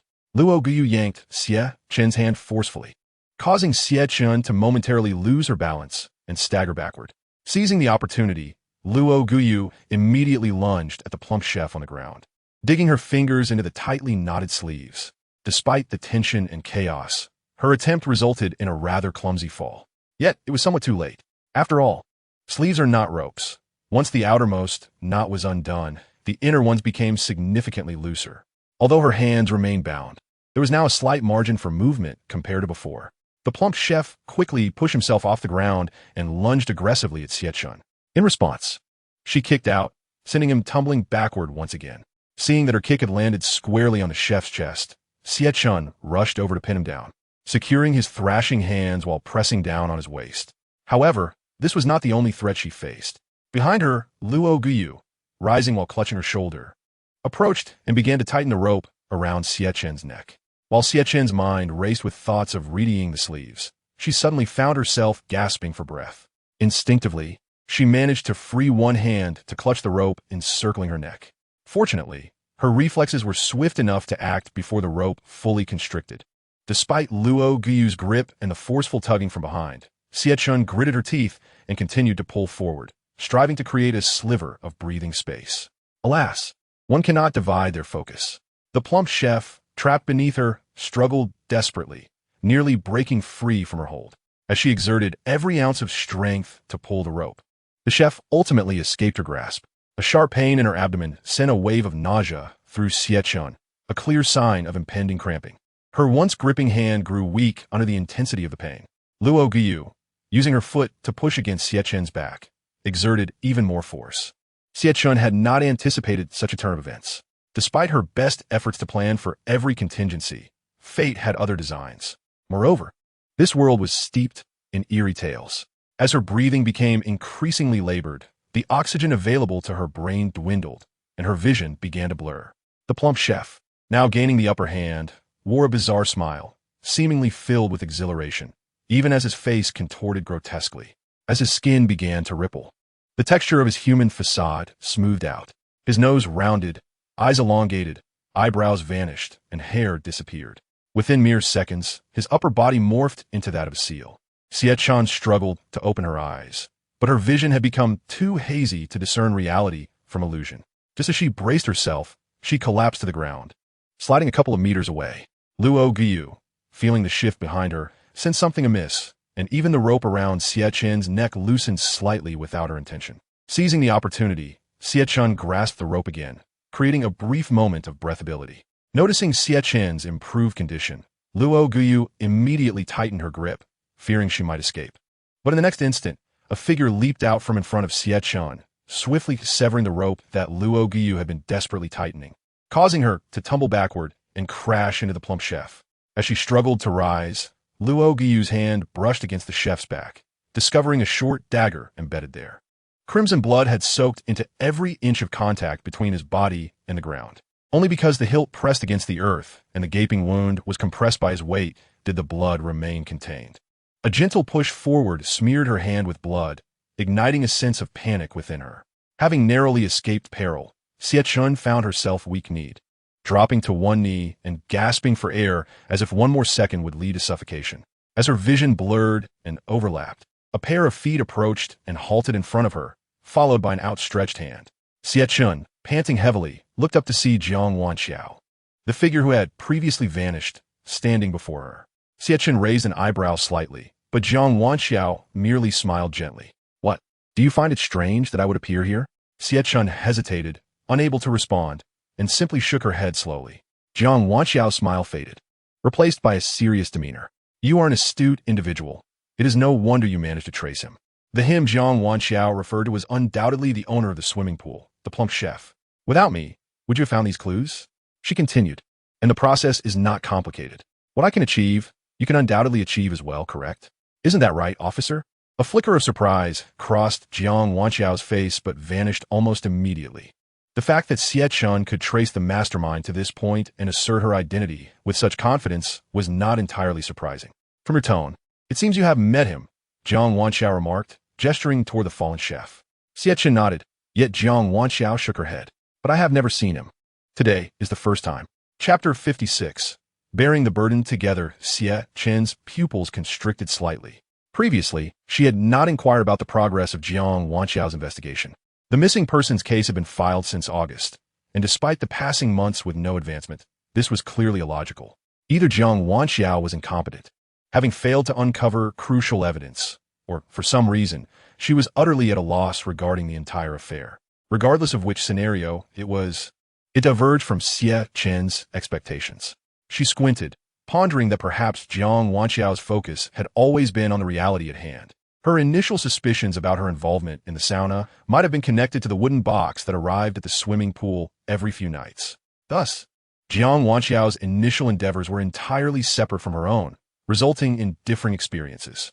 While she was lost in thought, Jiang Wanxiao busied herself, retrieving handcuffs from her pocket and securing them around Luo Guyu's wrists.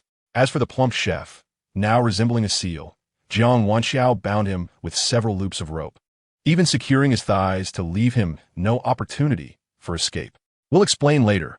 For now, let's leave this place," she stated. Xie Chen had no objections, but felt a lingering sense of unease. She gestured toward the cabinet. "There's still one inside. Let us bring her out too." Jiang Wanxiao hesitated momentarily before shaking her head. "Let us not bring out too many people right now. We'll wait until the police arrive to discuss it. For now, let us escort these two out." Jiang Wanxiao spoke emphatically, and Xie Chen naturally nodded in agreement. Jiang Wanxiao gently patted Luo Guyu on the shoulder, prompting the latter to obediently leave the room. Xie Chen relinquished her hold on the plump chef and instead exerted herself to drag him along. Upon opening the door, they descended directly from the second floor, where the hallway outside had transformed into a grim reality, dark and thickly coated in dust, inducing an acute sense of physical and psychological discomfort. This discomfort stemmed not only from the oppressive surroundings, but was also exacerbated by the influence of the eerie tales that permeated the space. Much like her own room in the first instance, the occurrence of a bizarre tale followed a similar logic. After exiting the curator's office, the two remained silent as they quietly made their way to the small corridor beside the swimming pool on the first floor. Xie Chen surveyed her surroundings, her gaze fixed intently on Jiang Wanxiao's back. Ahead lay the sauna, with the sound of footsteps echoing.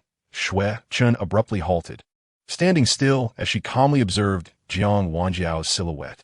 It was as if Jiang Wanxiao possessed eyes on the back of her head, for she sensed Xie Chen's pause almost instinctively, stopping after taking just 2 more steps. She tilted her head slightly, puzzled by the sudden stillness. Why they stopped? The exit to the swimming pool was right ahead. Silence enveloped them, intensifying the tension in the air and amplifying feelings of unease. Xie Chen took 2 steps back, tightening her grip on the rope binding the hefty chef.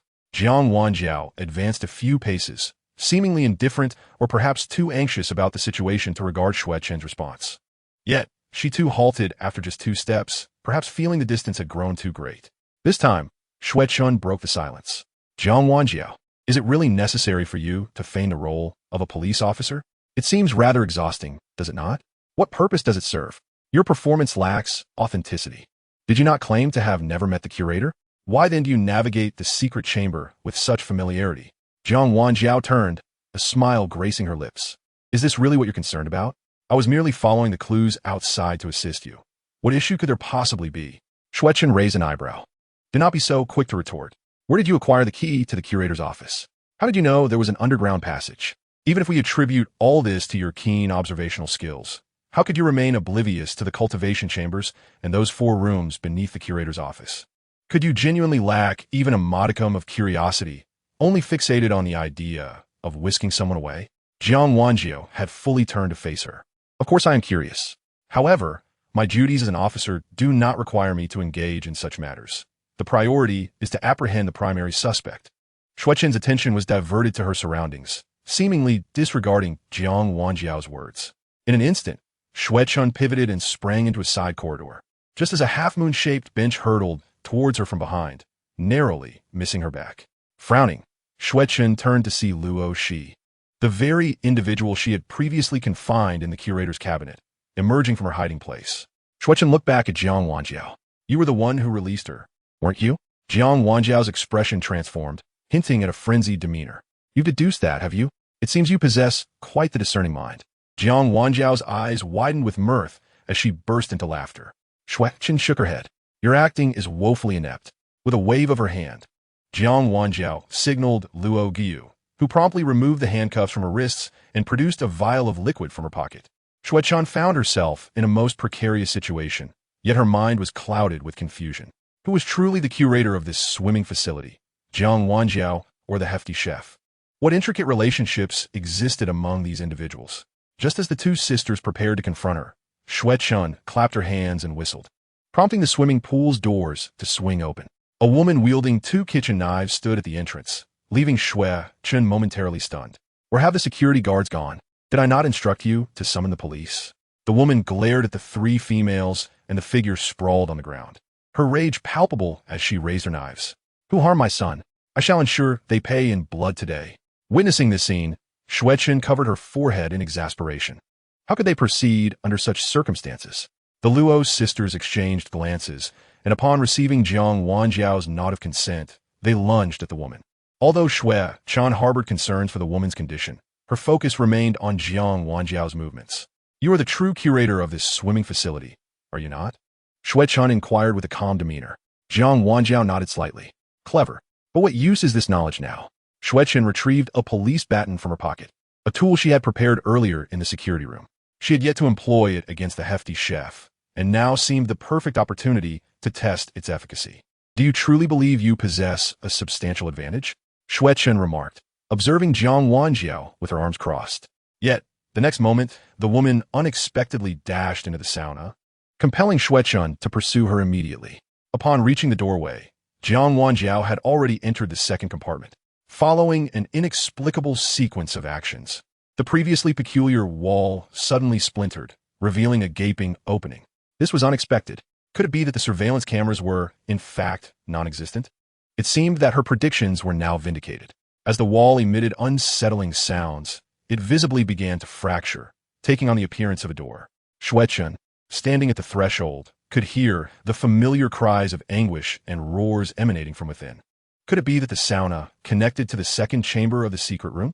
Before she could fully process this revelation, the swimming pool outside became filled with commotion. Xie Chen's focus was too fragmented to ascertain whether the woman had fallen victim or if the Luo sisters were struggling. Jiang Wanjiao turned to Xie Chen, her expression one of bewildering amusement. Do not resist.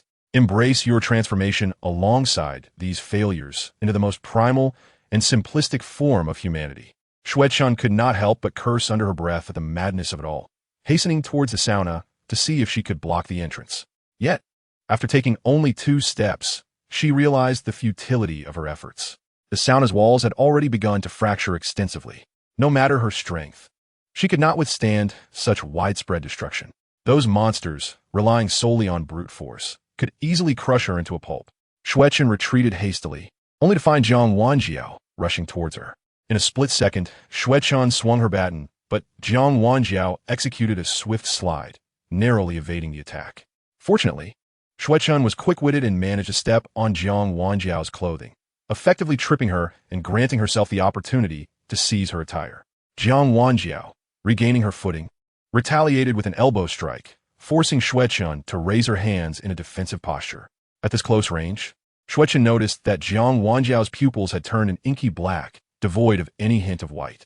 Was this the manifestation of being eroded by the bizarre tales? Just as this thought crossed her mind, Jiang Wanjiao bent low and launched a punch aimed at Xie Chen's abdomen. Caught off guard, Xie Chen absorbed the blow, a wave of intense pain radiating throughout her body. Nevertheless, despite the agony, she gripped the baton and swung it towards Jiang Wanjiao's face, aiming to incapacitate her, if not outright defeat her. However, after enduring that punch, the impact of the baton became exceedingly unbearable, merely eliciting a delicate gasp from Jiang Wanjiao, her visage marred by a deepening bruise. Xie Chen staggered backward, while Jiang Wanjiao, clutching her painfully throbbing cheek, resolutely dashed towards the exit. The monsters had long since lost their sanity. Despite the lingering terror in their subconscious, remaining in this place would likely render her a target of indiscriminate aggression. Xie Chen could not accept the notion of suffering alone, and gritting her teeth against the pain, she embraced Jiang Wanjiao. Chapter 57. Carnage at this moment. The walls trembled violently, and a monstrous silhouette burst forth from within. Turning to look, Xie Chen saw that beneath the shattered wall lay a pitch-black tunnel. The wails and growls emanating from within grew, increasingly deafening. Jiang Wanjiao, in a fit of urgency, kicked forcefully at Xie Chen's hand, one hand clutching her abdomen. Xie Chen seized Jiang Wanjiao's kicking foot and yanked her sharply to the side, causing her to stumble and fall to the ground. Seizing the opportunity, Xie Chen rose and sprinted towards the exit. Although Jiang Wanjiao had taken a tumble, the monsters had yet to emerge, and she quickly capitalized on the moment to escape the sauna room. The first to exit, Xie Chen gritted her teeth and surveyed the situation of the women. She noticed that the two knives Jiang Wanjiao had been wielding had clattered to the ground nearby. The arms of the Luo sisters bore several deep gashes, blood trickling down and staining their faces. The woman had gained the upper hand, managing to pin both Luo Guyu and Luo Shi to the ground. However, this advantage came at a cost. The woman's hands were firmly grasped by the sisters, leaving her vulnerable to attacks from behind. Xie Chen glanced at the portly chef, now bound to the ground and transformed into a grotesque, half-human, half-seal creature. Her gaze was tinged with complexity. He had merely sought to infiltrate the swimming pool to find a murderer and rescue his son, only to be mistakenly identified as the pool's director, leading to his current predicament. Yet, in this wretched state, if he still possessed any awareness, he might not even comprehend how he had been injected with such a virulent specimen. Xie Chen shook her head. Now was not the time for idle thoughts. Jiang Wanjiao had also emerged from the sauna, trailing just a second or two behind her. Seeing her bolt towards the swimming pool's exit, Xie Chen swiftly hurled the baton in her direction. With only a few steps separating them, Xie Chen leaped off a nearby springboard and lunged at Jiang Wanjiao. As she swung her leg to kick Jiang Wanjiao's back, the latter had no time to react before the blow landed heavily. Xie Chen pinned her to the ground. Hearing a painful cry escape Jiang Wanjiao's lips. Immediately rising, Xie Chen used the baton to restrain her, dragging her towards the woman. Jiang Wanjiao struggled fiercely, attempting to break free from Xie Chen's grip, but the baton pressed painfully against her chest, and any attempt to resist only exacerbated her suffering. With gritted teeth, Xie Chen forced herself to move. The commotion from the sauna room intensified as a monster barreled through the door. Xie Chen approached the standoff involving the three women and delivered a forceful kick to Luo Guyu's arm, shattering the tense impasse. The woman, still clutching Luo Guyu's arm, quickly maneuvered to grasp her throat. Seeing her sister's struggle for breath, she intensified her efforts to free her sister. One hand breaking free to viciously tug at the woman's hair, as if to rip her scalp away. In this dire situation, Xie Chen felt an overwhelming urgency. Fortunately, the monster that had burst from the sauna did not charge at them. Instead, it curiously sniffed at the fallen chef. Xie Chen delivered a kick to Luo Shi's head and then pulled the woman backward. They could not afford to remain ensnared in this deadly confrontation. If they did not retreat, death awaited them here. The woman, consumed by her emotions, was oblivious to Xie Chen's words. I want them to accompany me to the grave. Smack! Xie Chen, who found such sentiments intolerable, struck the woman across the face. Do you think your child would consider it worthwhile for his mother to perish alongside these wretches? When he was alive, you failed to think of him. Now that he is gone, you persist in your obstinacy. What kind of mother does that make you? The woman's expression faltered, her eyes reddening. Xie Chen seized her hand. This was not a selfish attempt to survive. For her child, no life mattered more than that of his mother. Following Xie Chen's words, the woman's demeanor softened, her previously rigid stance easing just enough for Xie Chen to pull her along. Yet barely 2 steps out, the woman's body began to convulse, her legs giving way beneath her. Xie Chen furrowed her brow and crouched to inspect the woman for injuries, only to find her gaze had turned glassy. Jiang Wanjiao, still in Xie Chen's grip, laughed derisively. She truly was a peculiar specimen. While others could endure only 2 hours of evolution, she had somehow managed to last nearly 3 days before completing hers. Xie Chen frowned, her expression betraying little surprise at Jiang Wanjiao's revelations. She had suspected the woman's body to be compromised, perhaps even infected by these viral specimens. Yet, she could not ascertain the truth at the time. Now, it stood as an undeniable fact. Enough. This is a scientifically valuable research opportunity. Xie Chen struck Jiang Wanjiao across the face, silencing the madwoman. Enough of your incessant babbling. With gritted teeth, Xie Chen began to slowly retreat. However, the woman had become a mere shadow of her former self, likely a grotesque reflection of her husband's once portly figure. Did she truly intend to continue deceiving him? Despite her efforts to focus elsewhere, a torrent of complex emotions surged within her. As Xie Chen took a few steps back, the woman suddenly regained her footing. Her once white pupils returned to normal, although she clutched her head in agony as she staggered forward. Xie Chen tightened her grip around Jiang Wanjiao's throat, whispering fiercely, "Is there an antidote for the substance you created? Yet Jiang Wanjiao feigned madness, turning her head away and disregarding Xie Chen's inquiry. Seeing her unresponsive, Xie Chen hesitated, glancing at the woman who was now approaching her unsteadily. After a brief internal struggle, Xie Chen resolved to reach out and grasp the woman's hand. Bang!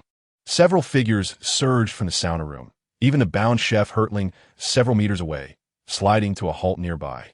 The Luo sisters, gasping on the ground, seemed entirely unconcerned by the monsters advancing towards them. Luo Shi, clutching her head, struggled to rise and embraced her sister, tears welling in her eyes. "It's all right, sister. It's all right. Though we are wayward children, we shall no longer wander. I have always been by your side." As they were engulfed by the first wave of monsters, blood and flesh were torn apart, the creatures' wails and growls reverberating through the air. The sisters appeared to emit no cries of anguish. Perhaps they did, but Xie Chen simply could not hear them. Witnessing this scene, Xie Chen was engulfed by an indescribable sensation. At that moment, the woman turned and spotted a diminutive monster that had been ejected from the fray. Despite her already frail state, she seemed to summon an inexhaustible reserve of strength. "Xiaoxiang, hurry, mommy is here." A sudden shock coursed through Xie Chen's heart as he instinctively turned his gaze towards the direction the woman had indicated. The grotesque creatures that had earlier emerged from the incubation chamber had now all escaped. It was likely that the monsters unleashed from the second-floor room had made their way out. Such a scenario was dire indeed. Xie Chen desperately attempted to grasp the woman's hand, but her strength was formidable, and she easily broke free from his grasp. "Xiaoxiang," the woman cried out, her voice tender as she cradled the monster that bore the visage of her child. What transpired next was all too predictable. Her chest was savagely gnawed upon, crimson blood splattering in every direction.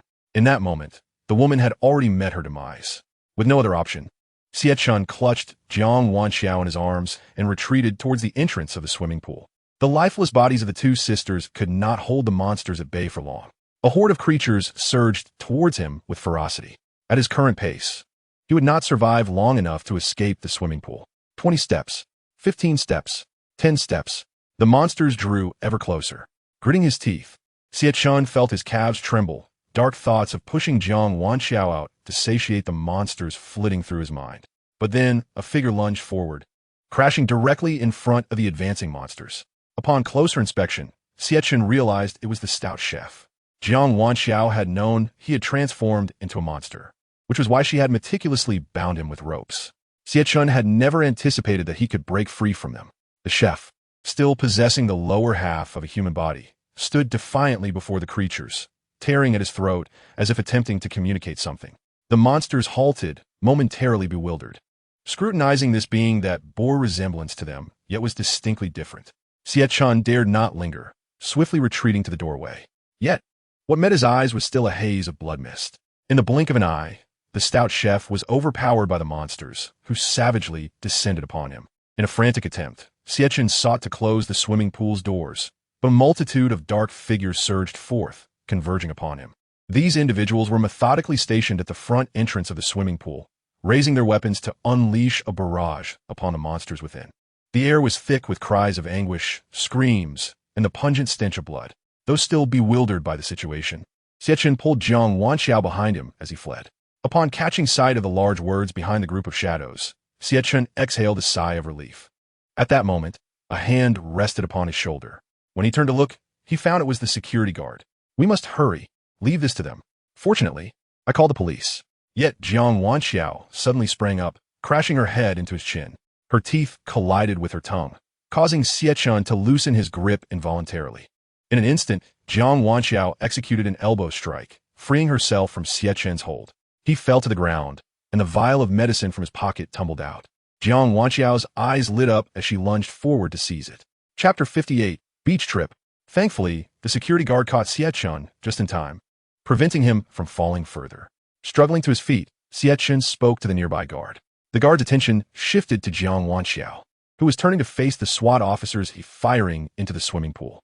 The vial she held was the very one that had slipped from Xie Chen's pocket. The guard held his breath, gently releasing his hold on Xie Chen, then suddenly leaped towards Jiang Wanxiao. Just as he was about to seize her, she deftly evaded him. Although he missed, he quickly adjusted his trajectory. "Don't move," Jiang Wanxiao barked. "If you come any closer, I'll smash this vial, and we shall become the most perfect beings together." Upon hearing this, the guard retreated several steps. He had no desire to meet his end before achieving victory, becoming one of those monsters ravaged by gunfire. Jiang Wanxiao, seeing his reaction, wore a triumphant smile as she turned to flee outside. "Don't let her go. Stop her." Xie Chen shouted at the guard as the police cars formed a perimeter outside, with many officers gradually closing in. Upon seeing this, Jiang Wanxiao raised the vial in her hand. "If you don't want to become like those things in the swimming pool, then all of you better back off." The commanding officer raised his hand, signaling his subordinates to refrain from making any rash moves. "You are surrounded. Surrender your weapons immediately and avoid unnecessary struggle." Jiang Wanxiao flashed a sardonic smile. "Such fine words. I can leave at any moment." Xie Chen approached from behind.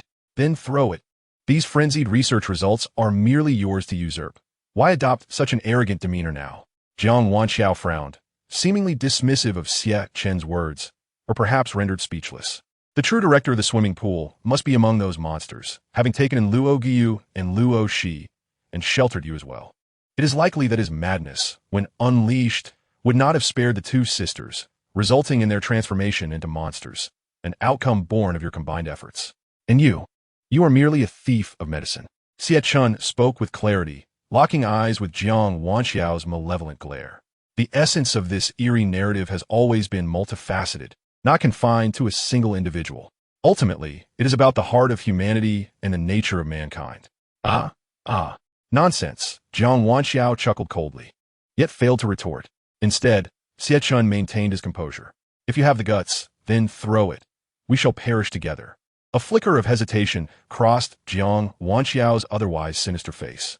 At that moment, two SWAT officers stealthily approached from a distance, lunging to seize Jiang Wanxiao's arm, one gripping her hand tightly to prevent her from releasing the vial. As she was pinned to the ground, the surrounding officers rushed in. "Let me go." Jiang Wanxiao struggled fiercely, but her mouth was sealed with tape and a hood was placed over her head. Once the last vial was safely retrieved from her possession, a collective sigh of relief resonated among the onlookers. All the streets surrounding the area were sealed off, and a thorough search of the swimming pool commenced. Every member of the Criminal Investigation Department was mobilized to enforce the lockdown of the swimming pool and its vicinity. Listening to the lead officer's orders, Xie Chen collapsed onto the ground, fatigue washing over him. The gunfire ceased as the SWAT officers halted their onslaught. At that moment, all the monsters were likely dispatched. Congratulations. Chosen One. Successfully cleared the swimming pool horror story instance. Rewards distributed as follows. The usage count of the time-space pocket watch modified to 6 total uses, with all functions sharing this total count. The time-stop effect of the time-space pocket watch increased to 1 minute, as a result of completing the instance with a secondary ending. Additional rewards are as follows. The Chosen One's overall physical attributes are enhanced to 5 times that of an ordinary person. Xie Chen's eyes widened in disbelief. He had not achieved a perfect clearance. Had he overlooked something in this instance? As the cold announcement ceased, a surge of vitality coursed through his body, dispelling all traces of exhaustion. At this moment, Xie Chen felt an overwhelming sense of strength. If his physical attributes truly surpassed that of an ordinary person by 5-fold, could he not easily spar with Tyson? Moreover, the rewards extend far beyond mere physical enhancement. Additionally, the other rewards serve as a significant boon to his modest pocket watch. Xie Chen rose to his feet, eager to retrieve the watch and examine it. However, as he turned his head, he noticed an elderly man clutching a lunchbox, desperately peering through the police cordon. A flicker of emotion stirred within Xie Chen, and his mouth parted slightly, just as he contemplated approaching the man. The surrounding figures and scenery began to fade gradually. Please prepare yourself, Chosen One. You are about to enter the beach scenario. You will portray a tourist vacationing at the beach with your family.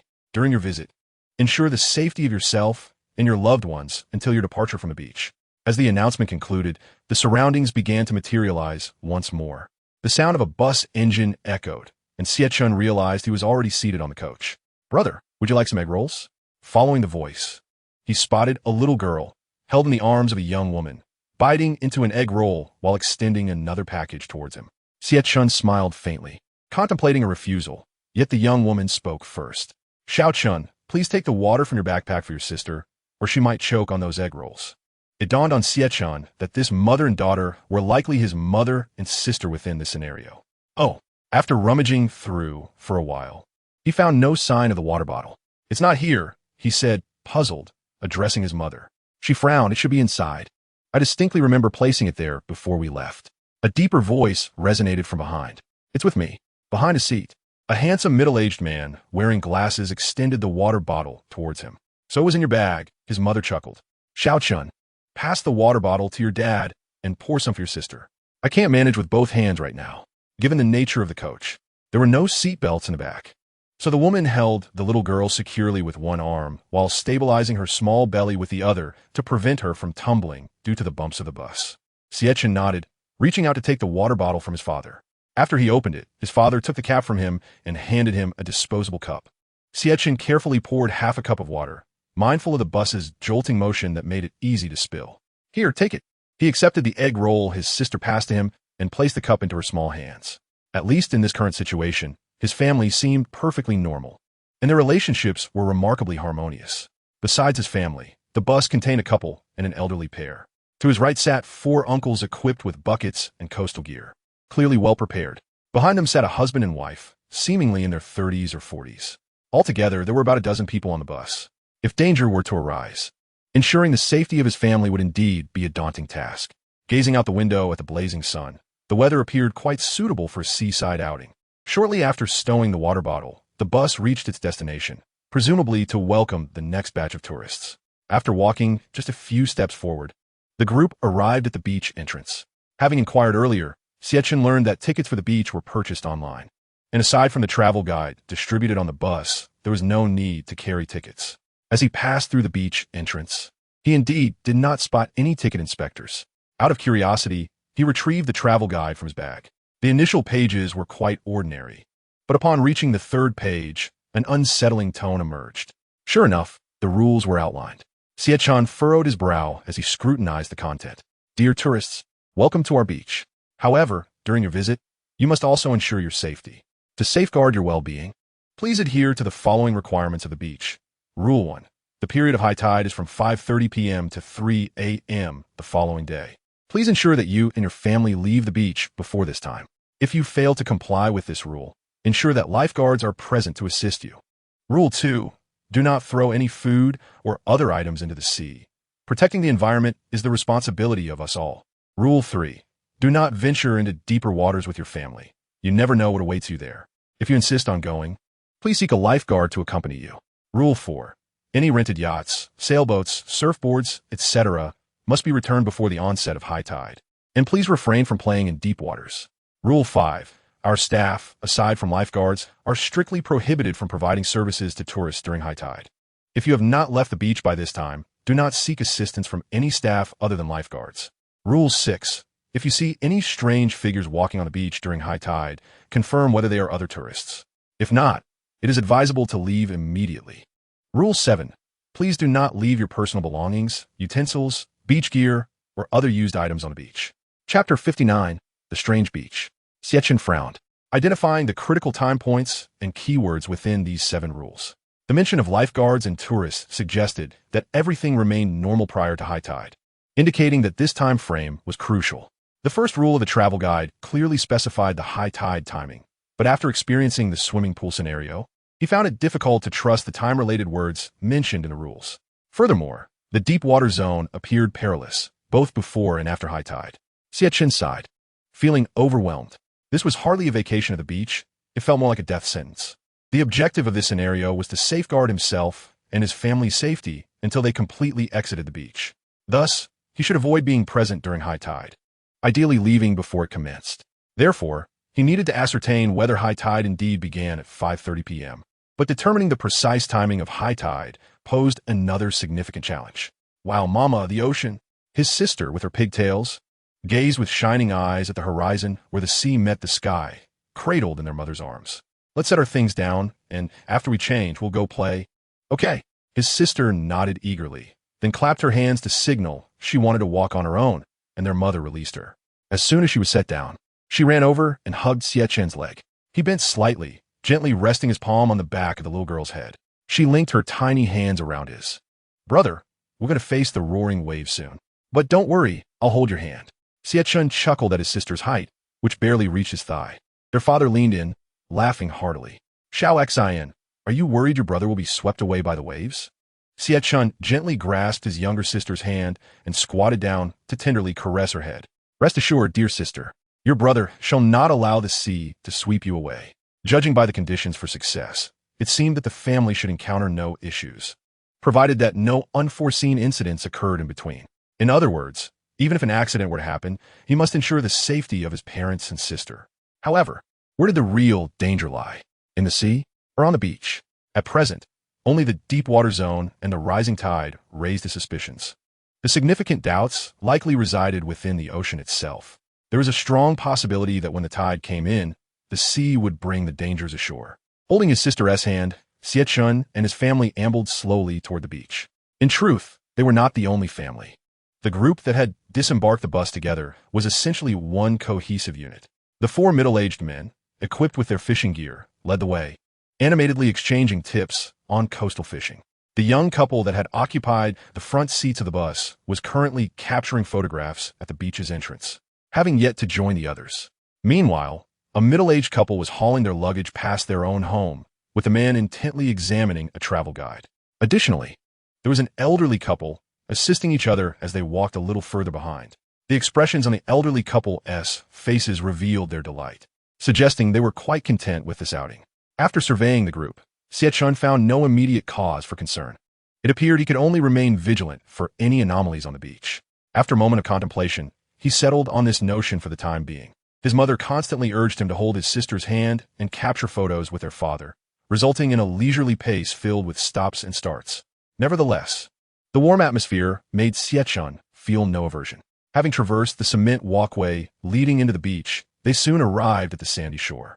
The sound of waves crashing, the feel of sand, and the salty breeze offered a soothing ambience, effortlessly relaxing one's spirit. One of the older men climbed onto the nearby platform, likely intended for lifeguards, which was surprisingly unlocked.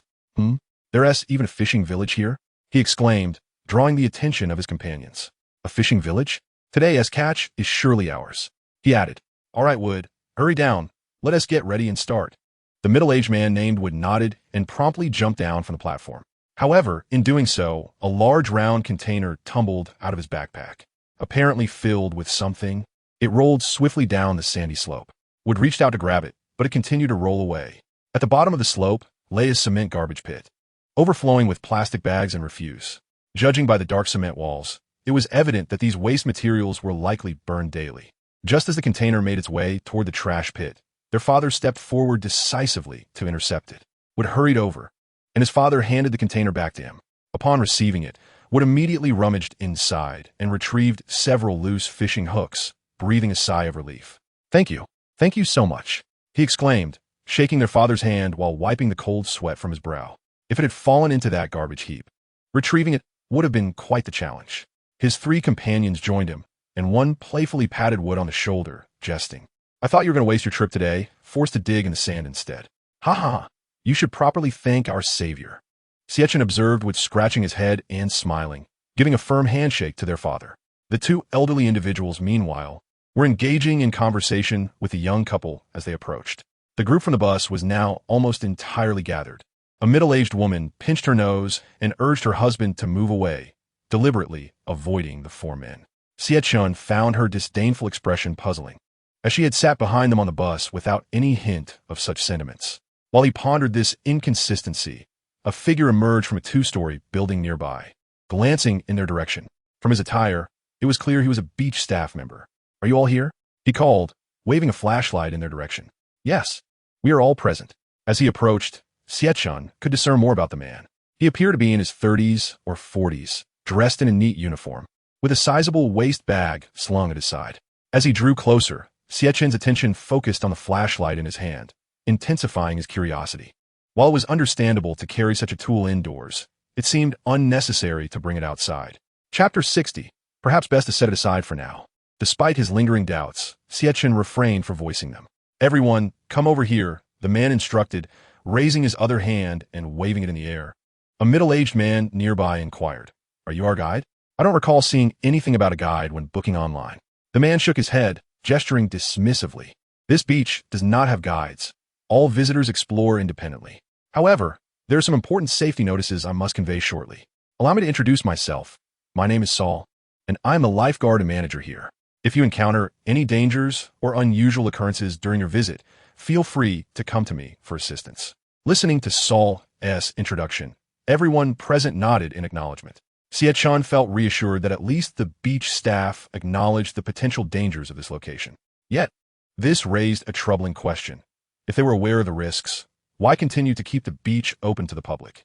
Noticing others beginning to head toward the beach, Xie Chen followed his family's lead, putting the matter out of his mind for the moment.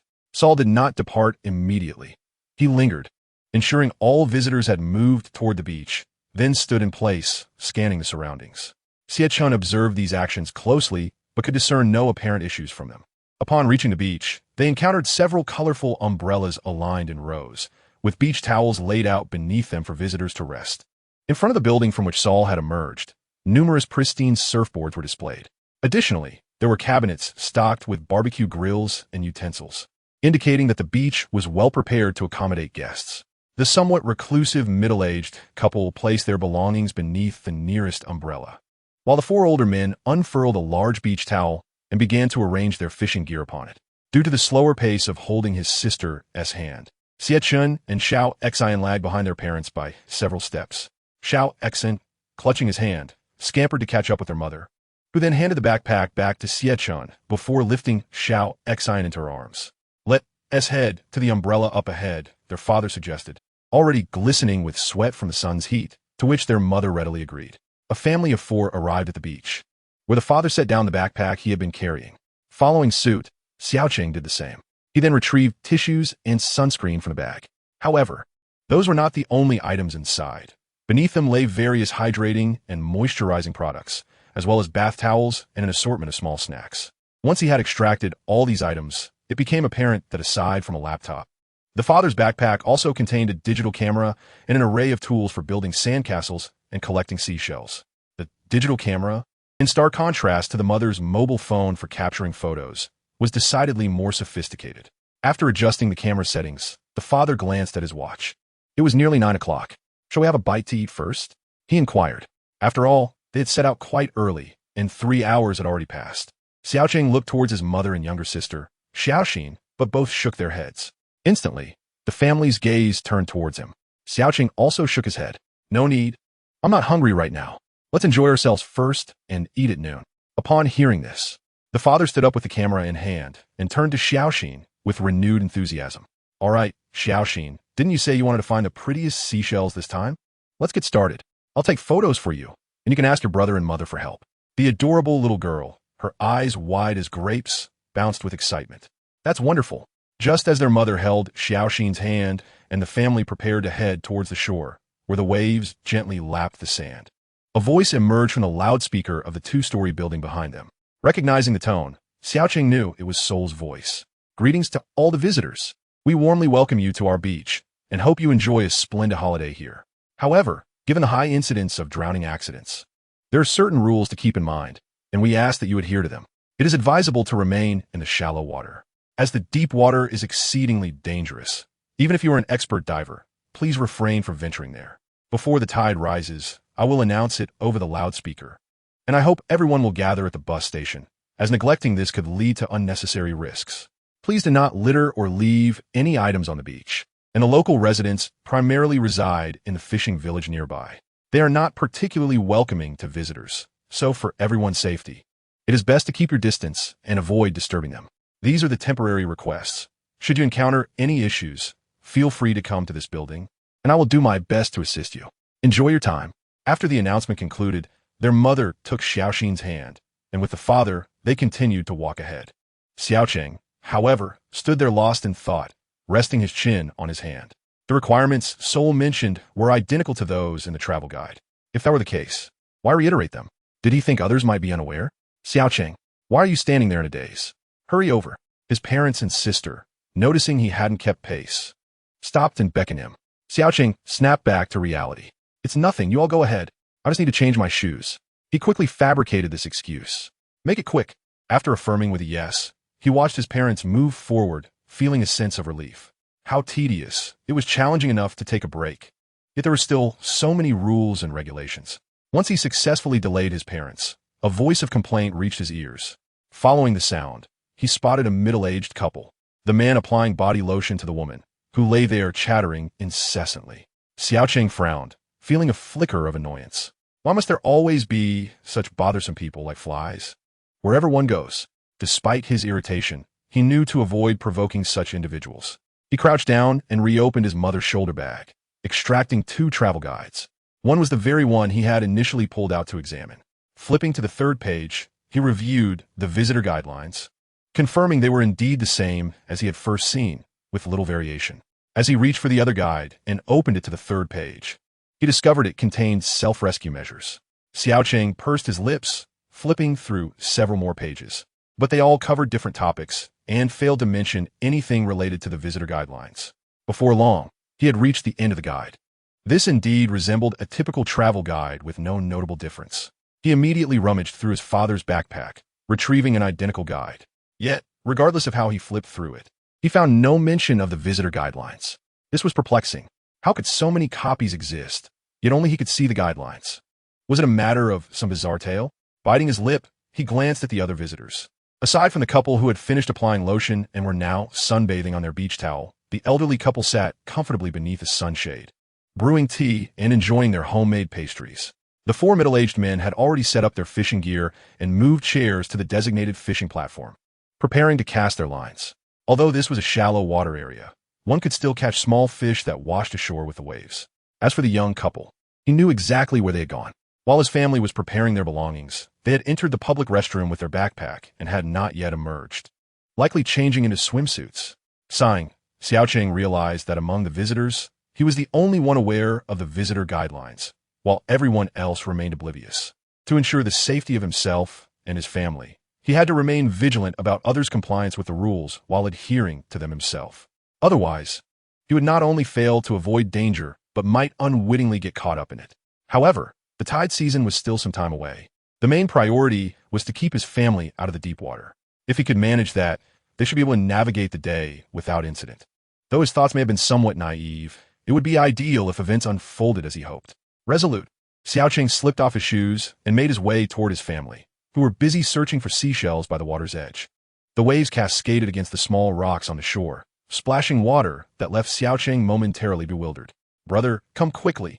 Mom and I have found our first seashell. It's a bit ugly, not very pretty." Hearing Xiaoxin call out to him, he quickened his pace. "Really? That's impressive.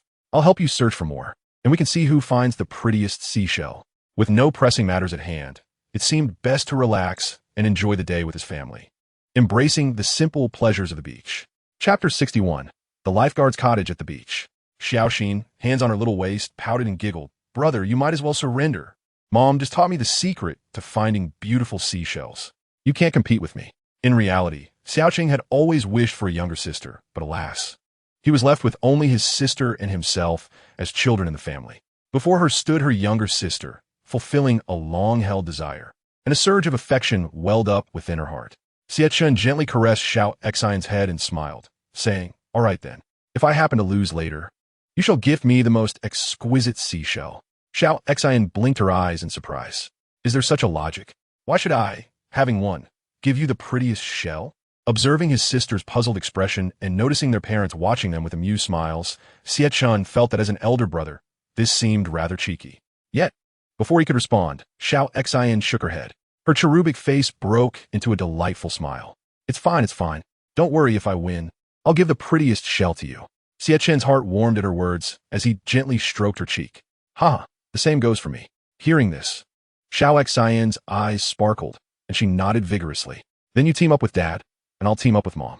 Just as he was about to agree, their father squatted down. "You two compete, and I'll take pictures to document it." Xie Chen nodded in agreement, realizing that given his father's age, he likely had little interest in the competition, but rather a strong inclination towards photography. Following closely behind his sister, Xie Chen watched her little feet scamper ahead, not overly concerned about the competition.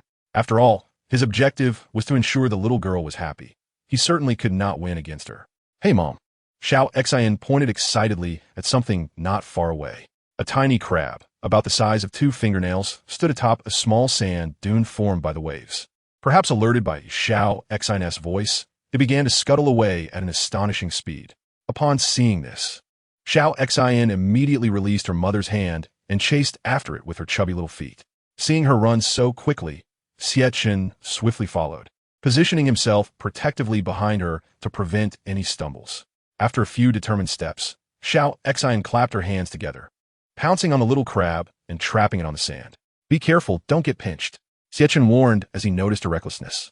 Yet, the little girl burst into laughter. "It tickles." As Xiao Xin loosened her grip, Xie Chen observed the thumb-sized crab waving its weak pincers, playfully pinching her palm. He gently squatted beside her and carefully lifted the crab. Xiao Xin gazed in awe, her expression one of surprise. "Wow, it's letting go on its own." Xie Chen grasped the crab's pincers lightly and presented it to Xiao Xin.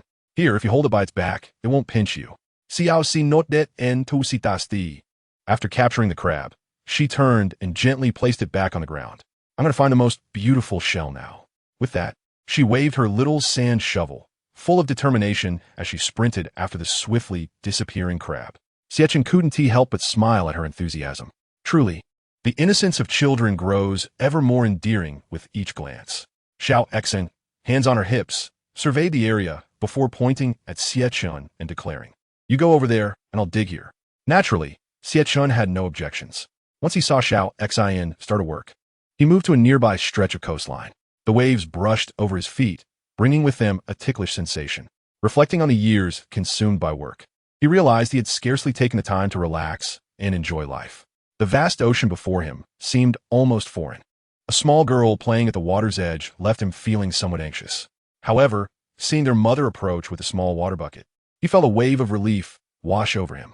Xie Chen stepped closer to the rolling waves, noticing something faintly visible beneath the surface that appeared to be white. As he bent down to pick it up, he felt a pang of disappointment. It was a piece of ocean debris. It seemed that no matter where one went, humanity's pollution was an unrelenting reality. Sighing to himself, he couldn't help but lament this shared responsibility. After all, he too was a part of humanity. But all one could do was to manage their own actions. As for others, there was little one could control. "I thought it was a shell," he muttered, stuffing the flat bottle cap into his pocket before turning back to look behind him. Xiao Xin, accompanied by their mother, was diligently digging with her tiny sand shovel, moving from one spot to another in her quest for the most beautiful seashell. It was clear she was putting in considerable effort. The thought that he had requested her to give him a shell felt somewhat unfair. Xie Chen chuckled to himself. However, this moment of solitary amusement was captured by their father, who snapped a photograph from a distance. Xie Chen's expression momentarily froze, feeling a wave of embarrassment wash over him, prompting him to turn away and feign a search for seashells. After a few token gestures of searching, he reassured himself that it was not a significant matter. After all, they were family, and any unflattering photos would simply be part of their shared memories. Standing upright, he examined a small piece of cat's eye shell he had just found, taking the scene around him. In front, 4 uncles had settled on a fishing platform, casting their lines while engaging in leisurely conversation. The couple who had previously gone to the restroom had, as expected, changed into swimsuits and were now seated on a rock about 10 meters away, with the young woman taking a dip under her sun umbrella while her boyfriend snapped photos of her. Xie Chen shrugged at the sight. Thank goodness that in this bizarre world, parents did not pressure their children into marriage. Otherwise, he would truly be overwhelmed. The elderly couple, sitting under a sun umbrella, enjoying tea and pastries, soon stirred as well. The old man rummaged through their belongings and produced a small portable radio, which began playing Peking opera. Although he didn't quite understand this genre, the expressions on the couple's faces indicated it was a shared passion. Xie Chen turned and walked towards the shore. In a small pit below, the waves had washed in numerous shell fragments. It was evident that there were no treasures to be found, yet he still approached to sift through them. Although the fragments were few due to the small size of the pit, he was pleasantly surprised after examining them all. Holding a broken nautilus shell in his hand, he felt a twinge of regret. Exposure to the sun had bleached it, obscuring its patterns. He bent down and rinsed it in seawater to wash away the sand and grime. Though it was somewhat lacking, it would suffice for the purpose of showing he had genuinely searched for shells. As his gaze fell upon the last spot, he furrowed his brow. The middle-aged couple who should have been basking on their beach towel in the sun had seemingly vanished. Where did they go? Xie Chen scanned the area, searching for any trace of them, but found none. Initially marked by a rather lackluster impression, my perception of the woman gradually evolved to a belief that her temperament might be somewhat volatile, while the man exhibited a certain indecisiveness. Nevertheless, these were not substantial issues. However, this is a tale of eerie legends. If these two individuals were to bring calamity upon themselves, it would be of little consequence. What truly instills dread is the potential for them to inadvertently summon misfortune upon everyone else, a far graver transgression. Would they dare venture into the house to seek out Soul? I pondered aloud, yet did not linger in idle speculation. Instead, I made my way directly to the modest two-story abode where Soul resided. The sun had already warmed the sands for several hours, making the ground somewhat scorching beneath my feet. I instinctively quickened my pace, soon arriving at the house's exterior. The surfboards left outside had yet to be borrowed, and the fishing rods remained neatly packaged. After all, the four gentlemen had brought their own gear. I surveyed the surroundings, noting that the high walls encircling the property were adorned with numerous floodlights. While the presence of lights alone seemed unremarkable, they were encased in a layer of glass, thick enough to require a significant force to shatter. This was not the most peculiar aspect, however. The glass was additionally surrounded by a perimeter of iron bars. Such height and protective measures suggested that unless one wielded a heavy hammer at close range, attempting to break the glass with a mere bamboo pole or stone would be utterly futile. Judging by the thickness, I even speculated it might be tempered glass. If my assumptions held true, Soul's fears bordered on the absurd. How terrified of the dark must he be, treating the floodlights as more precious than life itself? My own confusion within this narrative stemmed from an inability to identify the oddities and discomforts inherent to this place. Though I initially felt lost, careful examination revealed contradictions gradually surfacing before me. I placed the Nautilus into my pocket, discarding the deflated white bottle cap into the trash bin at the entrance of Soul's abode. I was determined to uncover what other strange elements lay within. Chapter 62 seemed to hold no surprises. Just as I was about to push the door open, someone emerged from within. Our eyes met. It was the middle-aged couple. The man's hands were concealed beneath a cloth, lending an air of secrecy to his demeanor. I followed their movements with my gaze, and they appeared to notice my scrutiny. The woman positioned herself protectively in front of her husband, casting a fierce glare my way, a clear warning. I feigned indifference, acting as though we were merely acquaintances. Sensing my gaze had softened, the woman promptly led her husband away from the entrance. I noted their peculiar behavior, though I had no time to unravel their hidden intentions. My focus remained on the house before me. Upon reaching the entrance, I pushed aside the railing. As soon as I stepped through the doorway, I discovered that the concealed doors were, in fact, specially designed security doors available on the market. What could possibly be so valuable inside? It would be inaccurate to claim I had never encountered opulence. Yet, the combined cost of these doors was nearing $10,000. If this was standard decor, then the management of this beach was exceedingly wealthy. I shifted my attention from the security doors and found Soul, the lifeguard, standing before me, expressionless. As he polished a goblet, "Good day, esteemed visitor. How may I assist you?" he inquired. I gazed at him, and he seemed neither surprised by my sudden arrival nor particularly engaged. I stammered, momentarily lost in thought due to his unexpected presence. "Do you have any juice? Please, bring me a few glasses."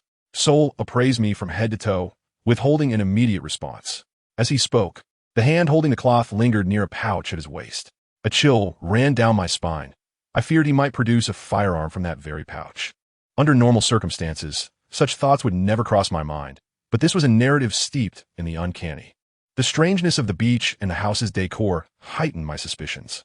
I began to doubt whether Soul was genuinely the lifeguard of this beach. However, doubt was futile. He was now requesting something of me, and refusal could lead to unnecessary complications. A few steps? I feigned confusion, posing the question to Soul. I couldn't help but recall the middle-aged couple who had hastily exited, hands obscured. Had they encountered some conflict with Soul? He remained silent, merely nodding with a forced smile. His hand did not stray from the pouch at his waist, an action I observed closely. With no other option, I allowed my hands to fall naturally, resting near my pocket watch. Although I knew that if the pouch concealed a firearm, I would be unable to react in time, I took solace in the fact that it remained closed. The outcome was uncertain. After completing a second circle, Soul finally spoke. Stop. That will suffice." I halted, tilting my head slightly. "Is that all?" "Indeed, dear guest. Please step inside. I will prepare your juice shortly." On such a sweltering summer day, a refreshing soda is an excellent choice. "I presume you are not alone. That little girl and the couple must be your family?" Soul's demeanor remained bland throughout, his inquiries casual, showing no concern for the earlier interruption. I sensed he was merely attempting to engage in conversation. I nodded lightly and followed him to the bar at the front. The wall behind was lined with various chilled cabinets, filled with beverages and fruits. I settled at the bar, observing him as he began to prepare my drink. But honestly, the age gap between you and your sister is quite significant. If I weren't slightly puzzled, I might assume you and your father were brothers, I remarked with a smile. Not at all. My parents were quite young when they had me, Sol replied with a hearty laugh. That might be a tad too young, I mused. Though his smile did not alleviate my wariness. As I watched him busily move about, my gaze returned to the pouch at his waist. Suddenly, as if struck by inspiration, I blurted out, but why are there so many floodlights outside the house? Is the beach particularly dark at night? In that instant, a shiver coursed through me. What's the matter? Sol hesitated momentarily, then, perhaps to ease the tension, forced a smile. Not all. How should I put it? It's to monitor the tide levels, yes. After all, these matters pertain to whether we can operate normally the following day. Xie Chen feigned an epiphany, nodding in understanding. It was not until Suaer turned his back to busily prepare the juice that Xie Chen could not help but narrow his eyes. Suaer's previous remarks were at least 80% likely to be fabricated on the spot.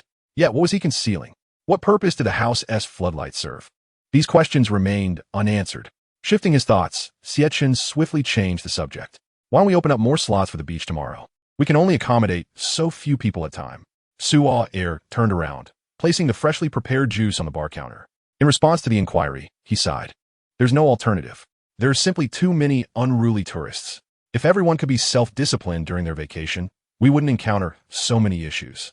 Xie Chen responded with an O, picking up the juice and promptly asking, is it related to the precautions you mentioned earlier? Suaer nodded, then shook his head. I believe you wouldn't want to spoil your hard-earned vacation and end up in a mess. Xie Chen nodded in acknowledgement, indicating that he understood. Noticing that Xie Chen had no intention of leaving, Suaer placed his hands on his hips and inquired, is there anything else you need? Xie Chen fixed his gaze on him, leaning slightly forward and adopting a mysterious demeanor as he gently nodded. Don't say you really don't know. I just want to ask you something in secret. Suaer, observing Xie Chen's demeanor, frowned slightly, instinctively taking a couple of steps back. However, he quickly placed his hand on his waist pouch, half pulling the zipper down. Xie Chen's attention was drawn to this action, as Suaer slowly reached into the pouch. He kept his eyes trained on him. Noticing that Xie Chen did not react strongly, he finally asked, what is it? Xie Chen feigned a curious expression. Let me tell you a secret. That middle-aged couple who just came in, do you have any special impression of them? Zoe was zomavat speechless. Are you joking? They just left. How can I not remember them? Xie Chen quickly shook his hand. That's not the point. I want to ask, why did the man, who initially looked perfectly normal, come out with his hands wrapped in cloth? Suaer scratched his head, looking bemused. What is there to ask? He just wanted to smoke. But before he could light it, the lighter burned his hand. He came to me for ice to soothe it. You know how hot the sun is outside. He didn't want to stay in my place, so he had to wrap his hands up. Xie Chen listened, incredulous at the man's bizarre experience. How could a lighter burn him? How did that happen? Suaer observed as Xie Chen took a sip of his juice before turning around to retrieve a bottle of beer from the fridge. What else could it do? It's a kerosene lighter. Of course, it can burn. Now, not only Suaer, but even Xie Chen found the situation rather absurd. Hearing this, the middle-aged man indeed seemed a bit embarrassed. Shaking his head, Xie Chen raised his juice and walked towards the door. Suerame datune, continuing to wipe down the glassware at the bar. Upon reaching the entrance, Xie Chen spotted the four older gentlemen fishing, one of whom had jumped into the sea with a net. It seemed that a companion had caught something substantial, and unable to reach it with the net. He had to go in personally to retrieve the fish. However, he was only in the rocky shallows, so it was not overly dangerous. Relative to the coast, that shallow area was rather narrow. Just 2 or 3 meters ahead lay the deep water. Looking back to where he had been, Xie Chen noticed that his parents and sister were nowhere to be found. Where could they have gone? Chapter 63, The Oddities in the Photograph. After glancing around the entire coast, Xie Chen finally spotted his father taking pictures of his mother and sister on a stretch of sand a few dozen meters to the right of their previous position. Shaking his head, he thought they moved so fast. Stepping back onto the scorching sand, Xie Chen headed towards his family. The middle-aged couple who had exited earlier were now lounging on their beach towels, soaking up the sun. Having learned about their general situation, Xie Chen did not wish to engage them further. As he approached the coast, the young couple he had noticed earlier was walking towards him. The young man holding his girlfriend's hand and smiling as he walked ahead, phone in hand. Xie Chen turned his head and exchanged a brief glance with him. The young man immediately smiled and waved. Hey, wait a moment, buddy. Could you help us take a picture together? Xie Chen glanced at the 4 cups of juice in his hands. I can't manage that right now. The young man, noticing this, hurried over, reaching for the juice. Let me take these to the beach chair for you. It won't take much of your time to help us with a photo. Xie Chen raised an eyebrow and replied, Don't phones have a selfie function? You two could take a picture together without needing my help. Come on, the young man replied awkwardly, scratching his head while glancing at his girlfriend. He was not oblivious. He understood the underlying message in Xie Chen's words. Why don't we try taking a selfie instead? Without waiting for their decision, Xie Chen interjected, I'm sorry, but my family is waiting for me. I can't linger here. I wish you both a wonderful time. With that, the young man could only nod with a forced smile, watching Xie Chen walk away. Upon returning to the coast, his sister was the first to spot him, immediately running over with her small feet. Brother, where did you run off to? I couldn't find you. Little Sun had a rosy face sprinkled with sand from the beach, and her radiant smile once again captured Xie Chen's heart. He slowly approached as Little Sun threw her arms around his leg, perfectly fitting at her height. Hey, wait. Your juice will spill. Xie Chen chuckled, offering the fresh orange juice he held out to his sister. Here, drink up quickly. It's quite hot. You must be thirsty. Little Sun eagerly accepted the juice with both hands, nodding happily. Thank you, brother. She took a large sip of the juice and sighed contentedly. Brother, let me tell you, I just found a beautiful shell with Mom. Did you find one too? Xie Chen smiled and gestured toward the juice in her hands. Of course not. I only found a conch. It can't compare to your lovely shell. He pulled out the fragmented nautilus from his pocket. See? It's not quite up to par. Little Sun took a delicate sip of her juice, gently nodding. But perhaps fearing to hurt her brother's feelings, she quickly tugged at Xie Chen's shirt. It's okay, brother. The one you found is beautiful too. I'll give you my pretty shell later. It really is lovely. Even Mom and Dad said so. Xie Chen nodded with a smile, genuinely pleased. That makes me very happy. Let us hurry over to see your beautiful shell. Little Xin tugged at her brother's shirt, and the siblings slowly walked forward as their parents approached them. Xie Chen, where have you been running off to? Their mother exclaimed. If it weren't for your father insisting that I shouldn't worry, I would have been afraid something happened to you if you were any later. Looking at the anxious and reproachful expression on her mother's face, Xie Chen could feel the genuine concern emanating from her.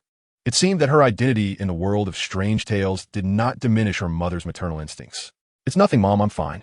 Ouch. Their mother swiftly grabbed her ear and twisted it, sending a sharp pain coursing through her, making her grimace in discomfort.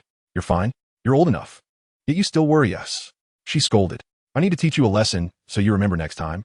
Little Xin, standing behind, observed their mother's outburst and dared not speak. Meanwhile, their father, holding a camera, chuckled heartily, seemingly amused by the whole situation. Their mother clearly disapproved of his carefree attitude. What are you laughing at? Our child is running around recklessly, and you're just joking. I don't understand how you can be a father. With that remark, the smile on their father's face moderated slightly. He reached out to gently pat her shoulder. All right, enough lecturing. You don't need to be so strict. Children need their own space as they grow up. Although their mother seemed to acknowledge his point, she pouted, clearly reluctant. All right, Mom, don't be upset. I just want to buy some juice for little Xin.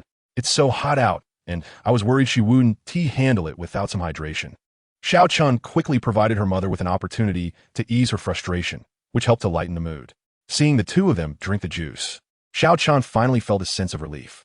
Initially, she believed her identity in this realm was merely a superficial aspect, but now it seemed that was not the case. Stretching her limbs, little Xin sensed the atmosphere had softened and immediately reached out to tug at their mother's shirt. Mommy, I want to show you the flower seashell I just dug up.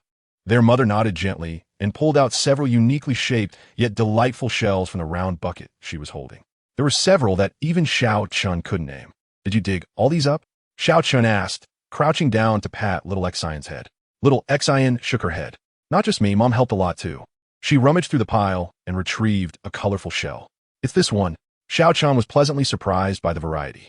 It's for you, brother. With a smile, Xie Chen accepted the fan-shaped shell, admiring its beauty. It's truly lovely. I shall accept it. Little Xion nodded enthusiastically. Xie Chen marveled at its fascinating texture before placing it in her pocket. Just then, their father interjected. All right. Come here and see the photos I took. He pressed the button on the camera, transferring the captured images. From their arrival at the shore to moments of her digging for nautilus shells, and numerous captures of little Xion and their mother gathering shells, all were documented by their father. The photographic composition and technique were commendable, prompting Xie Chen to reassess her father's hobby. What do you think? Pretty good, right? I told you my photography skills are impressive. Upon hearing this, their mother playfully pushed him away. Well, the children need to look good too. It's not all you're doing. After her remark, their father laughed even louder. But I contributed, didn't I? Faced with this light-hearted banter between her parents, Xie Chen felt momentarily speechless. Their mother shot a disapproving glare at their father. What are you talking about with the kids around? To ease the awkwardness, Xie Chen pretended to seriously admire the photos by holding the camera. Their mother rummaged through her bag, pulling out some prepared bento boxes, while their father assisted by fetching napkins and utensils. This was turning into a seaside picnic.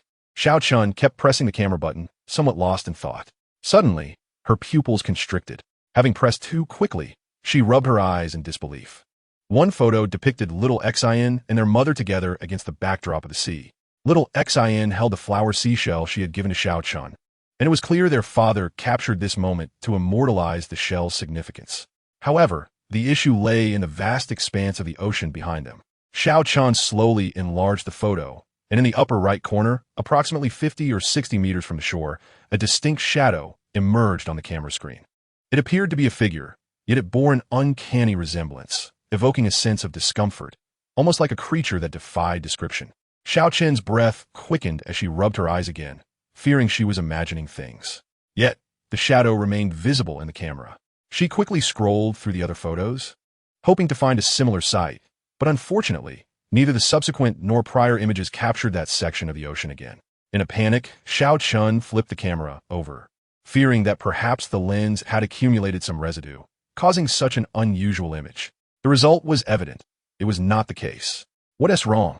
Her father, seated beside her, noticed her peculiar behavior while examining the photos and inquired. Chapter 64. Almost exposed. Taking a deep breath, Xie Chen momentarily calmed herself. Her father leaned over to take the camera, scrutinizing the enlarged section with a grave expression before standing up to gaze out toward the ocean. Their mother, observing the strange behavior of her husband and son, wore a look of curiosity. What is going on? Xie Chen furrowed her brow. According to her father's words, there might be some validity to that thought. However, this was the realm of strange tales, and rather than suspecting someone had drowned, she felt a more sinister presence was watching them. Hearing her father speak, their mother, who had just opened the bento box, quickly adjusted her position on the beach towel. Shifting closer, noticing this, their father handed the camera to her, which contained the very photo Xie Chen had discovered. Do you see anything? When we were over there, did you notice anything unusual? Their mother pondered for a moment before shaking her head. I don't know. Who would pay attention to what's in the sea? The sound of the waves is so loud, and aside from that, I didn't hear any cries for help.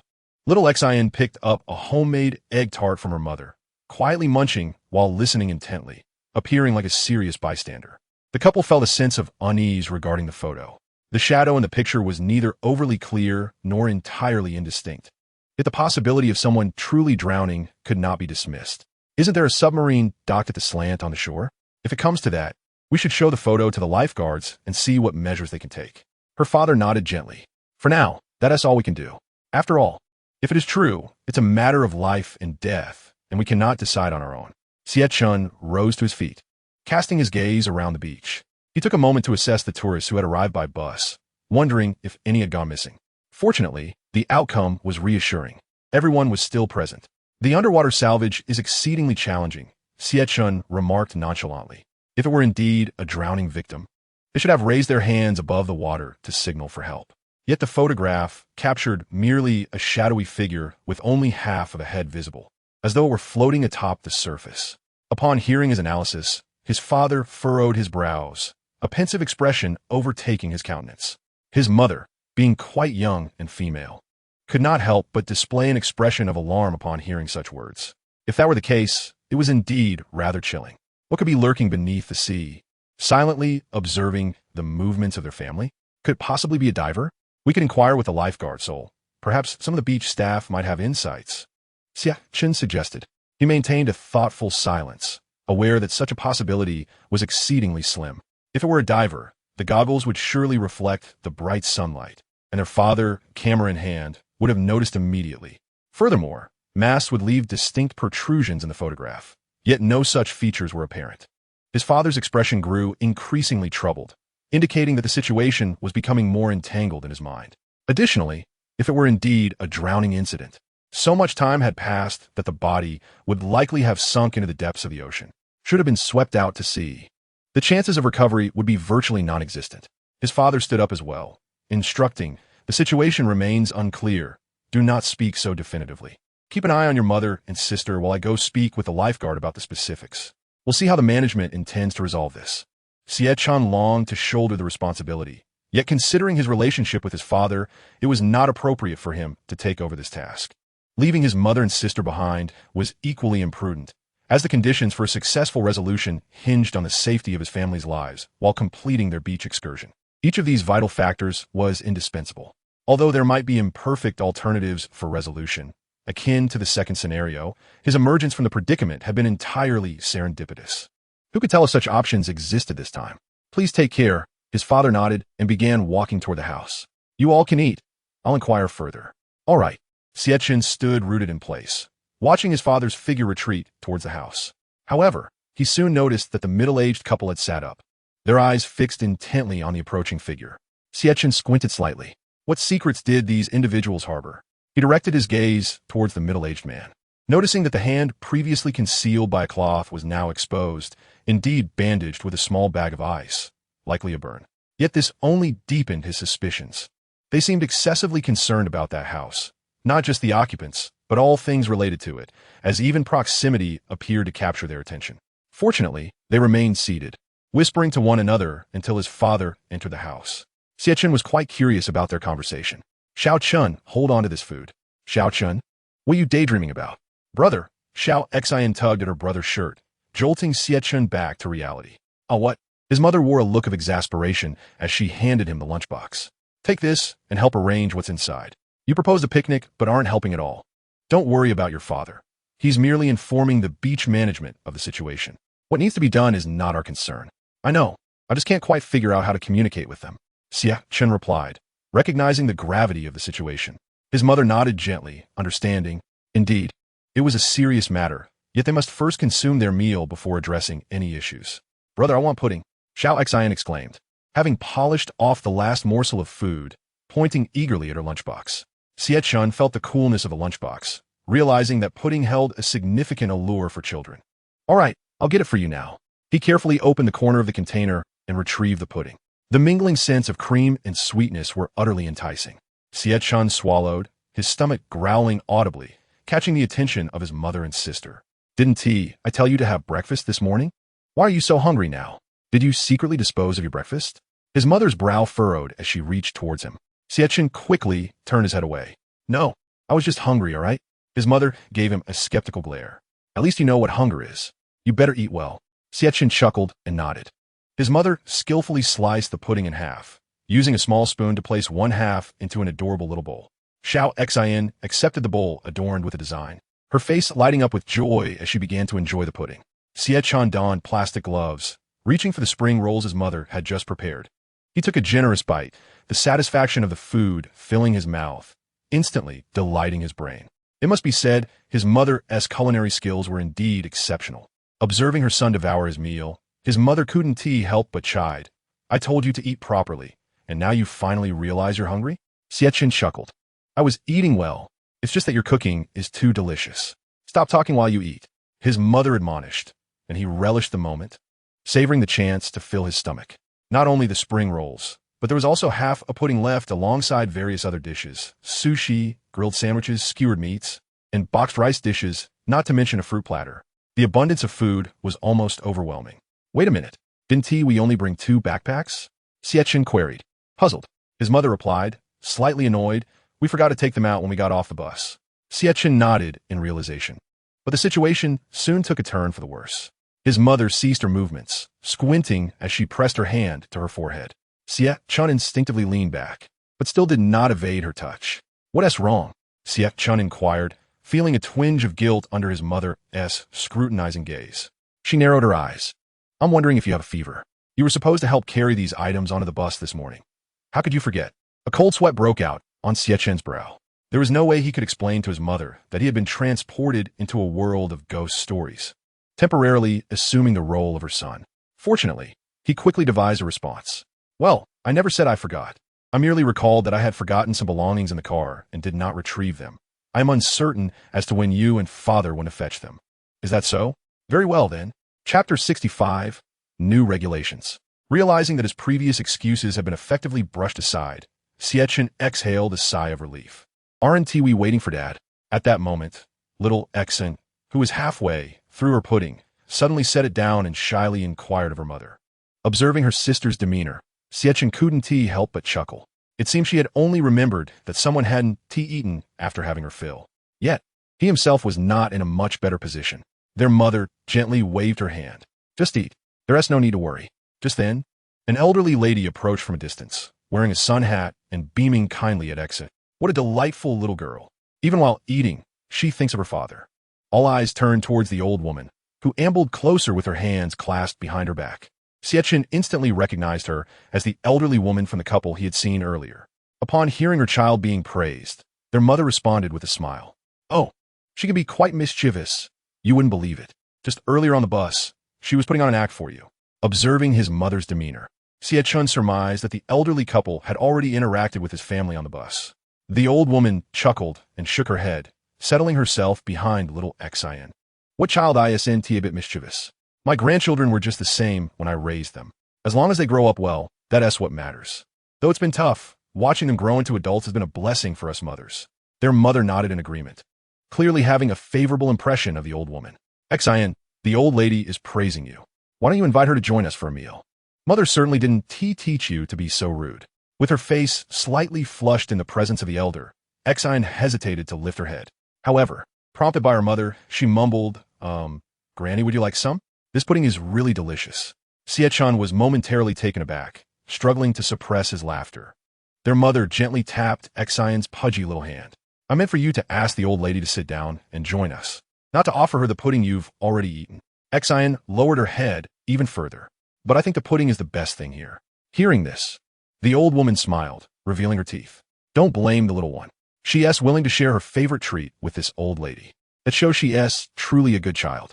Their mother quickly smiled back, though her brow furrowed slightly as she glanced at Xie Chen. Xie Chen, why don't you give your seat to the old lady? Xie Chen, being perceptive, stood up before his mother could begin to admonish him and willingly offered his seat. The old woman, however, refused to sit. Instead, he gently supported her as she settled beside him. Faced with the impossibility of resisting, she acquiesced and sat down. It's rare for your family to wish to chat with this old lady. You're not bothered by my presence. Xie Chen shrugged at this unanticipated complaint. Their mother, seemingly accustomed to such sentiments, adeptly responded, What are you saying, Granny? We're delighted to share this meal with you. Xien chimed in. I often say that if only I had a grandma to dote on me. Xien glanced at her mother and then at the old woman. Xie Chen smiled, likely thinking that his sister had never actually uttered such words before. Oh, by the way, Granny, didn't you come with your husband? Their mother, wishing to steer clear of this topic, quickly redirected the conversation. Distracted, the elderly woman abandoned her self-pity. That old man, he went to the restroom. While he is away, I thought I'd stretch my legs and get some fresh air. Xie Chen took a long sip of juice and followed up on this thread. I thought you were both enjoying the opera together. Isn't it dull to listen alone? The old woman chuckled. Young man, you don't understand. As for me, I have little interest in opera. It's only because of my husband that I've had any exposure to it. Otherwise, I wouldn't be able to endure such tediousness. Xie Chen smirked and joked. What charm must your husband have possessed in his youth to persuade you to engage with something you find uninteresting? The old woman accepted a piece of cake that their mother offered and laughed heartily. At your age, you must have experienced the innocent feelings of love. Haven't you? Xie Chen glanced at his mother. Discussing such matters in her presence would surely shift all attention onto him. Before he could retort, the old woman continued. Innocent love is merely the first step. It's not enough to sustain a lifetime together. To truly share a life with someone, it requires more than mere affection. It involves immersing oneself in their life, understanding their character, and engaging with the things they cherish. Little Xien, chewing on her pudding, mumbled, So doesn't that mean Granny is quite unfortunate? She has to learn to like things she doesn't enjoy. The old woman shook her head. That is not quite right. From the moment I met him, he was always a solitary soul, preferring his own company. But I am quite the opposite. I've always loved to wander and explore, unable to remain still. Their mother smiled and remarked, "Your husband's willingness to accompany you on your adventures is no small sacrifice." The old woman took a bite of cake, and her wrinkled face radiated sweet happiness. Xie Chen, feeling a pressing need, interjected, "Mom, you, Granny, and little Xen stay here. I'll go to the restroom." Their mother nodded gently. "Go ahead. There's nothing to worry about with me here." Xie Chen felt a bit helpless, but had little inclination to argue. He proceeded towards the restroom by the shore. On his way, he cast a casual glance at the middle-aged couple, who exhibited no unusual behavior, still basking in the sun, with the man gently massaging his wife's back. Xie Chen took a slight detour towards the restroom. The young couple still taking pictures noticed him, but did not greet him this time. He couldn't be bothered with them either. After traversing the path of cobblestones, he soon reached the restroom. Thankfully, the decor was different enough to prevent any feelings of discomfort. Upon entering the men's restroom, the prominently displayed sign caught his eye. A strong scent of air freshener assaulted him, nearly overwhelming his senses. What on earth? This scent is far too potent. Xie Chen observed the first stall had its door closed. It was likely occupied by an elderly gentleman. Acting on instinct, he proceeded to the third stall. After unfastening his pants and relieving himself, a wave of comfort washed over him, and he sighed in relief. However, at that moment, a voice emerged from the first stall. "Is anyone there?" Xie Chen frowned. The elderly voice unmistakably belonged to an old man. After a moment of hesitation, he decided to respond. "What's the matter, sir?" "Oh, young man, there's no paper in this stall. Could you check your stall and see if you have any spare sheets to lend me?" Xie Chen let out a sigh. Whether it is the first stall or the second, something always transpires within the confines of the restroom. I found myself momentarily believing that I had encountered yet another peculiar incident. Handing over the paper seemed trivial enough. "Please bear with me for a moment, good sir." Xie Chen adjusted his trousers before proceeding to flush and wash his hands. "Thank you, young man." I nearly squatted myself to oblivion. Xie Chen could not help but chuckle. No wonder the old lady took the opportunity to catch her breath. It turns out this elderly gentleman had been lingering for quite some time. No cause for alarm. "Please wait just a moment longer."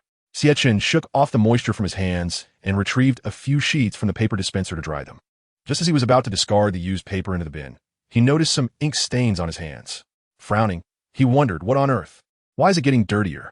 Upon inspecting the crumpled paper, he discovered it was marked with dark lettering on the reverse side, inscribed with a water-based pen.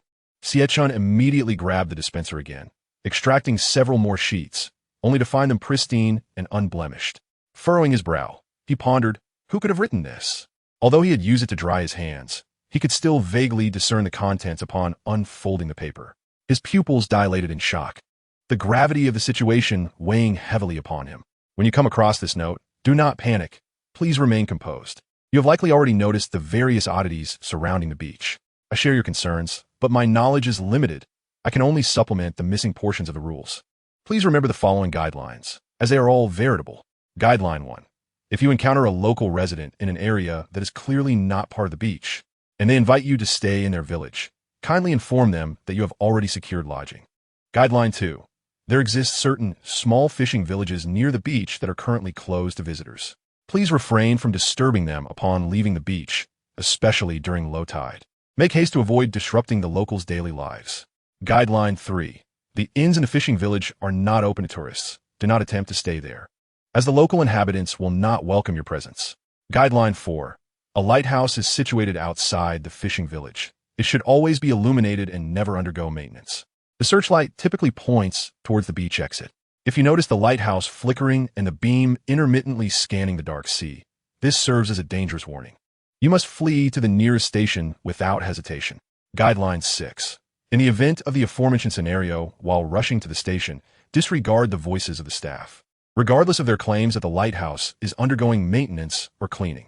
Remember, our lighthouse does not experience such occurrences. If the vehicle you await at the station does not activate its fog lights, do not board. There is only one road leading from the station. Should you find two, leap from a vehicle and flee towards the right-hand path. Chapter 66. The Restroom Intruder. Upon concluding the reading, Xie Chen instinctively held his breath, the realization of the beach's peril far exceeding his previous estimations. Most concerning was the pressing nature of time. It was evident that if he did not vacate the beach before high tide, his entire family would likely face calamity. Yet, the final guideline suggested that escaping the beach was no simple task. Besides the inherent dangers, the station likely harbored its own treachery. Additionally, the repeated mention of the fishing village and its residents raised questions. The rules repeatedly emphasized avoiding their attention, even to the point of maintaining distance. Could this be a misdirection? Did the residents possess vital items that could unravel the beach's dangers? Such mysteries remained unresolved. Xie Chen closed his eyes, his mind momentarily adrift. Young man, you haven't left, have you? The elderly voice from the first stall pierced through his thoughts, tinged with urgency. This snapped Xie Chen back to reality. Please wait a moment, he called out to the stall. Propping his chin on his hand, he leisurely approached the other stalls for inspection. Regrettably, he found no traces of life. Not even a single sheet of paper resembling the rules was to be found among the stacks of toilet paper. It was as if the restroom had been stripped of all suspicious elements.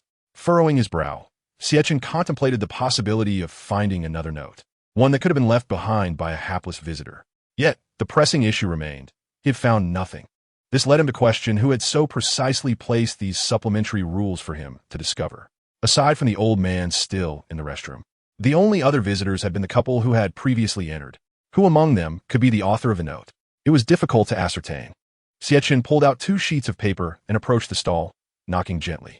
The old man opened the door a crack and extended his hand to receive the paper. Thank you, young man. Had it not been for your assistance, I would have been left squatting here for an eternity. Xie Chen feigned a smile. It's no trouble at all. Please, take your time. I have a matter to attend to. The old man nodded gratefully. You go on ahead, young man. I'm quite all right now. Without delay, Xie Chen hastened his steps and dashed out, making a sharp turn into the women's restroom. He moved swiftly, knowing the elderly man would only take a moment to finish his business. If the old man were to see him slipping into the women's restroom, it would be a tricky explanation indeed. However, having learned from his prior experience, Xie Chen did not dare to be careless. Upon entering the women's restroom, he leaned against the door, remaining silent as he stood still. Once he confirmed that the old man had exited and departed, he released a sigh of relief. Cautiously, Xie Chen ventured further inside. While logic dictated that the restroom should be empty at this hour, he could not guarantee such certainty. As he approached the stalls, his breath grew heavier with each step. Fortunately, after a thorough inspection, he found the entire women's restroom devoid of any occupants. Damn it! If the next scenario has me wandering through another women's restroom, I swear I won't do it. Xie Chen grimaced, his mood soured. The air freshener scent was overwhelmingly potent, making it uncomfortable to draw near. However, having acclimated to it in the men's restroom, he managed to withstand the discomfort. Xie Chen meticulously searched each stall. But the women's restroom presented a different scenario. Instead of paper towels, there were rolls affixed to the wall with screws, requiring him to pull them out one by one.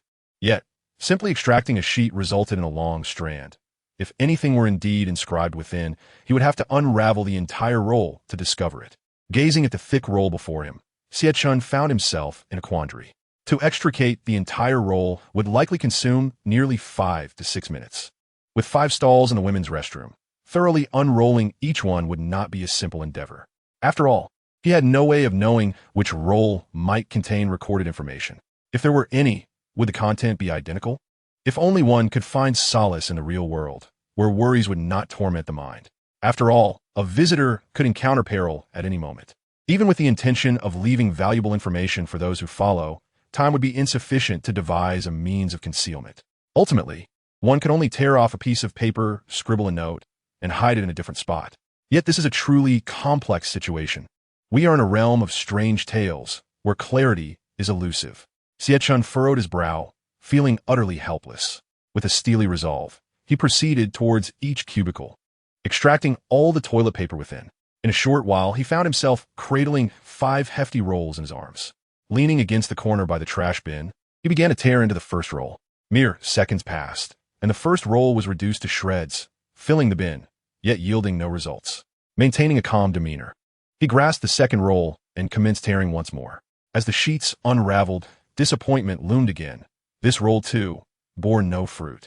Xie Chen frowned, lamenting his unfortunate luck.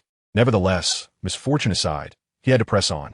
Glancing at the paper remnants strewn on the floor, he nudged them aside with his foot and picked up the third roll, beginning to tear it as well. After pulling apart the first few layers, he froze, a wave of panic washing over him, evident on his face. He dashed to the first cubicle, intending to close the door, but gritted his teeth and pushed it open instead. The sound of approaching footsteps echoed from outside the women's restroom. Though the pace was not hurried, it only intensified Xie Chen's anxiety. Upon escaping the first cubicle, he hurried to the farthest one, seeking refuge within. After shutting the door, he recalled the mess he had made by the trash bin, cursing silently under his breath. Yet, such thoughts were futile. The situation had spiraled beyond his control. If discovered trespassing in the women's restroom, his family awaited him outside. Xie Chen secured the lock on the cubicle door, exhaling deeply as he forced himself to regain composure. The owner of the footsteps eventually entered the restroom, followed by the sound of footsteps coming to a halt. He could surmise the scene unfolding. The individual was likely standing before the trash bin, berating the lack of decorum displayed. Xie Chen remained motionless, gradually calming his breath. Moments later, the footsteps resumed, growing increasingly nearer, as the person seemed intent on uncovering the identity of the perpetrator. Xie Chen's heart raced to his throat.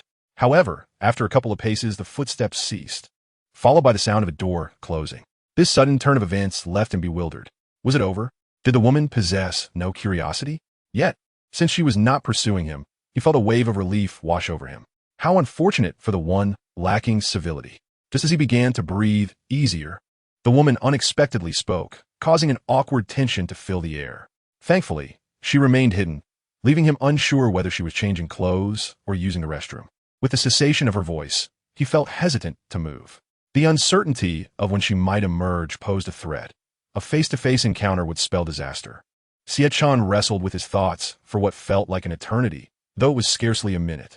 In a moment of desperation, he gently pushed open the door. The sound a mere whisper, yet to his ears, it resonated like thunder, paralyzing his limbs. Who? The woman in the cubicle shouted.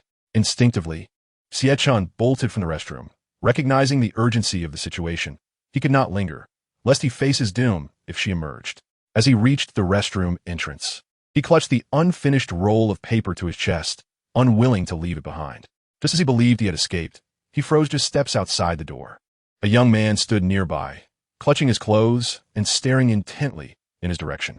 Beside him was the elderly gentleman to whom he had previously handed paper. Engaged in conversation, they had evidently mistaken him for someone else. The young man's expression revealed he was fervently explaining something. Upon seeing Xie Chen exit the restroom, the young man's demeanor shifted, his previous confusion now replaced with alarm. Hey you, why did you come out of the women's restroom? Stop right there, he shouted, rushing towards him. Xie Chen felt exasperated. Just moments ago, he had been polite while asking for assistance, yet now his voice boomed with indignation. However, upon seeing the man, Xie Chen recognized who the woman in the restroom was. Noticing the young man still holding his clothes, he couldn't help but mutter a curse. What a ridiculous situation. Changing clothes at the beach. Yet his quick-witted mind began formulating a plan to navigate this predicament. The young man approached, gripping Xie Chen's collar, his eyes wide with fury. What were you doing hiding in the women's restroom? The elderly man turned at the young man's words, a frown creasing his brow. What is going on? Xie Chen remained calm, shrugging off the young man's grip and countering. What do you mean? What's going on? Your girlfriend was in there the entire time. She even greeted me when she came out. This revelation left the young man momentarily perplexed. Xie Chen seized the opportunity to push him away. I was here to help Sol replace the toilet paper in the public restroom. He mentioned that some people have been deliberately tearing it up, making the situation quite dire. After replacing the men's restroom, I obviously had to go into the women's restroom as well. I had no intention of causing offense. You can ask your girlfriend if I did anything inappropriate. The young man appeared flustered. Are you certain you're telling the truth? Xie Chen shrugged nonchalantly and gestured towards the elderly man. Why not ask this gentleman? I just delivered paper to him because he was out. After I finished the men's restroom, I of course had to go to the women's. If you don't believe him, check with Sol or your girlfriend.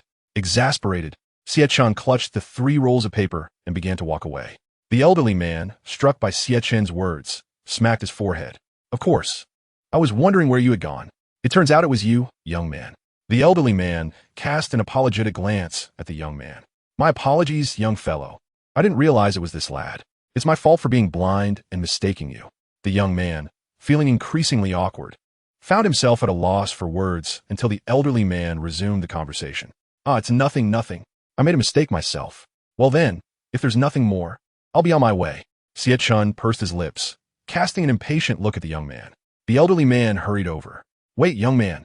I haven't properly thanked you yet. Xie Chen offered a faint smile. Thank you for your kind words, but my grandmother is still with my mother. They were just speaking of you. Oh, that is indeed quite pleasant, Xie Chen remarked, gesturing with his thumb. Shall we go together then? The old man swiftly waved his hand in refusal. No, no, my old partner shares a bond with you, and that is a connection between you. I shall refrain from intruding. Xie Chen nodded slightly, understanding the situation and not pressing further. After all, the old woman had mentioned before her aversion to crowded gatherings. Initially pondering the varying temperaments of individuals, it now seemed they were not so different after all. In that case, I shall first seek out Soul to report, and afterward, I will return to keep you company, he stated. The old man walked alongside him while waving his hand. Go on, go on. It's merely a few steps away. We can converse later. Just don't mind this old man's ramblings. Xie Chen nodded and turned to leave, not wishing to linger. He still had 3 rolls of paper to attend to and no time for idle chatter. The young man behind watched the two recede into the distance, one hand resting on his face, likely feeling a bit embarrassed by his previous behavior. Aiken, I'm done. Come over and take a look. The young man, addressed as Aiken, turned around with immediate joy. His girlfriend had changed into a light dress adorned with a lace-trimmed sun hat, radiating youthful exuberance. Aiken hurried over, his eyes sparkling with delight. You look stunning. The young couple clung together, chattering animatedly.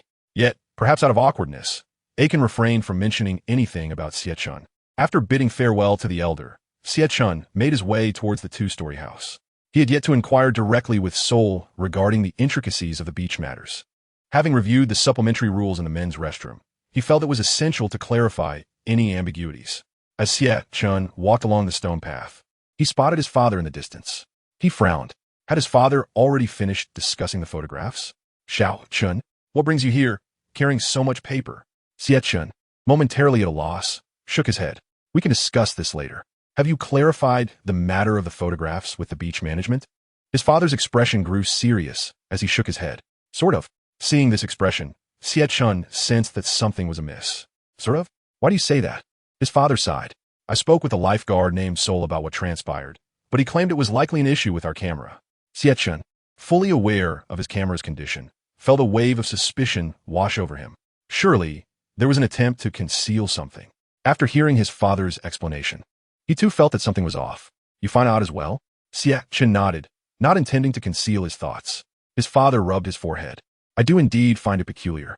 When I spoke to him about it, his demeanor was disturbingly calm, as if he had heard these words before. Xie Chen bit his lip, certain that Soul was hiding something. Although he refrained from voicing this suspicion in front of his father shook his head. Let us not dwell on it too much. If something were to happen, there's little we could do to help. Let us simply enjoy the sea breeze and the beach. We'll leave first thing tomorrow morning. Xie Chen's expression shifted in surprise. We're leaving tomorrow morning? His father laughed heartily. Of course. What are you asking, son? According to what I've read in online forums, the beach's most spectacular feature is the glowing sea at high tide in the evening. It's nature's most beautiful sight. We've come all this way. How could we possibly leave without witnessing it firsthand? Xie Chen clenched his jaw. He realized he should not have assumed that departing with his family in the evening would be a simple affair. According to the rules, dusk at high tide was the most perilous time at the beach. When that time arrived, with the ominous tales looming, how could he ensure his family's safety alone? He feigned hesitation. Perhaps we should reconsider, Dad. His father, smiling, replied, You and your mother worry too much. I hadn't intended to stay, but I just met 2 local fishermen not far from here, and they kindly offered for us to stay a night in their fishing village. If that doesn't work out, there are inns available in the village. Finding a place to stay for the night isn't a problem. Listening to this, Xie Chen felt a cold sweat trickle down his back, suddenly feeling helpless. He grasped his father's hands tightly. Did you actually agree to that? His father, shaken by the sudden movement, looked bewildered. What's wrong? Why such a strong reaction? Xie Chen's mind was racing. The supplementary rules in the men's restroom clearly highlighted the dangers associated with beach fishermen, especially the 1st and 3rd rules. If you encounter local residents in places clearly not belonging to the beach and they invite you to stay in their village, please inform them that you have already found accommodation. The inns in the fishing village are not open to visitors.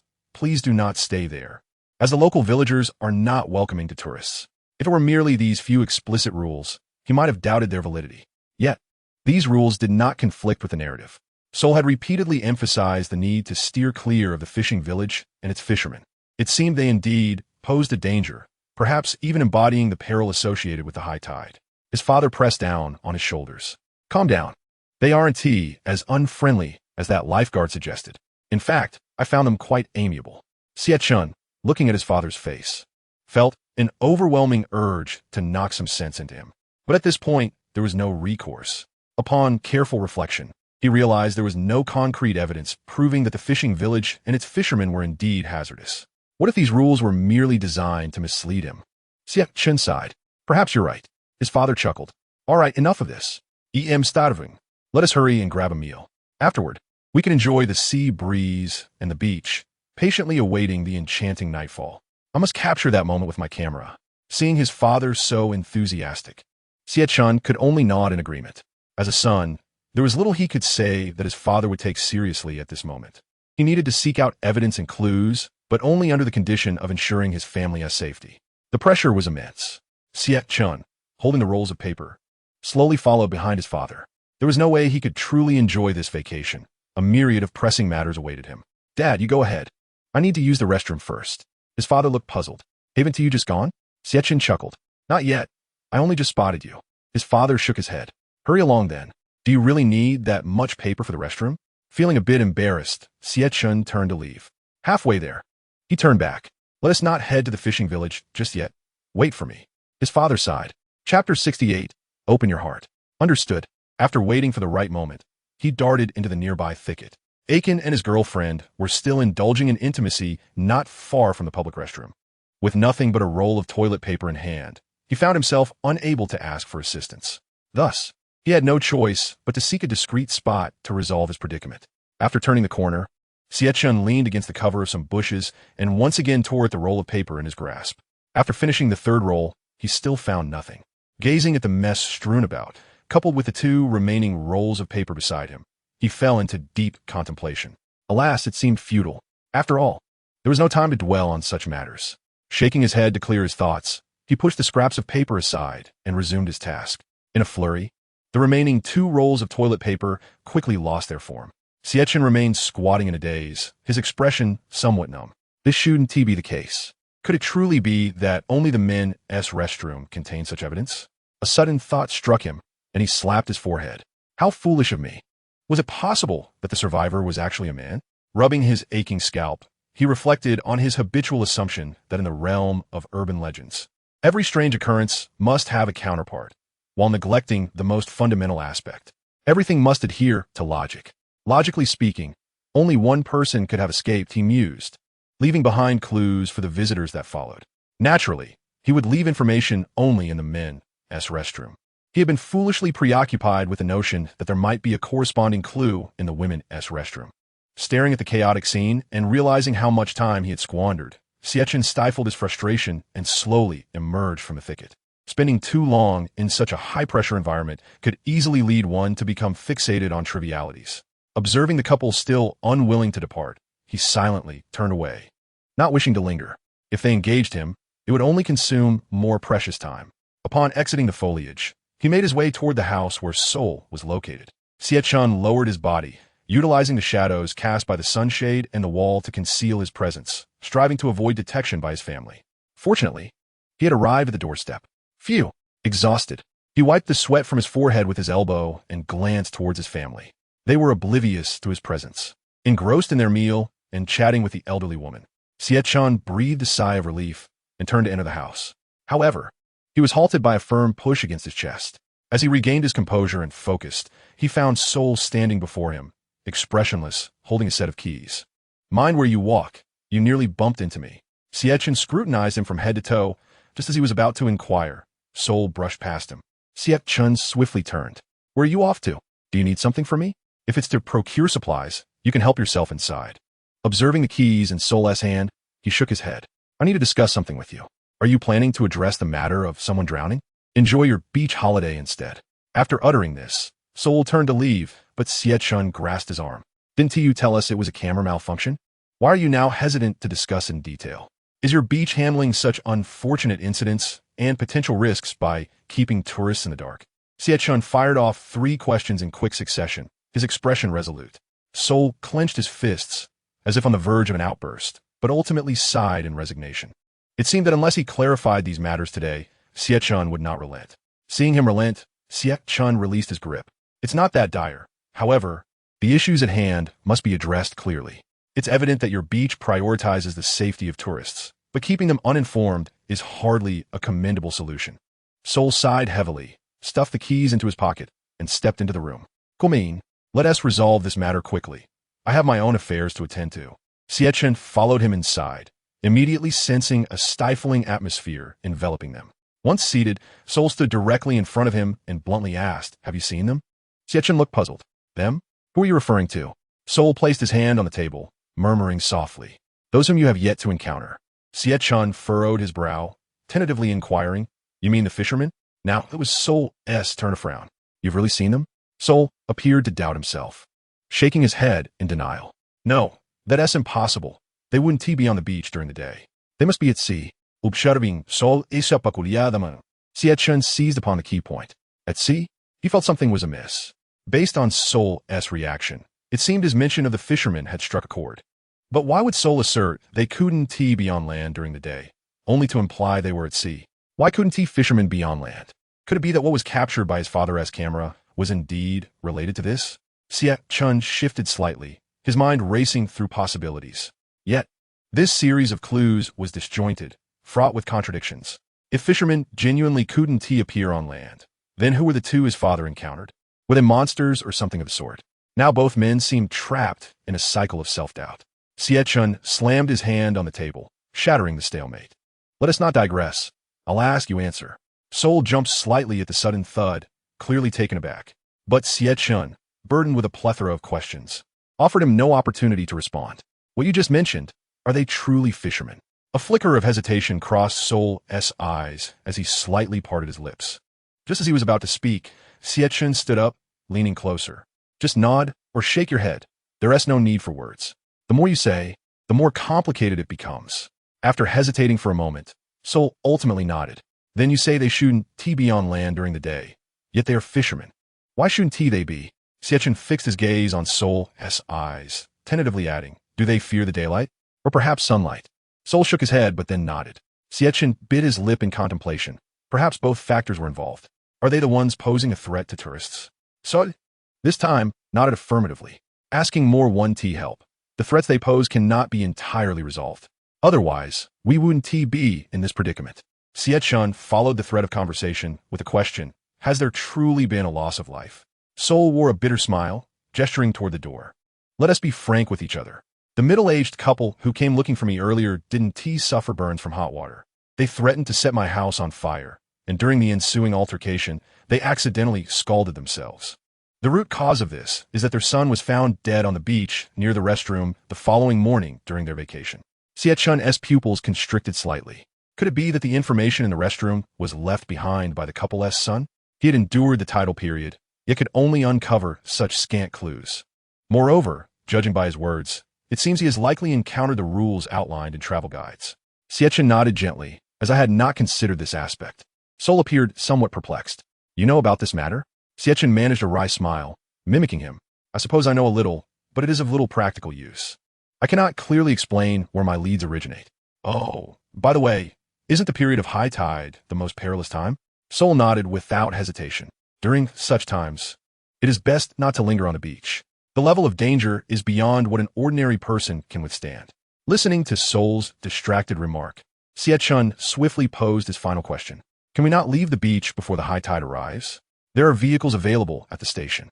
Sol checked his waist bag and retrieved the keys he had just placed on the table. "You must also know the route to take. Many have shared your thoughts, only to find themselves alone, driving away in a passenger vehicle after witnessing the horrors of high tide. Yet, they ultimately perished on the road. Waiting for a driver may not guarantee safety either. Of course, this is merely hearsay.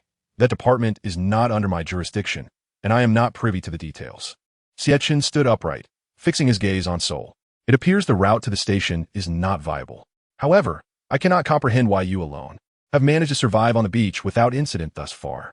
Shouldn't you clarify this?" Chapter 69, Revealing the Truth. Sol did not shy away from the topic, exhibiting a certain nonchalance. "What is there to explain?" Xie Chen lowered his tone slightly. "Could you not elaborate?" Sol waved his hand in refusal. "I wish I could share, but there are precedents to consider. Such revelations would only lead most tourists to lower their guard and recklessly test the boundaries of danger, potentially threatening my own safety. So, I hope for your understanding. A hint of skepticism crossed Xie Chen's face, yet Soul shrugged. While my reasoning may seem somewhat tenuous, if you do not believe me, there is little I can do. I understand you suspect I am entangled with those creatures, but it is not to that extent. Despite my long tenure at this beach, they could claim my life at any moment. This should not be in question. At this juncture, Soul glanced at the electronic clock nearby. Xie Chen followed his gaze, noting it was precisely 1:24 p.m.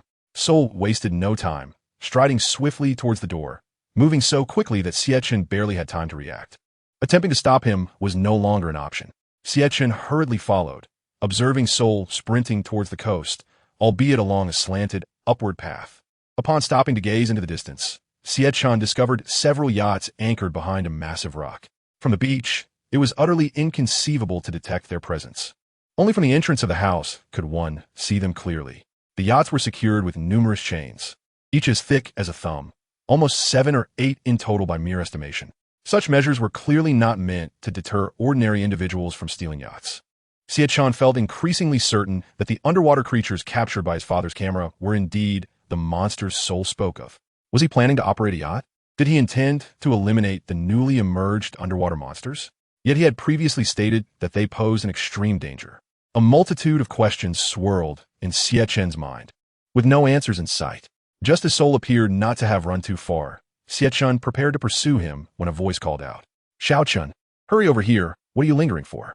Xie Chen's body froze immediately as he turned towards the source of the voice. His parents were waving at him, and his sister was also looking in his direction.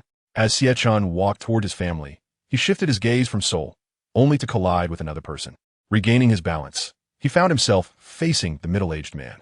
Frowning, Xie Chen recognized that the man had intentionally approached him, but he had no intention of wasting time on him. "My apologies, sir." Xie Chen lowered his tone slightly, then promptly maneuvered to pass by him. However, the middle-aged man grabbed his arm. Xie Chen bit his lip. "I truly bumped into you by accident, and besides, you walked right into my path. I've already apologized. There is no need to prolong this." Xie Chen's voice remained steady but conveyed impatience. The middle-aged man, feeling no guilt, advanced a few steps, leaning directly in front of him. "Let us not dwell on trivial matters. I don't wish to pressure you." Xie Chen forcefully pried his arm free and turned to leave. Yet the middle-aged man pursued him again, seizing his arm once more. "Don't think you can walk away without clarifying what you know." Xie Chen furrowed his brows, feigning ignorance. "What are you talking about? I am unaware of any such matters." The man's expression darkened with anger, just as his wife arrived on the scene. "Why waste words with him? Just pull him over. There are plenty of conspirators on this beach, and I want to see how you all contributed to my son's death. Since the police cannot provide answers, I will seek them myself." Xie Chen gazed at the woman, her teeth clenched in fury, feeling utterly exasperated. "Why on earth does your son's demise concern me?" It seemed that anyone with even the slightest connection to Soul was deemed suspicious. Nevertheless, with time slipping away and the clock nearing 1:30 p.m., Xie Chen was reluctant to squander any more moments with this couple. As he prepared to pull out his pocket watch, the man was abruptly yanked away. "What are you doing? What has my son done to you? Let go of me." His father's voice rang out powerfully from behind the middle-aged man. Xie Chen blinked in surprise, never imagining that his seemingly mild-mannered father could wield such authority when angered. The middle-aged man, chastised by his father's reprimand, took a few steps back, though he remained unwilling to back down. "We merely wish to speak with your son. He may know things we do not." Xie Chen's father furrowed his brow further, his indignation palpable. "If you are unaware of these matters, how can my son possibly be informed? Are you attempting to deceive me?" The middle-aged man clenched his jaw, poised to retort, but was forcefully pushed back by Xie Chen's father, stumbling several steps. However, in front of his wife, he could not afford to appear weak. The middle-aged man regained his footing and grasped Xie Chen's father by the arms. At this moment, Xie Chen's mother and sister arrived. Unlike the middle-aged woman, who seemed eager to stir trouble, Xie Chen's mother intervened, grasping both men's hands with all her strength, attempting to pull them apart. An elderly woman joined her in the effort, seemingly frantic as she witnessed the two young men on the verge of fighting. Xie Chen reached into his pocket, hoping to utilize his pocket watch to resolve this time-wasting conflict.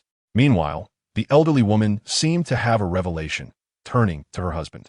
"Old man, hurry over and help," she called urgently. To Xie Chen's surprise, The old man had indeed been rushing towards them all along. After the old woman uttered those words, the elderly gentleman had already taken her place. Young people should temper their tempers. Issues can only be resolved through calm and open dialogue. As Xie Chen listened to the somewhat futile remark, he felt it held little significance. However, the sight of the two robust men forcibly pulling apart their intertwined hands suggested they were not inclined to release each other willingly, but rather were being pried apart against their will. The middle-aged man rubbed his wrist and harshly admonished the old man. "You old fool. I advise you to mind your own business. The mystery surrounding my son's death cannot be resolved with just a few of your words." The old man stroked his beard, appearing surprisingly composed.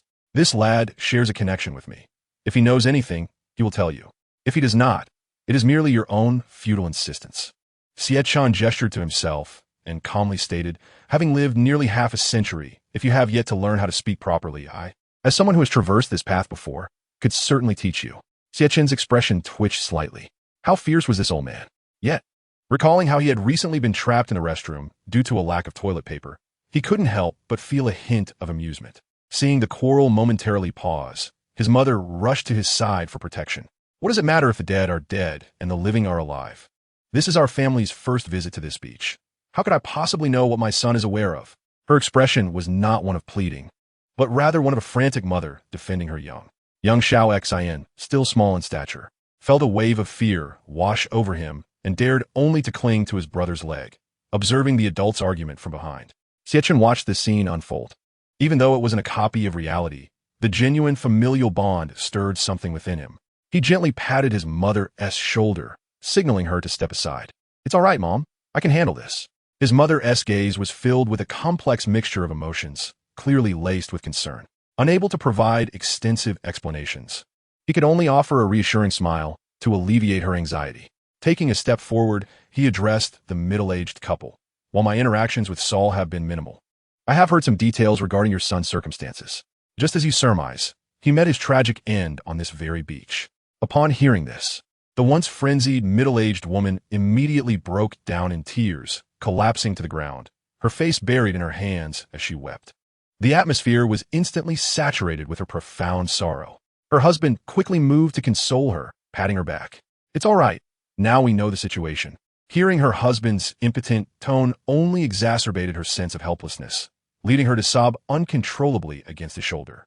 Not just the father and mother, but the elderly couple and the four others present stared at Xie Chen in astonishment, as if the weight of his words had rendered them speechless.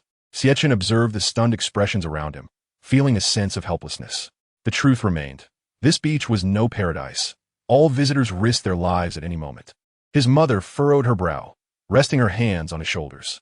"Xiao Chen, tell me, this is not mere fabrication, is it?" Sighing, Xie Chen nodded gently. "It is all true."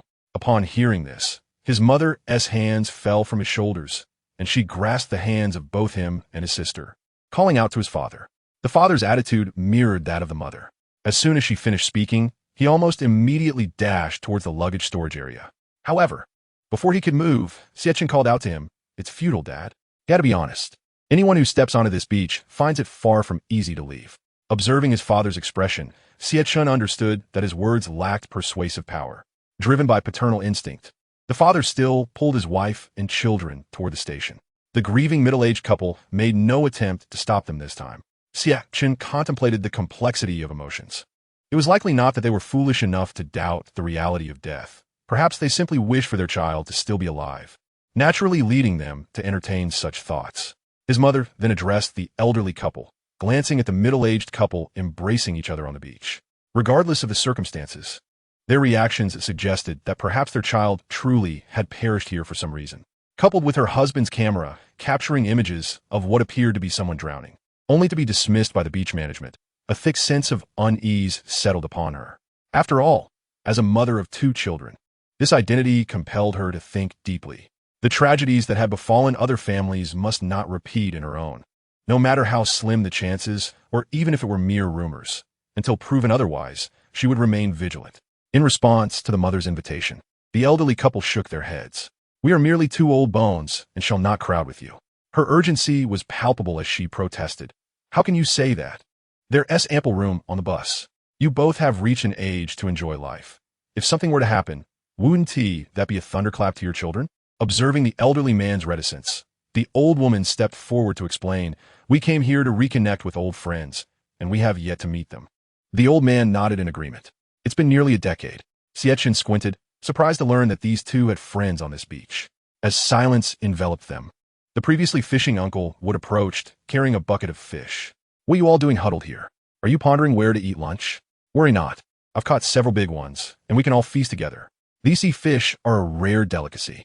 While his words shattered the tension, no one knew how to respond, leaving Wood awkwardly in the spotlight. Just the thought of being in his position sent shivers down Xie Chen's spine. As Wood drew closer, he noticed the sobbing middle-aged couple and, looking somewhat bewildered, set down his bucket and approached them slowly. "Are you two all right? Why are you still crying?" "I was too busy fishing to know what happened." The old woman frowned and waved her hand, signaling him to refrain from asking further. Wood shrugged and picked up his bucket again. Having finished packing their belongings and food, Xie Chen's father rushed over, only for Wood to greet him with a grin. "Brother, I told you I had to catch some big fish to celebrate with you today." Upon seeing Wood approach, Xie Chen's father felt compelled to stop.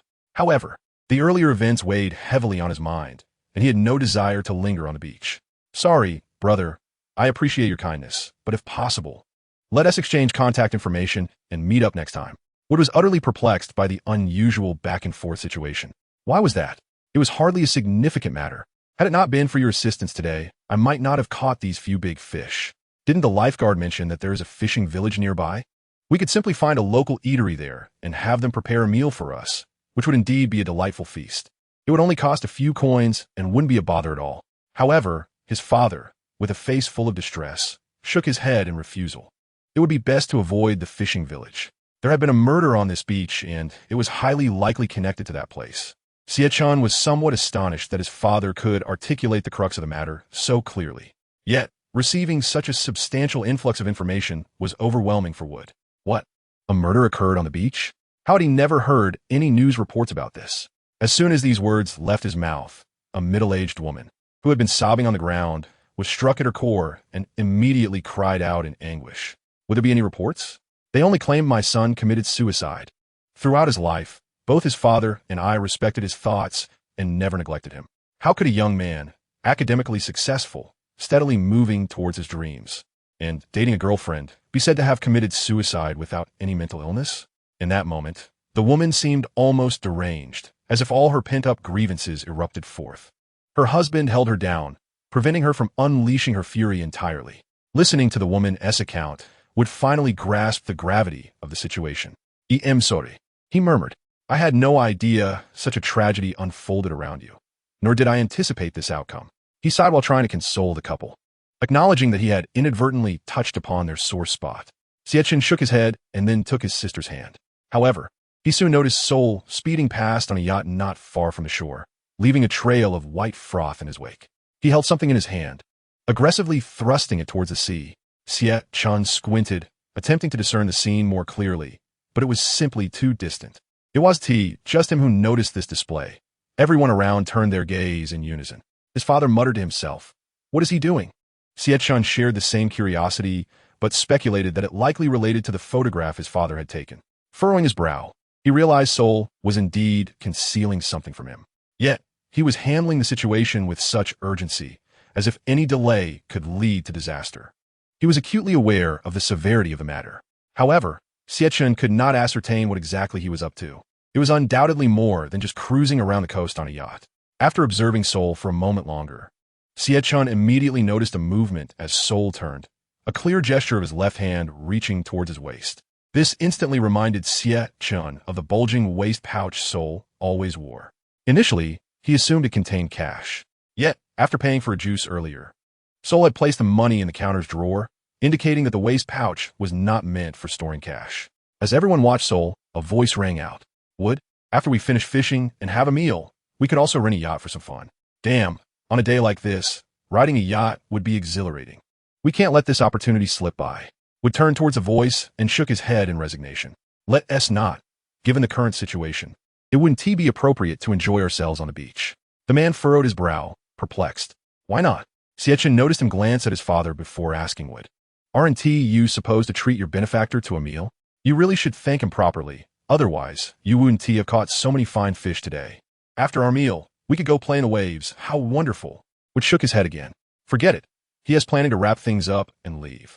His father glanced at Wood and the man, prompting Wood to introduce him. I forgot to mention, this is Bien Tai, my classmate. Upon hearing the introduction, his father nodded in acknowledgement. Besides, there aren't any taxis around here. Concerned about their chances of leaving, his mother interjected. Isn't there a bus stop at the entrance to the beach? The driver parked there when we arrived. Bien Tai chuckled and waved his hand dismissively. Didn't you read the fine print when booking your tickets online? After dropping off passengers, the driver will be off to pick up the next batch of tourists. Xie Chen felt a jolt of surprise. Additionally, it seemed that 5 or 6 o'clock was the time indicated for high tide in the rules left by the middle-aged couple's son. Although he understood that the scenario wouldn't be that simple, it made the situation significantly more complex. It resembled a horror game from which one could not escape early. This revelation was akin to a thunderclap for his mother. Even if there was indeed a bus at the stop, without the keys and the driver, a bus was not something an ordinary person could simply start. Furthermore, the route was crucial. Based on the rules left by the couple's son, he might have attempted to leave the beach but failed to find a true path. The reason for the final rule left behind might suggest that someone had already paid the ultimate price for this knowledge. His father remained hopeful, still clinging to the possibility that the lifeguard might possess some other means of transportation. The implication was clear. As long as the lifeguard had a vehicle, there remained a chance for escape. Bien Tai nodded in agreement. I couldn't say for certain. After all, the official website didn't specify. However, logically, there should be some means. Wood shook the fish bucket in his hand and proposed, given the circumstances, we don't have any good options at the moment. Let us eat first. Otherwise, all the effort I put into catching these fish will be in vain. An elderly woman slowly approached, helping the middle-aged woman, who had collapsed on the ground, to her feet. Having lived a long life, she could empathize with the pain of losing a child, understanding what it truly meant for a mother. Ultimately, while she grasped the situation, what she felt more was sympathy mixed with sorrow. However, this compassion did not provide the woman with much solace, at best soothing her heart as burgeoning regrets. Xie Chen observed all these interactions keenly. Aside from the initial suspicions being resolved, there seemed to be no oddities among the gathered crowd. For him, this was undoubtedly good news. Thus, the remaining points of suspicion were few. The elderly couple had come to the beach to look for an old friend. Who was this friend? And what role did they play on this beach? That was the first. Secondly, what was Sol up to on the yacht? Was the danger he spoke of arising from the fishing village, or from the sea, or perhaps both? Lastly, how did this danger manifest? Since the beginning of the scenario, he had yet to tangibly experience any crisis. The upgraded pocket watch had yet to be utilized even once. This sense of helpless bewilderment left him without a clear goal. Before their meeting, Wood and the others reached a temporary consensus, and he promptly patted the shoulder of the flat-headed man. You go over and call those two fellows. We can't head to the fishing village now, and I haven't brought any pots or utensils in my luggage. Ask them if they have any. The flat-headed man nodded gently. The father gestured towards the house on the beach. There's no need to worry about that. There are pots and utensils available on this side of the beach. I just wanted to find Sol for a moment and saw some. However, they might be rented. Wood burst into hearty laughter. Then there's no problem at all. Upon noticing that the flat-headed man had stopped in his tracks, he waved his hand immediately. Even if there are pots and pans, you should still go call them over. We've wasted several hours without seeing any goods. It would be better to come over and enjoy my fresh catch. The flat-headed man pointed at Wood's expression, stifling a laugh. You mock others for having empty nets, but you're quite the character yourself. If things get heated, I won't take the blame for you. Wood clutched his belly and laughed heartily. It's already impressive. Those few small fish in the bucket hardly count as empty nets. Observing the flat-headed man shaking his head as he went to call the remaining two, Wood also carried the fish bucket towards the faucet near the house, presumably to prepare the fish. Xie Chen exchanged a few words with his father and mother before attempting to follow, but he quickly stepped forward to intercept him. Dad, I have something I'd like to ask you. The father's eyes reflected some confusion. What is it? Xie Chen glanced at the few individuals not far off, as well as his mother and sister, and then took his father's hand. It's not convenient to discuss here. I don't want Mom to overhear. Initially, the father was still puzzled, but upon hearing this, he allowed himself to be led away to a quieter spot. Once they stopped, he immediately inquired, Have you discovered something unusual? Xie Chen shook his head, opening his heart. I just wanted to ask where those two fishermen from the fishing village came from. Is there anything peculiar about their attire? Well, I can't say for certain where they originated, but I distinctly remember where they headed after extending the invitation. They went straight over there. The father pointed to the left side of the beach, revealing a sparse grove of trees. Though sparse, the coverage was quite effective, and what lay beyond the trees remained unclear. However, based on what these individuals had said, it undoubtedly seemed to lead to the fishing village. Xie Chen did not interrupt his father, but listened intently to every word. As for their clothing, it indeed differs from what we consider normal. However, the distinction is not significant. Aside from being somewhat dirty and disheveled, and their styles being a bit outdated, there's not much difference. Xie Chen nodded slightly. If they identify themselves as fishermen, their worn and dirty clothes wouldn't raise too much suspicion. After all, they've likely spent years fishing by the sea, and being far from the marketplace makes such conditions quite normal. Yet, under the scrutiny of regulations and Soul's sharp gaze, these circumstances do seem somewhat peculiar. Xie Chen turned to his father and asked, "Dad, do you think it's possible they might not know that human clothing should be washed?" Upon hearing this suspicion, the father's expression grew more serious. "Are you suggesting they may not be human?" Xie Chen nodded and then further inquired, "Do you have any differing insights?" The father, hearing his son's question, couldn't help but reveal a look of pride. "You've grown up, haven't you? I initially believed they were just ordinary people, but upon closer reflection, their manner of walking as they left was rather strange, almost with a slight bouncing quality. At first, I thought it was due to years spent on fishing boats, swaying with the waves. Now that I think about it," Xie Chen noticed his father gazing at him, yet he remained silent, as they both understood what was left unsaid. The reason for his silence was that their mother and sister had approached. "What are you two doing over here?" came the bright voice of the mother, prompting Xie Chen to turn around. Little Xian, extending her chubby hand, called out to her brother while running towards him. Xie Chen quickly took a few steps forward and scooped her into his embrace. Little Xian opened her tiny palm, revealing a creamy pudding, which she offered to him. "Brother, do you like it? I saved it just for you." Xie Chen beamed and took the pudding from her hand, then carefully peeled back the plastic wrap before returning it to her.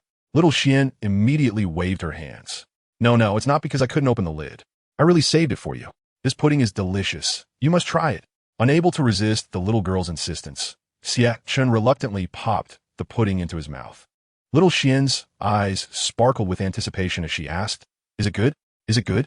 Xie Chen enthusiastically nodded in approval. Meanwhile, the father was explaining to the mother what he and his son had been discussing, though it was mostly fabricated. He understood that clarifying everything at this moment would only heighten her worries, a fact he was well aware of. If the danger were something that could be resolved with certainty, there would be no need for such secrecy. The more uncertain the situation, the more a responsible man tends to withhold the potential dangers from his family. It was more about keeping the peace. Just when he was about to clarify, the father quickly pointed towards Wood, who had begun to prepare the fish not far off. "We'll talk more later. It's not the right time. I'm heading over to lend him a hand."